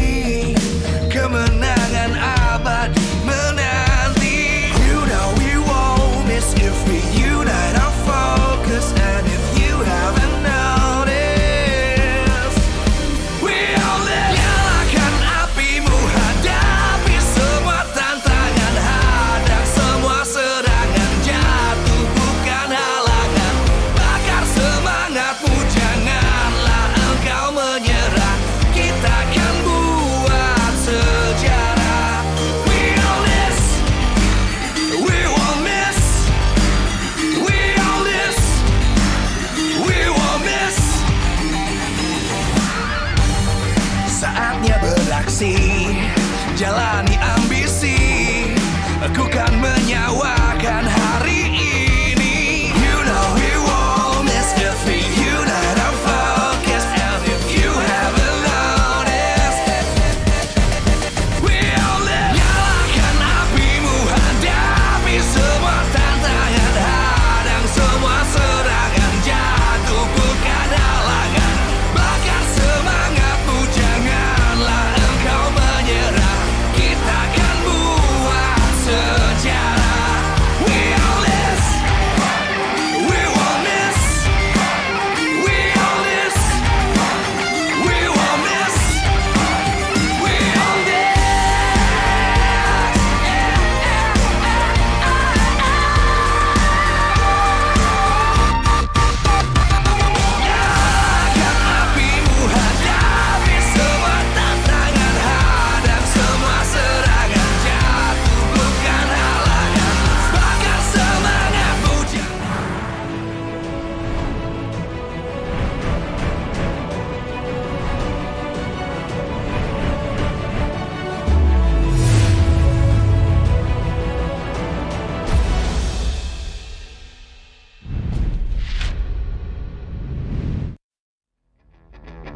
Classico matches in MPL Indonesia history. We're bringing you ONIC versus Alter Ego for the closing match of today's playoffs. Day number 3, MPL Indonesia Season 11, powered by Moonton. Presented to you by the Samsung Galaxy A Series, A34 and A354 5G. Official mobile internet partner, Telkomsel. Official gold partner by UBS Gold. Partners in esports, Dunia Games, Grab, Secret Lab, Bleebly. Official broadcast, Maxstream. Broadcast partner, TVRI Sport. Partner, Indomaret Point Coffee, and supported by PBESI. Here it is, ladies and gentlemen. Gila Sans! That's the crazy Sans riding a dinosaur as Adi, the coach himself, brings the dino all the way in, but the other members, they'll have a pretty normal walk-in to G-Expo here, Hall D2, where we are live with a full crowd. Gani, Arashi, and Mirko at your service. We're gonna be talking about ONIC first though as they enter. Man, ONIC, woo! They are something special. The only match, the only 3-0 match thus far was done by ONIC. This time though, going up against 2 Kages. Well, technically 1 Kage in play, right? Only Udil. But let's see, will that be a factor? Pi! Again, so reliable on that EXP. But Arashi, all right? Remember, one team that wins this match will secure a spot in the MSC 2023 later on in Cambodia. So remember, this is a lot at stake, but the losing team will not go home. They will go down and face EVOS. I don't think you want to face EVOS right now. The way they've been playing, they don't care about objectives. They don't care about getting the gold lead. They'll just take you down with a team fight. But once again, you guys are going to be accompanied here for the second match of the day by me, Mirko, Gani, right here on your screen. And obviously, the man, the myth, the legend, the analyst who's an RQ fan, who's currently pretty sad. Arashi, how are you feeling? All I feel is pain. But it's going to be Arashi here analyzing for you guys as always. Despite the unideal circumstances, the show must go on. Here's another. Against Alter Ego. This is definitely a match to watch out for. On paper, it's a bit one-sided, but keep in mind, Alter Ego has been improving at such an insane rate. If you overlook them, you're going to regret it, man. The top 3 teams right left standing, so it's going to be confirmed that we will not see a Royal Bestie Grand Final. Yep. But when we lose, we remain loyal. All right, that's it. Arashi, if you can't support your team while they're losing, don't support them when they're winning. Exactly. So I'm going to support a team that did beat RRQ, to prove that they are actually better. So there's a bit of a contrast here on the English desk, so you can look forward to that. There you go, ladies and gentlemen. So here it is. We will see ONIC versus Alter Ego. Enough talk about the previous matches and the teams who've been knocked out. Now it's time for ONIC and Alter Ego. Alter Ego, their first chance since Season 6 to make it to the Grand Finals. For ONIC, it's another day at work. It's ONIC. It's the ONIC that has been in the Grand Finals 3 seasons in a row. Top standings in the regular season. Top 2, 4 seasons in a row. And like Gani mentioned earlier, 3-0, the only team to be able to clean sweep their opponents in the playoffs so far. Is there that much of a level difference, that much of a gap between first place ONIC that went 13-1 in the regular season and every other team?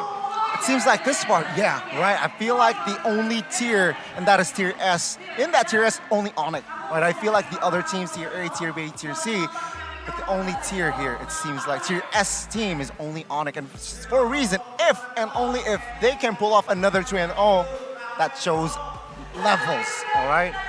That would be crazy, man. And that's the idea, right? You can always have great standout moments, great highlights, but honestly, if you can't keep it consistent the way ONIC does, it's just not enough. And for ONIC, consistency is definitely one of the bigger words here because they are not faltering at all. Every single time anyone, any team tries and do something new, they just know how to deal with it, and they haven't looked shaken a single time in the whole season, I think. Also, yesterday, well, sure, maybe they can read out a lot of the teams, but the Sultanates, yesterday declared war against the Kings of MPL Indonesia Season 10. The defending Kings right now, ONIC. So we'll see. Alter Ego took down one King. Now it's the other. The King that has been dominating MPL Indonesia like it's nothing. It was a missed opportunity, I would say, for ONIC. 13-1, not 14-0, but hey, it happens. Definitely happens. I see you're pretty happy about that, Mirko. I wonder why that is. Happy about what? That it's not a 14-0. That is not because this guy is gonna go crazy if it was a 14-0. He can brag about his football club and his MLBB club in the same way. Goni is very vocal, if you guys didn't know. What? Goni is very vocal, if you guys didn't know. Very. That's why he's a caster.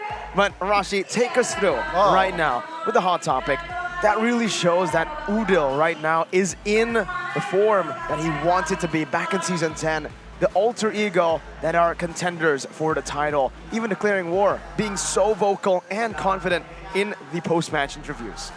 Well, for alter ego, right, the fact that this is just such a nostalgic look. It's an aggressive alter ego that has all the tools available. It's the signature aggressive style, and even Udil being signaturely aggressive in the interviews with his words. So this is exactly what the alter ego fans have been waiting for. And looking at their improvements, it's definitely very significant. But is it enough to try and go up against ONIC, right? You definitely need some kind of unpredictability, some X-factor situations, but in the drafting phase, this is what's going to be so important. In the previous match, we saw that between EVOS and RRQ, the draft was so significant in impacting the execution in the Land of Dawn. So now, with two brilliant minds behind both these teams, it's going to be very intense all the way since the beginning. The growth, definitely, definitely it's going to be a very intense here, Mirko. Remember, it's also somehow a bragging right? Winning this match. Oh yeah. Udil, right? He was once a Kage. He was once undefeated as well. The only team that went undefeated, right, throughout the regular season and more even. Going up against his former team, quote unquote, will this bring fire in Udil and friends, or will it intimidate alter ego? Knowing their philosophy, knowing their characters, they don't seem intimidated. I think so, right? I think it's going to be very, very hard to intimidate these guys because they've been underdogs throughout the entirety of the regular season. In the position, right? Seventh. They were 8th at one point. You're exactly. Right. So here it is, a strong statement from Alter Ego. But in the regular season, Arashi, it's been a strong statement and a stomp from ONIC.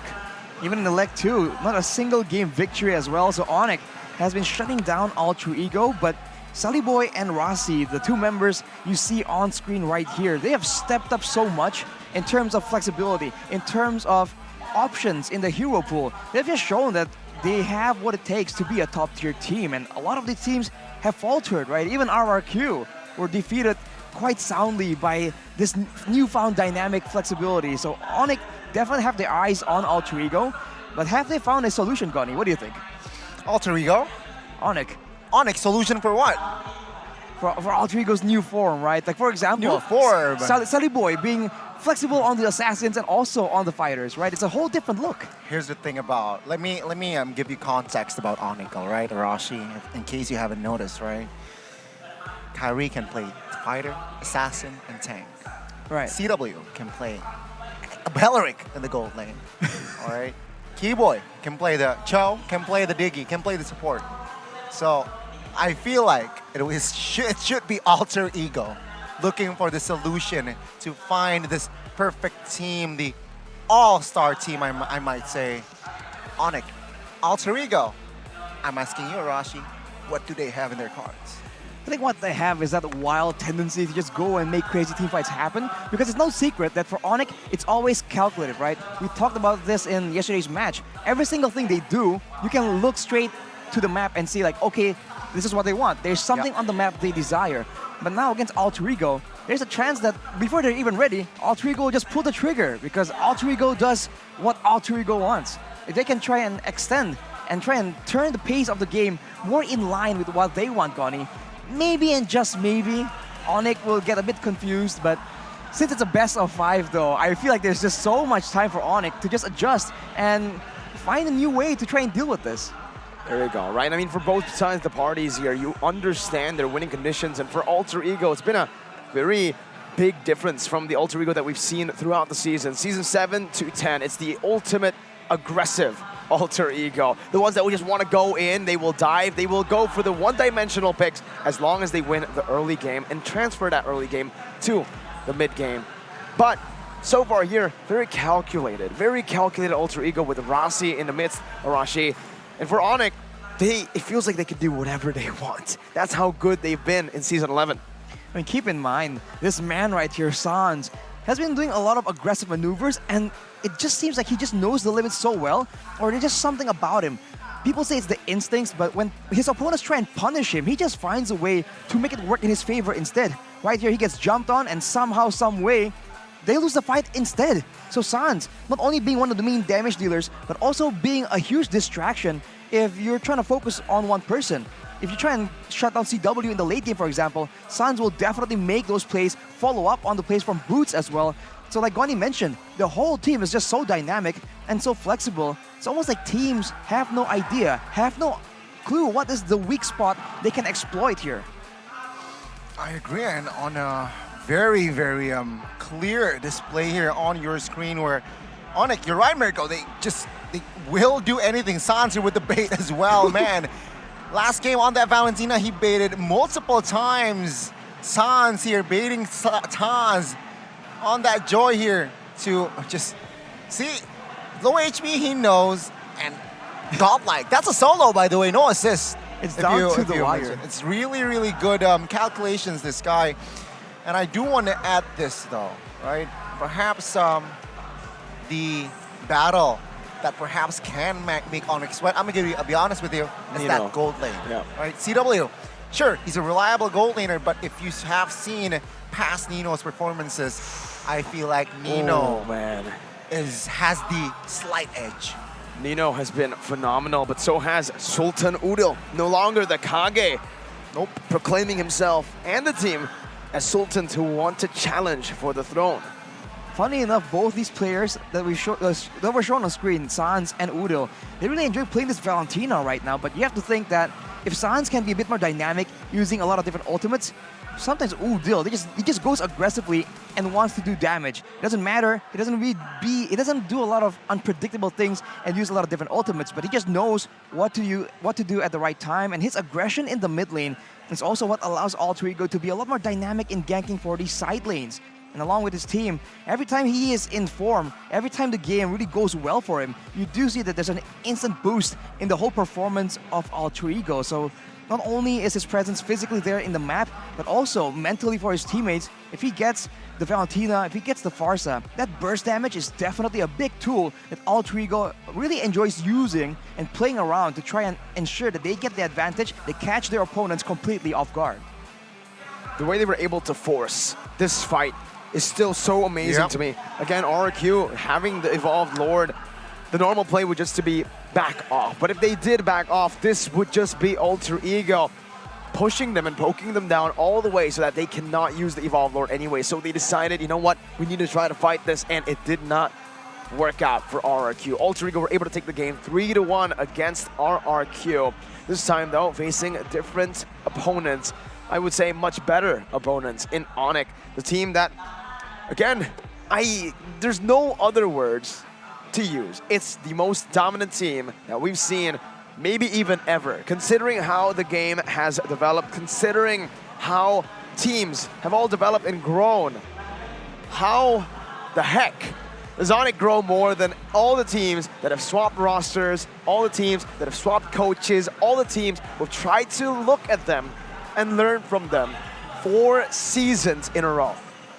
Well, that's the big puzzle. That's the big question that no one really understands. Maybe it's just pure talent. But for now, let's take a look at the keys to victory for Alter Ego right here. Respect ONIC's Kadira being able to be flexed around uniquely. We haven't seen that being the case for a lot of the teams in the MPL right now. But for ONIC, it can go in the hands of Sans or Keyboy. And afterwards, counter ONIC's early aggression with the family meta, right? Family.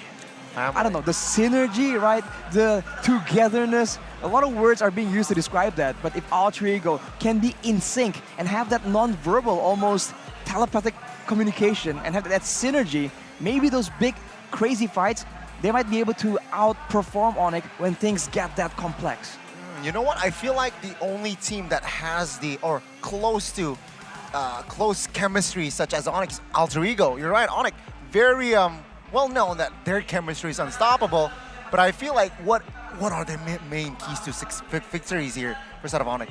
For side of ONIC, control the early game like they always do. When they are the ones in control, when they are the ones dictating the pace, right? The neutral objectives have always been secured. They just really know like the roadmap on how they want to achieve the victory at every single minute of the game. Along with that though, limit Rassi's hero pool. This man was questioned again and again for having very limited heroes and not performing on the engage heroes. But now it seems like on a few select heroes, he performs really well, but only on those select few heroes. So if they can limit that and push him onto a hero that he is not comfortable in, it's going to be a bit difficult. We've seen him struggle with that before. So far, playoffs, Rassi has played the Atlas, Estes, Diggy, Natalia, and Kaja. I believe those are the 5 heroes that we usually see on this man. And you're right, we haven't really seen a lot of teams really target ban Rassi in the playoffs so far, which has been the way to go to beat Alter Ego in the regular season. But with Nino being a menace, I think it makes sense. A lot of teams are now looking at Nino more than they are looking at Rassi, but is that where Alter Ego's strength lie, or their weakness, actually? With Nino being targeted, should Rassi be the one who gets target ban? Who is Rassi the one who should be shut down? It might be gamble as well. Right? Limiting heroes, Rassi's hero in the first phase. I feel like Alter Ego, they can easily counter that and just pick up the hero for Rassi in that first phase. Prioritize Nino, Rassi, and as well as Udil, right? 3 heroes. Meanwhile, Celibo and Pi, they can be flex around. They can play a lot of hero pools, so perhaps that should be the approach here. For the side of Alter Ego, just secure Udil, Rassi, and as well as Nino's hero in that the first 3 picks. I feel like they're going to be okay with their game plan, with the game plan that perhaps that they are brewing. That is a good approach though. ONIC, I feel like they shouldn't really try to limit unless they don't pick up Rassi's hero pool in that first 3. Well, keep in mind though, if you want to go with that strategy, this also means that in the first phase of drafting, you are exposing your mid lane and the gold lane, and that in itself also brings a lot of issues. So, I don't know, they have to pull out something really amazing if they want to try and apply that strategy, Goni. They usually do that though. You have Farsa, Nino always in the first phase, and sometimes Melissa picks up the first phase. So it's not really an unconventional thing to pick up the Melissa first pick and whatnot. These days, I feel like it's more of a secure and comfortable. Secure the priors. Absolutely, but you know, I just really disagree with your word choice. Amazing. You mean awesome, Rashi. That's the way to go, because, hey, speaking of awesome, we got the 2 awesome phones right here on camera for you guys on the desk. It's the Galaxy A Series 5G, which includes the Galaxy A34 5G and Galaxy A54 5G. See this one right here? This is the A34 5G. On my right, as you can see, the Mirror Bless or the Mirror Curse. For Samsung phones, it's obviously the Mirror Bless. The RAM is up to 8 gigabytes, ladies and gentlemen. The memory is up to 2, 5, 6 gigabytes. Screen, Super AMOLED Plus, with a refresh rate up to 120 Hertz. It's basically a monitor. The processor is Exynos 1380, and it's 5G ready. The battery, 5000 mAh. Okay, you might be saying, Mirko, what the heck? What are all these specs? Must be so expensive. Must be 20 mil. Must be $5 billion. No, ladies and gentlemen, 5 million IDR. That's right. To go and check it out right now. Samsung.com/ID, so that you can, download the great app that you can utilize at home to watch MPL 2023 Max Stream. Also, hey, it's not just MPL 2023. It's Ghani's favorite shows as well. We got the Love-In Coach with Rachel. Love-In Game as well. The One and Believe. The One Believe. These are my 2 personal favorites, all right? Rasha, the Wonder Kid, and Cole Ack Express, all right? So don't miss out on cool and exciting shows. Watch where? Only on Max Stream on your new Samsung Galaxy phone. There you go, Rashi. Have you been enjoying Max Stream? Oh yeah, man. Like, we spend a lot of time at home, right, after MPL, and I think just watching shows and quality shows like Max Stream is gonna be amazing. And now let's take a look at the lineup for ONIC. Sans, Boots, CW, Kyrie, and Keyboy. Just the most successful, most consistent combination right here. They have a chance, they still have the option of changing it out, but at this point, with how well they're doing, they don't really need to do so. Here as well though, again, both teams sticking to their main lineup. It's pretty sad that Samo hasn't got time to shine at all, but Alter Ego, we're not joking here as well. They want to secure MSC. They want to be top 2 in Season 11. Gani, it's time to welcome the two teams. Let's welcome Team ONIC and Alter Ego Esports as they walk onto the stage, saying their hellos, saying their hi, saying their hellos and goodbye technically to their fans. And this is going to be personal for these two teams. Both teams looking focused, looking relaxed as well. But my God, you are seeing now the best of the best MLBB team.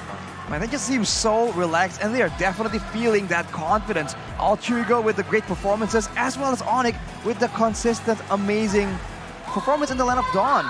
And look at the crowd, man. It has to feel amazing knowing that the hundreds of people you see right in front of you on stage has your back. For better or worse, they have been through thick and thin, especially for Alter Ego, who has not been able to get the best of performances in the early stages of the season. And for ONIC, the ONIC fans always there, including the one person in the English desk as well. Yeah, for sure. The man you have been listening to, Gani, is a big fan of both of the coaches for ONIC, especially Adi and Yeb.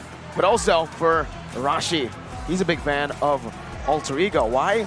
Because there's a man with a similar name, Rasi. And even their coach, Ars and Navari, have been able to facilitate that man, Arasi. Arashi. Not Arashi, Arasi. That's why his name is Rasi. He's been able to facilitate Rasi super well, and that's been the winning condition. Alter Ego have come to life in the playoffs. Looking at the most picked and banned heroes here though, for the side of Alter Ego, Farsa has always been used, but now Valentina has caught up there as well. And for both teams, that's Fredrin. We've seen it being used so well in the hands of Albert from RRQ, but this hero just does everything. Crowd control, pick off potential, burst damage, sustain, everything you would want, especially if you want a really relevant presence in the jungle. So both these heroes will definitely be contested, and then afterwards, it's all about the Claude and the carry. Will this be picked yet again? Because so far, today at least, we have not seen that carry that often at all. You know what's, I'm sorry, I'm getting distracted here. It's funny that Yeb has coach in his name. I thought his name was just Yeb and the coach Yeb thing was just like, you know, Coach Yeb. It's his title and then his name. So, but no, the coach is Coach Yeb and Nafari, not just Yeb. So technically he is Coach Yeb. He's Coach Yeb. It's Coach Yeb going against Coach Nafari. And the stats really shows that Coach is definitely having a bit of the lead here. And the ban by opponents though, you can see that for ONIC, that the Fanny that we haven't seen, so elusive, hasn't been allowed to be played in the hands of Kyrie, and for good reason. That man will just absolutely tear it up. As you take a look at the previous draft recap, like we mentioned, the Claude has always been contested, and usually it comes down to the Melissa and the carry, but that might just change. That might just change indeed here, right? In the previous draft recap, well, in leg 2 in particular, Leg it 2. was ONIC defeating Alter Ego 2-0 without any without a straightforward approach, and it's gonna be a tough challenge here. But it seems like it's been a story of reverse sweeps. Well, reverse win, right? Yeah, Leg reverse 1, wins. well, match 1, RRQ beat EVOS both legs. They lost in the playoffs. Bigatron as You're well. right. Going up against Alter Ego, they won 2-0. Both times. And then lost in the playoffs. So far as well, the only team who's broken the first game curse has been ONIC. So, hey, maybe this is the team. If there was a curse to be broken, you can bet on ONIC. And this is their chance to prove that they are worthy of getting grand finals 4 seasons in a row. Can't still get my head behind that. 4 seasons, grand finals. Oh my God. And this is the strongest they have ever looked. The most consistent they have ever looked so far. We'll see if they will be able to once again find the same level of success with this man in the center of it all, the import who has been legendary, Kyrie. There's also a lot of controversy as well, but Kyrie, man, he just does everything. The retributions are solid. If he's on a Fredrin, the engagements are there. If he's on an assassin, you best watch out for your gold laner. So now with that being the case though, right? Speaking of Kyrie, his counterpart in the side of Alter Ego is also Sully Boy, and they both have a reputation for playing well on those assassins. With the meta shifting ever so slightly towards the gold lane, maybe those assassins will be picked up, and we are going straight into the drafting phase. All right, here it is, ladies and gentlemen. Welcome to game number 1 of match 2 for the upper bracket finals. Woo! Alter Ego versus ONIC. Alter Ego on the blue side. Again, trying to set up for that Melissa first pick with the Claude ban instantly. That's their winning condition. But ONIC, knowing CW, knows that matchup really well, understands Melissa. I feel like they might as well just let it go. Try to read Alter Ego out. I agree. Right here, it seems like ONIC, they're just unfazed, right? Letting go of the Joy doesn't really a problem. Perhaps letting go of the Melissa shouldn't be a problem as well. But ONIC though, they understand that perhaps their composition is very flexible, right? They like to play the roam mage such as the Kadita, and that can cause a problem if your opposing side have the Natalia. With that in mind, Rasi also, right? It somehow limits heroes Rasi. So again, within the keys to victory, it's going to be the Joy here banned out. ONIC, what will they do here in that last ban? I thought Alter Ego somehow forced Joy that to be banned by ONIC. Well, this means that ONIC, they won't be banning away too many of the heroes available for Rasi. And honestly, it's great that he can have some heroes with success, but in the grand scheme of things, the fact that you can be predictably picking only 1 out of like 3 heroes, right? A very shallow hero pool for Rasi still. I think that just makes it very predictable for ONIC to try and draft something, because for the most part, it's not too flexible. It's always reactive, it's always counter-engage or security for his team. We've seen that in the previous match, EVOS was, RRQ was able to use drafting to try and counter the Claude pick for Brands. Maybe they can do the same thing right here, ONIC, against Alter Ego. Whoa! Not what we expected. No Melissa. They instead pick up a hero that's good against that Melissa. The Farsa. It was also picked by RRQ to try to nullify the Melissa from EVOS Legends. Now, so far, Melissa has had the better win rate up against the Farsa counterpart. I feel like for ONIC, it's a no-brainer. Why not go for the Melissa? Literally just yesterday, Brands and Dreams, I believe. 2v1, easy peasy from this man. And with that in mind as well, right, they should add Valentina. We can't just copy away that Feather Airstrike. It's going to be FCP battle. But now it's going to be the Fredrin here. So, question now, Fredrin Valentina or Fredrin Melissa?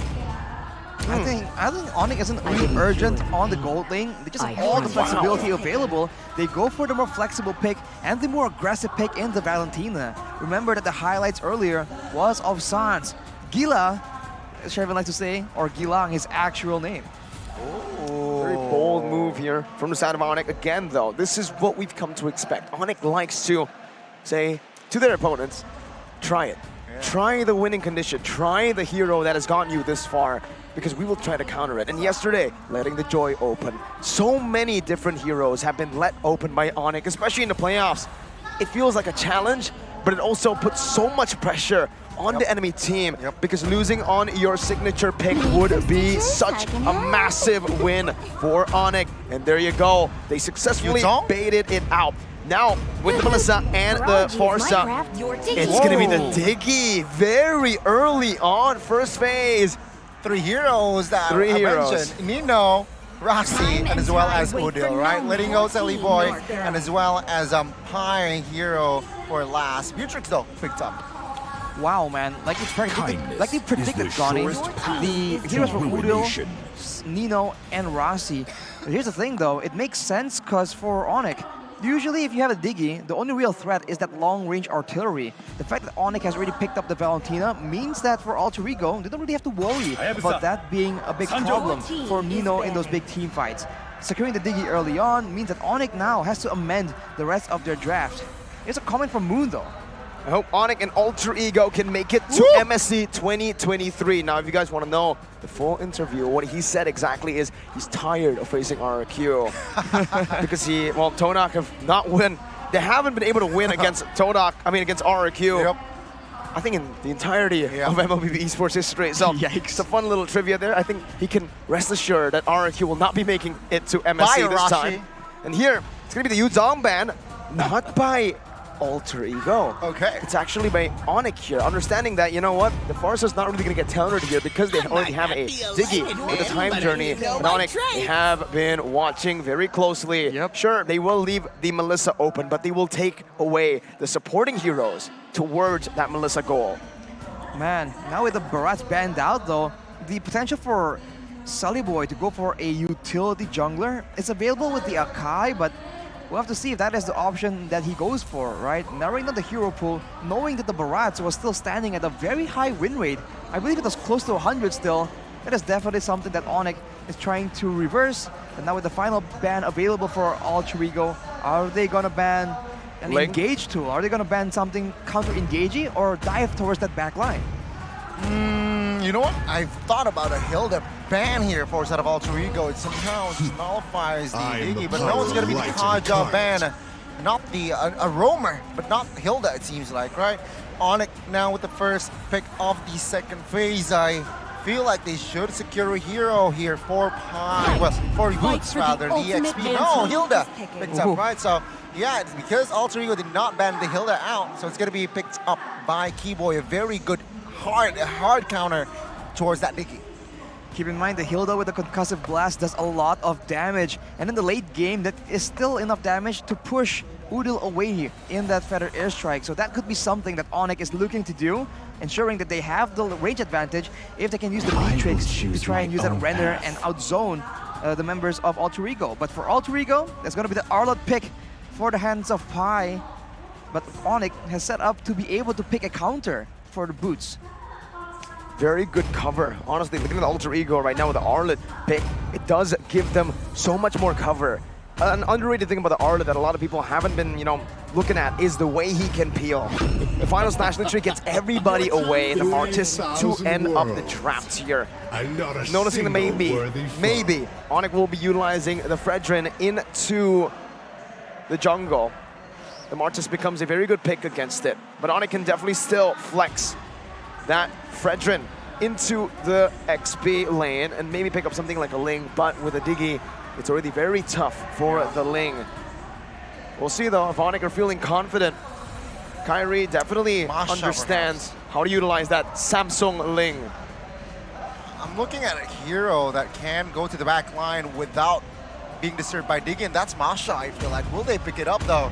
It seems like it's a possibility, and really likes the Masha, but it's not going to be the Masha, it is going to be the Flex Ling. Wow. Indeed. And 3 juicy targets, right? That can be somehow targeted by that Ling. The Diggy, the Melissa, and that Farsa. You were just talking about the amount of coverage that Alter Ego has, Mirko, but ONIC are completely undeterred. They'll find a way. And honestly, it might be using that huge mobility because yes, in the team fights, Alter Ego has a bit of a edge, right, in crowd control and AoE. But for ONIC, they never give you the fights that you want. It's always when you least want it or least expect it, that's when they pull the trigger and just catch you with very few options to try and counter it. It's a very interesting draft because honestly, looking at it, it feels like, again, they are literally giving every single one of the comfort heroes over to Alter Ego and picking their comfort heroes with the Ling. The battle of comfort, ladies and gentlemen. Who's it gonna be? Will ONIC somehow get the victory with a composition that is built to be executed? It's so difficult to execute. We'll see. Let's see. Let's see, right? This is truly gonna be a make it or break it moment for ONIC. Let's see. Let's enter the land of dawn for game 1 between Alter Ego and ONIC. Sullyboy already forced to use that retribution by none other than Keyboy. That signifies here, perhaps Ling. Okay, Ling will play it safe. I thought Ling will travel towards the orange buff, but no. I gotta give the honorary Samsung Ling, guys, for Kyrie. As we enter the game right here. Rashi, why Ling? probably for the macro here. If you go and have a very crowd control heavy approach, like ONIC usually does, like you mentioned, Mirko, Alter Ego has a lot of counters and they have the Diggy picked up as well. But if you look at the composition now for ONIC, for the most part, only Fredrin is very hardcore on the crowd control, so they're trying to play around that very early Diggy pick. But look at the gold lane. Keyboy just taking so much damage on that Hilda pick. But so far, going up against Martis, he won't be able to dive in the back line just yet. Solo kill almost there by Sans. Kyrie will say hello. Tempest the Blade will find. Oh! Silly boy! Outplaying two members of ONIC here. First blood. Alter Ego now stepping a little bit on towards the gas there. That was a very, very clean outplay there by Sally Boy and as well as Udil, my guy. Hey, Gani, your all-star team there, making a mistake already, but hey, the event for All-Star is going to start on the 31st of March, so go ahead and check it out. Follow Itzy and Rafaela in the land of Dawn. Arashi, what happened? They just overcommitted and they were really intent on shutting Udil down, but unfortunately the crowd control from the Martis is something that they didn't expect. And look at this damage from Nino. Slowly but surely, man. He's not on the Jujutsu Kaisen skin though, Mirko. Is this a sign? Is this foreshadowing? It's unfortunate because I think that skin is currently bugged. So that's why we haven't been seeing it at all in the tournament room. It's kind of strange, but that's why we haven't been seeing the Jujutsu skin at all for the Melissa. But back again on topic. Wait, they're going in, Gani. Oh, Udil. This time, say bye-bye. CW picks up the first 200 gold there for the side of CW. Wow, the aggression, man. It's still even right now, but using this Hilda pick, it seems like ONIC is trying to nullify the threat of the Diggy. And in the EXP lane, a lot of moves, Pi and Boost just duking it out. But there is more prio for Alter Ego, and they're going straight for that hurdle. Seems like here Feather Airstrike will be popped. Sally Boy now will claim the first neutral objective without any contest. Sans will be forced somehow here to recall after the clear. And top side now should be their main focus. Udil, wings by wings. Whoa, whoa, whoa, whoa. Oh, he wants to kill Sans. And Kyrie now, careful, Ling, Tempest of Blade pops now. Keyboy providing cover. Keyboy picks up the kill with the help of Kyrie there. Rare thing to see Sans getting outplayed. But there you go. There's by the first OG. time, by the OG. There's the first time for everything. There you go, ladies and gentlemen. Here at Talent Prediction, though, you can see, again, the only Alter Ego, right? Did you go Alter? No, you went for ONIC. I went for Arashi. Two Alter You, I don't Egos, need to actually. ask. I went Gani went Alter Ego. Oh, what? Gani? You went Alter Ego? Yeah, I went what the for heck? Alter Ego. No worries. First time for everything, I guess. Literally. See? This was my... I know, it's okay. But it is a very risky move, even in the draft, right? Yeah, so, again, you can only see Alter Ego utilizing that comfort as they go in. But so far, ONIC, despite losing in these skirmishes, despite getting picked off, have kept their losses to a minimal. Just to be able to actually zone away and look around, but look at Keyboy getting bursted down. Yeah, it seems like CW now will be the main target. Keyboy escapes, flickers, but Sally Boy and Udil securing that kill. Now Sally Boy moving with the mortar coil to escape that Feather Airstrike. But take a look at Arlen now, 2v1 situation high, soaking a lot of damage, quite low, gets a stun up, flickers away, but Kyrie picks up that kill. Top side now, take a look, it's a never-ending battle. I love it. Minute number 4, 8 total kill points. Keyboy jumps in onto Zeno and Rossi here. He needs to be careful, he has no sprint.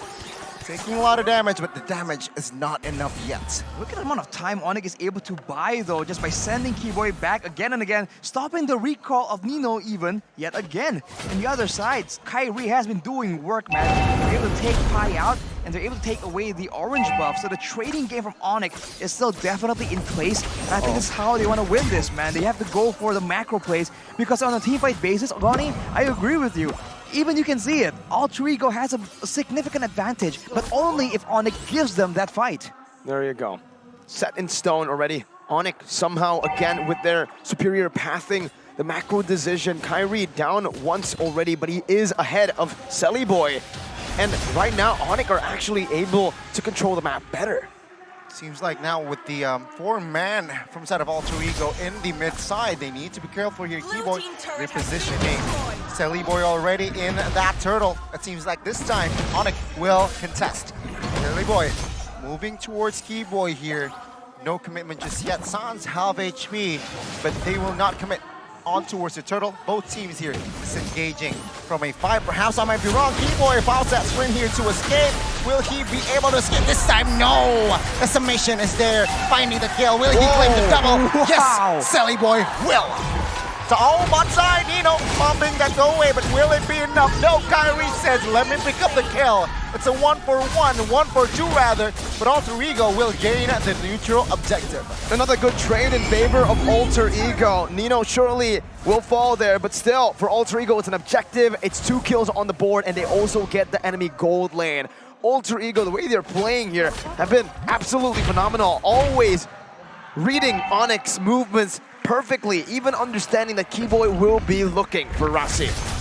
Look at Sally Boy, man. 4-0-1. The Marcus is a hero that does absolutely well if he's snowballing, and Sally Boy is definitely on track to do so. Kyrie is still able to match him in the AXP and gold income department, but only for so long.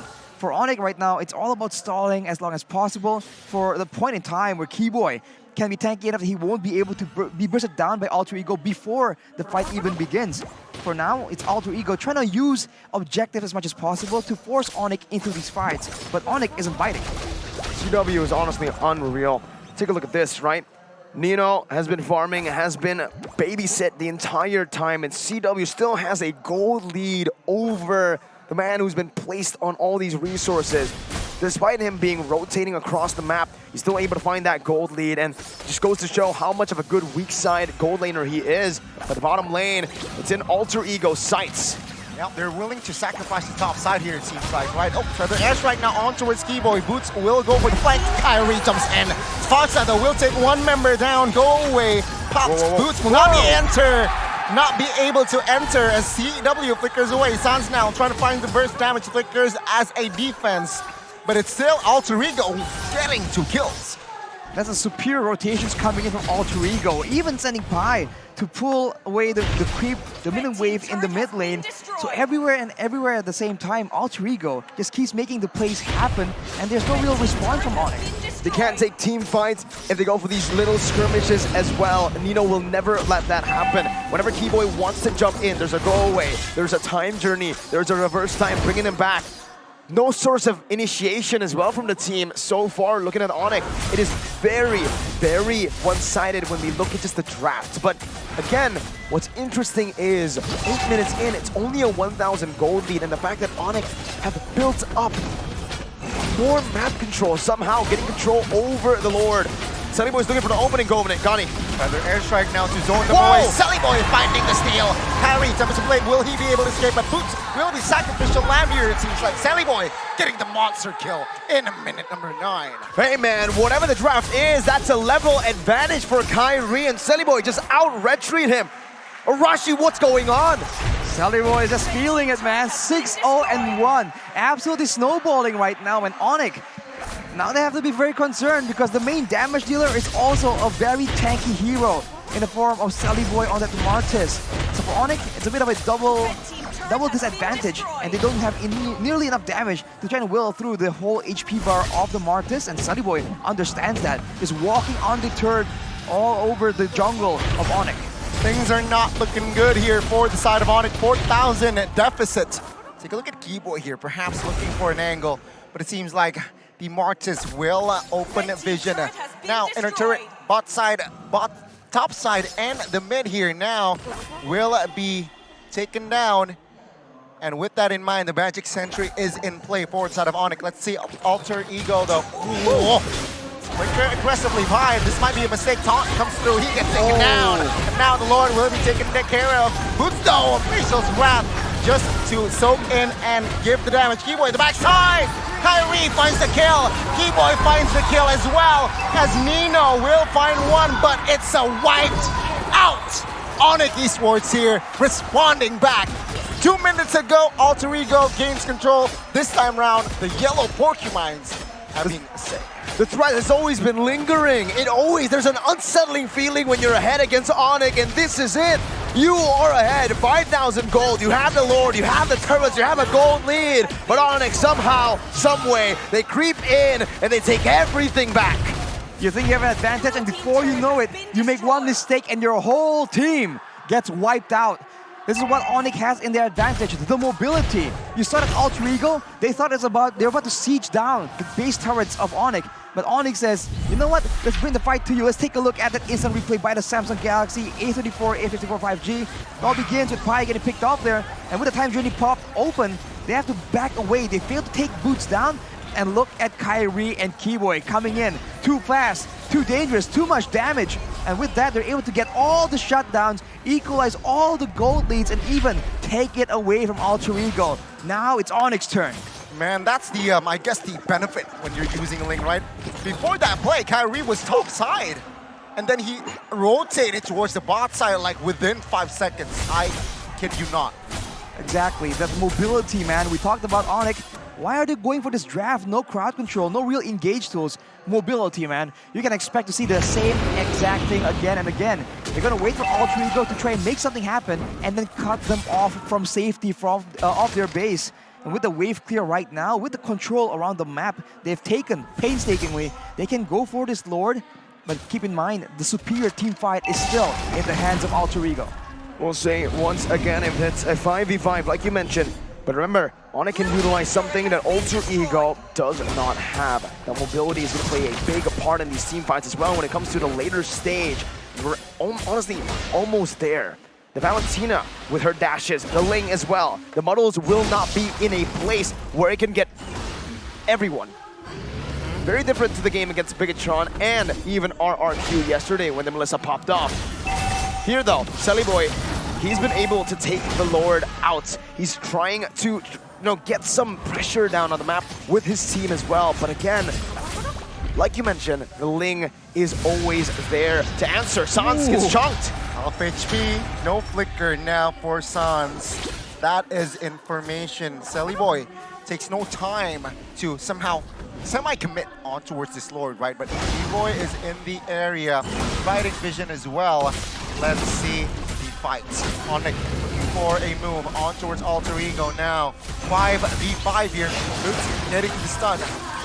Well, gets stunned up, but he gets pulled back, and Boots surviving with literally 1 HP. Solidified now needs to be careful in the backside. Keyboy forcing to use that go away. Alter Ego somehow isolated. Feather airstrike. Kyrie gets the Lord. Now Kyrie wants to make a move, but that's a mistake. Solidified is there to shut him down. 2-for-0, but ONIC gets the Lord. Arashi, what do you think about this? It's definitely valuable for ONIC, man. We talked about not winning in the team fights. The fact that they're able to get the Lord, even though Alter Ego were the ones pressuring, they're the ones with the waves pushing in their favor. That's a massive benefit. And of course, it was very, very close, but somehow, some way, Kyrie strikes again, stealing away the Lord, even though he's on the very vulnerable assassin. But now look at Alter Ego going for more, trying to get the base turret. Yep, Boots pulled back with the reverse time here. Will be enough damage? No! Xeno now low HP, but CW gets taken down. Alter Ego Esports gets another kill here. And this time around, it's they saying, ONIC, let me get game 1. Player goal by UBS Gold. Here, take a look at that. Kyrie and CW somehow, some way, still on top. And now look at that. Everyone is still in the fight right here. But Kyrie is forced to back away, getting chunked by the Feather airstrike. Yep. Now Boots receiving the stun. Will be able to escape though, but I might be wrong here. Yes. Kyrie does not pick up the purple. Keyboy now quite isolated here. But it seems like Alter Ego Esports, they will not commit on towards Keyboy. Will they? Is the question up high. Opponent vision. Oh my god, Keyboy is just buying time at this point, right? To let his team recollect. Let his team recover as well. This time around, Solidified with the double purple buff here will make sure. In-game equipment item here. Itemization. Thoughts? Blade armor for Keyboy means that Nino can't just randomly be hitting around. He'll be taking some damage back, and having the Athena shield means that he's not really as vulnerable to getting bursted down by the Feather airstrike. And this means, as we have seen in the mid-game, since about a minute ago, Keyboy can go all over the map behind Alter Ego Esports, and if they want to use a big teamfight ultimate to try and catch a Hilda out of everyone, not the Ling, not the Beatrix, but the Hilda, then ONIC is just going to be very happy to take that trade. With that play right here from Keyboy, they secure ways to force out ultimates, like the go away, for example, and they also secure a way to get a very reliable source of intelligence, which means that they have always had the chance to outmaneuver. Silly Boy. This time around, Silly Boy will be picked off. 5v4 now. Boots seems to be one more here, it seems like. But it seems like, again, the discipline coming from ONIC. It's very evident. 20 seconds to the Lord. A bit late to the party there, Alter Ego was. Silly Boy, obviously, again, with a little bit of a blunder. Using the Mortal Coil, but not getting through the wall. These little mistakes are going to start building up, especially for ONIC here. They're going to be able to punish these mistakes like it's nothing due to their better mobility. Silly Boy down, or just any member down from Alter Ego, creates such a massive hole in the map that ONIC can utilize to create more space by clearing out the waves and bursting down the Lord. Yeah, you can see here the Lord will be taken by Kyrie quite comfortably in the front side. Time journey has been Keyboy looking for the flank onto it. Zeno gets it. Sans though secures the kill. Barca, Feather and Strike does not get anyone just yet. Sans very low. Silly Boy with the execute. CW needs to be careful. Fingers away. What? Keyboy survives. Kyrie survives. Only Sans the twice casualty. Pi and Nino though will be taken out, so it's gonna be another defense here from side of Alter Ego. What a flicker by CW, man. Evading from the decimation. I didn't even think that was possible, but again, usually it goes through, Arashi. When you use the decimation, it follows through even the flicker, but in that particular situation, I do believe, I think Boots or Keyboy walked up as well to try to take it. Kyrie is going in, forcing a winner Truncheon. Just the blade in the bottom side. Mid-side base turret will be taken out now from the side of Alter Ego. The bottom lane as well here, it seems like, will be taken out, Arashi. And with this, ONIC will not pull back, will not advance more. You thought it was a weird draft, but you know what it is? It's the classic Yeb banana split from ONIC PH back in the day at M3. That's it. The mobility and the pushing power for the side of ONIC is what they're using as a weapon right now. And keep in mind, with the Hilda, like we mentioned, they just know where everyone is from Alter Ego. So they can just split push very comfortably, right? There's no chance of anyone walking into a death bush with 4 members in, because Keyboy is spotting everyone out. You can see that even with the initial Lord take by Alter Ego, they're unable to match the structural push from ONIC. And now with a 6.2k gold lead, they're just waiting on this, and if Alter Ego are not careful, they might just get backdoored here. Such a brilliant way to tackle the Alter Ego that likes to team fight. Don't go for the team fights, go for the objectives, go for the split, utilize the mobility to poke and pull back.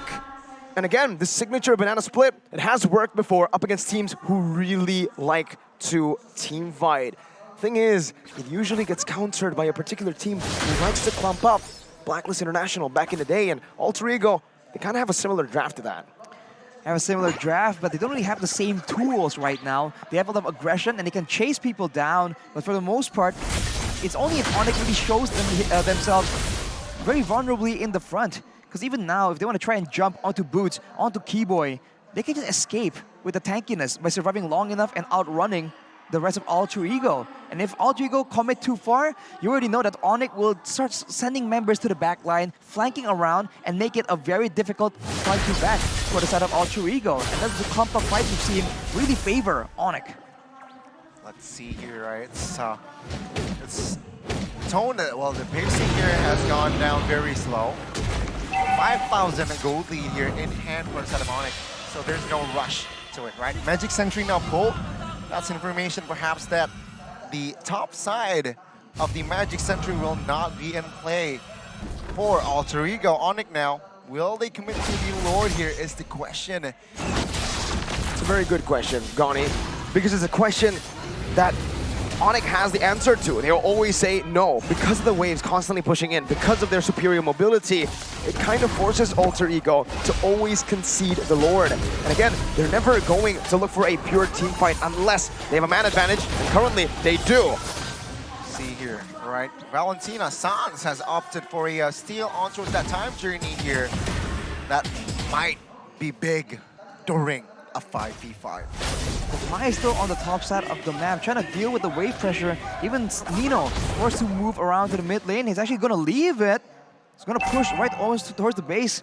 So you can see the pressure mounting up for ONIC, and they just can't keep doing this. They're just waiting around, waiting for Alter Ego to make a mistake and overextend, and before you know it, the roamer is gonna take out your back line. So unless Alter Ego go for a more defensive approach to try and deal with the initial burst damage, they won't be able to win a fight anyways, because Udil and Nino are never allowed to be present in those fights. At this point, it's better if they go for a bit more tankiness, a bit more survivability, but being able to actually stand their ground in the midst of a huge team fight. Because CW is definitely going to have a field day here, hitting everyone up, dealing a lot of damage, and sustaining up.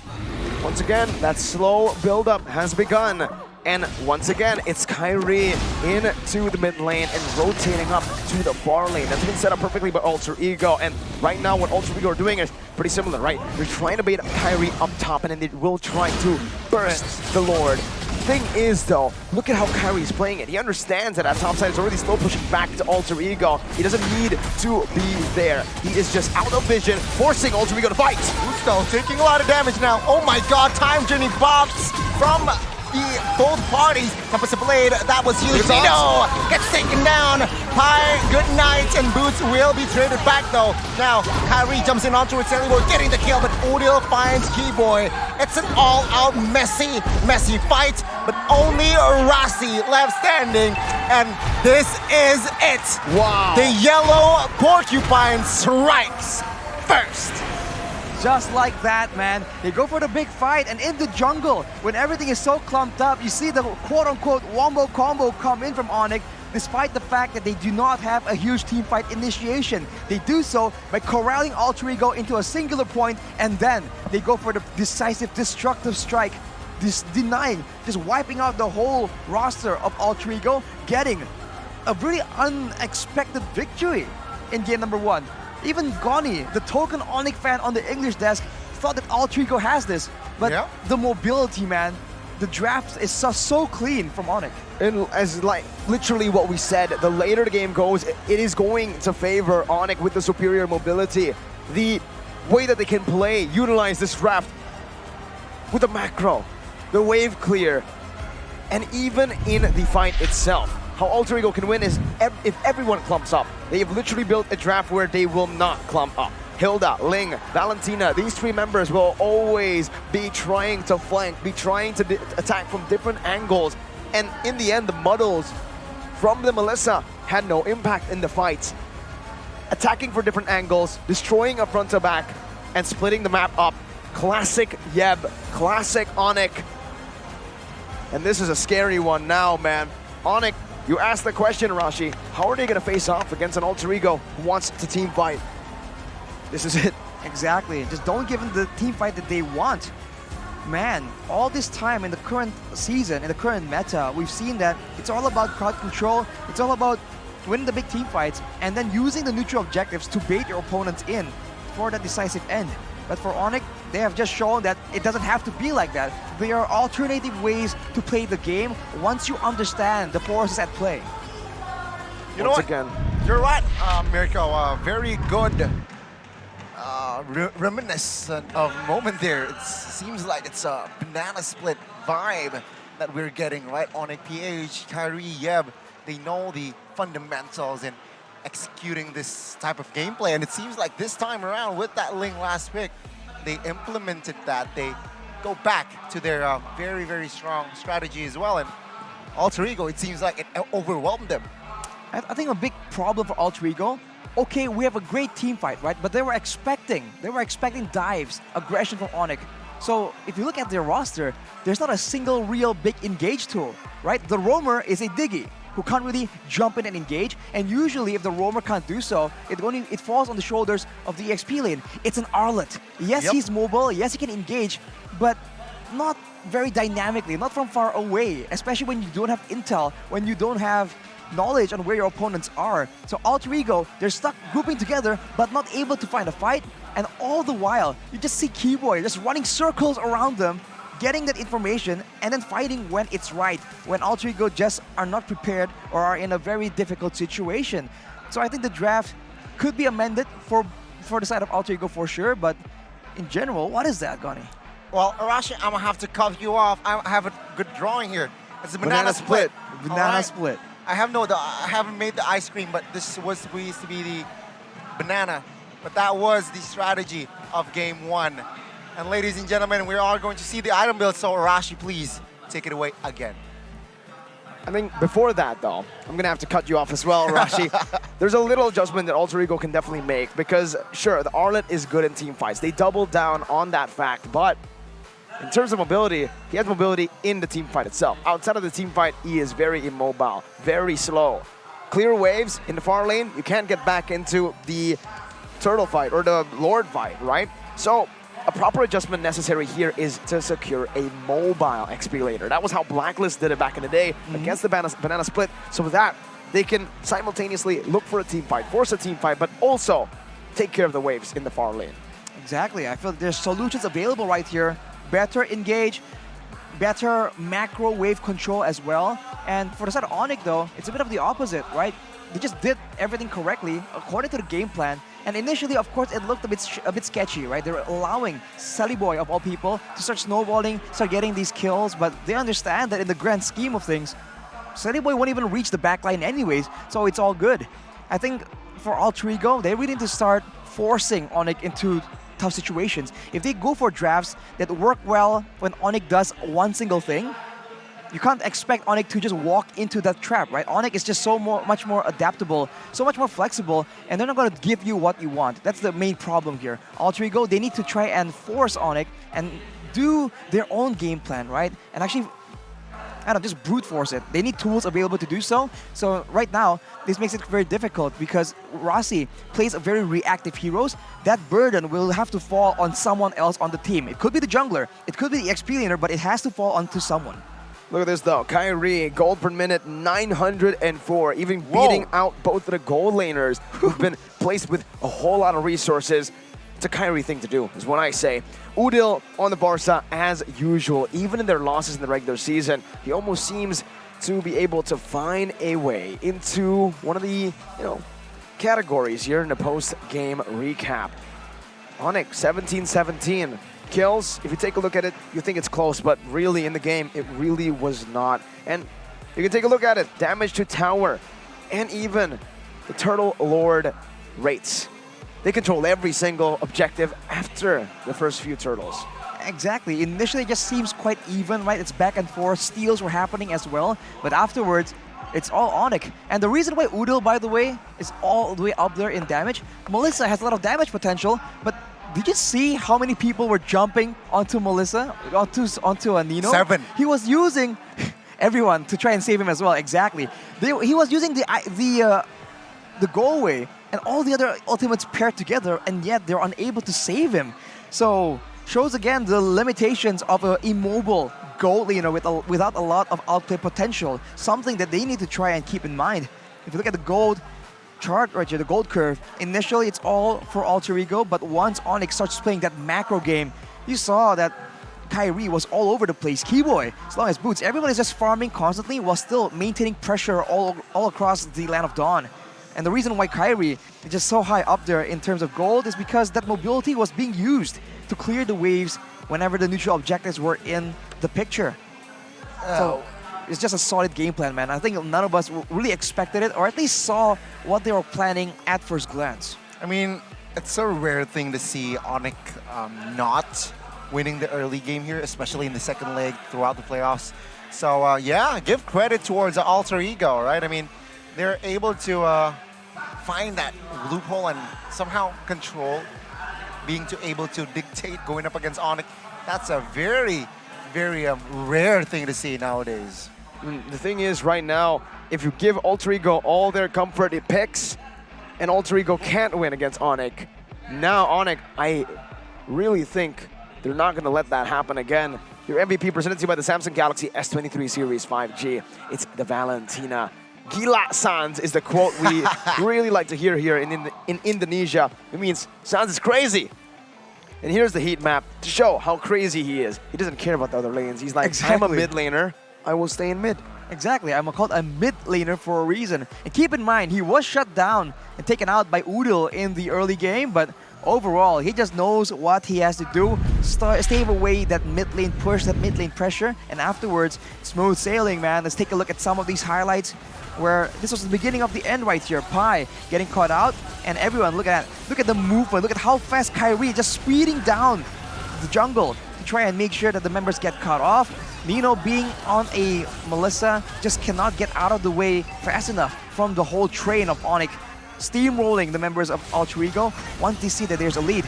And the issue is, even if they try and maintain a proper front to back, Keyboy is always in the back lines trying to push them in one direction. Here again, just catching them off guard, slowing them down long enough for Boots, for CW, for Kyrie to jump in.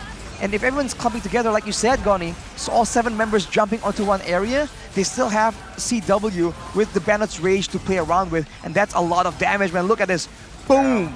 Everyone decimated completely, even though Saliboy is the one with the decimation.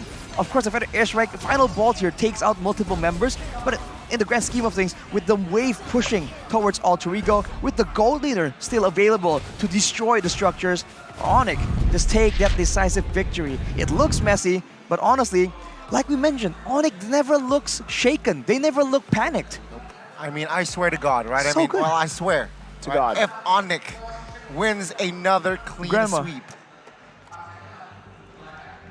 I think we had this discussion up top, and I said I said it was possible. I really said it was possible because, hey, it's ONIC. If it's any other team, I'd say no. The playoffs, it's really, really hard to go and sweep your opponents. But if it's ONIC, honestly, I feel like they are miles ahead, and giving all the comfort picks, giving all the prio picks, the strong picks over to Alter Ego, and still outplaying them, shows you the level that they are on. And you guys can elevate your level as well so that you can be, a little bit more similar to ONIC with UBS Gold. Because, hey, free hero skins with every item, okay? So when you get your UBS Gold X MLBB Mia necklace, Eudora bracelet, and bundles, UBS Gold bar, you can also go ahead and claim a skin right there.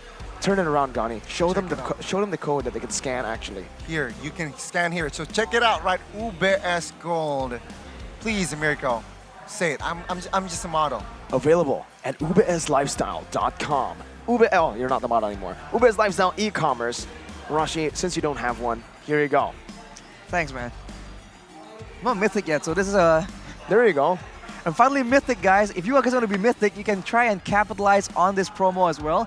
And man, it's just value, honestly, right? Rather than spend on frivolous activities, might as well invest in the future, and UBS Gold is the right way to do it, man. As a wise man once said, value, dude.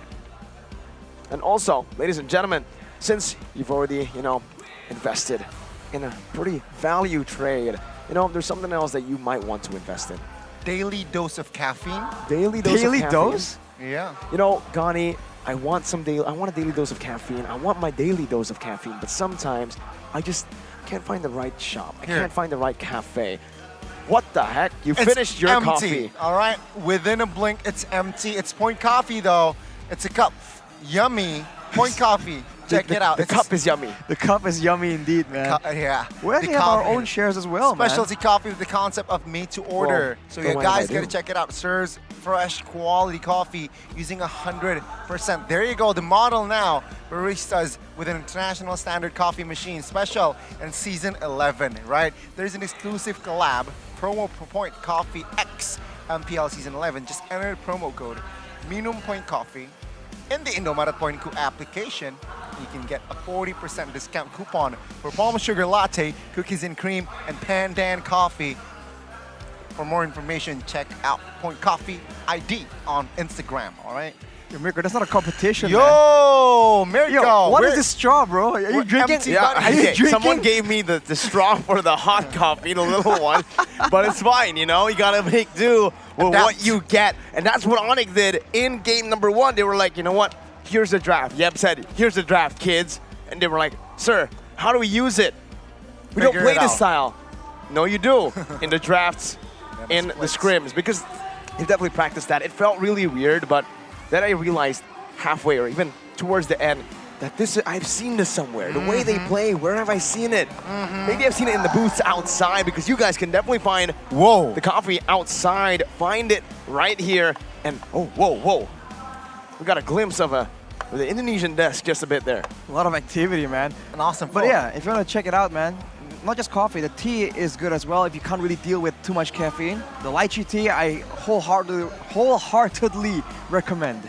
At Point Coffee ID on Instagram. Check it out for more information, ladies and gentlemen. And Alter Ego right now with more information that they were able to find in game number 1. Will they be able to make the proper adjustments? Will they go for a mobile XP laner? Because so far in Alter Ego matches, they haven't been going for mobile XP laners, except for the Yutong, right? And that's why the Yutong was banned out. You really understand it, the brilliance within the draft now that the game is over. That is also one of the reason that perhaps they grab, right, the opportunity, grab Arasi's hero in that first phase. There you go. Ladies and gentlemen, go and grab your car or bike over to the MPL Arena to see this booth right here is the That's grab a cool booth. booth. Look at that, Missy MLBB, That's a cool booth. which means the MLBB mission. The discount is up to 95%, and you can see here, you can enjoy, support your favorite teams by ordering grab and come into the venue. Rashi grabbed here, Gani grabbed here, I grabbed here. Dude, everybody in this room. I don't know about Well, that. yeah, we can't really guarantee that, but honestly, I can guarantee man, the ones on the desk did. It's 2023. You really gonna pay for parking? Like, really? Come on, dude. Get Grab. Don't deal with the that. heck? I don't even know what parking means. What the heck? Don't pay for parking, kids. No. That's not what we meant. That's not what you meant, Gani. Hang on. We do not condone this message. There you go. There you go. You know, what we condone is a phenomenal performance by ONIC right now that can continue in game number 2.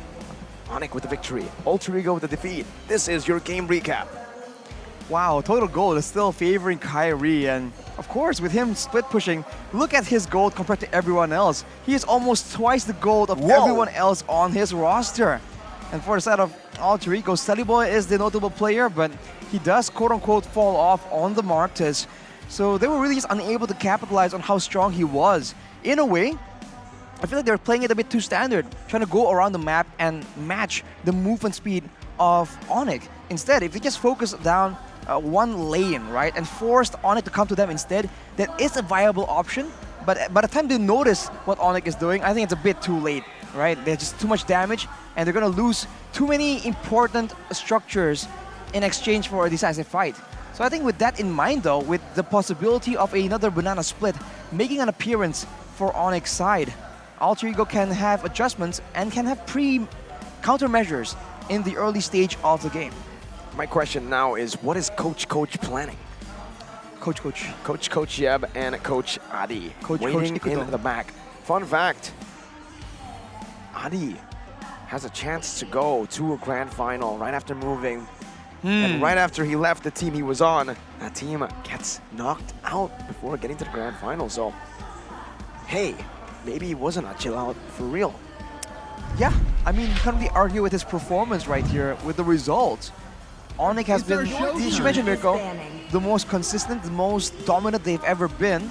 And it all began, technically, with the appearance of Coach Adi, or Atin, as we like to meme his name. But let's go into the drafting phase, and ONIC now is going to take the first pick right here, so already a bit of a difference. All right, there you go. Welcome to the drafting phase, ladies and gentlemen, of game number 2.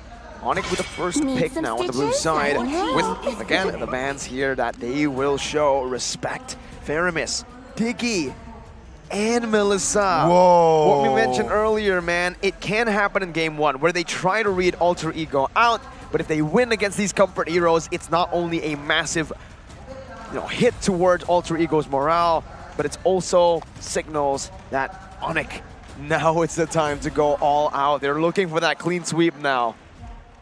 They are looking for that clean sweep. It's somehow there. Right after this match, it's match point. And still, it seems like now, ONIC, they respond with another Rasi ban. With that Diggy ban. I am the power of light. It's going to be the Kaja ban out here. Rashi, what did you do, my guy? I feel like, I don't know, the energy from the stage just blasted towards us in the English desk. That was surprising, but here's a comment from CW. When I first played Mobile Legends, at the time in the MPL, Rasi was actually my tank. We played together, and in this playoffs, we meet again as opponents.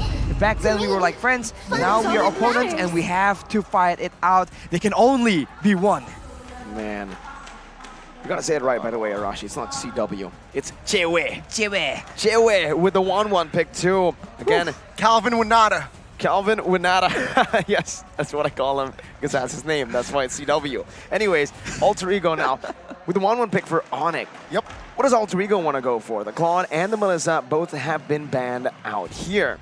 Usually against the 1-1, we have seen him go for a Beatrix, right? Nino. But honestly, picking up a Farsa, I think, is still the _1 priority here. Another good response towards a 1-1 pick.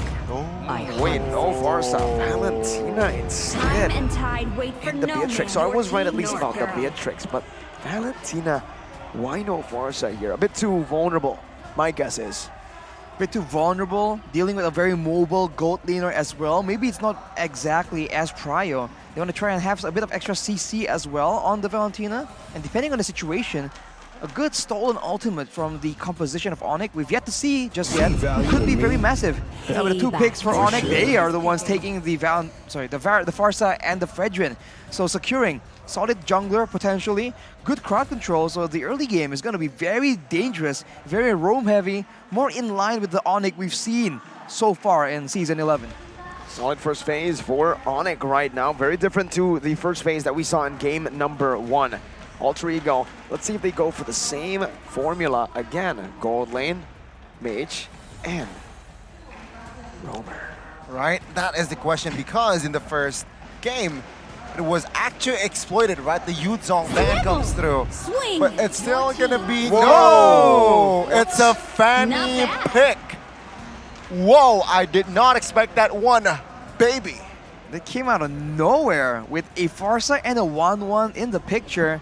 Very easy targets, but with 2 more picks available for ONIC to try and shut down this Fanny, including the roamer pick that is usually relied to do so. It's just a bit risky, but Sally Boy is known as a miracle boy for a reason. Can he make a miracle happen for his team now? We'll say, today has been a day full of miracles with EVOS winning without getting a single turret in the first 18 minutes. What the heck? Kufra banned out though. Hilda should follow through next to respect ONIC with their Fanny shutdown maneuvers. But ONIC can definitely just flex the Fredrin into the jungle, giving Kyrie such a good time, but up against a hero he's known for. Right? If you're good at it, you understand how to counter it as well, is the understanding that we know. ONIC though have taken away the Minsathar, so setting up to really set Chewe for success. Making sure that he can be as mobile as he wants, making sure that the Fredrin can also engage freely in the midst of a big team fight. Love to see for Alter Ego, will it be yet another roamer? It's gonna be the Masha, ensuring that the macro play will not be abused yet again, but the Hilda is still available. Keep in mind, ONIC can use it if they want to. Alter Ego can try and pick it away technically if they feel like ONIC will be using an assassin. And even if ONIC picks up a fighter, the Hilda presence, as we can see from game number 1, is still definitely a big nuisance for your game plan. Again, with the Masha pick, it does leave the Hilda up for grabs here, and ONIC can really just push the tempo with a Hilda, Fredrin, and Farsa. That combo can be very disgusting. Fanny might not be able to get a purple buff after the first one. Phobius ban comes through as well, knowing that Pai loves the Phobius. Also a very good response, or a very good ban from Zerfa ONIC. But the thing about Hilda, right? The one thing that I really don't like the Hilda is it's just no crowd control, right? It's very slight, and Alter Ego, they are somehow letting that Hilda go because they can respond with the glue. They pick up a glue, asking a question, Keyboy, are you really going to pick the Hilda going up against the glue? So perhaps ONIC now, with this in mind, there is only one hero that is good against the Fanny, against the Beatrix, and that is the Cho. The Cho, I mean, if they really want to, the Franco can be used here as well. The issue is right here for Alter Ego. It's a bit of a split. It's no longer a one-dimensional teamfight composition. So yes, they have more strong suits, but keep in mind, the team fighting also isn't as good. And ONIC answer back with their own teamfight threats. It's gonna be the Arlet and My man has called it. It's the Cho. It's Keyboy on his signature Cho. There you go, some lockdown, single target on the Fanny, and also technically the Arlet is also a pretty good counter for the Fanny, understanding that now the dashes can be cancelled. With the final slash, you can't take him out, and it's also a good matchup for Boots against this glue. Now it's the final pick for Alter Ego. That should be the roamer, unless they flex the glue into roam and then try to set up high for success with a winning matchup into that Arlet. Something that definitely could be picked up. But will they? Like a Yutong? I mean, we've seen the Yutong being used as a counter for the 1-1, right? The mobility. There you It's go. just too much. Called it too, Gonny. We're on a roll today, boy. You called the Cho, we called the flex and the Yuzong. And that's it. That's it. Arashi, both comps. Full circle. Full circle. Oh, this is going to be a good one to watch, ladies and gentlemen. Whoa. Some of the ONIC fans in the building right now with the Alter Ego fans. They're fighting it out, but they're fighting it out peacefully. Interesting contrast there, Mirko. Duality of man. But for Alter Ego, they have answers. Now it comes down to the execution. Just because you have the tools does not mean that you are going to be allowed to use them properly. And if you're against ONIC, that's the last thing you can expect. My, oh my, ladies and gentlemen, welcome to Game 2. It's still ONIC here with the lead of the series, 1-0. They're leading. But this time, Alter Ego, will they be able to equalize to make it 1-1? Let's see the conclusion. Land of Dawn, here we go for Game 2 between Alter Ego and ONIC. Will it be 1-1? Because there's a 1-1 in the gold lane right now for ONIC. Maybe. Maybe it's foreshadowing. Maybe. Yeah, you know, weird things happen in MPL ID every single time. But looking at the jungle, though, it's a bit of a contrast. Assassin against a fighter. But against a Fredrin, you have to be careful on the Fanny, man. You get caught, that's game over. A lot of burst damage is available. The Cho can knock you up. Boots can set up for a kill as well. And with the Feather Airstrike coming in swiftly, that could be the end of a very mobile Fanny. As Rasi just goes toe-to-toe against Keyboy, man. This one is a bit tough, right, for Rasi, because in the early stage, you would expect him to be able to maybe put some pressure down onto the Cho, but because of that mid lane control, they're able to roam freely, and the Farsa with the superior range is able to just get so much more done early on. Also, better mobility, right? So that's what ONIC are utilizing already early game. And even in the gold lane, CW then can utilize that winning matchup to pressure Beatrix early on.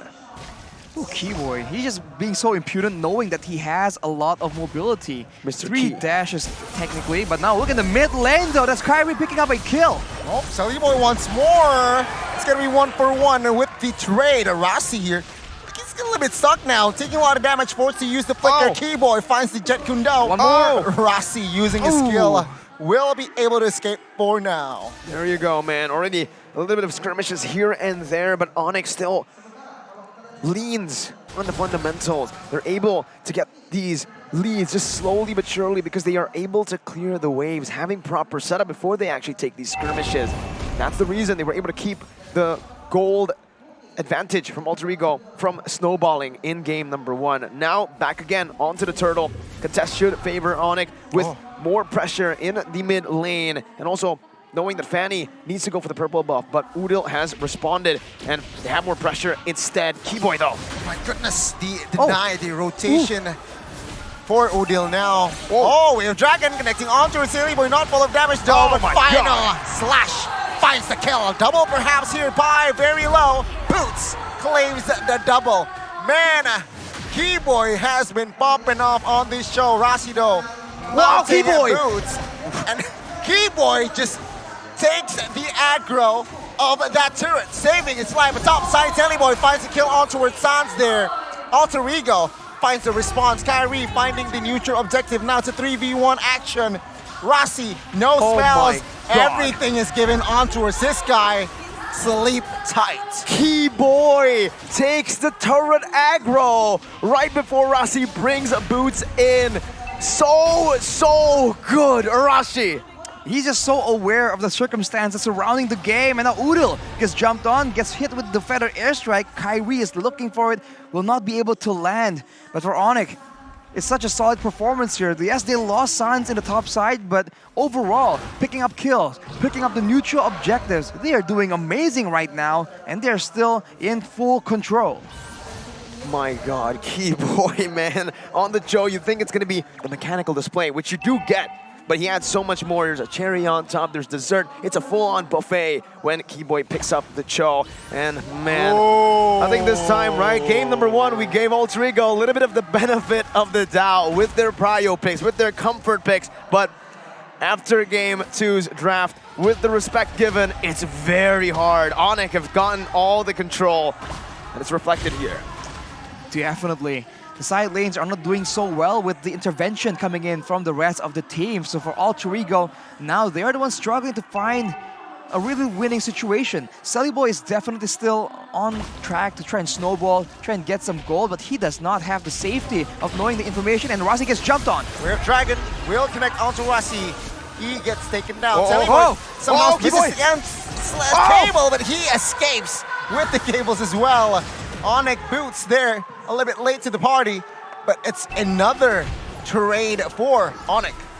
It's a very messy performance because both teams are just trying to flex their outplays right here. And I even forgot that in the previous fight, by the way, it seems like Boots made a bit of a misplay too, jumping onto the gold creep and then flickering over the wall to try and salvage the play. But all things considered, it's still very close, and Udil survives. High now will be the recipient of that Wave Dragon, will be taken down by Boots.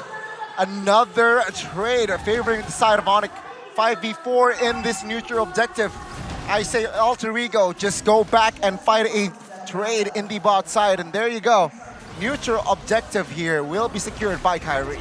That was a very speedy engagement, a very speedy maneuver for Soliboy and the Fanny, just going to the other side, knowing that there's some free time right there, trying to abuse the mobility. It's not nearly as good as the whole roster of ONIC in game number 1, but it's definitely efficiency at its best. Soliboy showing again his experience in the game, but ONIC already looking for these structures right here, trying to get more map control, more maneuverability, and trying to suffocate the income of Alter Ego. It's going to be Boots taking on 3, final slash connecting on towards 2, but with the Mount and Nino. Nino will claim the shutdown now. Keyboy moving on towards Nino. No problem. It seems like, flicker away no Dragon! No way! Keyboy! No way! Oh my goodness! Will he find got the it. solo kill? He got it! He got it! And No Keyboy! way! Solo kills Nino bot lane! One of the best gold laners in Indo, and Keyboy just solo killed him on a roaming toe! And Sans again now putting some pressure. What the heck are ONIC on? It's unreal. It's unreal, man. Alter Ego, they were able to get a trade technically, but what was that? How is that even possible? This is MPL ID playoffs, and yet this man is making the impossible happen. I hurt myself passing that play. Wow. Man, I was just jumping. You guys can support the Indonesian national team's team in SEA Games 2023. And hey, Keyboy is in there. You better be playing here with his performance on in MPL. Man, what the heck? Oh my goodness gracious. ONIC are not just dominating, they are styling. And look at Kyrie. Oh my goodness. Now looking on towards Soliboy. Rasi is isolated, forcing to use that split now as a defense. But ONIC, they know better. They will not commit on towards Rasi this time. Exactly. Why commit when the turtle is spawning and you can get it uncontested? This is what they've always been doing. But look at this trade of feather airstrikes. Two feather airstrike, the flicker as well. But CW will claim the 200 gold extra there. My goodness, I thought we were going to see a 1v1, but in the front side, say goodbye to Boots as he soaks in a lot of damage, and he wasn't able to move there. 1-for-1, but ONIC finds the last turtle. Hey, no fair, man. Come on, that was a proper 1v1 of both past and present mid laners for ONIC, Udil and my boy Sans. But CW just came in, he was like, no, this ain't gonna be a 1v1, He didn't respect bro. the 1v1. It's fine though, it got them the lead, so it's fine for ONIC. But Keyboy. Whoa! Flicker Wave Dragon, bye-bye pie. And now it's gonna be Rasi though, taken down by the crossbow attack. Soliboy finds Sans in the backside. Good cable management. but it's still a 2v1, 2 for 1 rather. Nino, revenge. Doesn't get it, man. Unfortunate for Nino, but Keyboy chose that recall position. So maybe he knows. Here though, let's take a look at the itemization. Arashi, ONIC, and Alter Ego. So far, only 2,000 gold lead, but anything significant in the item builds? Nothing too crazy, but for the side of ONIC here, Kyrie already with the blade armor, trying to mitigate some of the damage coming in from Nino as much as possible. Rossi going for the Antique Cuirass because of all the abilities available from the side of ONIC and knowing that he won't be the main target that needs to be bursted down. So far that makes sense. And for Nino, only the BOD and the Fury Hammer means that he has burst damage for the squishy targets, but unless he can land it on the right targets, as you can see, it's very easily manageable by the front line of ONIC. We're Black Dragon form to open things up. Keyboy will take a lot of damage, will escape though. Wow! Alter Ego with a lot of resource now spent will not be able to continue the pressure that they want. It's just not enough damage. And ONIC right now, they're just taking it very, very slow, going for the turrets when possible. But if Alter Ego bring in the firepower, tries to deter them from doing so, they fall back, they keep farming, and they know that they can wait and make that insane plays, use the battle spells when the next neutral objective is up, and that is right now. Alter Ego definitely have a way back into the game, right? You can see Solidified has built up a significant gold lead over Kyrie as well, and this killing pressure will be there. Rossi though, pinned down. Wave Dragon not committed just yet. Kyrie picks up the gun. CW finds the crossbow attack, finds the double, and CW this time, he's not messing around. A 3-man taken down for the side of Alter Ego, and this creates more than enough space to take the inner and as well as commit to the Lord. They made that play happen without boots in the picture even. It doesn't even matter, man. The Lord does spawns, you lose 3 members. What can you do? Not a single objective contest can even be attempted from Alter Ego. And if this is how things are gonna go, it doesn't even matter if Soliboy gets a gold lead, gets an EXP lead. There's no 50-50. It's getting further away from Alter Ego's grasp. The game here, ONIC are controlling it 100% of the way so far. 10 minutes in, Alter Ego have been forced into ONIC's playstyle, into ONIC's tempo, into the pickoffs as well. They try to look for some pickoffs back, but CW and ONIC have already built up some defensive items properly. I believe CW went for the steel leg plates. Don't quite remember it actually at this point. We'll take a look when the items pop up yet again. But I think he has, considering the fact that it's a Beatrix, it's a Yuzong, and it's a Fanny. There has to be defensive countermeasures. I saw CW build some. Not quite, I can't remember quite what exactly it is. But now with the Lord coming in, like I said, they're playing it slow. If Alter Ego are willing to give up the turrets, then they just keep taking it. If they go for a fight, if ONIC sees an opportunity, they fight it. If not, it doesn't matter. It's all back down to the next neutral objective. Flicker Wave Dragon is in play. Let's see, Feather Extract to zone the members. Sans now taking a lot of heat. Wings by Wings will be used. Rossi now using the split as a cover as well. No base turrets taken down here from the side of Alter Ego. I say Alter Ego defended well. Proper value though, honestly, for the first Lord. You expect usually just the tier 2s, but now with the conceal played in, you might be looking for something. Keyboy. Oh, he doesn't. He just baits in a few of the resources. The airstrike comes down as well. But yes, there is a steel leg plate and even a Wind of Nature. So much respect being given from CW to Soliboy, though he's behind. Oh, Wave of Dragon, man! Wow. Unstoppable collected wow. crossbow attack with the cherry on top, claiming the triple as well. My goodness. ONIC, they are unstoppable now. ONIC. Nino here, be careful, he gets, it's a maniac! Wait. Is this gonna be the first Savage? No, not the first Savage, on playoffs, let's see, we have Dragon now, Black Dragon form rather. Will be popped, the base quite exposed here, Pine, Solo, oh my god, the damage is more, we have Dragon to push him away and CW claims the unofficial Savage, but there you go, the yellow Porcupines sitting at match points. Without the Lord, they got the value of the Lord and they said, you know what, let's keep on going, let's keep on fighting. Soliboy gets caught by a perfectly timed Way of the Dragon and CW says, hey, I need my comfort heroes. You give me my comfort heroes, I can carry the game, no problemo whatsoever.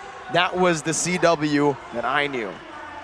We saw 1-1 earlier in match number 1, and some people were saying that doesn't look that efficient, that doesn't look that effective. In the hands of CW, it absolutely is, man.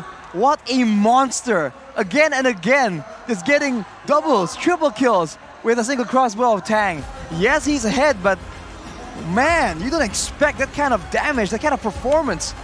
Alter Ego, man, they tried their best, but ONIC just says no. Stonewalls them. It really feels. Oh my god, I said this during my prediction as well, but it feels like everyone are fighting for second place. And ONIC is just sitting on top saying, hey man, you know, keep on going. 3-0 against EVOS, possibly a 3-0 against Alter Ego. Alter Ego that beat RRQ 3-1. Alter Ego that smashed Big Turn Alpha out of the playoffs in day 1.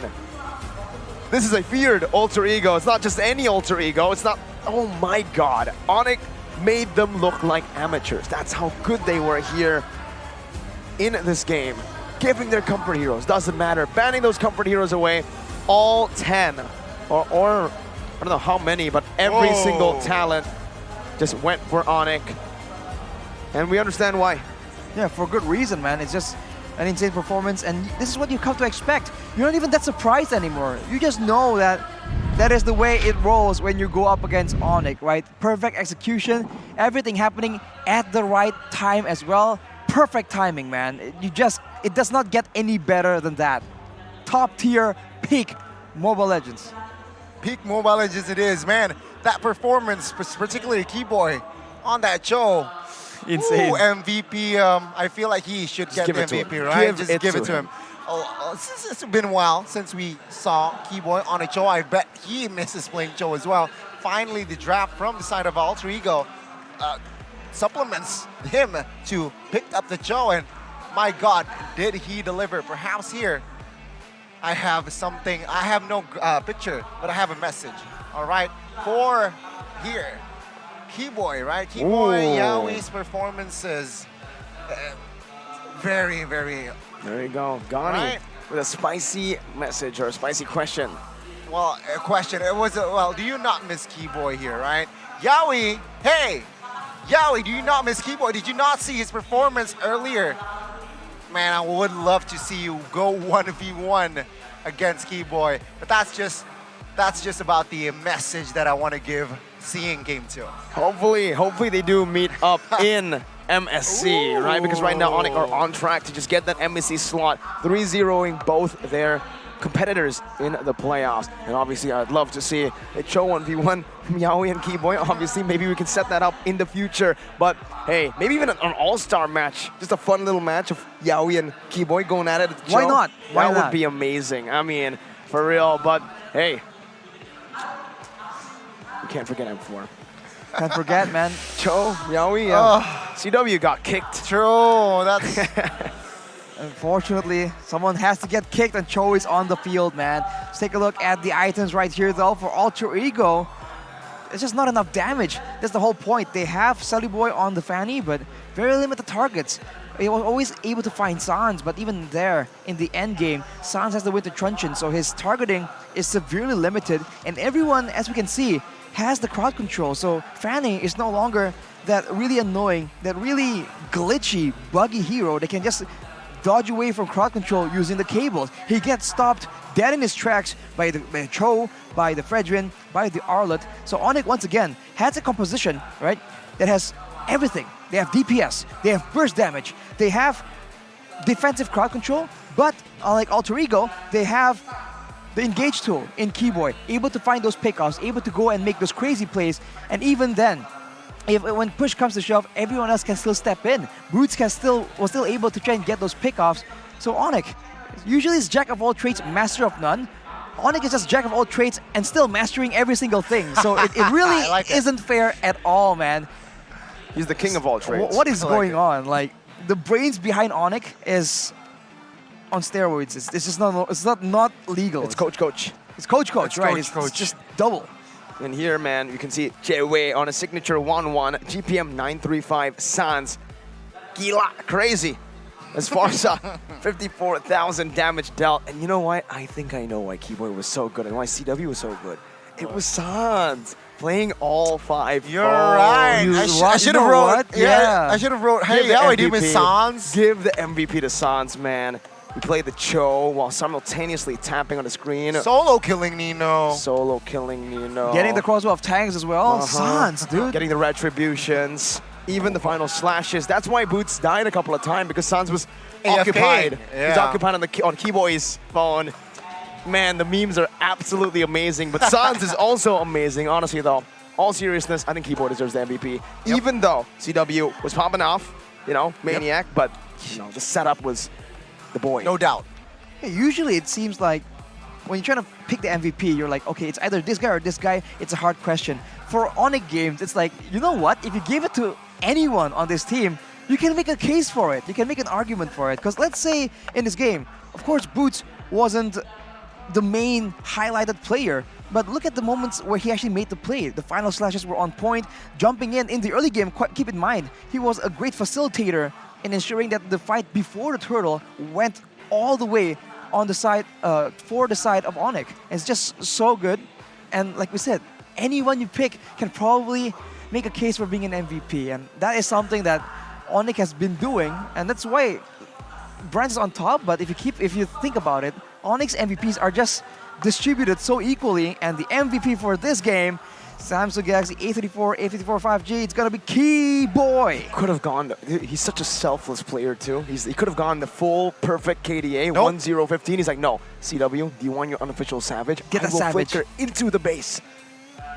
I'm an MMA fighter. He's a I hero. can kick people. I use the way the dragon. It's like, that's me playing charades with, you know, Cho. Interesting. But look at the heat map here for Keyboy though. All across the map, but for the most part, very directed. And even there, you can see that a lot of his emphasis, a lot of his time was spent in the EXP lane to ensure that that lane just winning so hard, and they can use that pressure to go for the neutral objectives. Let's take a look at some of the highlights here, where Boy was able to get a lot of leads, but this is that play. Initially, Boots made mistakes. We did see it, unfortunately, but in the grand scheme of things, it still went so all the way in favor of ONIC. And look at the crowd control available. Even if you're playing a glue, it has a lot of survivability, a lot of mobility tools. It doesn't matter when you can't move, when you're not allowed to make plays happen. And this is that solo kill, man. CW. Nino just wasn't ready for that Way of the Dragon play. And afterwards, that burst damage is so good. And when everything needs to happen so fast, when your opponent has a gold laner that can outplay, they can be invulnerable for a while. That's just way too much time where he is immune. Look at that kick. Sent Fanny all the way down, and then boom. Oh my god, this hero was nerfed, by the way. Just a fun fact for all y'all. Just a fun fact. This hero was nerfed. This hero has been left open by everyone, but now what do you do with your alter ego? Your comfort heroes all let go. You still lose. Now respected, and you try to let go some of the heroes that, you know, are Prio, like the 1-1. You think, no longer Prio. We beat this before. BTR, smashed them on the 1-1. CW says, no, bro, that was Sakin. That's not me. That was Skylar. That's not me. I am CW. I am Chewe. I am Calvin Winata. Calvin Winata indeed. Well, again, it's just a good performance. I don't know what to say anymore about ONIC, right? I mean, it's just game after game. So sad now seeing G after G. G after G, that one lose against RRQ. If not, it's still stainless. It could have gone perfect. Unattainted, right? Could have gone really undefeated, but unfortunately we have to suffer a loss. Well, not we, ONIC has to suffer a loss. But now it's going to be just, yeah, they're looking and shaping up to another clean sweep here. Can't really deny it right now, man. They're on the way to clean sweeping. Alter Ego. The Alter Ego that has been surprising. The Alter Ego that have reached a new level. Yeah, the new level isn't even near to ONIC's level. That is insane, man. Just puts it to scale, right? The whole perspective. They were able to beat RRQ, the team that a lot of people were talking about, like, oh, gonna be number 2 as always. Alter Ego beat them in quite decisive fashion, right? It's not a full 5 games, and yet against ONIC, they are just powerless. It's not even that eventually they lose is the fact that all the way from the beginning, it seems like ONIC has a plan and nothing can change it. Alter Ego with a different draft, with a different execution, nothing changes the whole plan for ONIC. It's just smooth sailing for them every single time.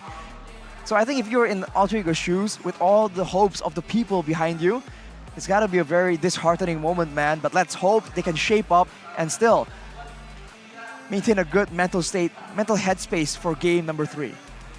Hopefully, man. Game 3 here. I mean, the series is not over until it's really over, right? 2-0. Absolutely. EVOS Legends did that in day 1 rather, right? Down 0-2, perhaps it's a miracle day. EVOS Legends, they were able to defend 4 lords, 5 lords almost against RRQ and got the comeback. But ladies and gentlemen, on that note, it's been an awesome day. To top it off, here's an awesome app, Dunia Games. Dunia Games. If you guys want to get, value, dude, go ahead and check it out. You can buy items and vouchers for MLBB, for games, buy diamonds, and also get a 3 gigabytes bonus of quota every single purchase. So you can go, if you want to get 1,000 diamonds, buy 500 and 500, and you get 6 gigabytes of free quota. You can use to game, to watch MPL Indonesia, or to do anything, even chill with Max Stream. Dunia Games, and obviously choose the best provider, guys. Telkomsel in Indonesia. I think it's better than that. Right, Rashi? Yeah, best coverage. Gone are the days where you go to your friend's house and you're like, man, I have no coverage here. Because honestly, for real, Telkomsel has the best coverage. Telkomsel and Keyboy. Well, true. Is Keyboy Telkomsel? Fine. Is Keyboy a provider? Call him, I don't know, Keyboy Telkom. He provided for ONIC. That's Keyboy what he did Telecom. in game number 2. Yeah, I'm trying, I don't think it'll work. Telekeyboy, maybe. Telekeyboy. There you go. Scan the QR code, ladies and gentlemen, to go and check out the app. Or you can just type it in your phone, your Samsung phone, obviously, duniagames.co.id. Because right now, we're going to go into a call right now. So let's throw it over to our host.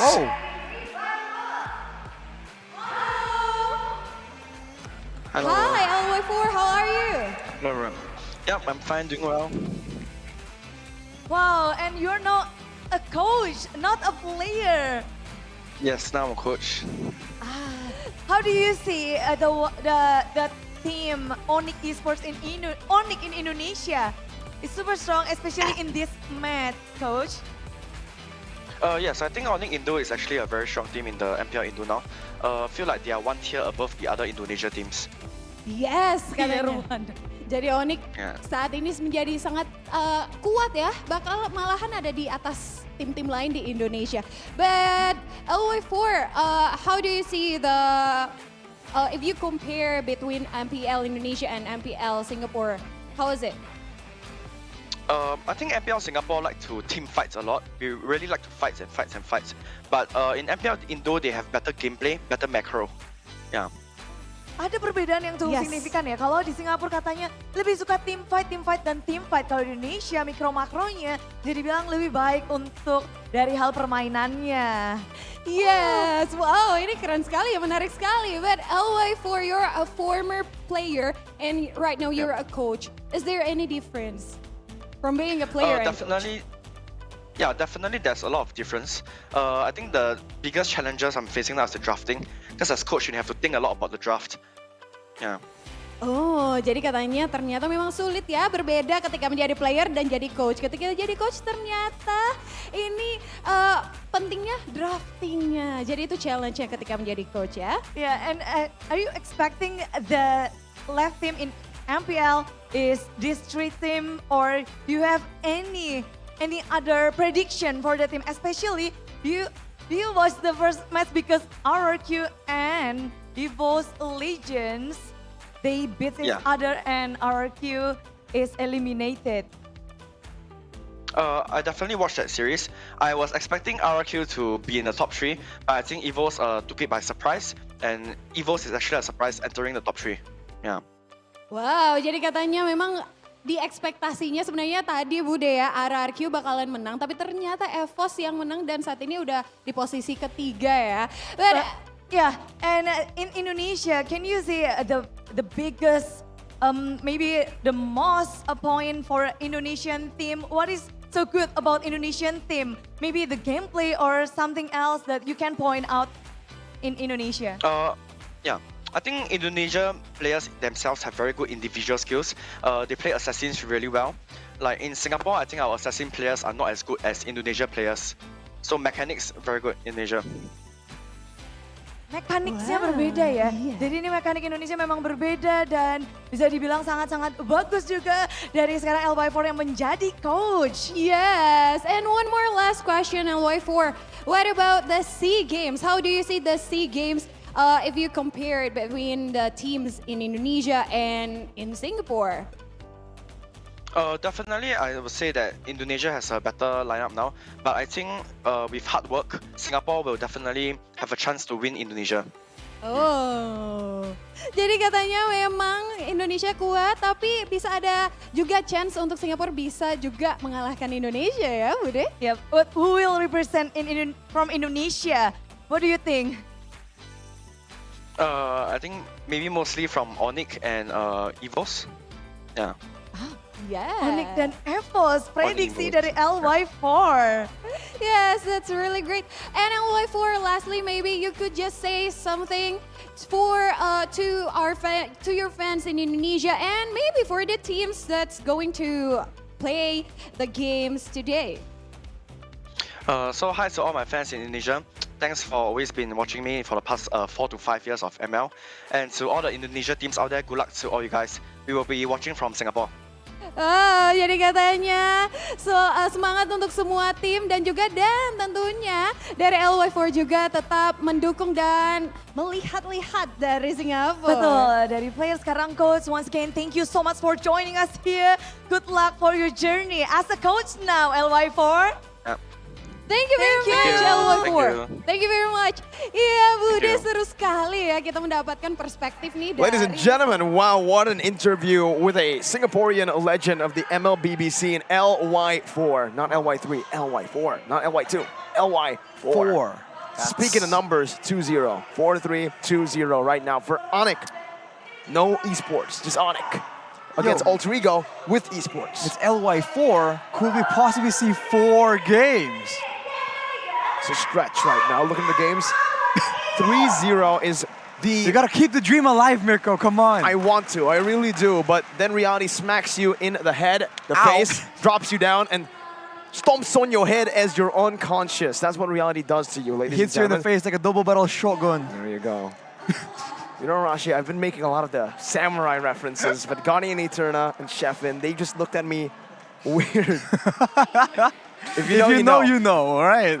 And right now, and I don't know. ONIC Tell us if you actually do. Tell Tell it in the comments, tell it in our social medias if you actually get the references, because for some people, it must be really confusing. Very, very. I can imagine Gani just like... unconscious. I know a lot of things, but not that one. You know that ONIC are good, and right now they are really, really, really good. 2-0, Alter Ego. Can they still come back here in the series? And if they can still come back, how do they do it? That's my main question, right? They've tried a full team fight, the team fights get avoided. They tried an all-rounded composition, they get outperformed, right? Out-macroed and out-microed as well. When it comes to the mechanical plays, there was no shortage of that in game number 2. So for Alter Ego, now I'm really confused. Maybe they just have to go back to their roots because it's really not working out. Well, maybe we gotta ask the ONIC fan next. But, ladies and gentlemen, it's time to ask the ONIC fan next. Gani, how do Alter Ego do it? If they can do it. Here's the thing, right? I've been asking the same question to myself. Really? Alter Ego, how can they do this? It's by force major, I feel like. Force major? Okay, if ONIC, if ONIC, let's say, concede all 3 games, then I feel like that's the only... Looking at their I mean, I'm not saying this because this I'm is a an realistic situation for you, Gani. This is an ONIC fan's No, vision no. in the world, thinking, you know what? ONIC's the best team in the universe. There's just no way. Wow. Gani, chill. Come back down to earth. They gotta win M5 or something before, you know, you can do that. But for now, Alter Ego, man, you're right. It does seem very tough, right? Because even with the comfort heroes, no. With the heroes banned out, even further. So now, I don't think ONIC will take that risk. They are no longer in a position where they want to, experiment, play around. I think they'd much rather just go home, especially Kyrie, because he got the girlfriend buff. His girlfriend came all the way from the Philippines to Indonesia. That's huge. And even said in Indonesian, I love you. Oh, that's so sweet, guys. Have you checked out the clip or have you seen it live, right? Very sweet. Mahal kita. No. It's a great moment. No, don't say mahal kita. I have claimed Kyrie. He is now Indonesian. So he can speak Indonesian, you see? You see? That's part of the plan, guys. Here, welcome to game number 3, though. ONIC, first phase pick. New side with Coach Yep. It's our showtime. Coach will be going for the Diggy ban again. And you do see that Alter Ego, they are struggling when they can't really team fight and they can't really have Rossi with the decisive team fight equalizer or team fight disabler, shutting down any kind of engagement. But the Pharym is banned away as well. Alter Ego, they're going for more standard bans, but I think this time they won't really let go of that 1-1. That was painful. That was really painful here, right? So already Alter Ego needs to adjust.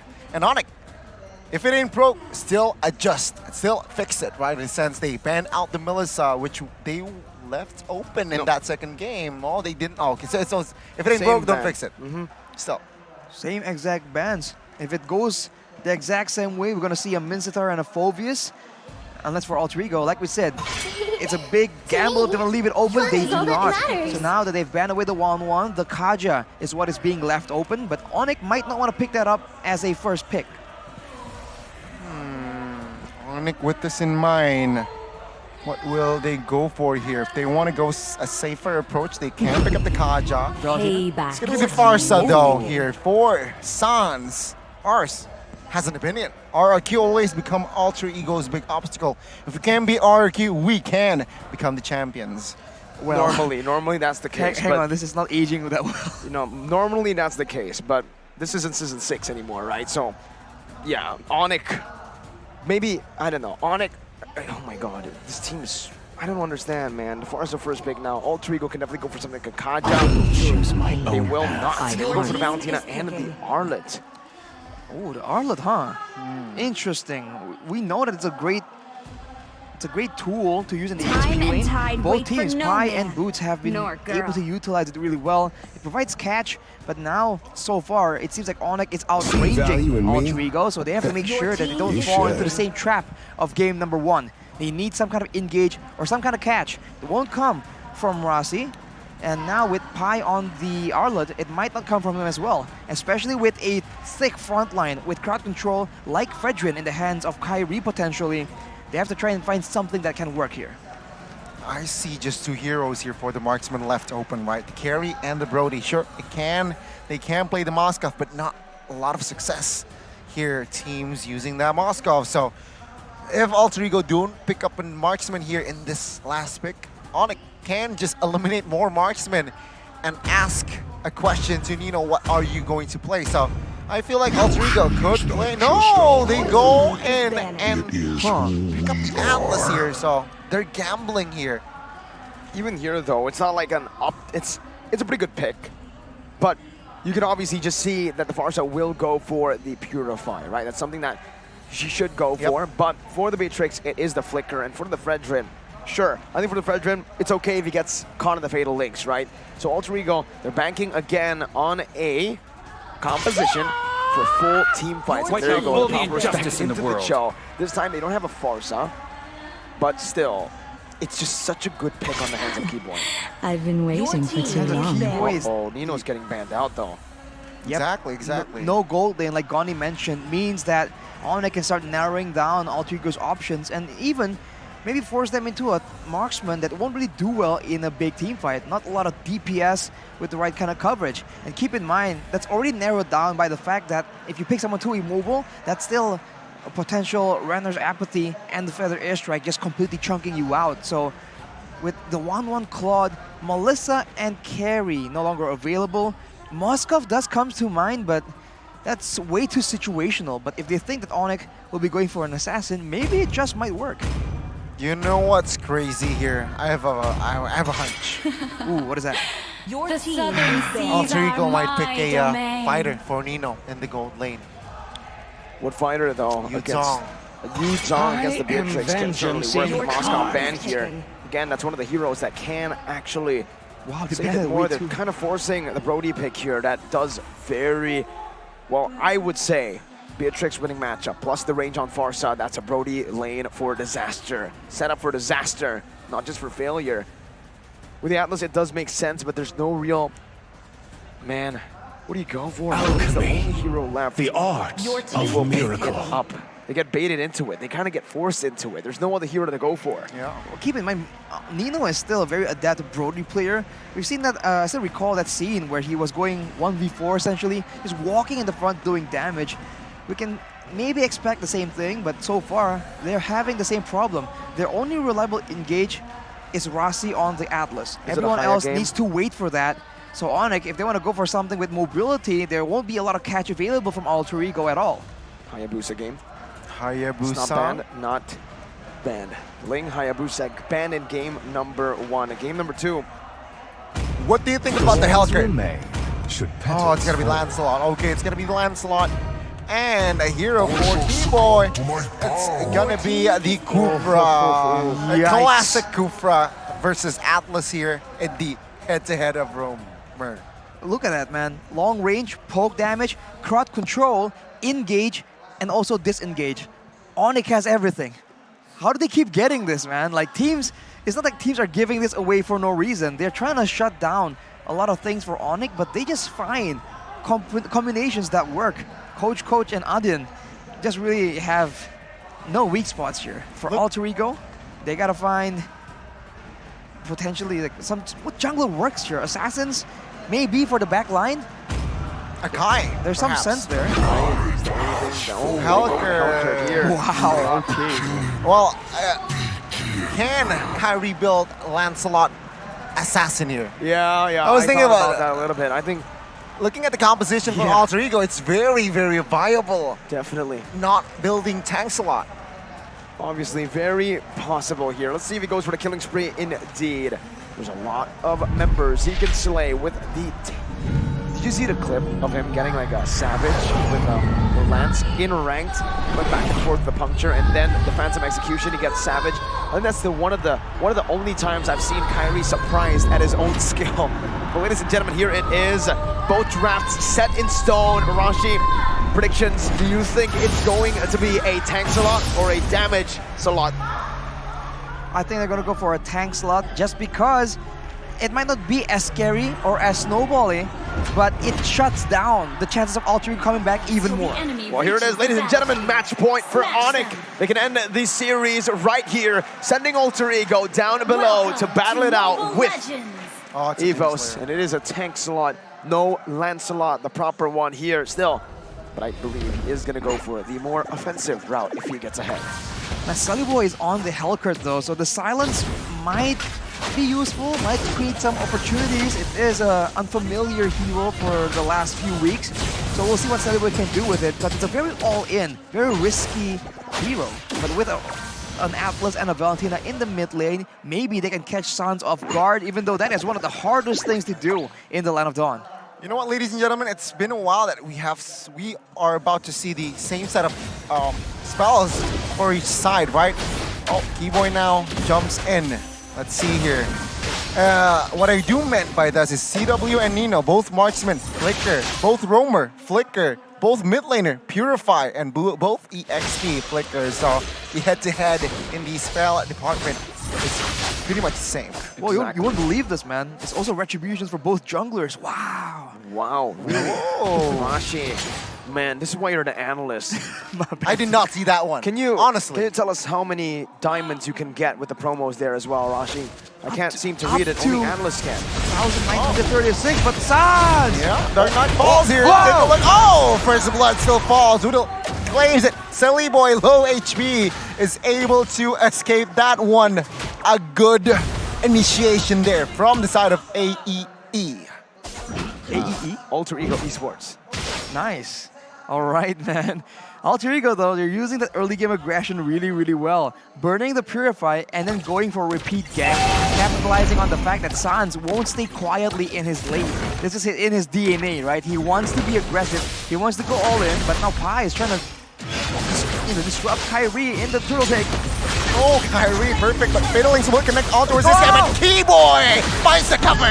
So Kyrie is still fall here. Now they want to find the trade. Boots picks up a kill on towards Rossi. It's still Kyrie for Rossi though, but remember, the neutral objective has been secured by the side of ONIC. I would still say it's value here for Alter Ego. It does give Sunnyboy a bit more room to farm up to get to that power spike on the Demon Slayer Hellcurt, right? So this is the, pick that, whoa, Bren likes to go for Nino.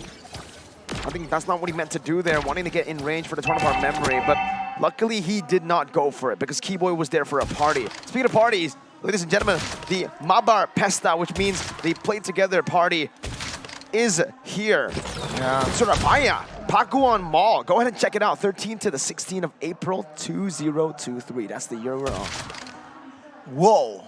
Whoa, indeed, Gani. And in this lane, though, Rossi is trying to make something happen, but the mid lane is where the action is at. Udil is fortunately able to survive, but look at ONIC trying to strike back right here. The mid game is definitely going to be interesting because for both teams, technically the mid game has a lot of potential. Yep, now Keyboy soaking a lot of damage. Will force to use the Flicker. Rossi whips the Fatal Links, but Sally Boy getting outplayed there. Keyboy for the trade, but Keyboy there with the Tyrant's Rage, forcing Sally Boy to his teammates. Now this is an advantage for the side of ONIC. Sally Boy just got caught off guard, trying to go aggressively onto the Romo of all people. Against ONIC, that's just so dangerous. You know that Keyboy won't make the kind of amateur mistake. And in this game, the fact that he's on the Kufa is so dangerous because he is known for counter-engaging, and there's a lot of opportunities here as Kyrie just completely styles on Pi, man. That timing too, he didn't see Pi in the bush yet. He popped the Thorn Rose and he caught out the first kill. The timing is unreal. And look at him, look at him, look at him, look at him. No way. Kyrie is in the building, ladies and gentlemen, the Retri God. My God, this speaks volume right though. Sally Boy now can definitely contest this turtle, realizing that he has yet burned his Flicker. But CW gets it. CW will get that turtle buff. Alter Ego Esports, man, is in disarray. Even look at that. They know that they have pressure. There won't be a connect, so there won't be a contest. So they send Kyrie off to his buff and secure the turtle without that retribution. So again, it's just a great show of efficiency. It's not always them just doing crazy things. It's also them doing things smartly, the intelligent way. And now they're just waiting for an opportunity. And already, Big Boy Sans himself making a cheeky play right here. Oh, it might just work though. Shot not connecting. Nino able to dodge. Sans! Nino forced to use the Flicker now. Keyboy though caught here. 3v1. Fiddle Link connecting. Damage though does not connect. As Tyrant's Rage on towards Rossi now forced to use the Flicker. Kyrie and Keyboy finding the kill. Feather airstrike from Udil will not create anything. It's a 1-4-0 for the yellow Porcupines. And they got the engage in that particular situation as well. Burnt the feathered airstrike. Udil now pinned down. This one is looking very bleak already.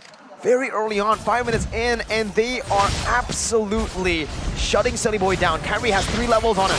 Tearing down silence, connecting on towards Boots. Pi trying to cover, trying to also poke Kyrie and Boots. Both teams here disengaging. Both teams does not want business.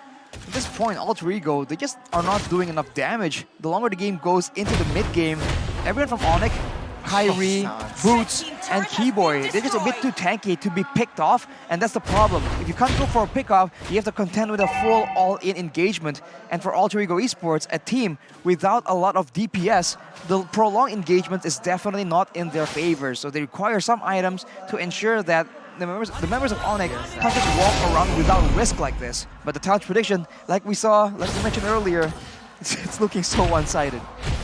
See now. Flex the game. 3-3.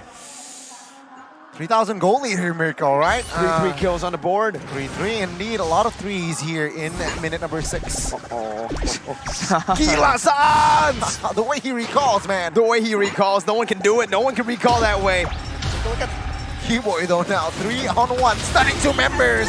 Flickers away, No way. Northern memory does not take him down. And now Kyrie jumps in. Alter Ego here, a little bit staggered. But take a look at Saliboy in the backside here, doing business with Boots.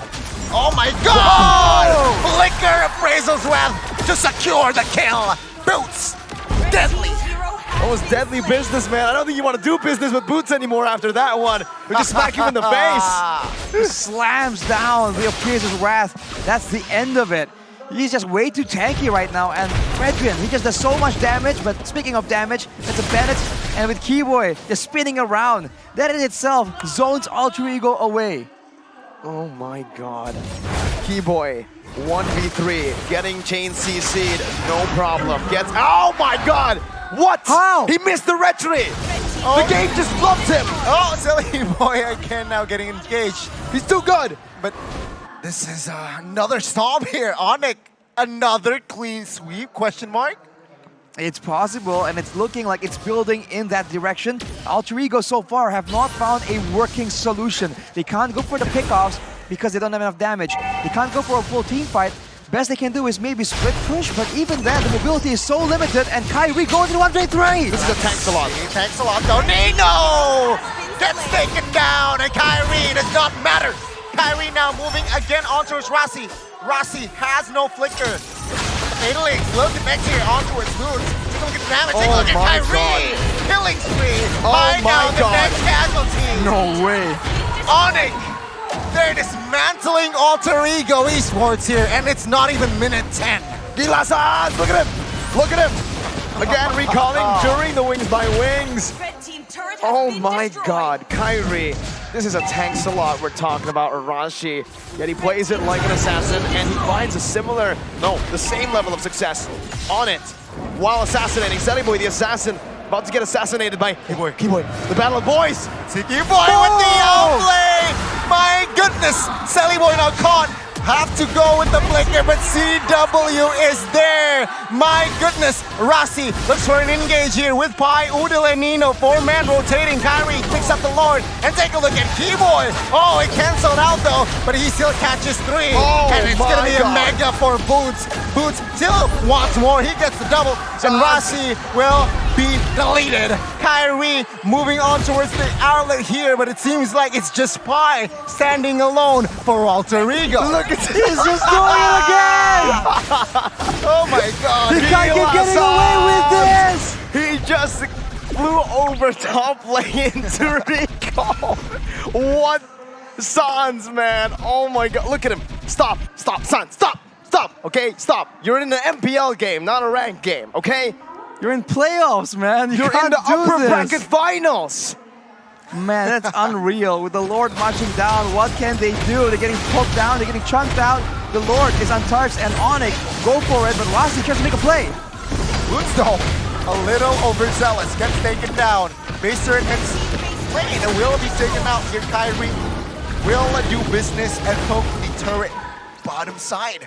It's gonna be a 1-0 here. Boots the only casualty, but it's not really that significant, it seems like. It's a shutdown. He was 5-0, and he kind of willingly gave that kill up, no problem. And even then, look at the gold difference. He's 2k gold above Pi, man. That is so one-sided. And Kyrie, it's no different. He is, what is this, like 4k. He is 4k gold ahead of Saliboy. Saliboy is not present in the game right now. His gold income is being matched almost by Rossi and Udil and Nino and Pi. Everyone has so much more gold than him when he's supposed to be the main farmer, the man with a lot of income, and the man being jumped on by everyone.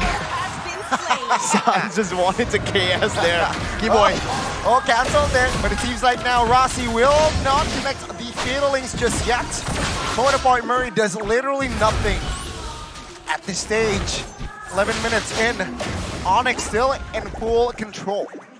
Full control. It's almost an understatement, man. The Lord advantage gave them quite a bit right here, but at this point, it almost feels like it doesn't matter. The gold advantage is one thing, but the execution is so solid, despite the fact that this man has not stopped.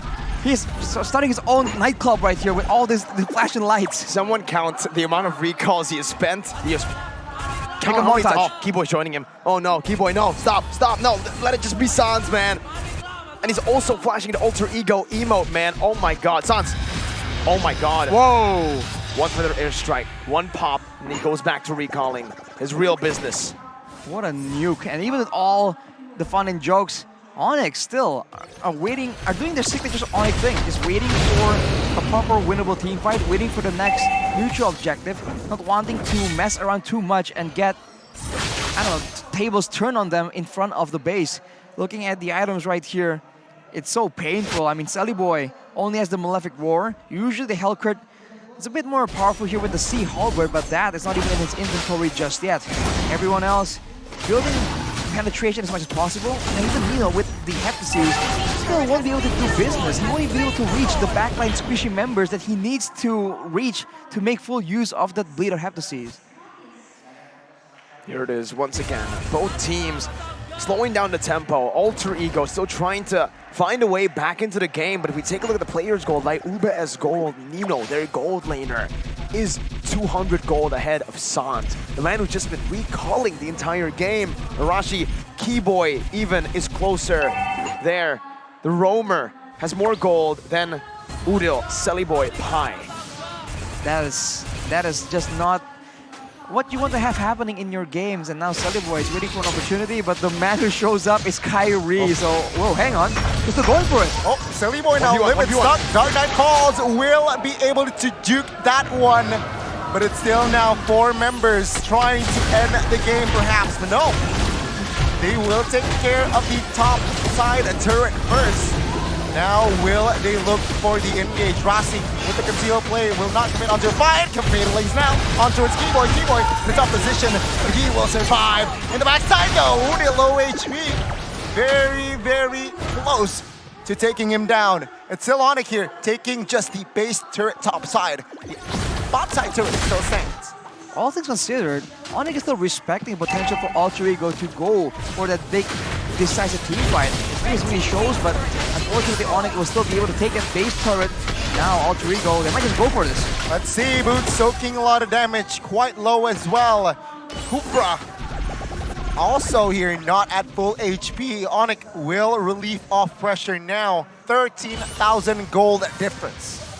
Look at the items right here. Sans has the Winter Truncheon just in case things get a bit dicey, just in case the Tournament Memory from Nino is there to seal his fate. On the other hand, Kyrie actually having the War Axe and the Rose Gold Meteor going more and more into a bit of a hybrid situation. The Thunder Belt he has though will allow him to be so much more sticky to the backline targets in Nino and Udil.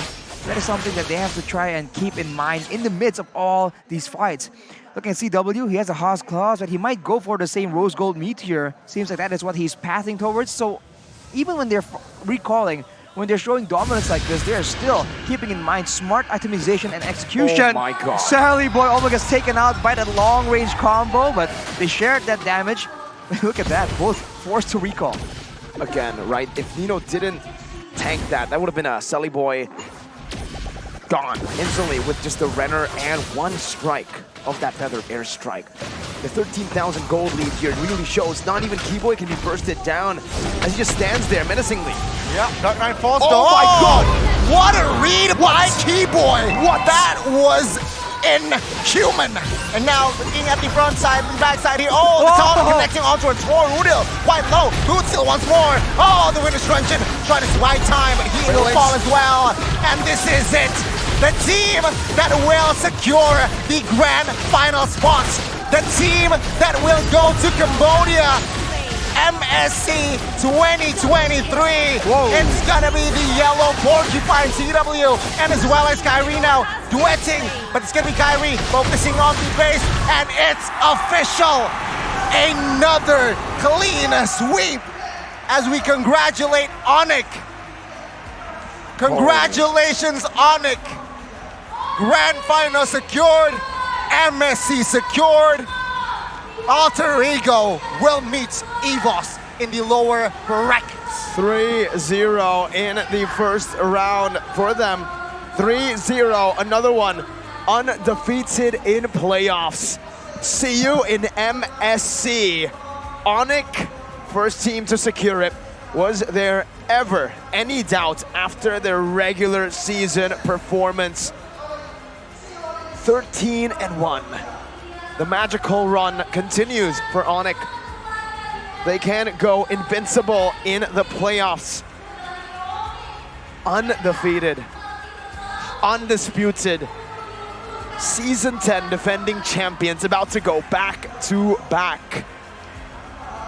That's just crazy, man. They have just completely destroyed the hopes of Alter Ego of getting any semblance of success. It's not even that they lost 3 games. They got destroyed all 3 games. They were unable to find anything of value, and they are just forced by brute force to swallow a very painful defeat. It's back to the drawing board. Fortunately for them, they have time to improve, but at this point, everyone has their eyes on ONIC, man. This team is just unreal. At every single moment, at every step of the game, you can't help but be in awe of what you're witnessing right now. The most dominant form ONIC has shown to be in.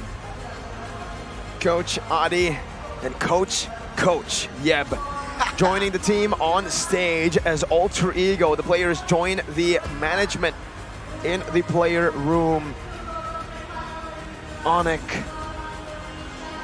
what a spectacular run they've had here in Season 11. Oh my goodness. Rashi, I can't put it into words. I don't think anyone can. Well, apparently, game highlight. The King of Sky is still too strong. ONIC secures the grand final slot and MSC 2023. 4 seasons in a row. That's the words. Those are the words you're looking for. Man, they got it done so easily. You're still just confused. What can people do against it? The foresight, the planning, the decision making in a split second. Everything was just so good, and you really wonder, what the heck has this team been cooking, right? What is in their food? What is going on? Like, how are they this solid? Where did it all begin? There, Keyboy was yelling nice, then he coughed, and then he yelled nice again. Look at that. Oh man. Keyboy. He should be a caster. Let's throw it over to our host for the interview. Di atas langit masih ada ONIC! Dan di slot MSC sudah ada ONIC. Dan di slot Grand Final MPL sudah ada ONIC. ONIC di mana-mana. Wow, dan akhirnya hari ini perfect juga 3-0. Kalau kemarin teman-teman di ONIC ngomongnya katanya ini ditunggu-tunggu nih mau ngelawan Alter Ego. Setelah match hari ini seperti apa? Senang. Senang aja ya. Tapi Keyboy, kamu gak mau kasih poin gitu buat Alter Ego? Boy? Kalau gua, mana Spicy Boy, mana Miracle Boy? This is Keyboy! Wow! Di mana? This is Keyboy! Serem banget dari ONIC dan begitu panas. Tapi apakah sesuai ekspektasi dari Keyboy dari match ini setelah mereka ingin melakukan kudeta? Tapi matchnya hasilnya 3-0. Sesuai ekspektasi Keyboy nggak sih? Sesuai ekspektasi Keyboy nggak matchnya berakhirnya 3-0? Nggak tahu sih, main aja. Main aja. Tapi ya Bude ya, kalau dilihat dari match di selama playoff kemarin dan hari ini perfect victory 3-0. Kemarin hari ini 3-0. Rahasianya apa? Apa karena kemarin foto-foto kalian ditempel di badan Coach Yap sama Coach Adi apa gimana nih? And you as well, Coach Yap. And you, What is Coach the Yap and purpose Coach Adi. of putting the sticker on your body? Itu rahasianya biar menang 3-0? Itu biar pemain yang gak main ikut berada di stage playoff ini. Oh. Sama jiwa-jiwanya merasuki kita. Jiwanya merasuki. Tapi Adi, kalian mensecure slot MSC dengan bisa dibilang cukup lancar dan mudah. Adi spill dikit dong, apa sih yang membuat kalian bisa memberikan hal yang terbaik seperti ini di MPL? Padahal kita lihat posisi 2 sudah tertumbangkan. Begitu bulat gantian 3. Dan banyak sekali yang ada di atas tuh nggak bisa bertahan. Kenapa kalian bisa bertahan? Karena kita sering ketawa-tawa. Kan gue udah bilang yang gue bawa itu yang penting happy. Yang penting happy. Tapi kalau ngelihat RRQ terhenti perjalanannya tadi, Kamu ngeliatnya gimana sih Cil? Apakah sesuai dengan Adi, prediksinya Adi atau hal yang tidak disangka oleh Adi? Sedih sih karena kan kita harusnya berangkat bareng terus dari season 8 kan sampai season 10 ke turnamen internasional. Jadi sedih sih. Mungkin karena nggak ada gue juga kali ya. Jadi ya semangat terus aja. 3 season biasanya bareng-bareng sama ONIC, sama Adi, sama Acil dan juga RRQ gitu ya dulu ya. Wah, tapi Coach Jadi Yap. sekarang aku doang sendiri. Oke, nah ini beralih nih ke Coach Yap. Coach Yap, gimana ngelihat hasil hari ini selama playoff? Kayaknya dari regular season sampai playoff, ONIC bagus banget. Ini jadi grand finalist.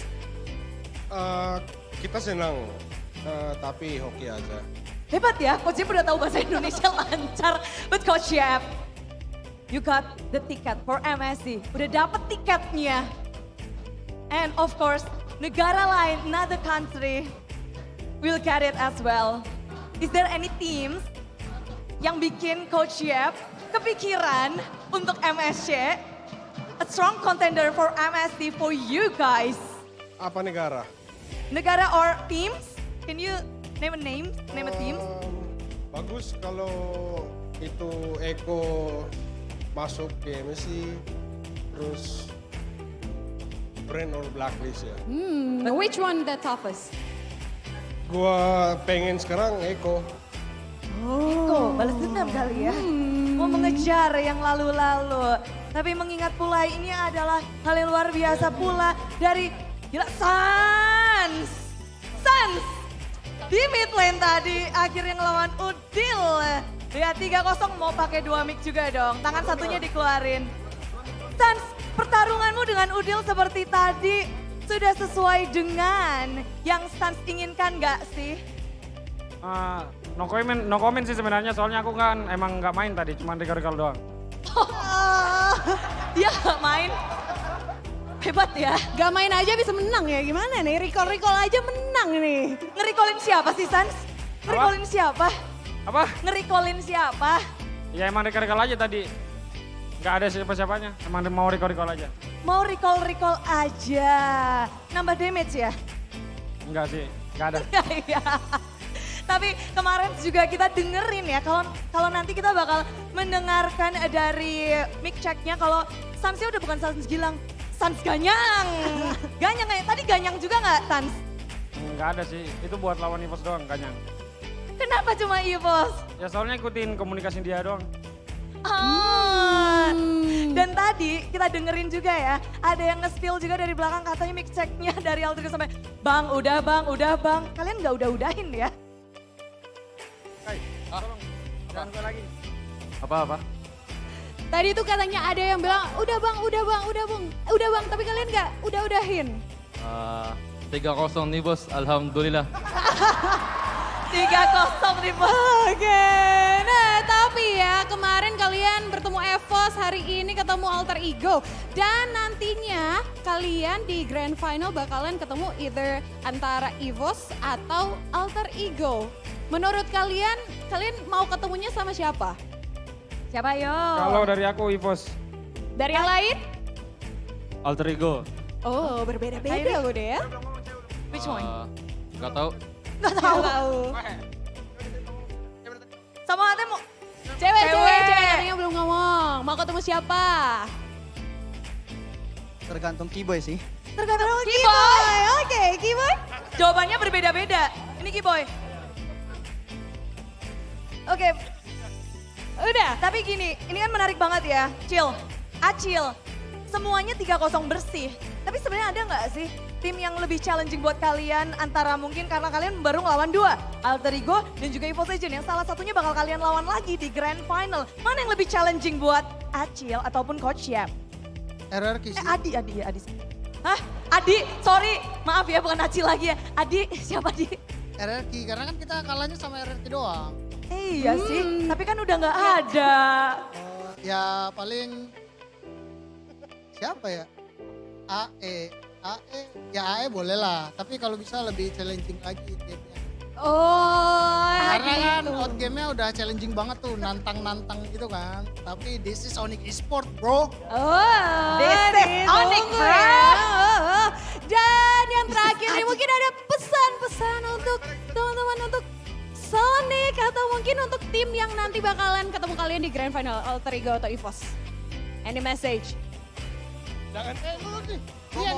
Drian mau ngomong karena itu ada KG. Oh, Drian please say something, ngomong sesuatu. Ngomong apa ya? Pesan-pesan nih buat Sony atau buat Alter Ego atau EVOS yang bakalan kalian ketemu Untuk nanti. tim yang akan kita lawan di Grand Final. Nah.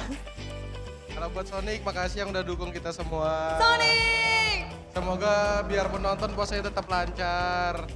Amin. Kalau buat EVOS, semangat lawan AE. Kalau buat AE, apa ya dia? Semangat Nadil. Pengen masuk MSC lagi nggak? Masa gitu mainnya? Semangat lah Dil, kepengen masuk MSC. Dulu sih masuknya bareng ya, sekarang bareng nggak? Iya. Penasaran banget ya Bude ya, kita nanti akan lihat besok tentunya. Dan sekali lagi Sonic bisa berikan tepuk tangan untuk ONIC. Full house banget dan inilah dia. Mereka begitu baik dan Sobat ONIC juga luar biasa. Spesial untuk grand finalis kita. Empunya juga MSC tiket. Inilah tanda untuk tim ONIC. Sans Gilang, Sans Ganyang. Inilah dia Gila Sans. The chair fit for a king. Gila Sans! Gila! The man who's been playing on all 5 phones now lifted on a throne, deservingly so for... Oh, he's got a jersey for Mirko, I believe. No, it's Sans. Oh my God. He has a second jersey. He just Sans thinks that he has 5 phones. He also has a second jersey. What, for whatever reason. He's wearing two. He's wearing two. Oh my God, ladies and gentlemen. That's crazy. ONIC, not only have they dominated the regular season, but they have dominated everything here, even in the playoffs. So far, grand finals, I think it might also be a 4-0, but now, ladies and gentlemen, give it all up for ONIC. First team into MSC. That's definitely their moment right now, and you see them feeling it, man. And the fans, they are just so overjoyed. There's one other guy grinning over here as well, so, you know, congratulations, Goni. Fair play. As expected. For all the international viewers, by the way, if you guys don't know the meme, Gila Sans means Sans is crazy, which means it's a positive thing. It's like, what? Sans, it's crazy. Yeah, it's like, you're insane, kind of like that. And exactly. It's been memed everywhere, and that's why there's a special show as well. I didn't even know that was happening. We weren't briefed about that, but hey, always with surprises. Imagine if he fell off the chair. It looked kind of unsteady when he got lifted. I'm like, oh. Whoa. He still needs to play the grand finals. Yeah. He hasn't won just yet. And with that, Mirko, Frederick, Mirko as well as Arashi. You know what? It's safe to say that here it is. All right, here it is. All right, let me see. ONIC. This is it. All right, this is. Can you see the picture? It's ONIC, yeah. There you go, ONIC, king of the skies, right? Chilling with the birds, with the sun as well, and with that as well, we got all 5 members that played here. Welcome to MSC 2023. ONIC will secure the 1 slot of the grand finals and 1 slot repping the MSC as well. Congratulations, ONIC. And let's see the highlights, shall we? Arashi, take the stage. Well, early on, it's all about the execution, and it seems like with the beefier members they have in their disposal, including the tank slot, they just keep going for the dives, man. They can reset the aggro so often. And of course, Keyboy, just insane foresight. This guy lives on a different dimension, man. He just sees things differently, and you can see that Alter Ego were struggling to just find a way to try and catch him off guard at all. Solidified also was kept down under, and look at that. He just predicted the jump from Solidified, completely shutting him down. And for a while here, without any minion waves at all, they just slowly but surely play around with their victims before ending the game just like that. No sweat at all, just another Sunday. Well, it's not Sunday, but just Tuesday. another easy day for ONIC. And like Mirko mentioned, you can't help but feel and start thinking like, oh, dang, how is the grand finals gonna go when they've been showing to be so dominant? Without a clean sweep was impressive yesterday. A clean sweep against AE in the upper bracket finals. What the heck? By the way, Goni, I have to say, like before the highlights, I like how that the only character you can differentiate in your drawing is just CW, because he's the only guy with glasses. Yeah, you got CW with the glasses. Everybody just has their hair to the left, Everyone all else the right. is- And Sans though, technically, right? Show the camera. Just put a Gonna- crown on Sans, right? Oh, yeah. Show his highlight, bro. I don't know. I only have a black marker, all right? I call it my magic marker. Oh, man. Man, and for ONIC, it's their magic day for today because, hey, grand final secured. They can sit tight tomorrow. They can just watch, chill at home. But obviously, they're going to have to practice, right? Because they can't take their opponents lightly. Grand final secured doesn't mean champions yet. But it can mean champions if they keep working hard. Because hard work is the most important thing in the end. Hard work beats talent when talent isn't working as hard. Yep. It's an amazing quote, man. And it's credit to ONIC as well for actually performing so well and still being so diligent with the practice, figuring out, trying to improve every single time, because it's hard to get up and work in the morning when you're sleeping in silk sheets. Coach Yeb, Coach Adi, the entire roster. What's up, Gani? No, I'm just laughing at Rashi. Rashi, the camera wants you to talk more, all right? Hi, I'm talking. But, okay, that was, again, a clean performance overall throughout of the series, right? 3-0, same as day 2 yesterday. This might be, are we shaping up to a 4-0 grand finals? Hey man, 4-0 grand finals have been happening in international tournaments a whole lot, right? True. Yeah. So maybe ONIC, the way they are dominating right now, they are looking to be that route, on the way, right? En route. Here, Keyboy's targeting with the Tyrant's Revenge. Tyrant's Revenge. Tyrant's. Helped ONIC win in game number 3. There's a little bit of a misspell there, but it's fine because, yeah, dude, Keyboy with the read. Even with the Dark Knight Falls, Gani, he was able to read. He saw CW, he's still there. You know what? Helker's gonna dive to my goal laner. I know that. I see you, He's Helker. been so aware.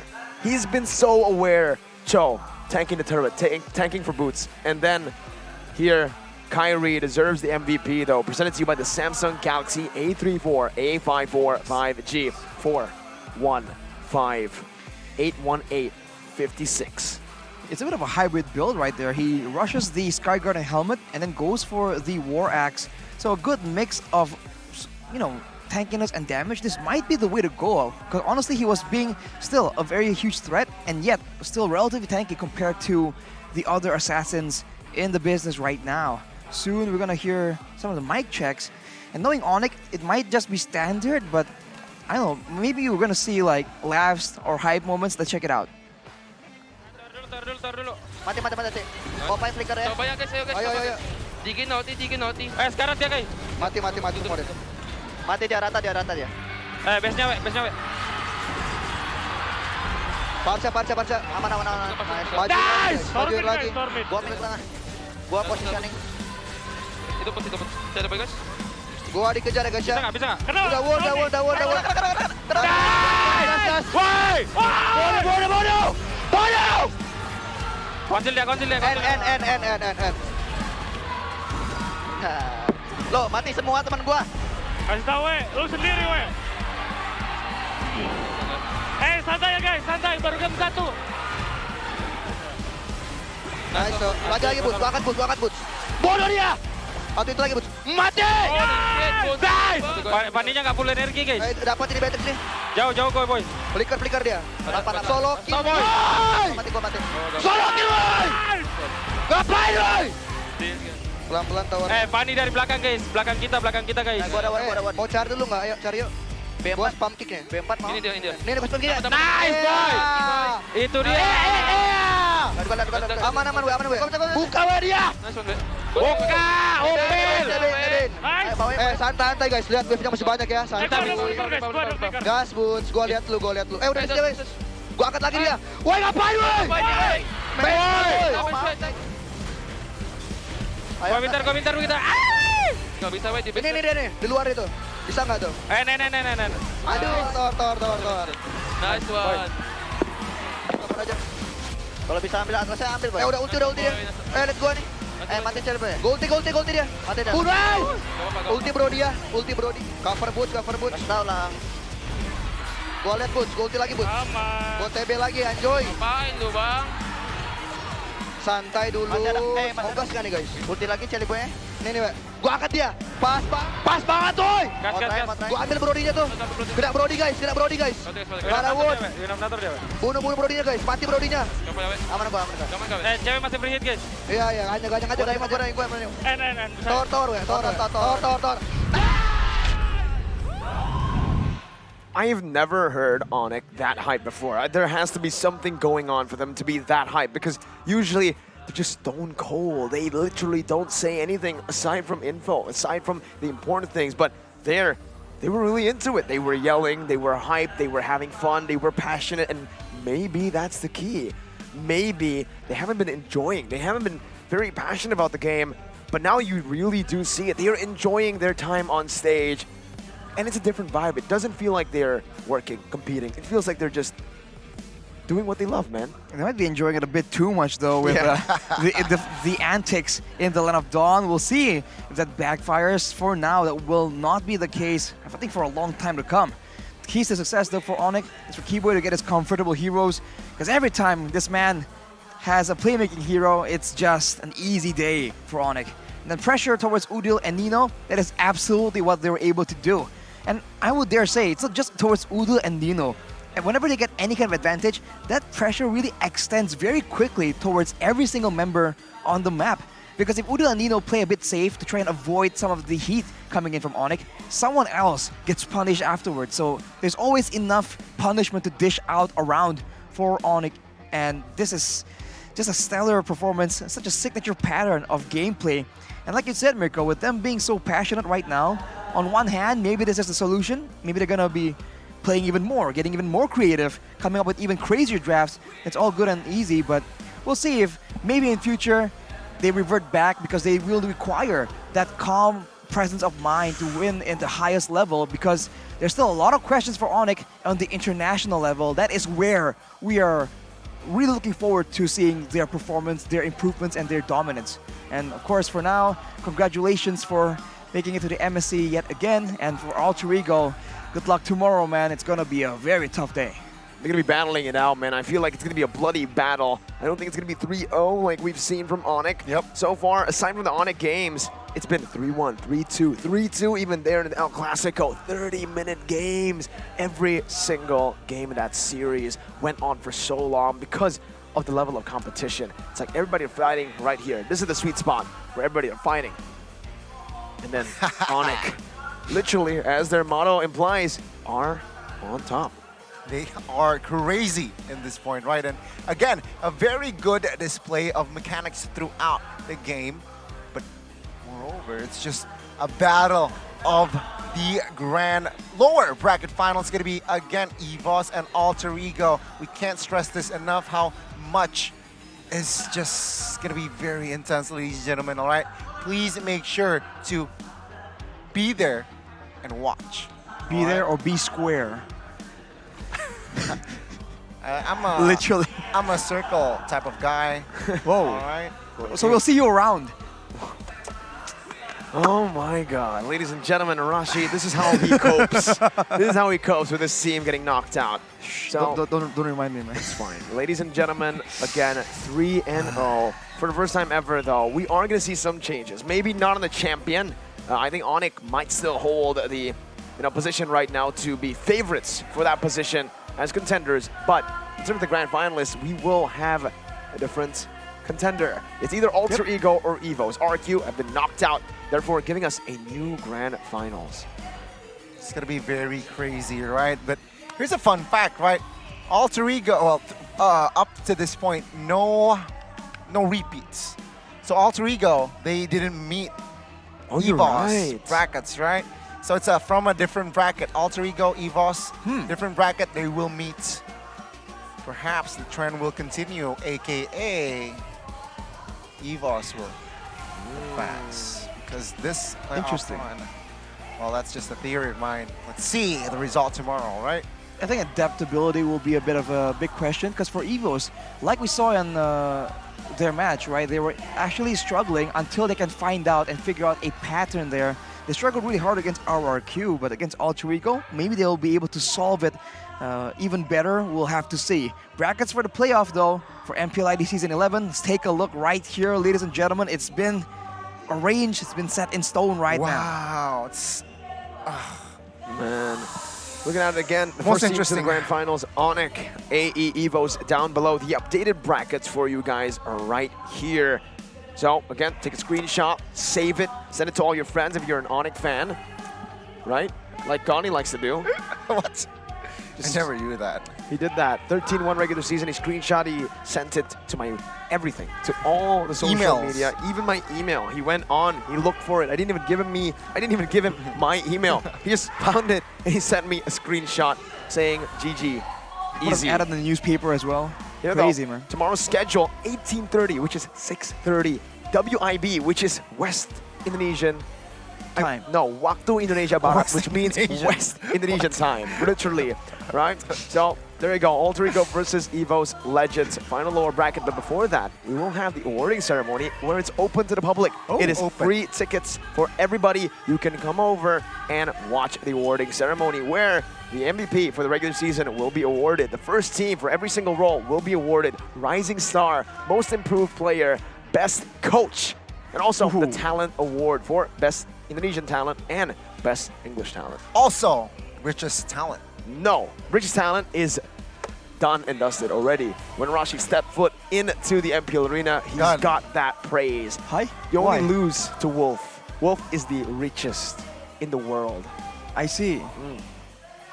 This is news to me. So if you guys want anyone to treat you to food, it's Wolf. Or if you're in Indonesia, you gotta give Arashi a call, man. I'm about to hide away before anyone catches me. Like, yo, where the food at? Where the food at? Well, the food is on Grab Food, Arashi on your Samsung phone. But before we get into more topics, ladies and gentlemen, unfortunately, all good things must come to an end. Not yet for the playoffs, but today it's done and dusted. We've seen 2 incredible matches. We will see one more tomorrow, and then another one in the grand finals. But for Mirko, I'm Gani. And I'm Arashi. We will be signing out. Thank you so much for watching, and stay tuned for the lower bracket finals and grand finals.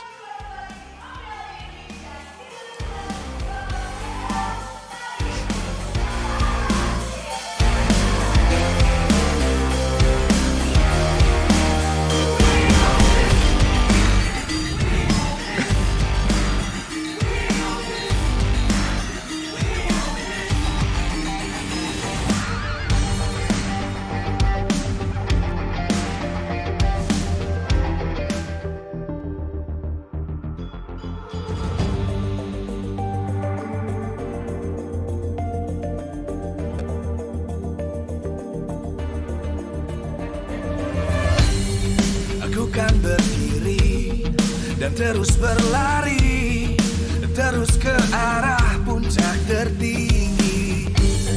Ku takkan berhenti, hanya sampai di sini.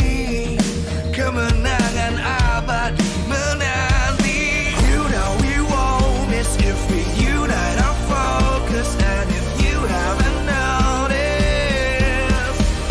we all live. Nyalakan apimu, hadapi semua tantangan, hadang semua serangan, jatuh bukan halangan. Bakar semangatmu, janganlah engkau menyerah. Kita akan buat sejarah.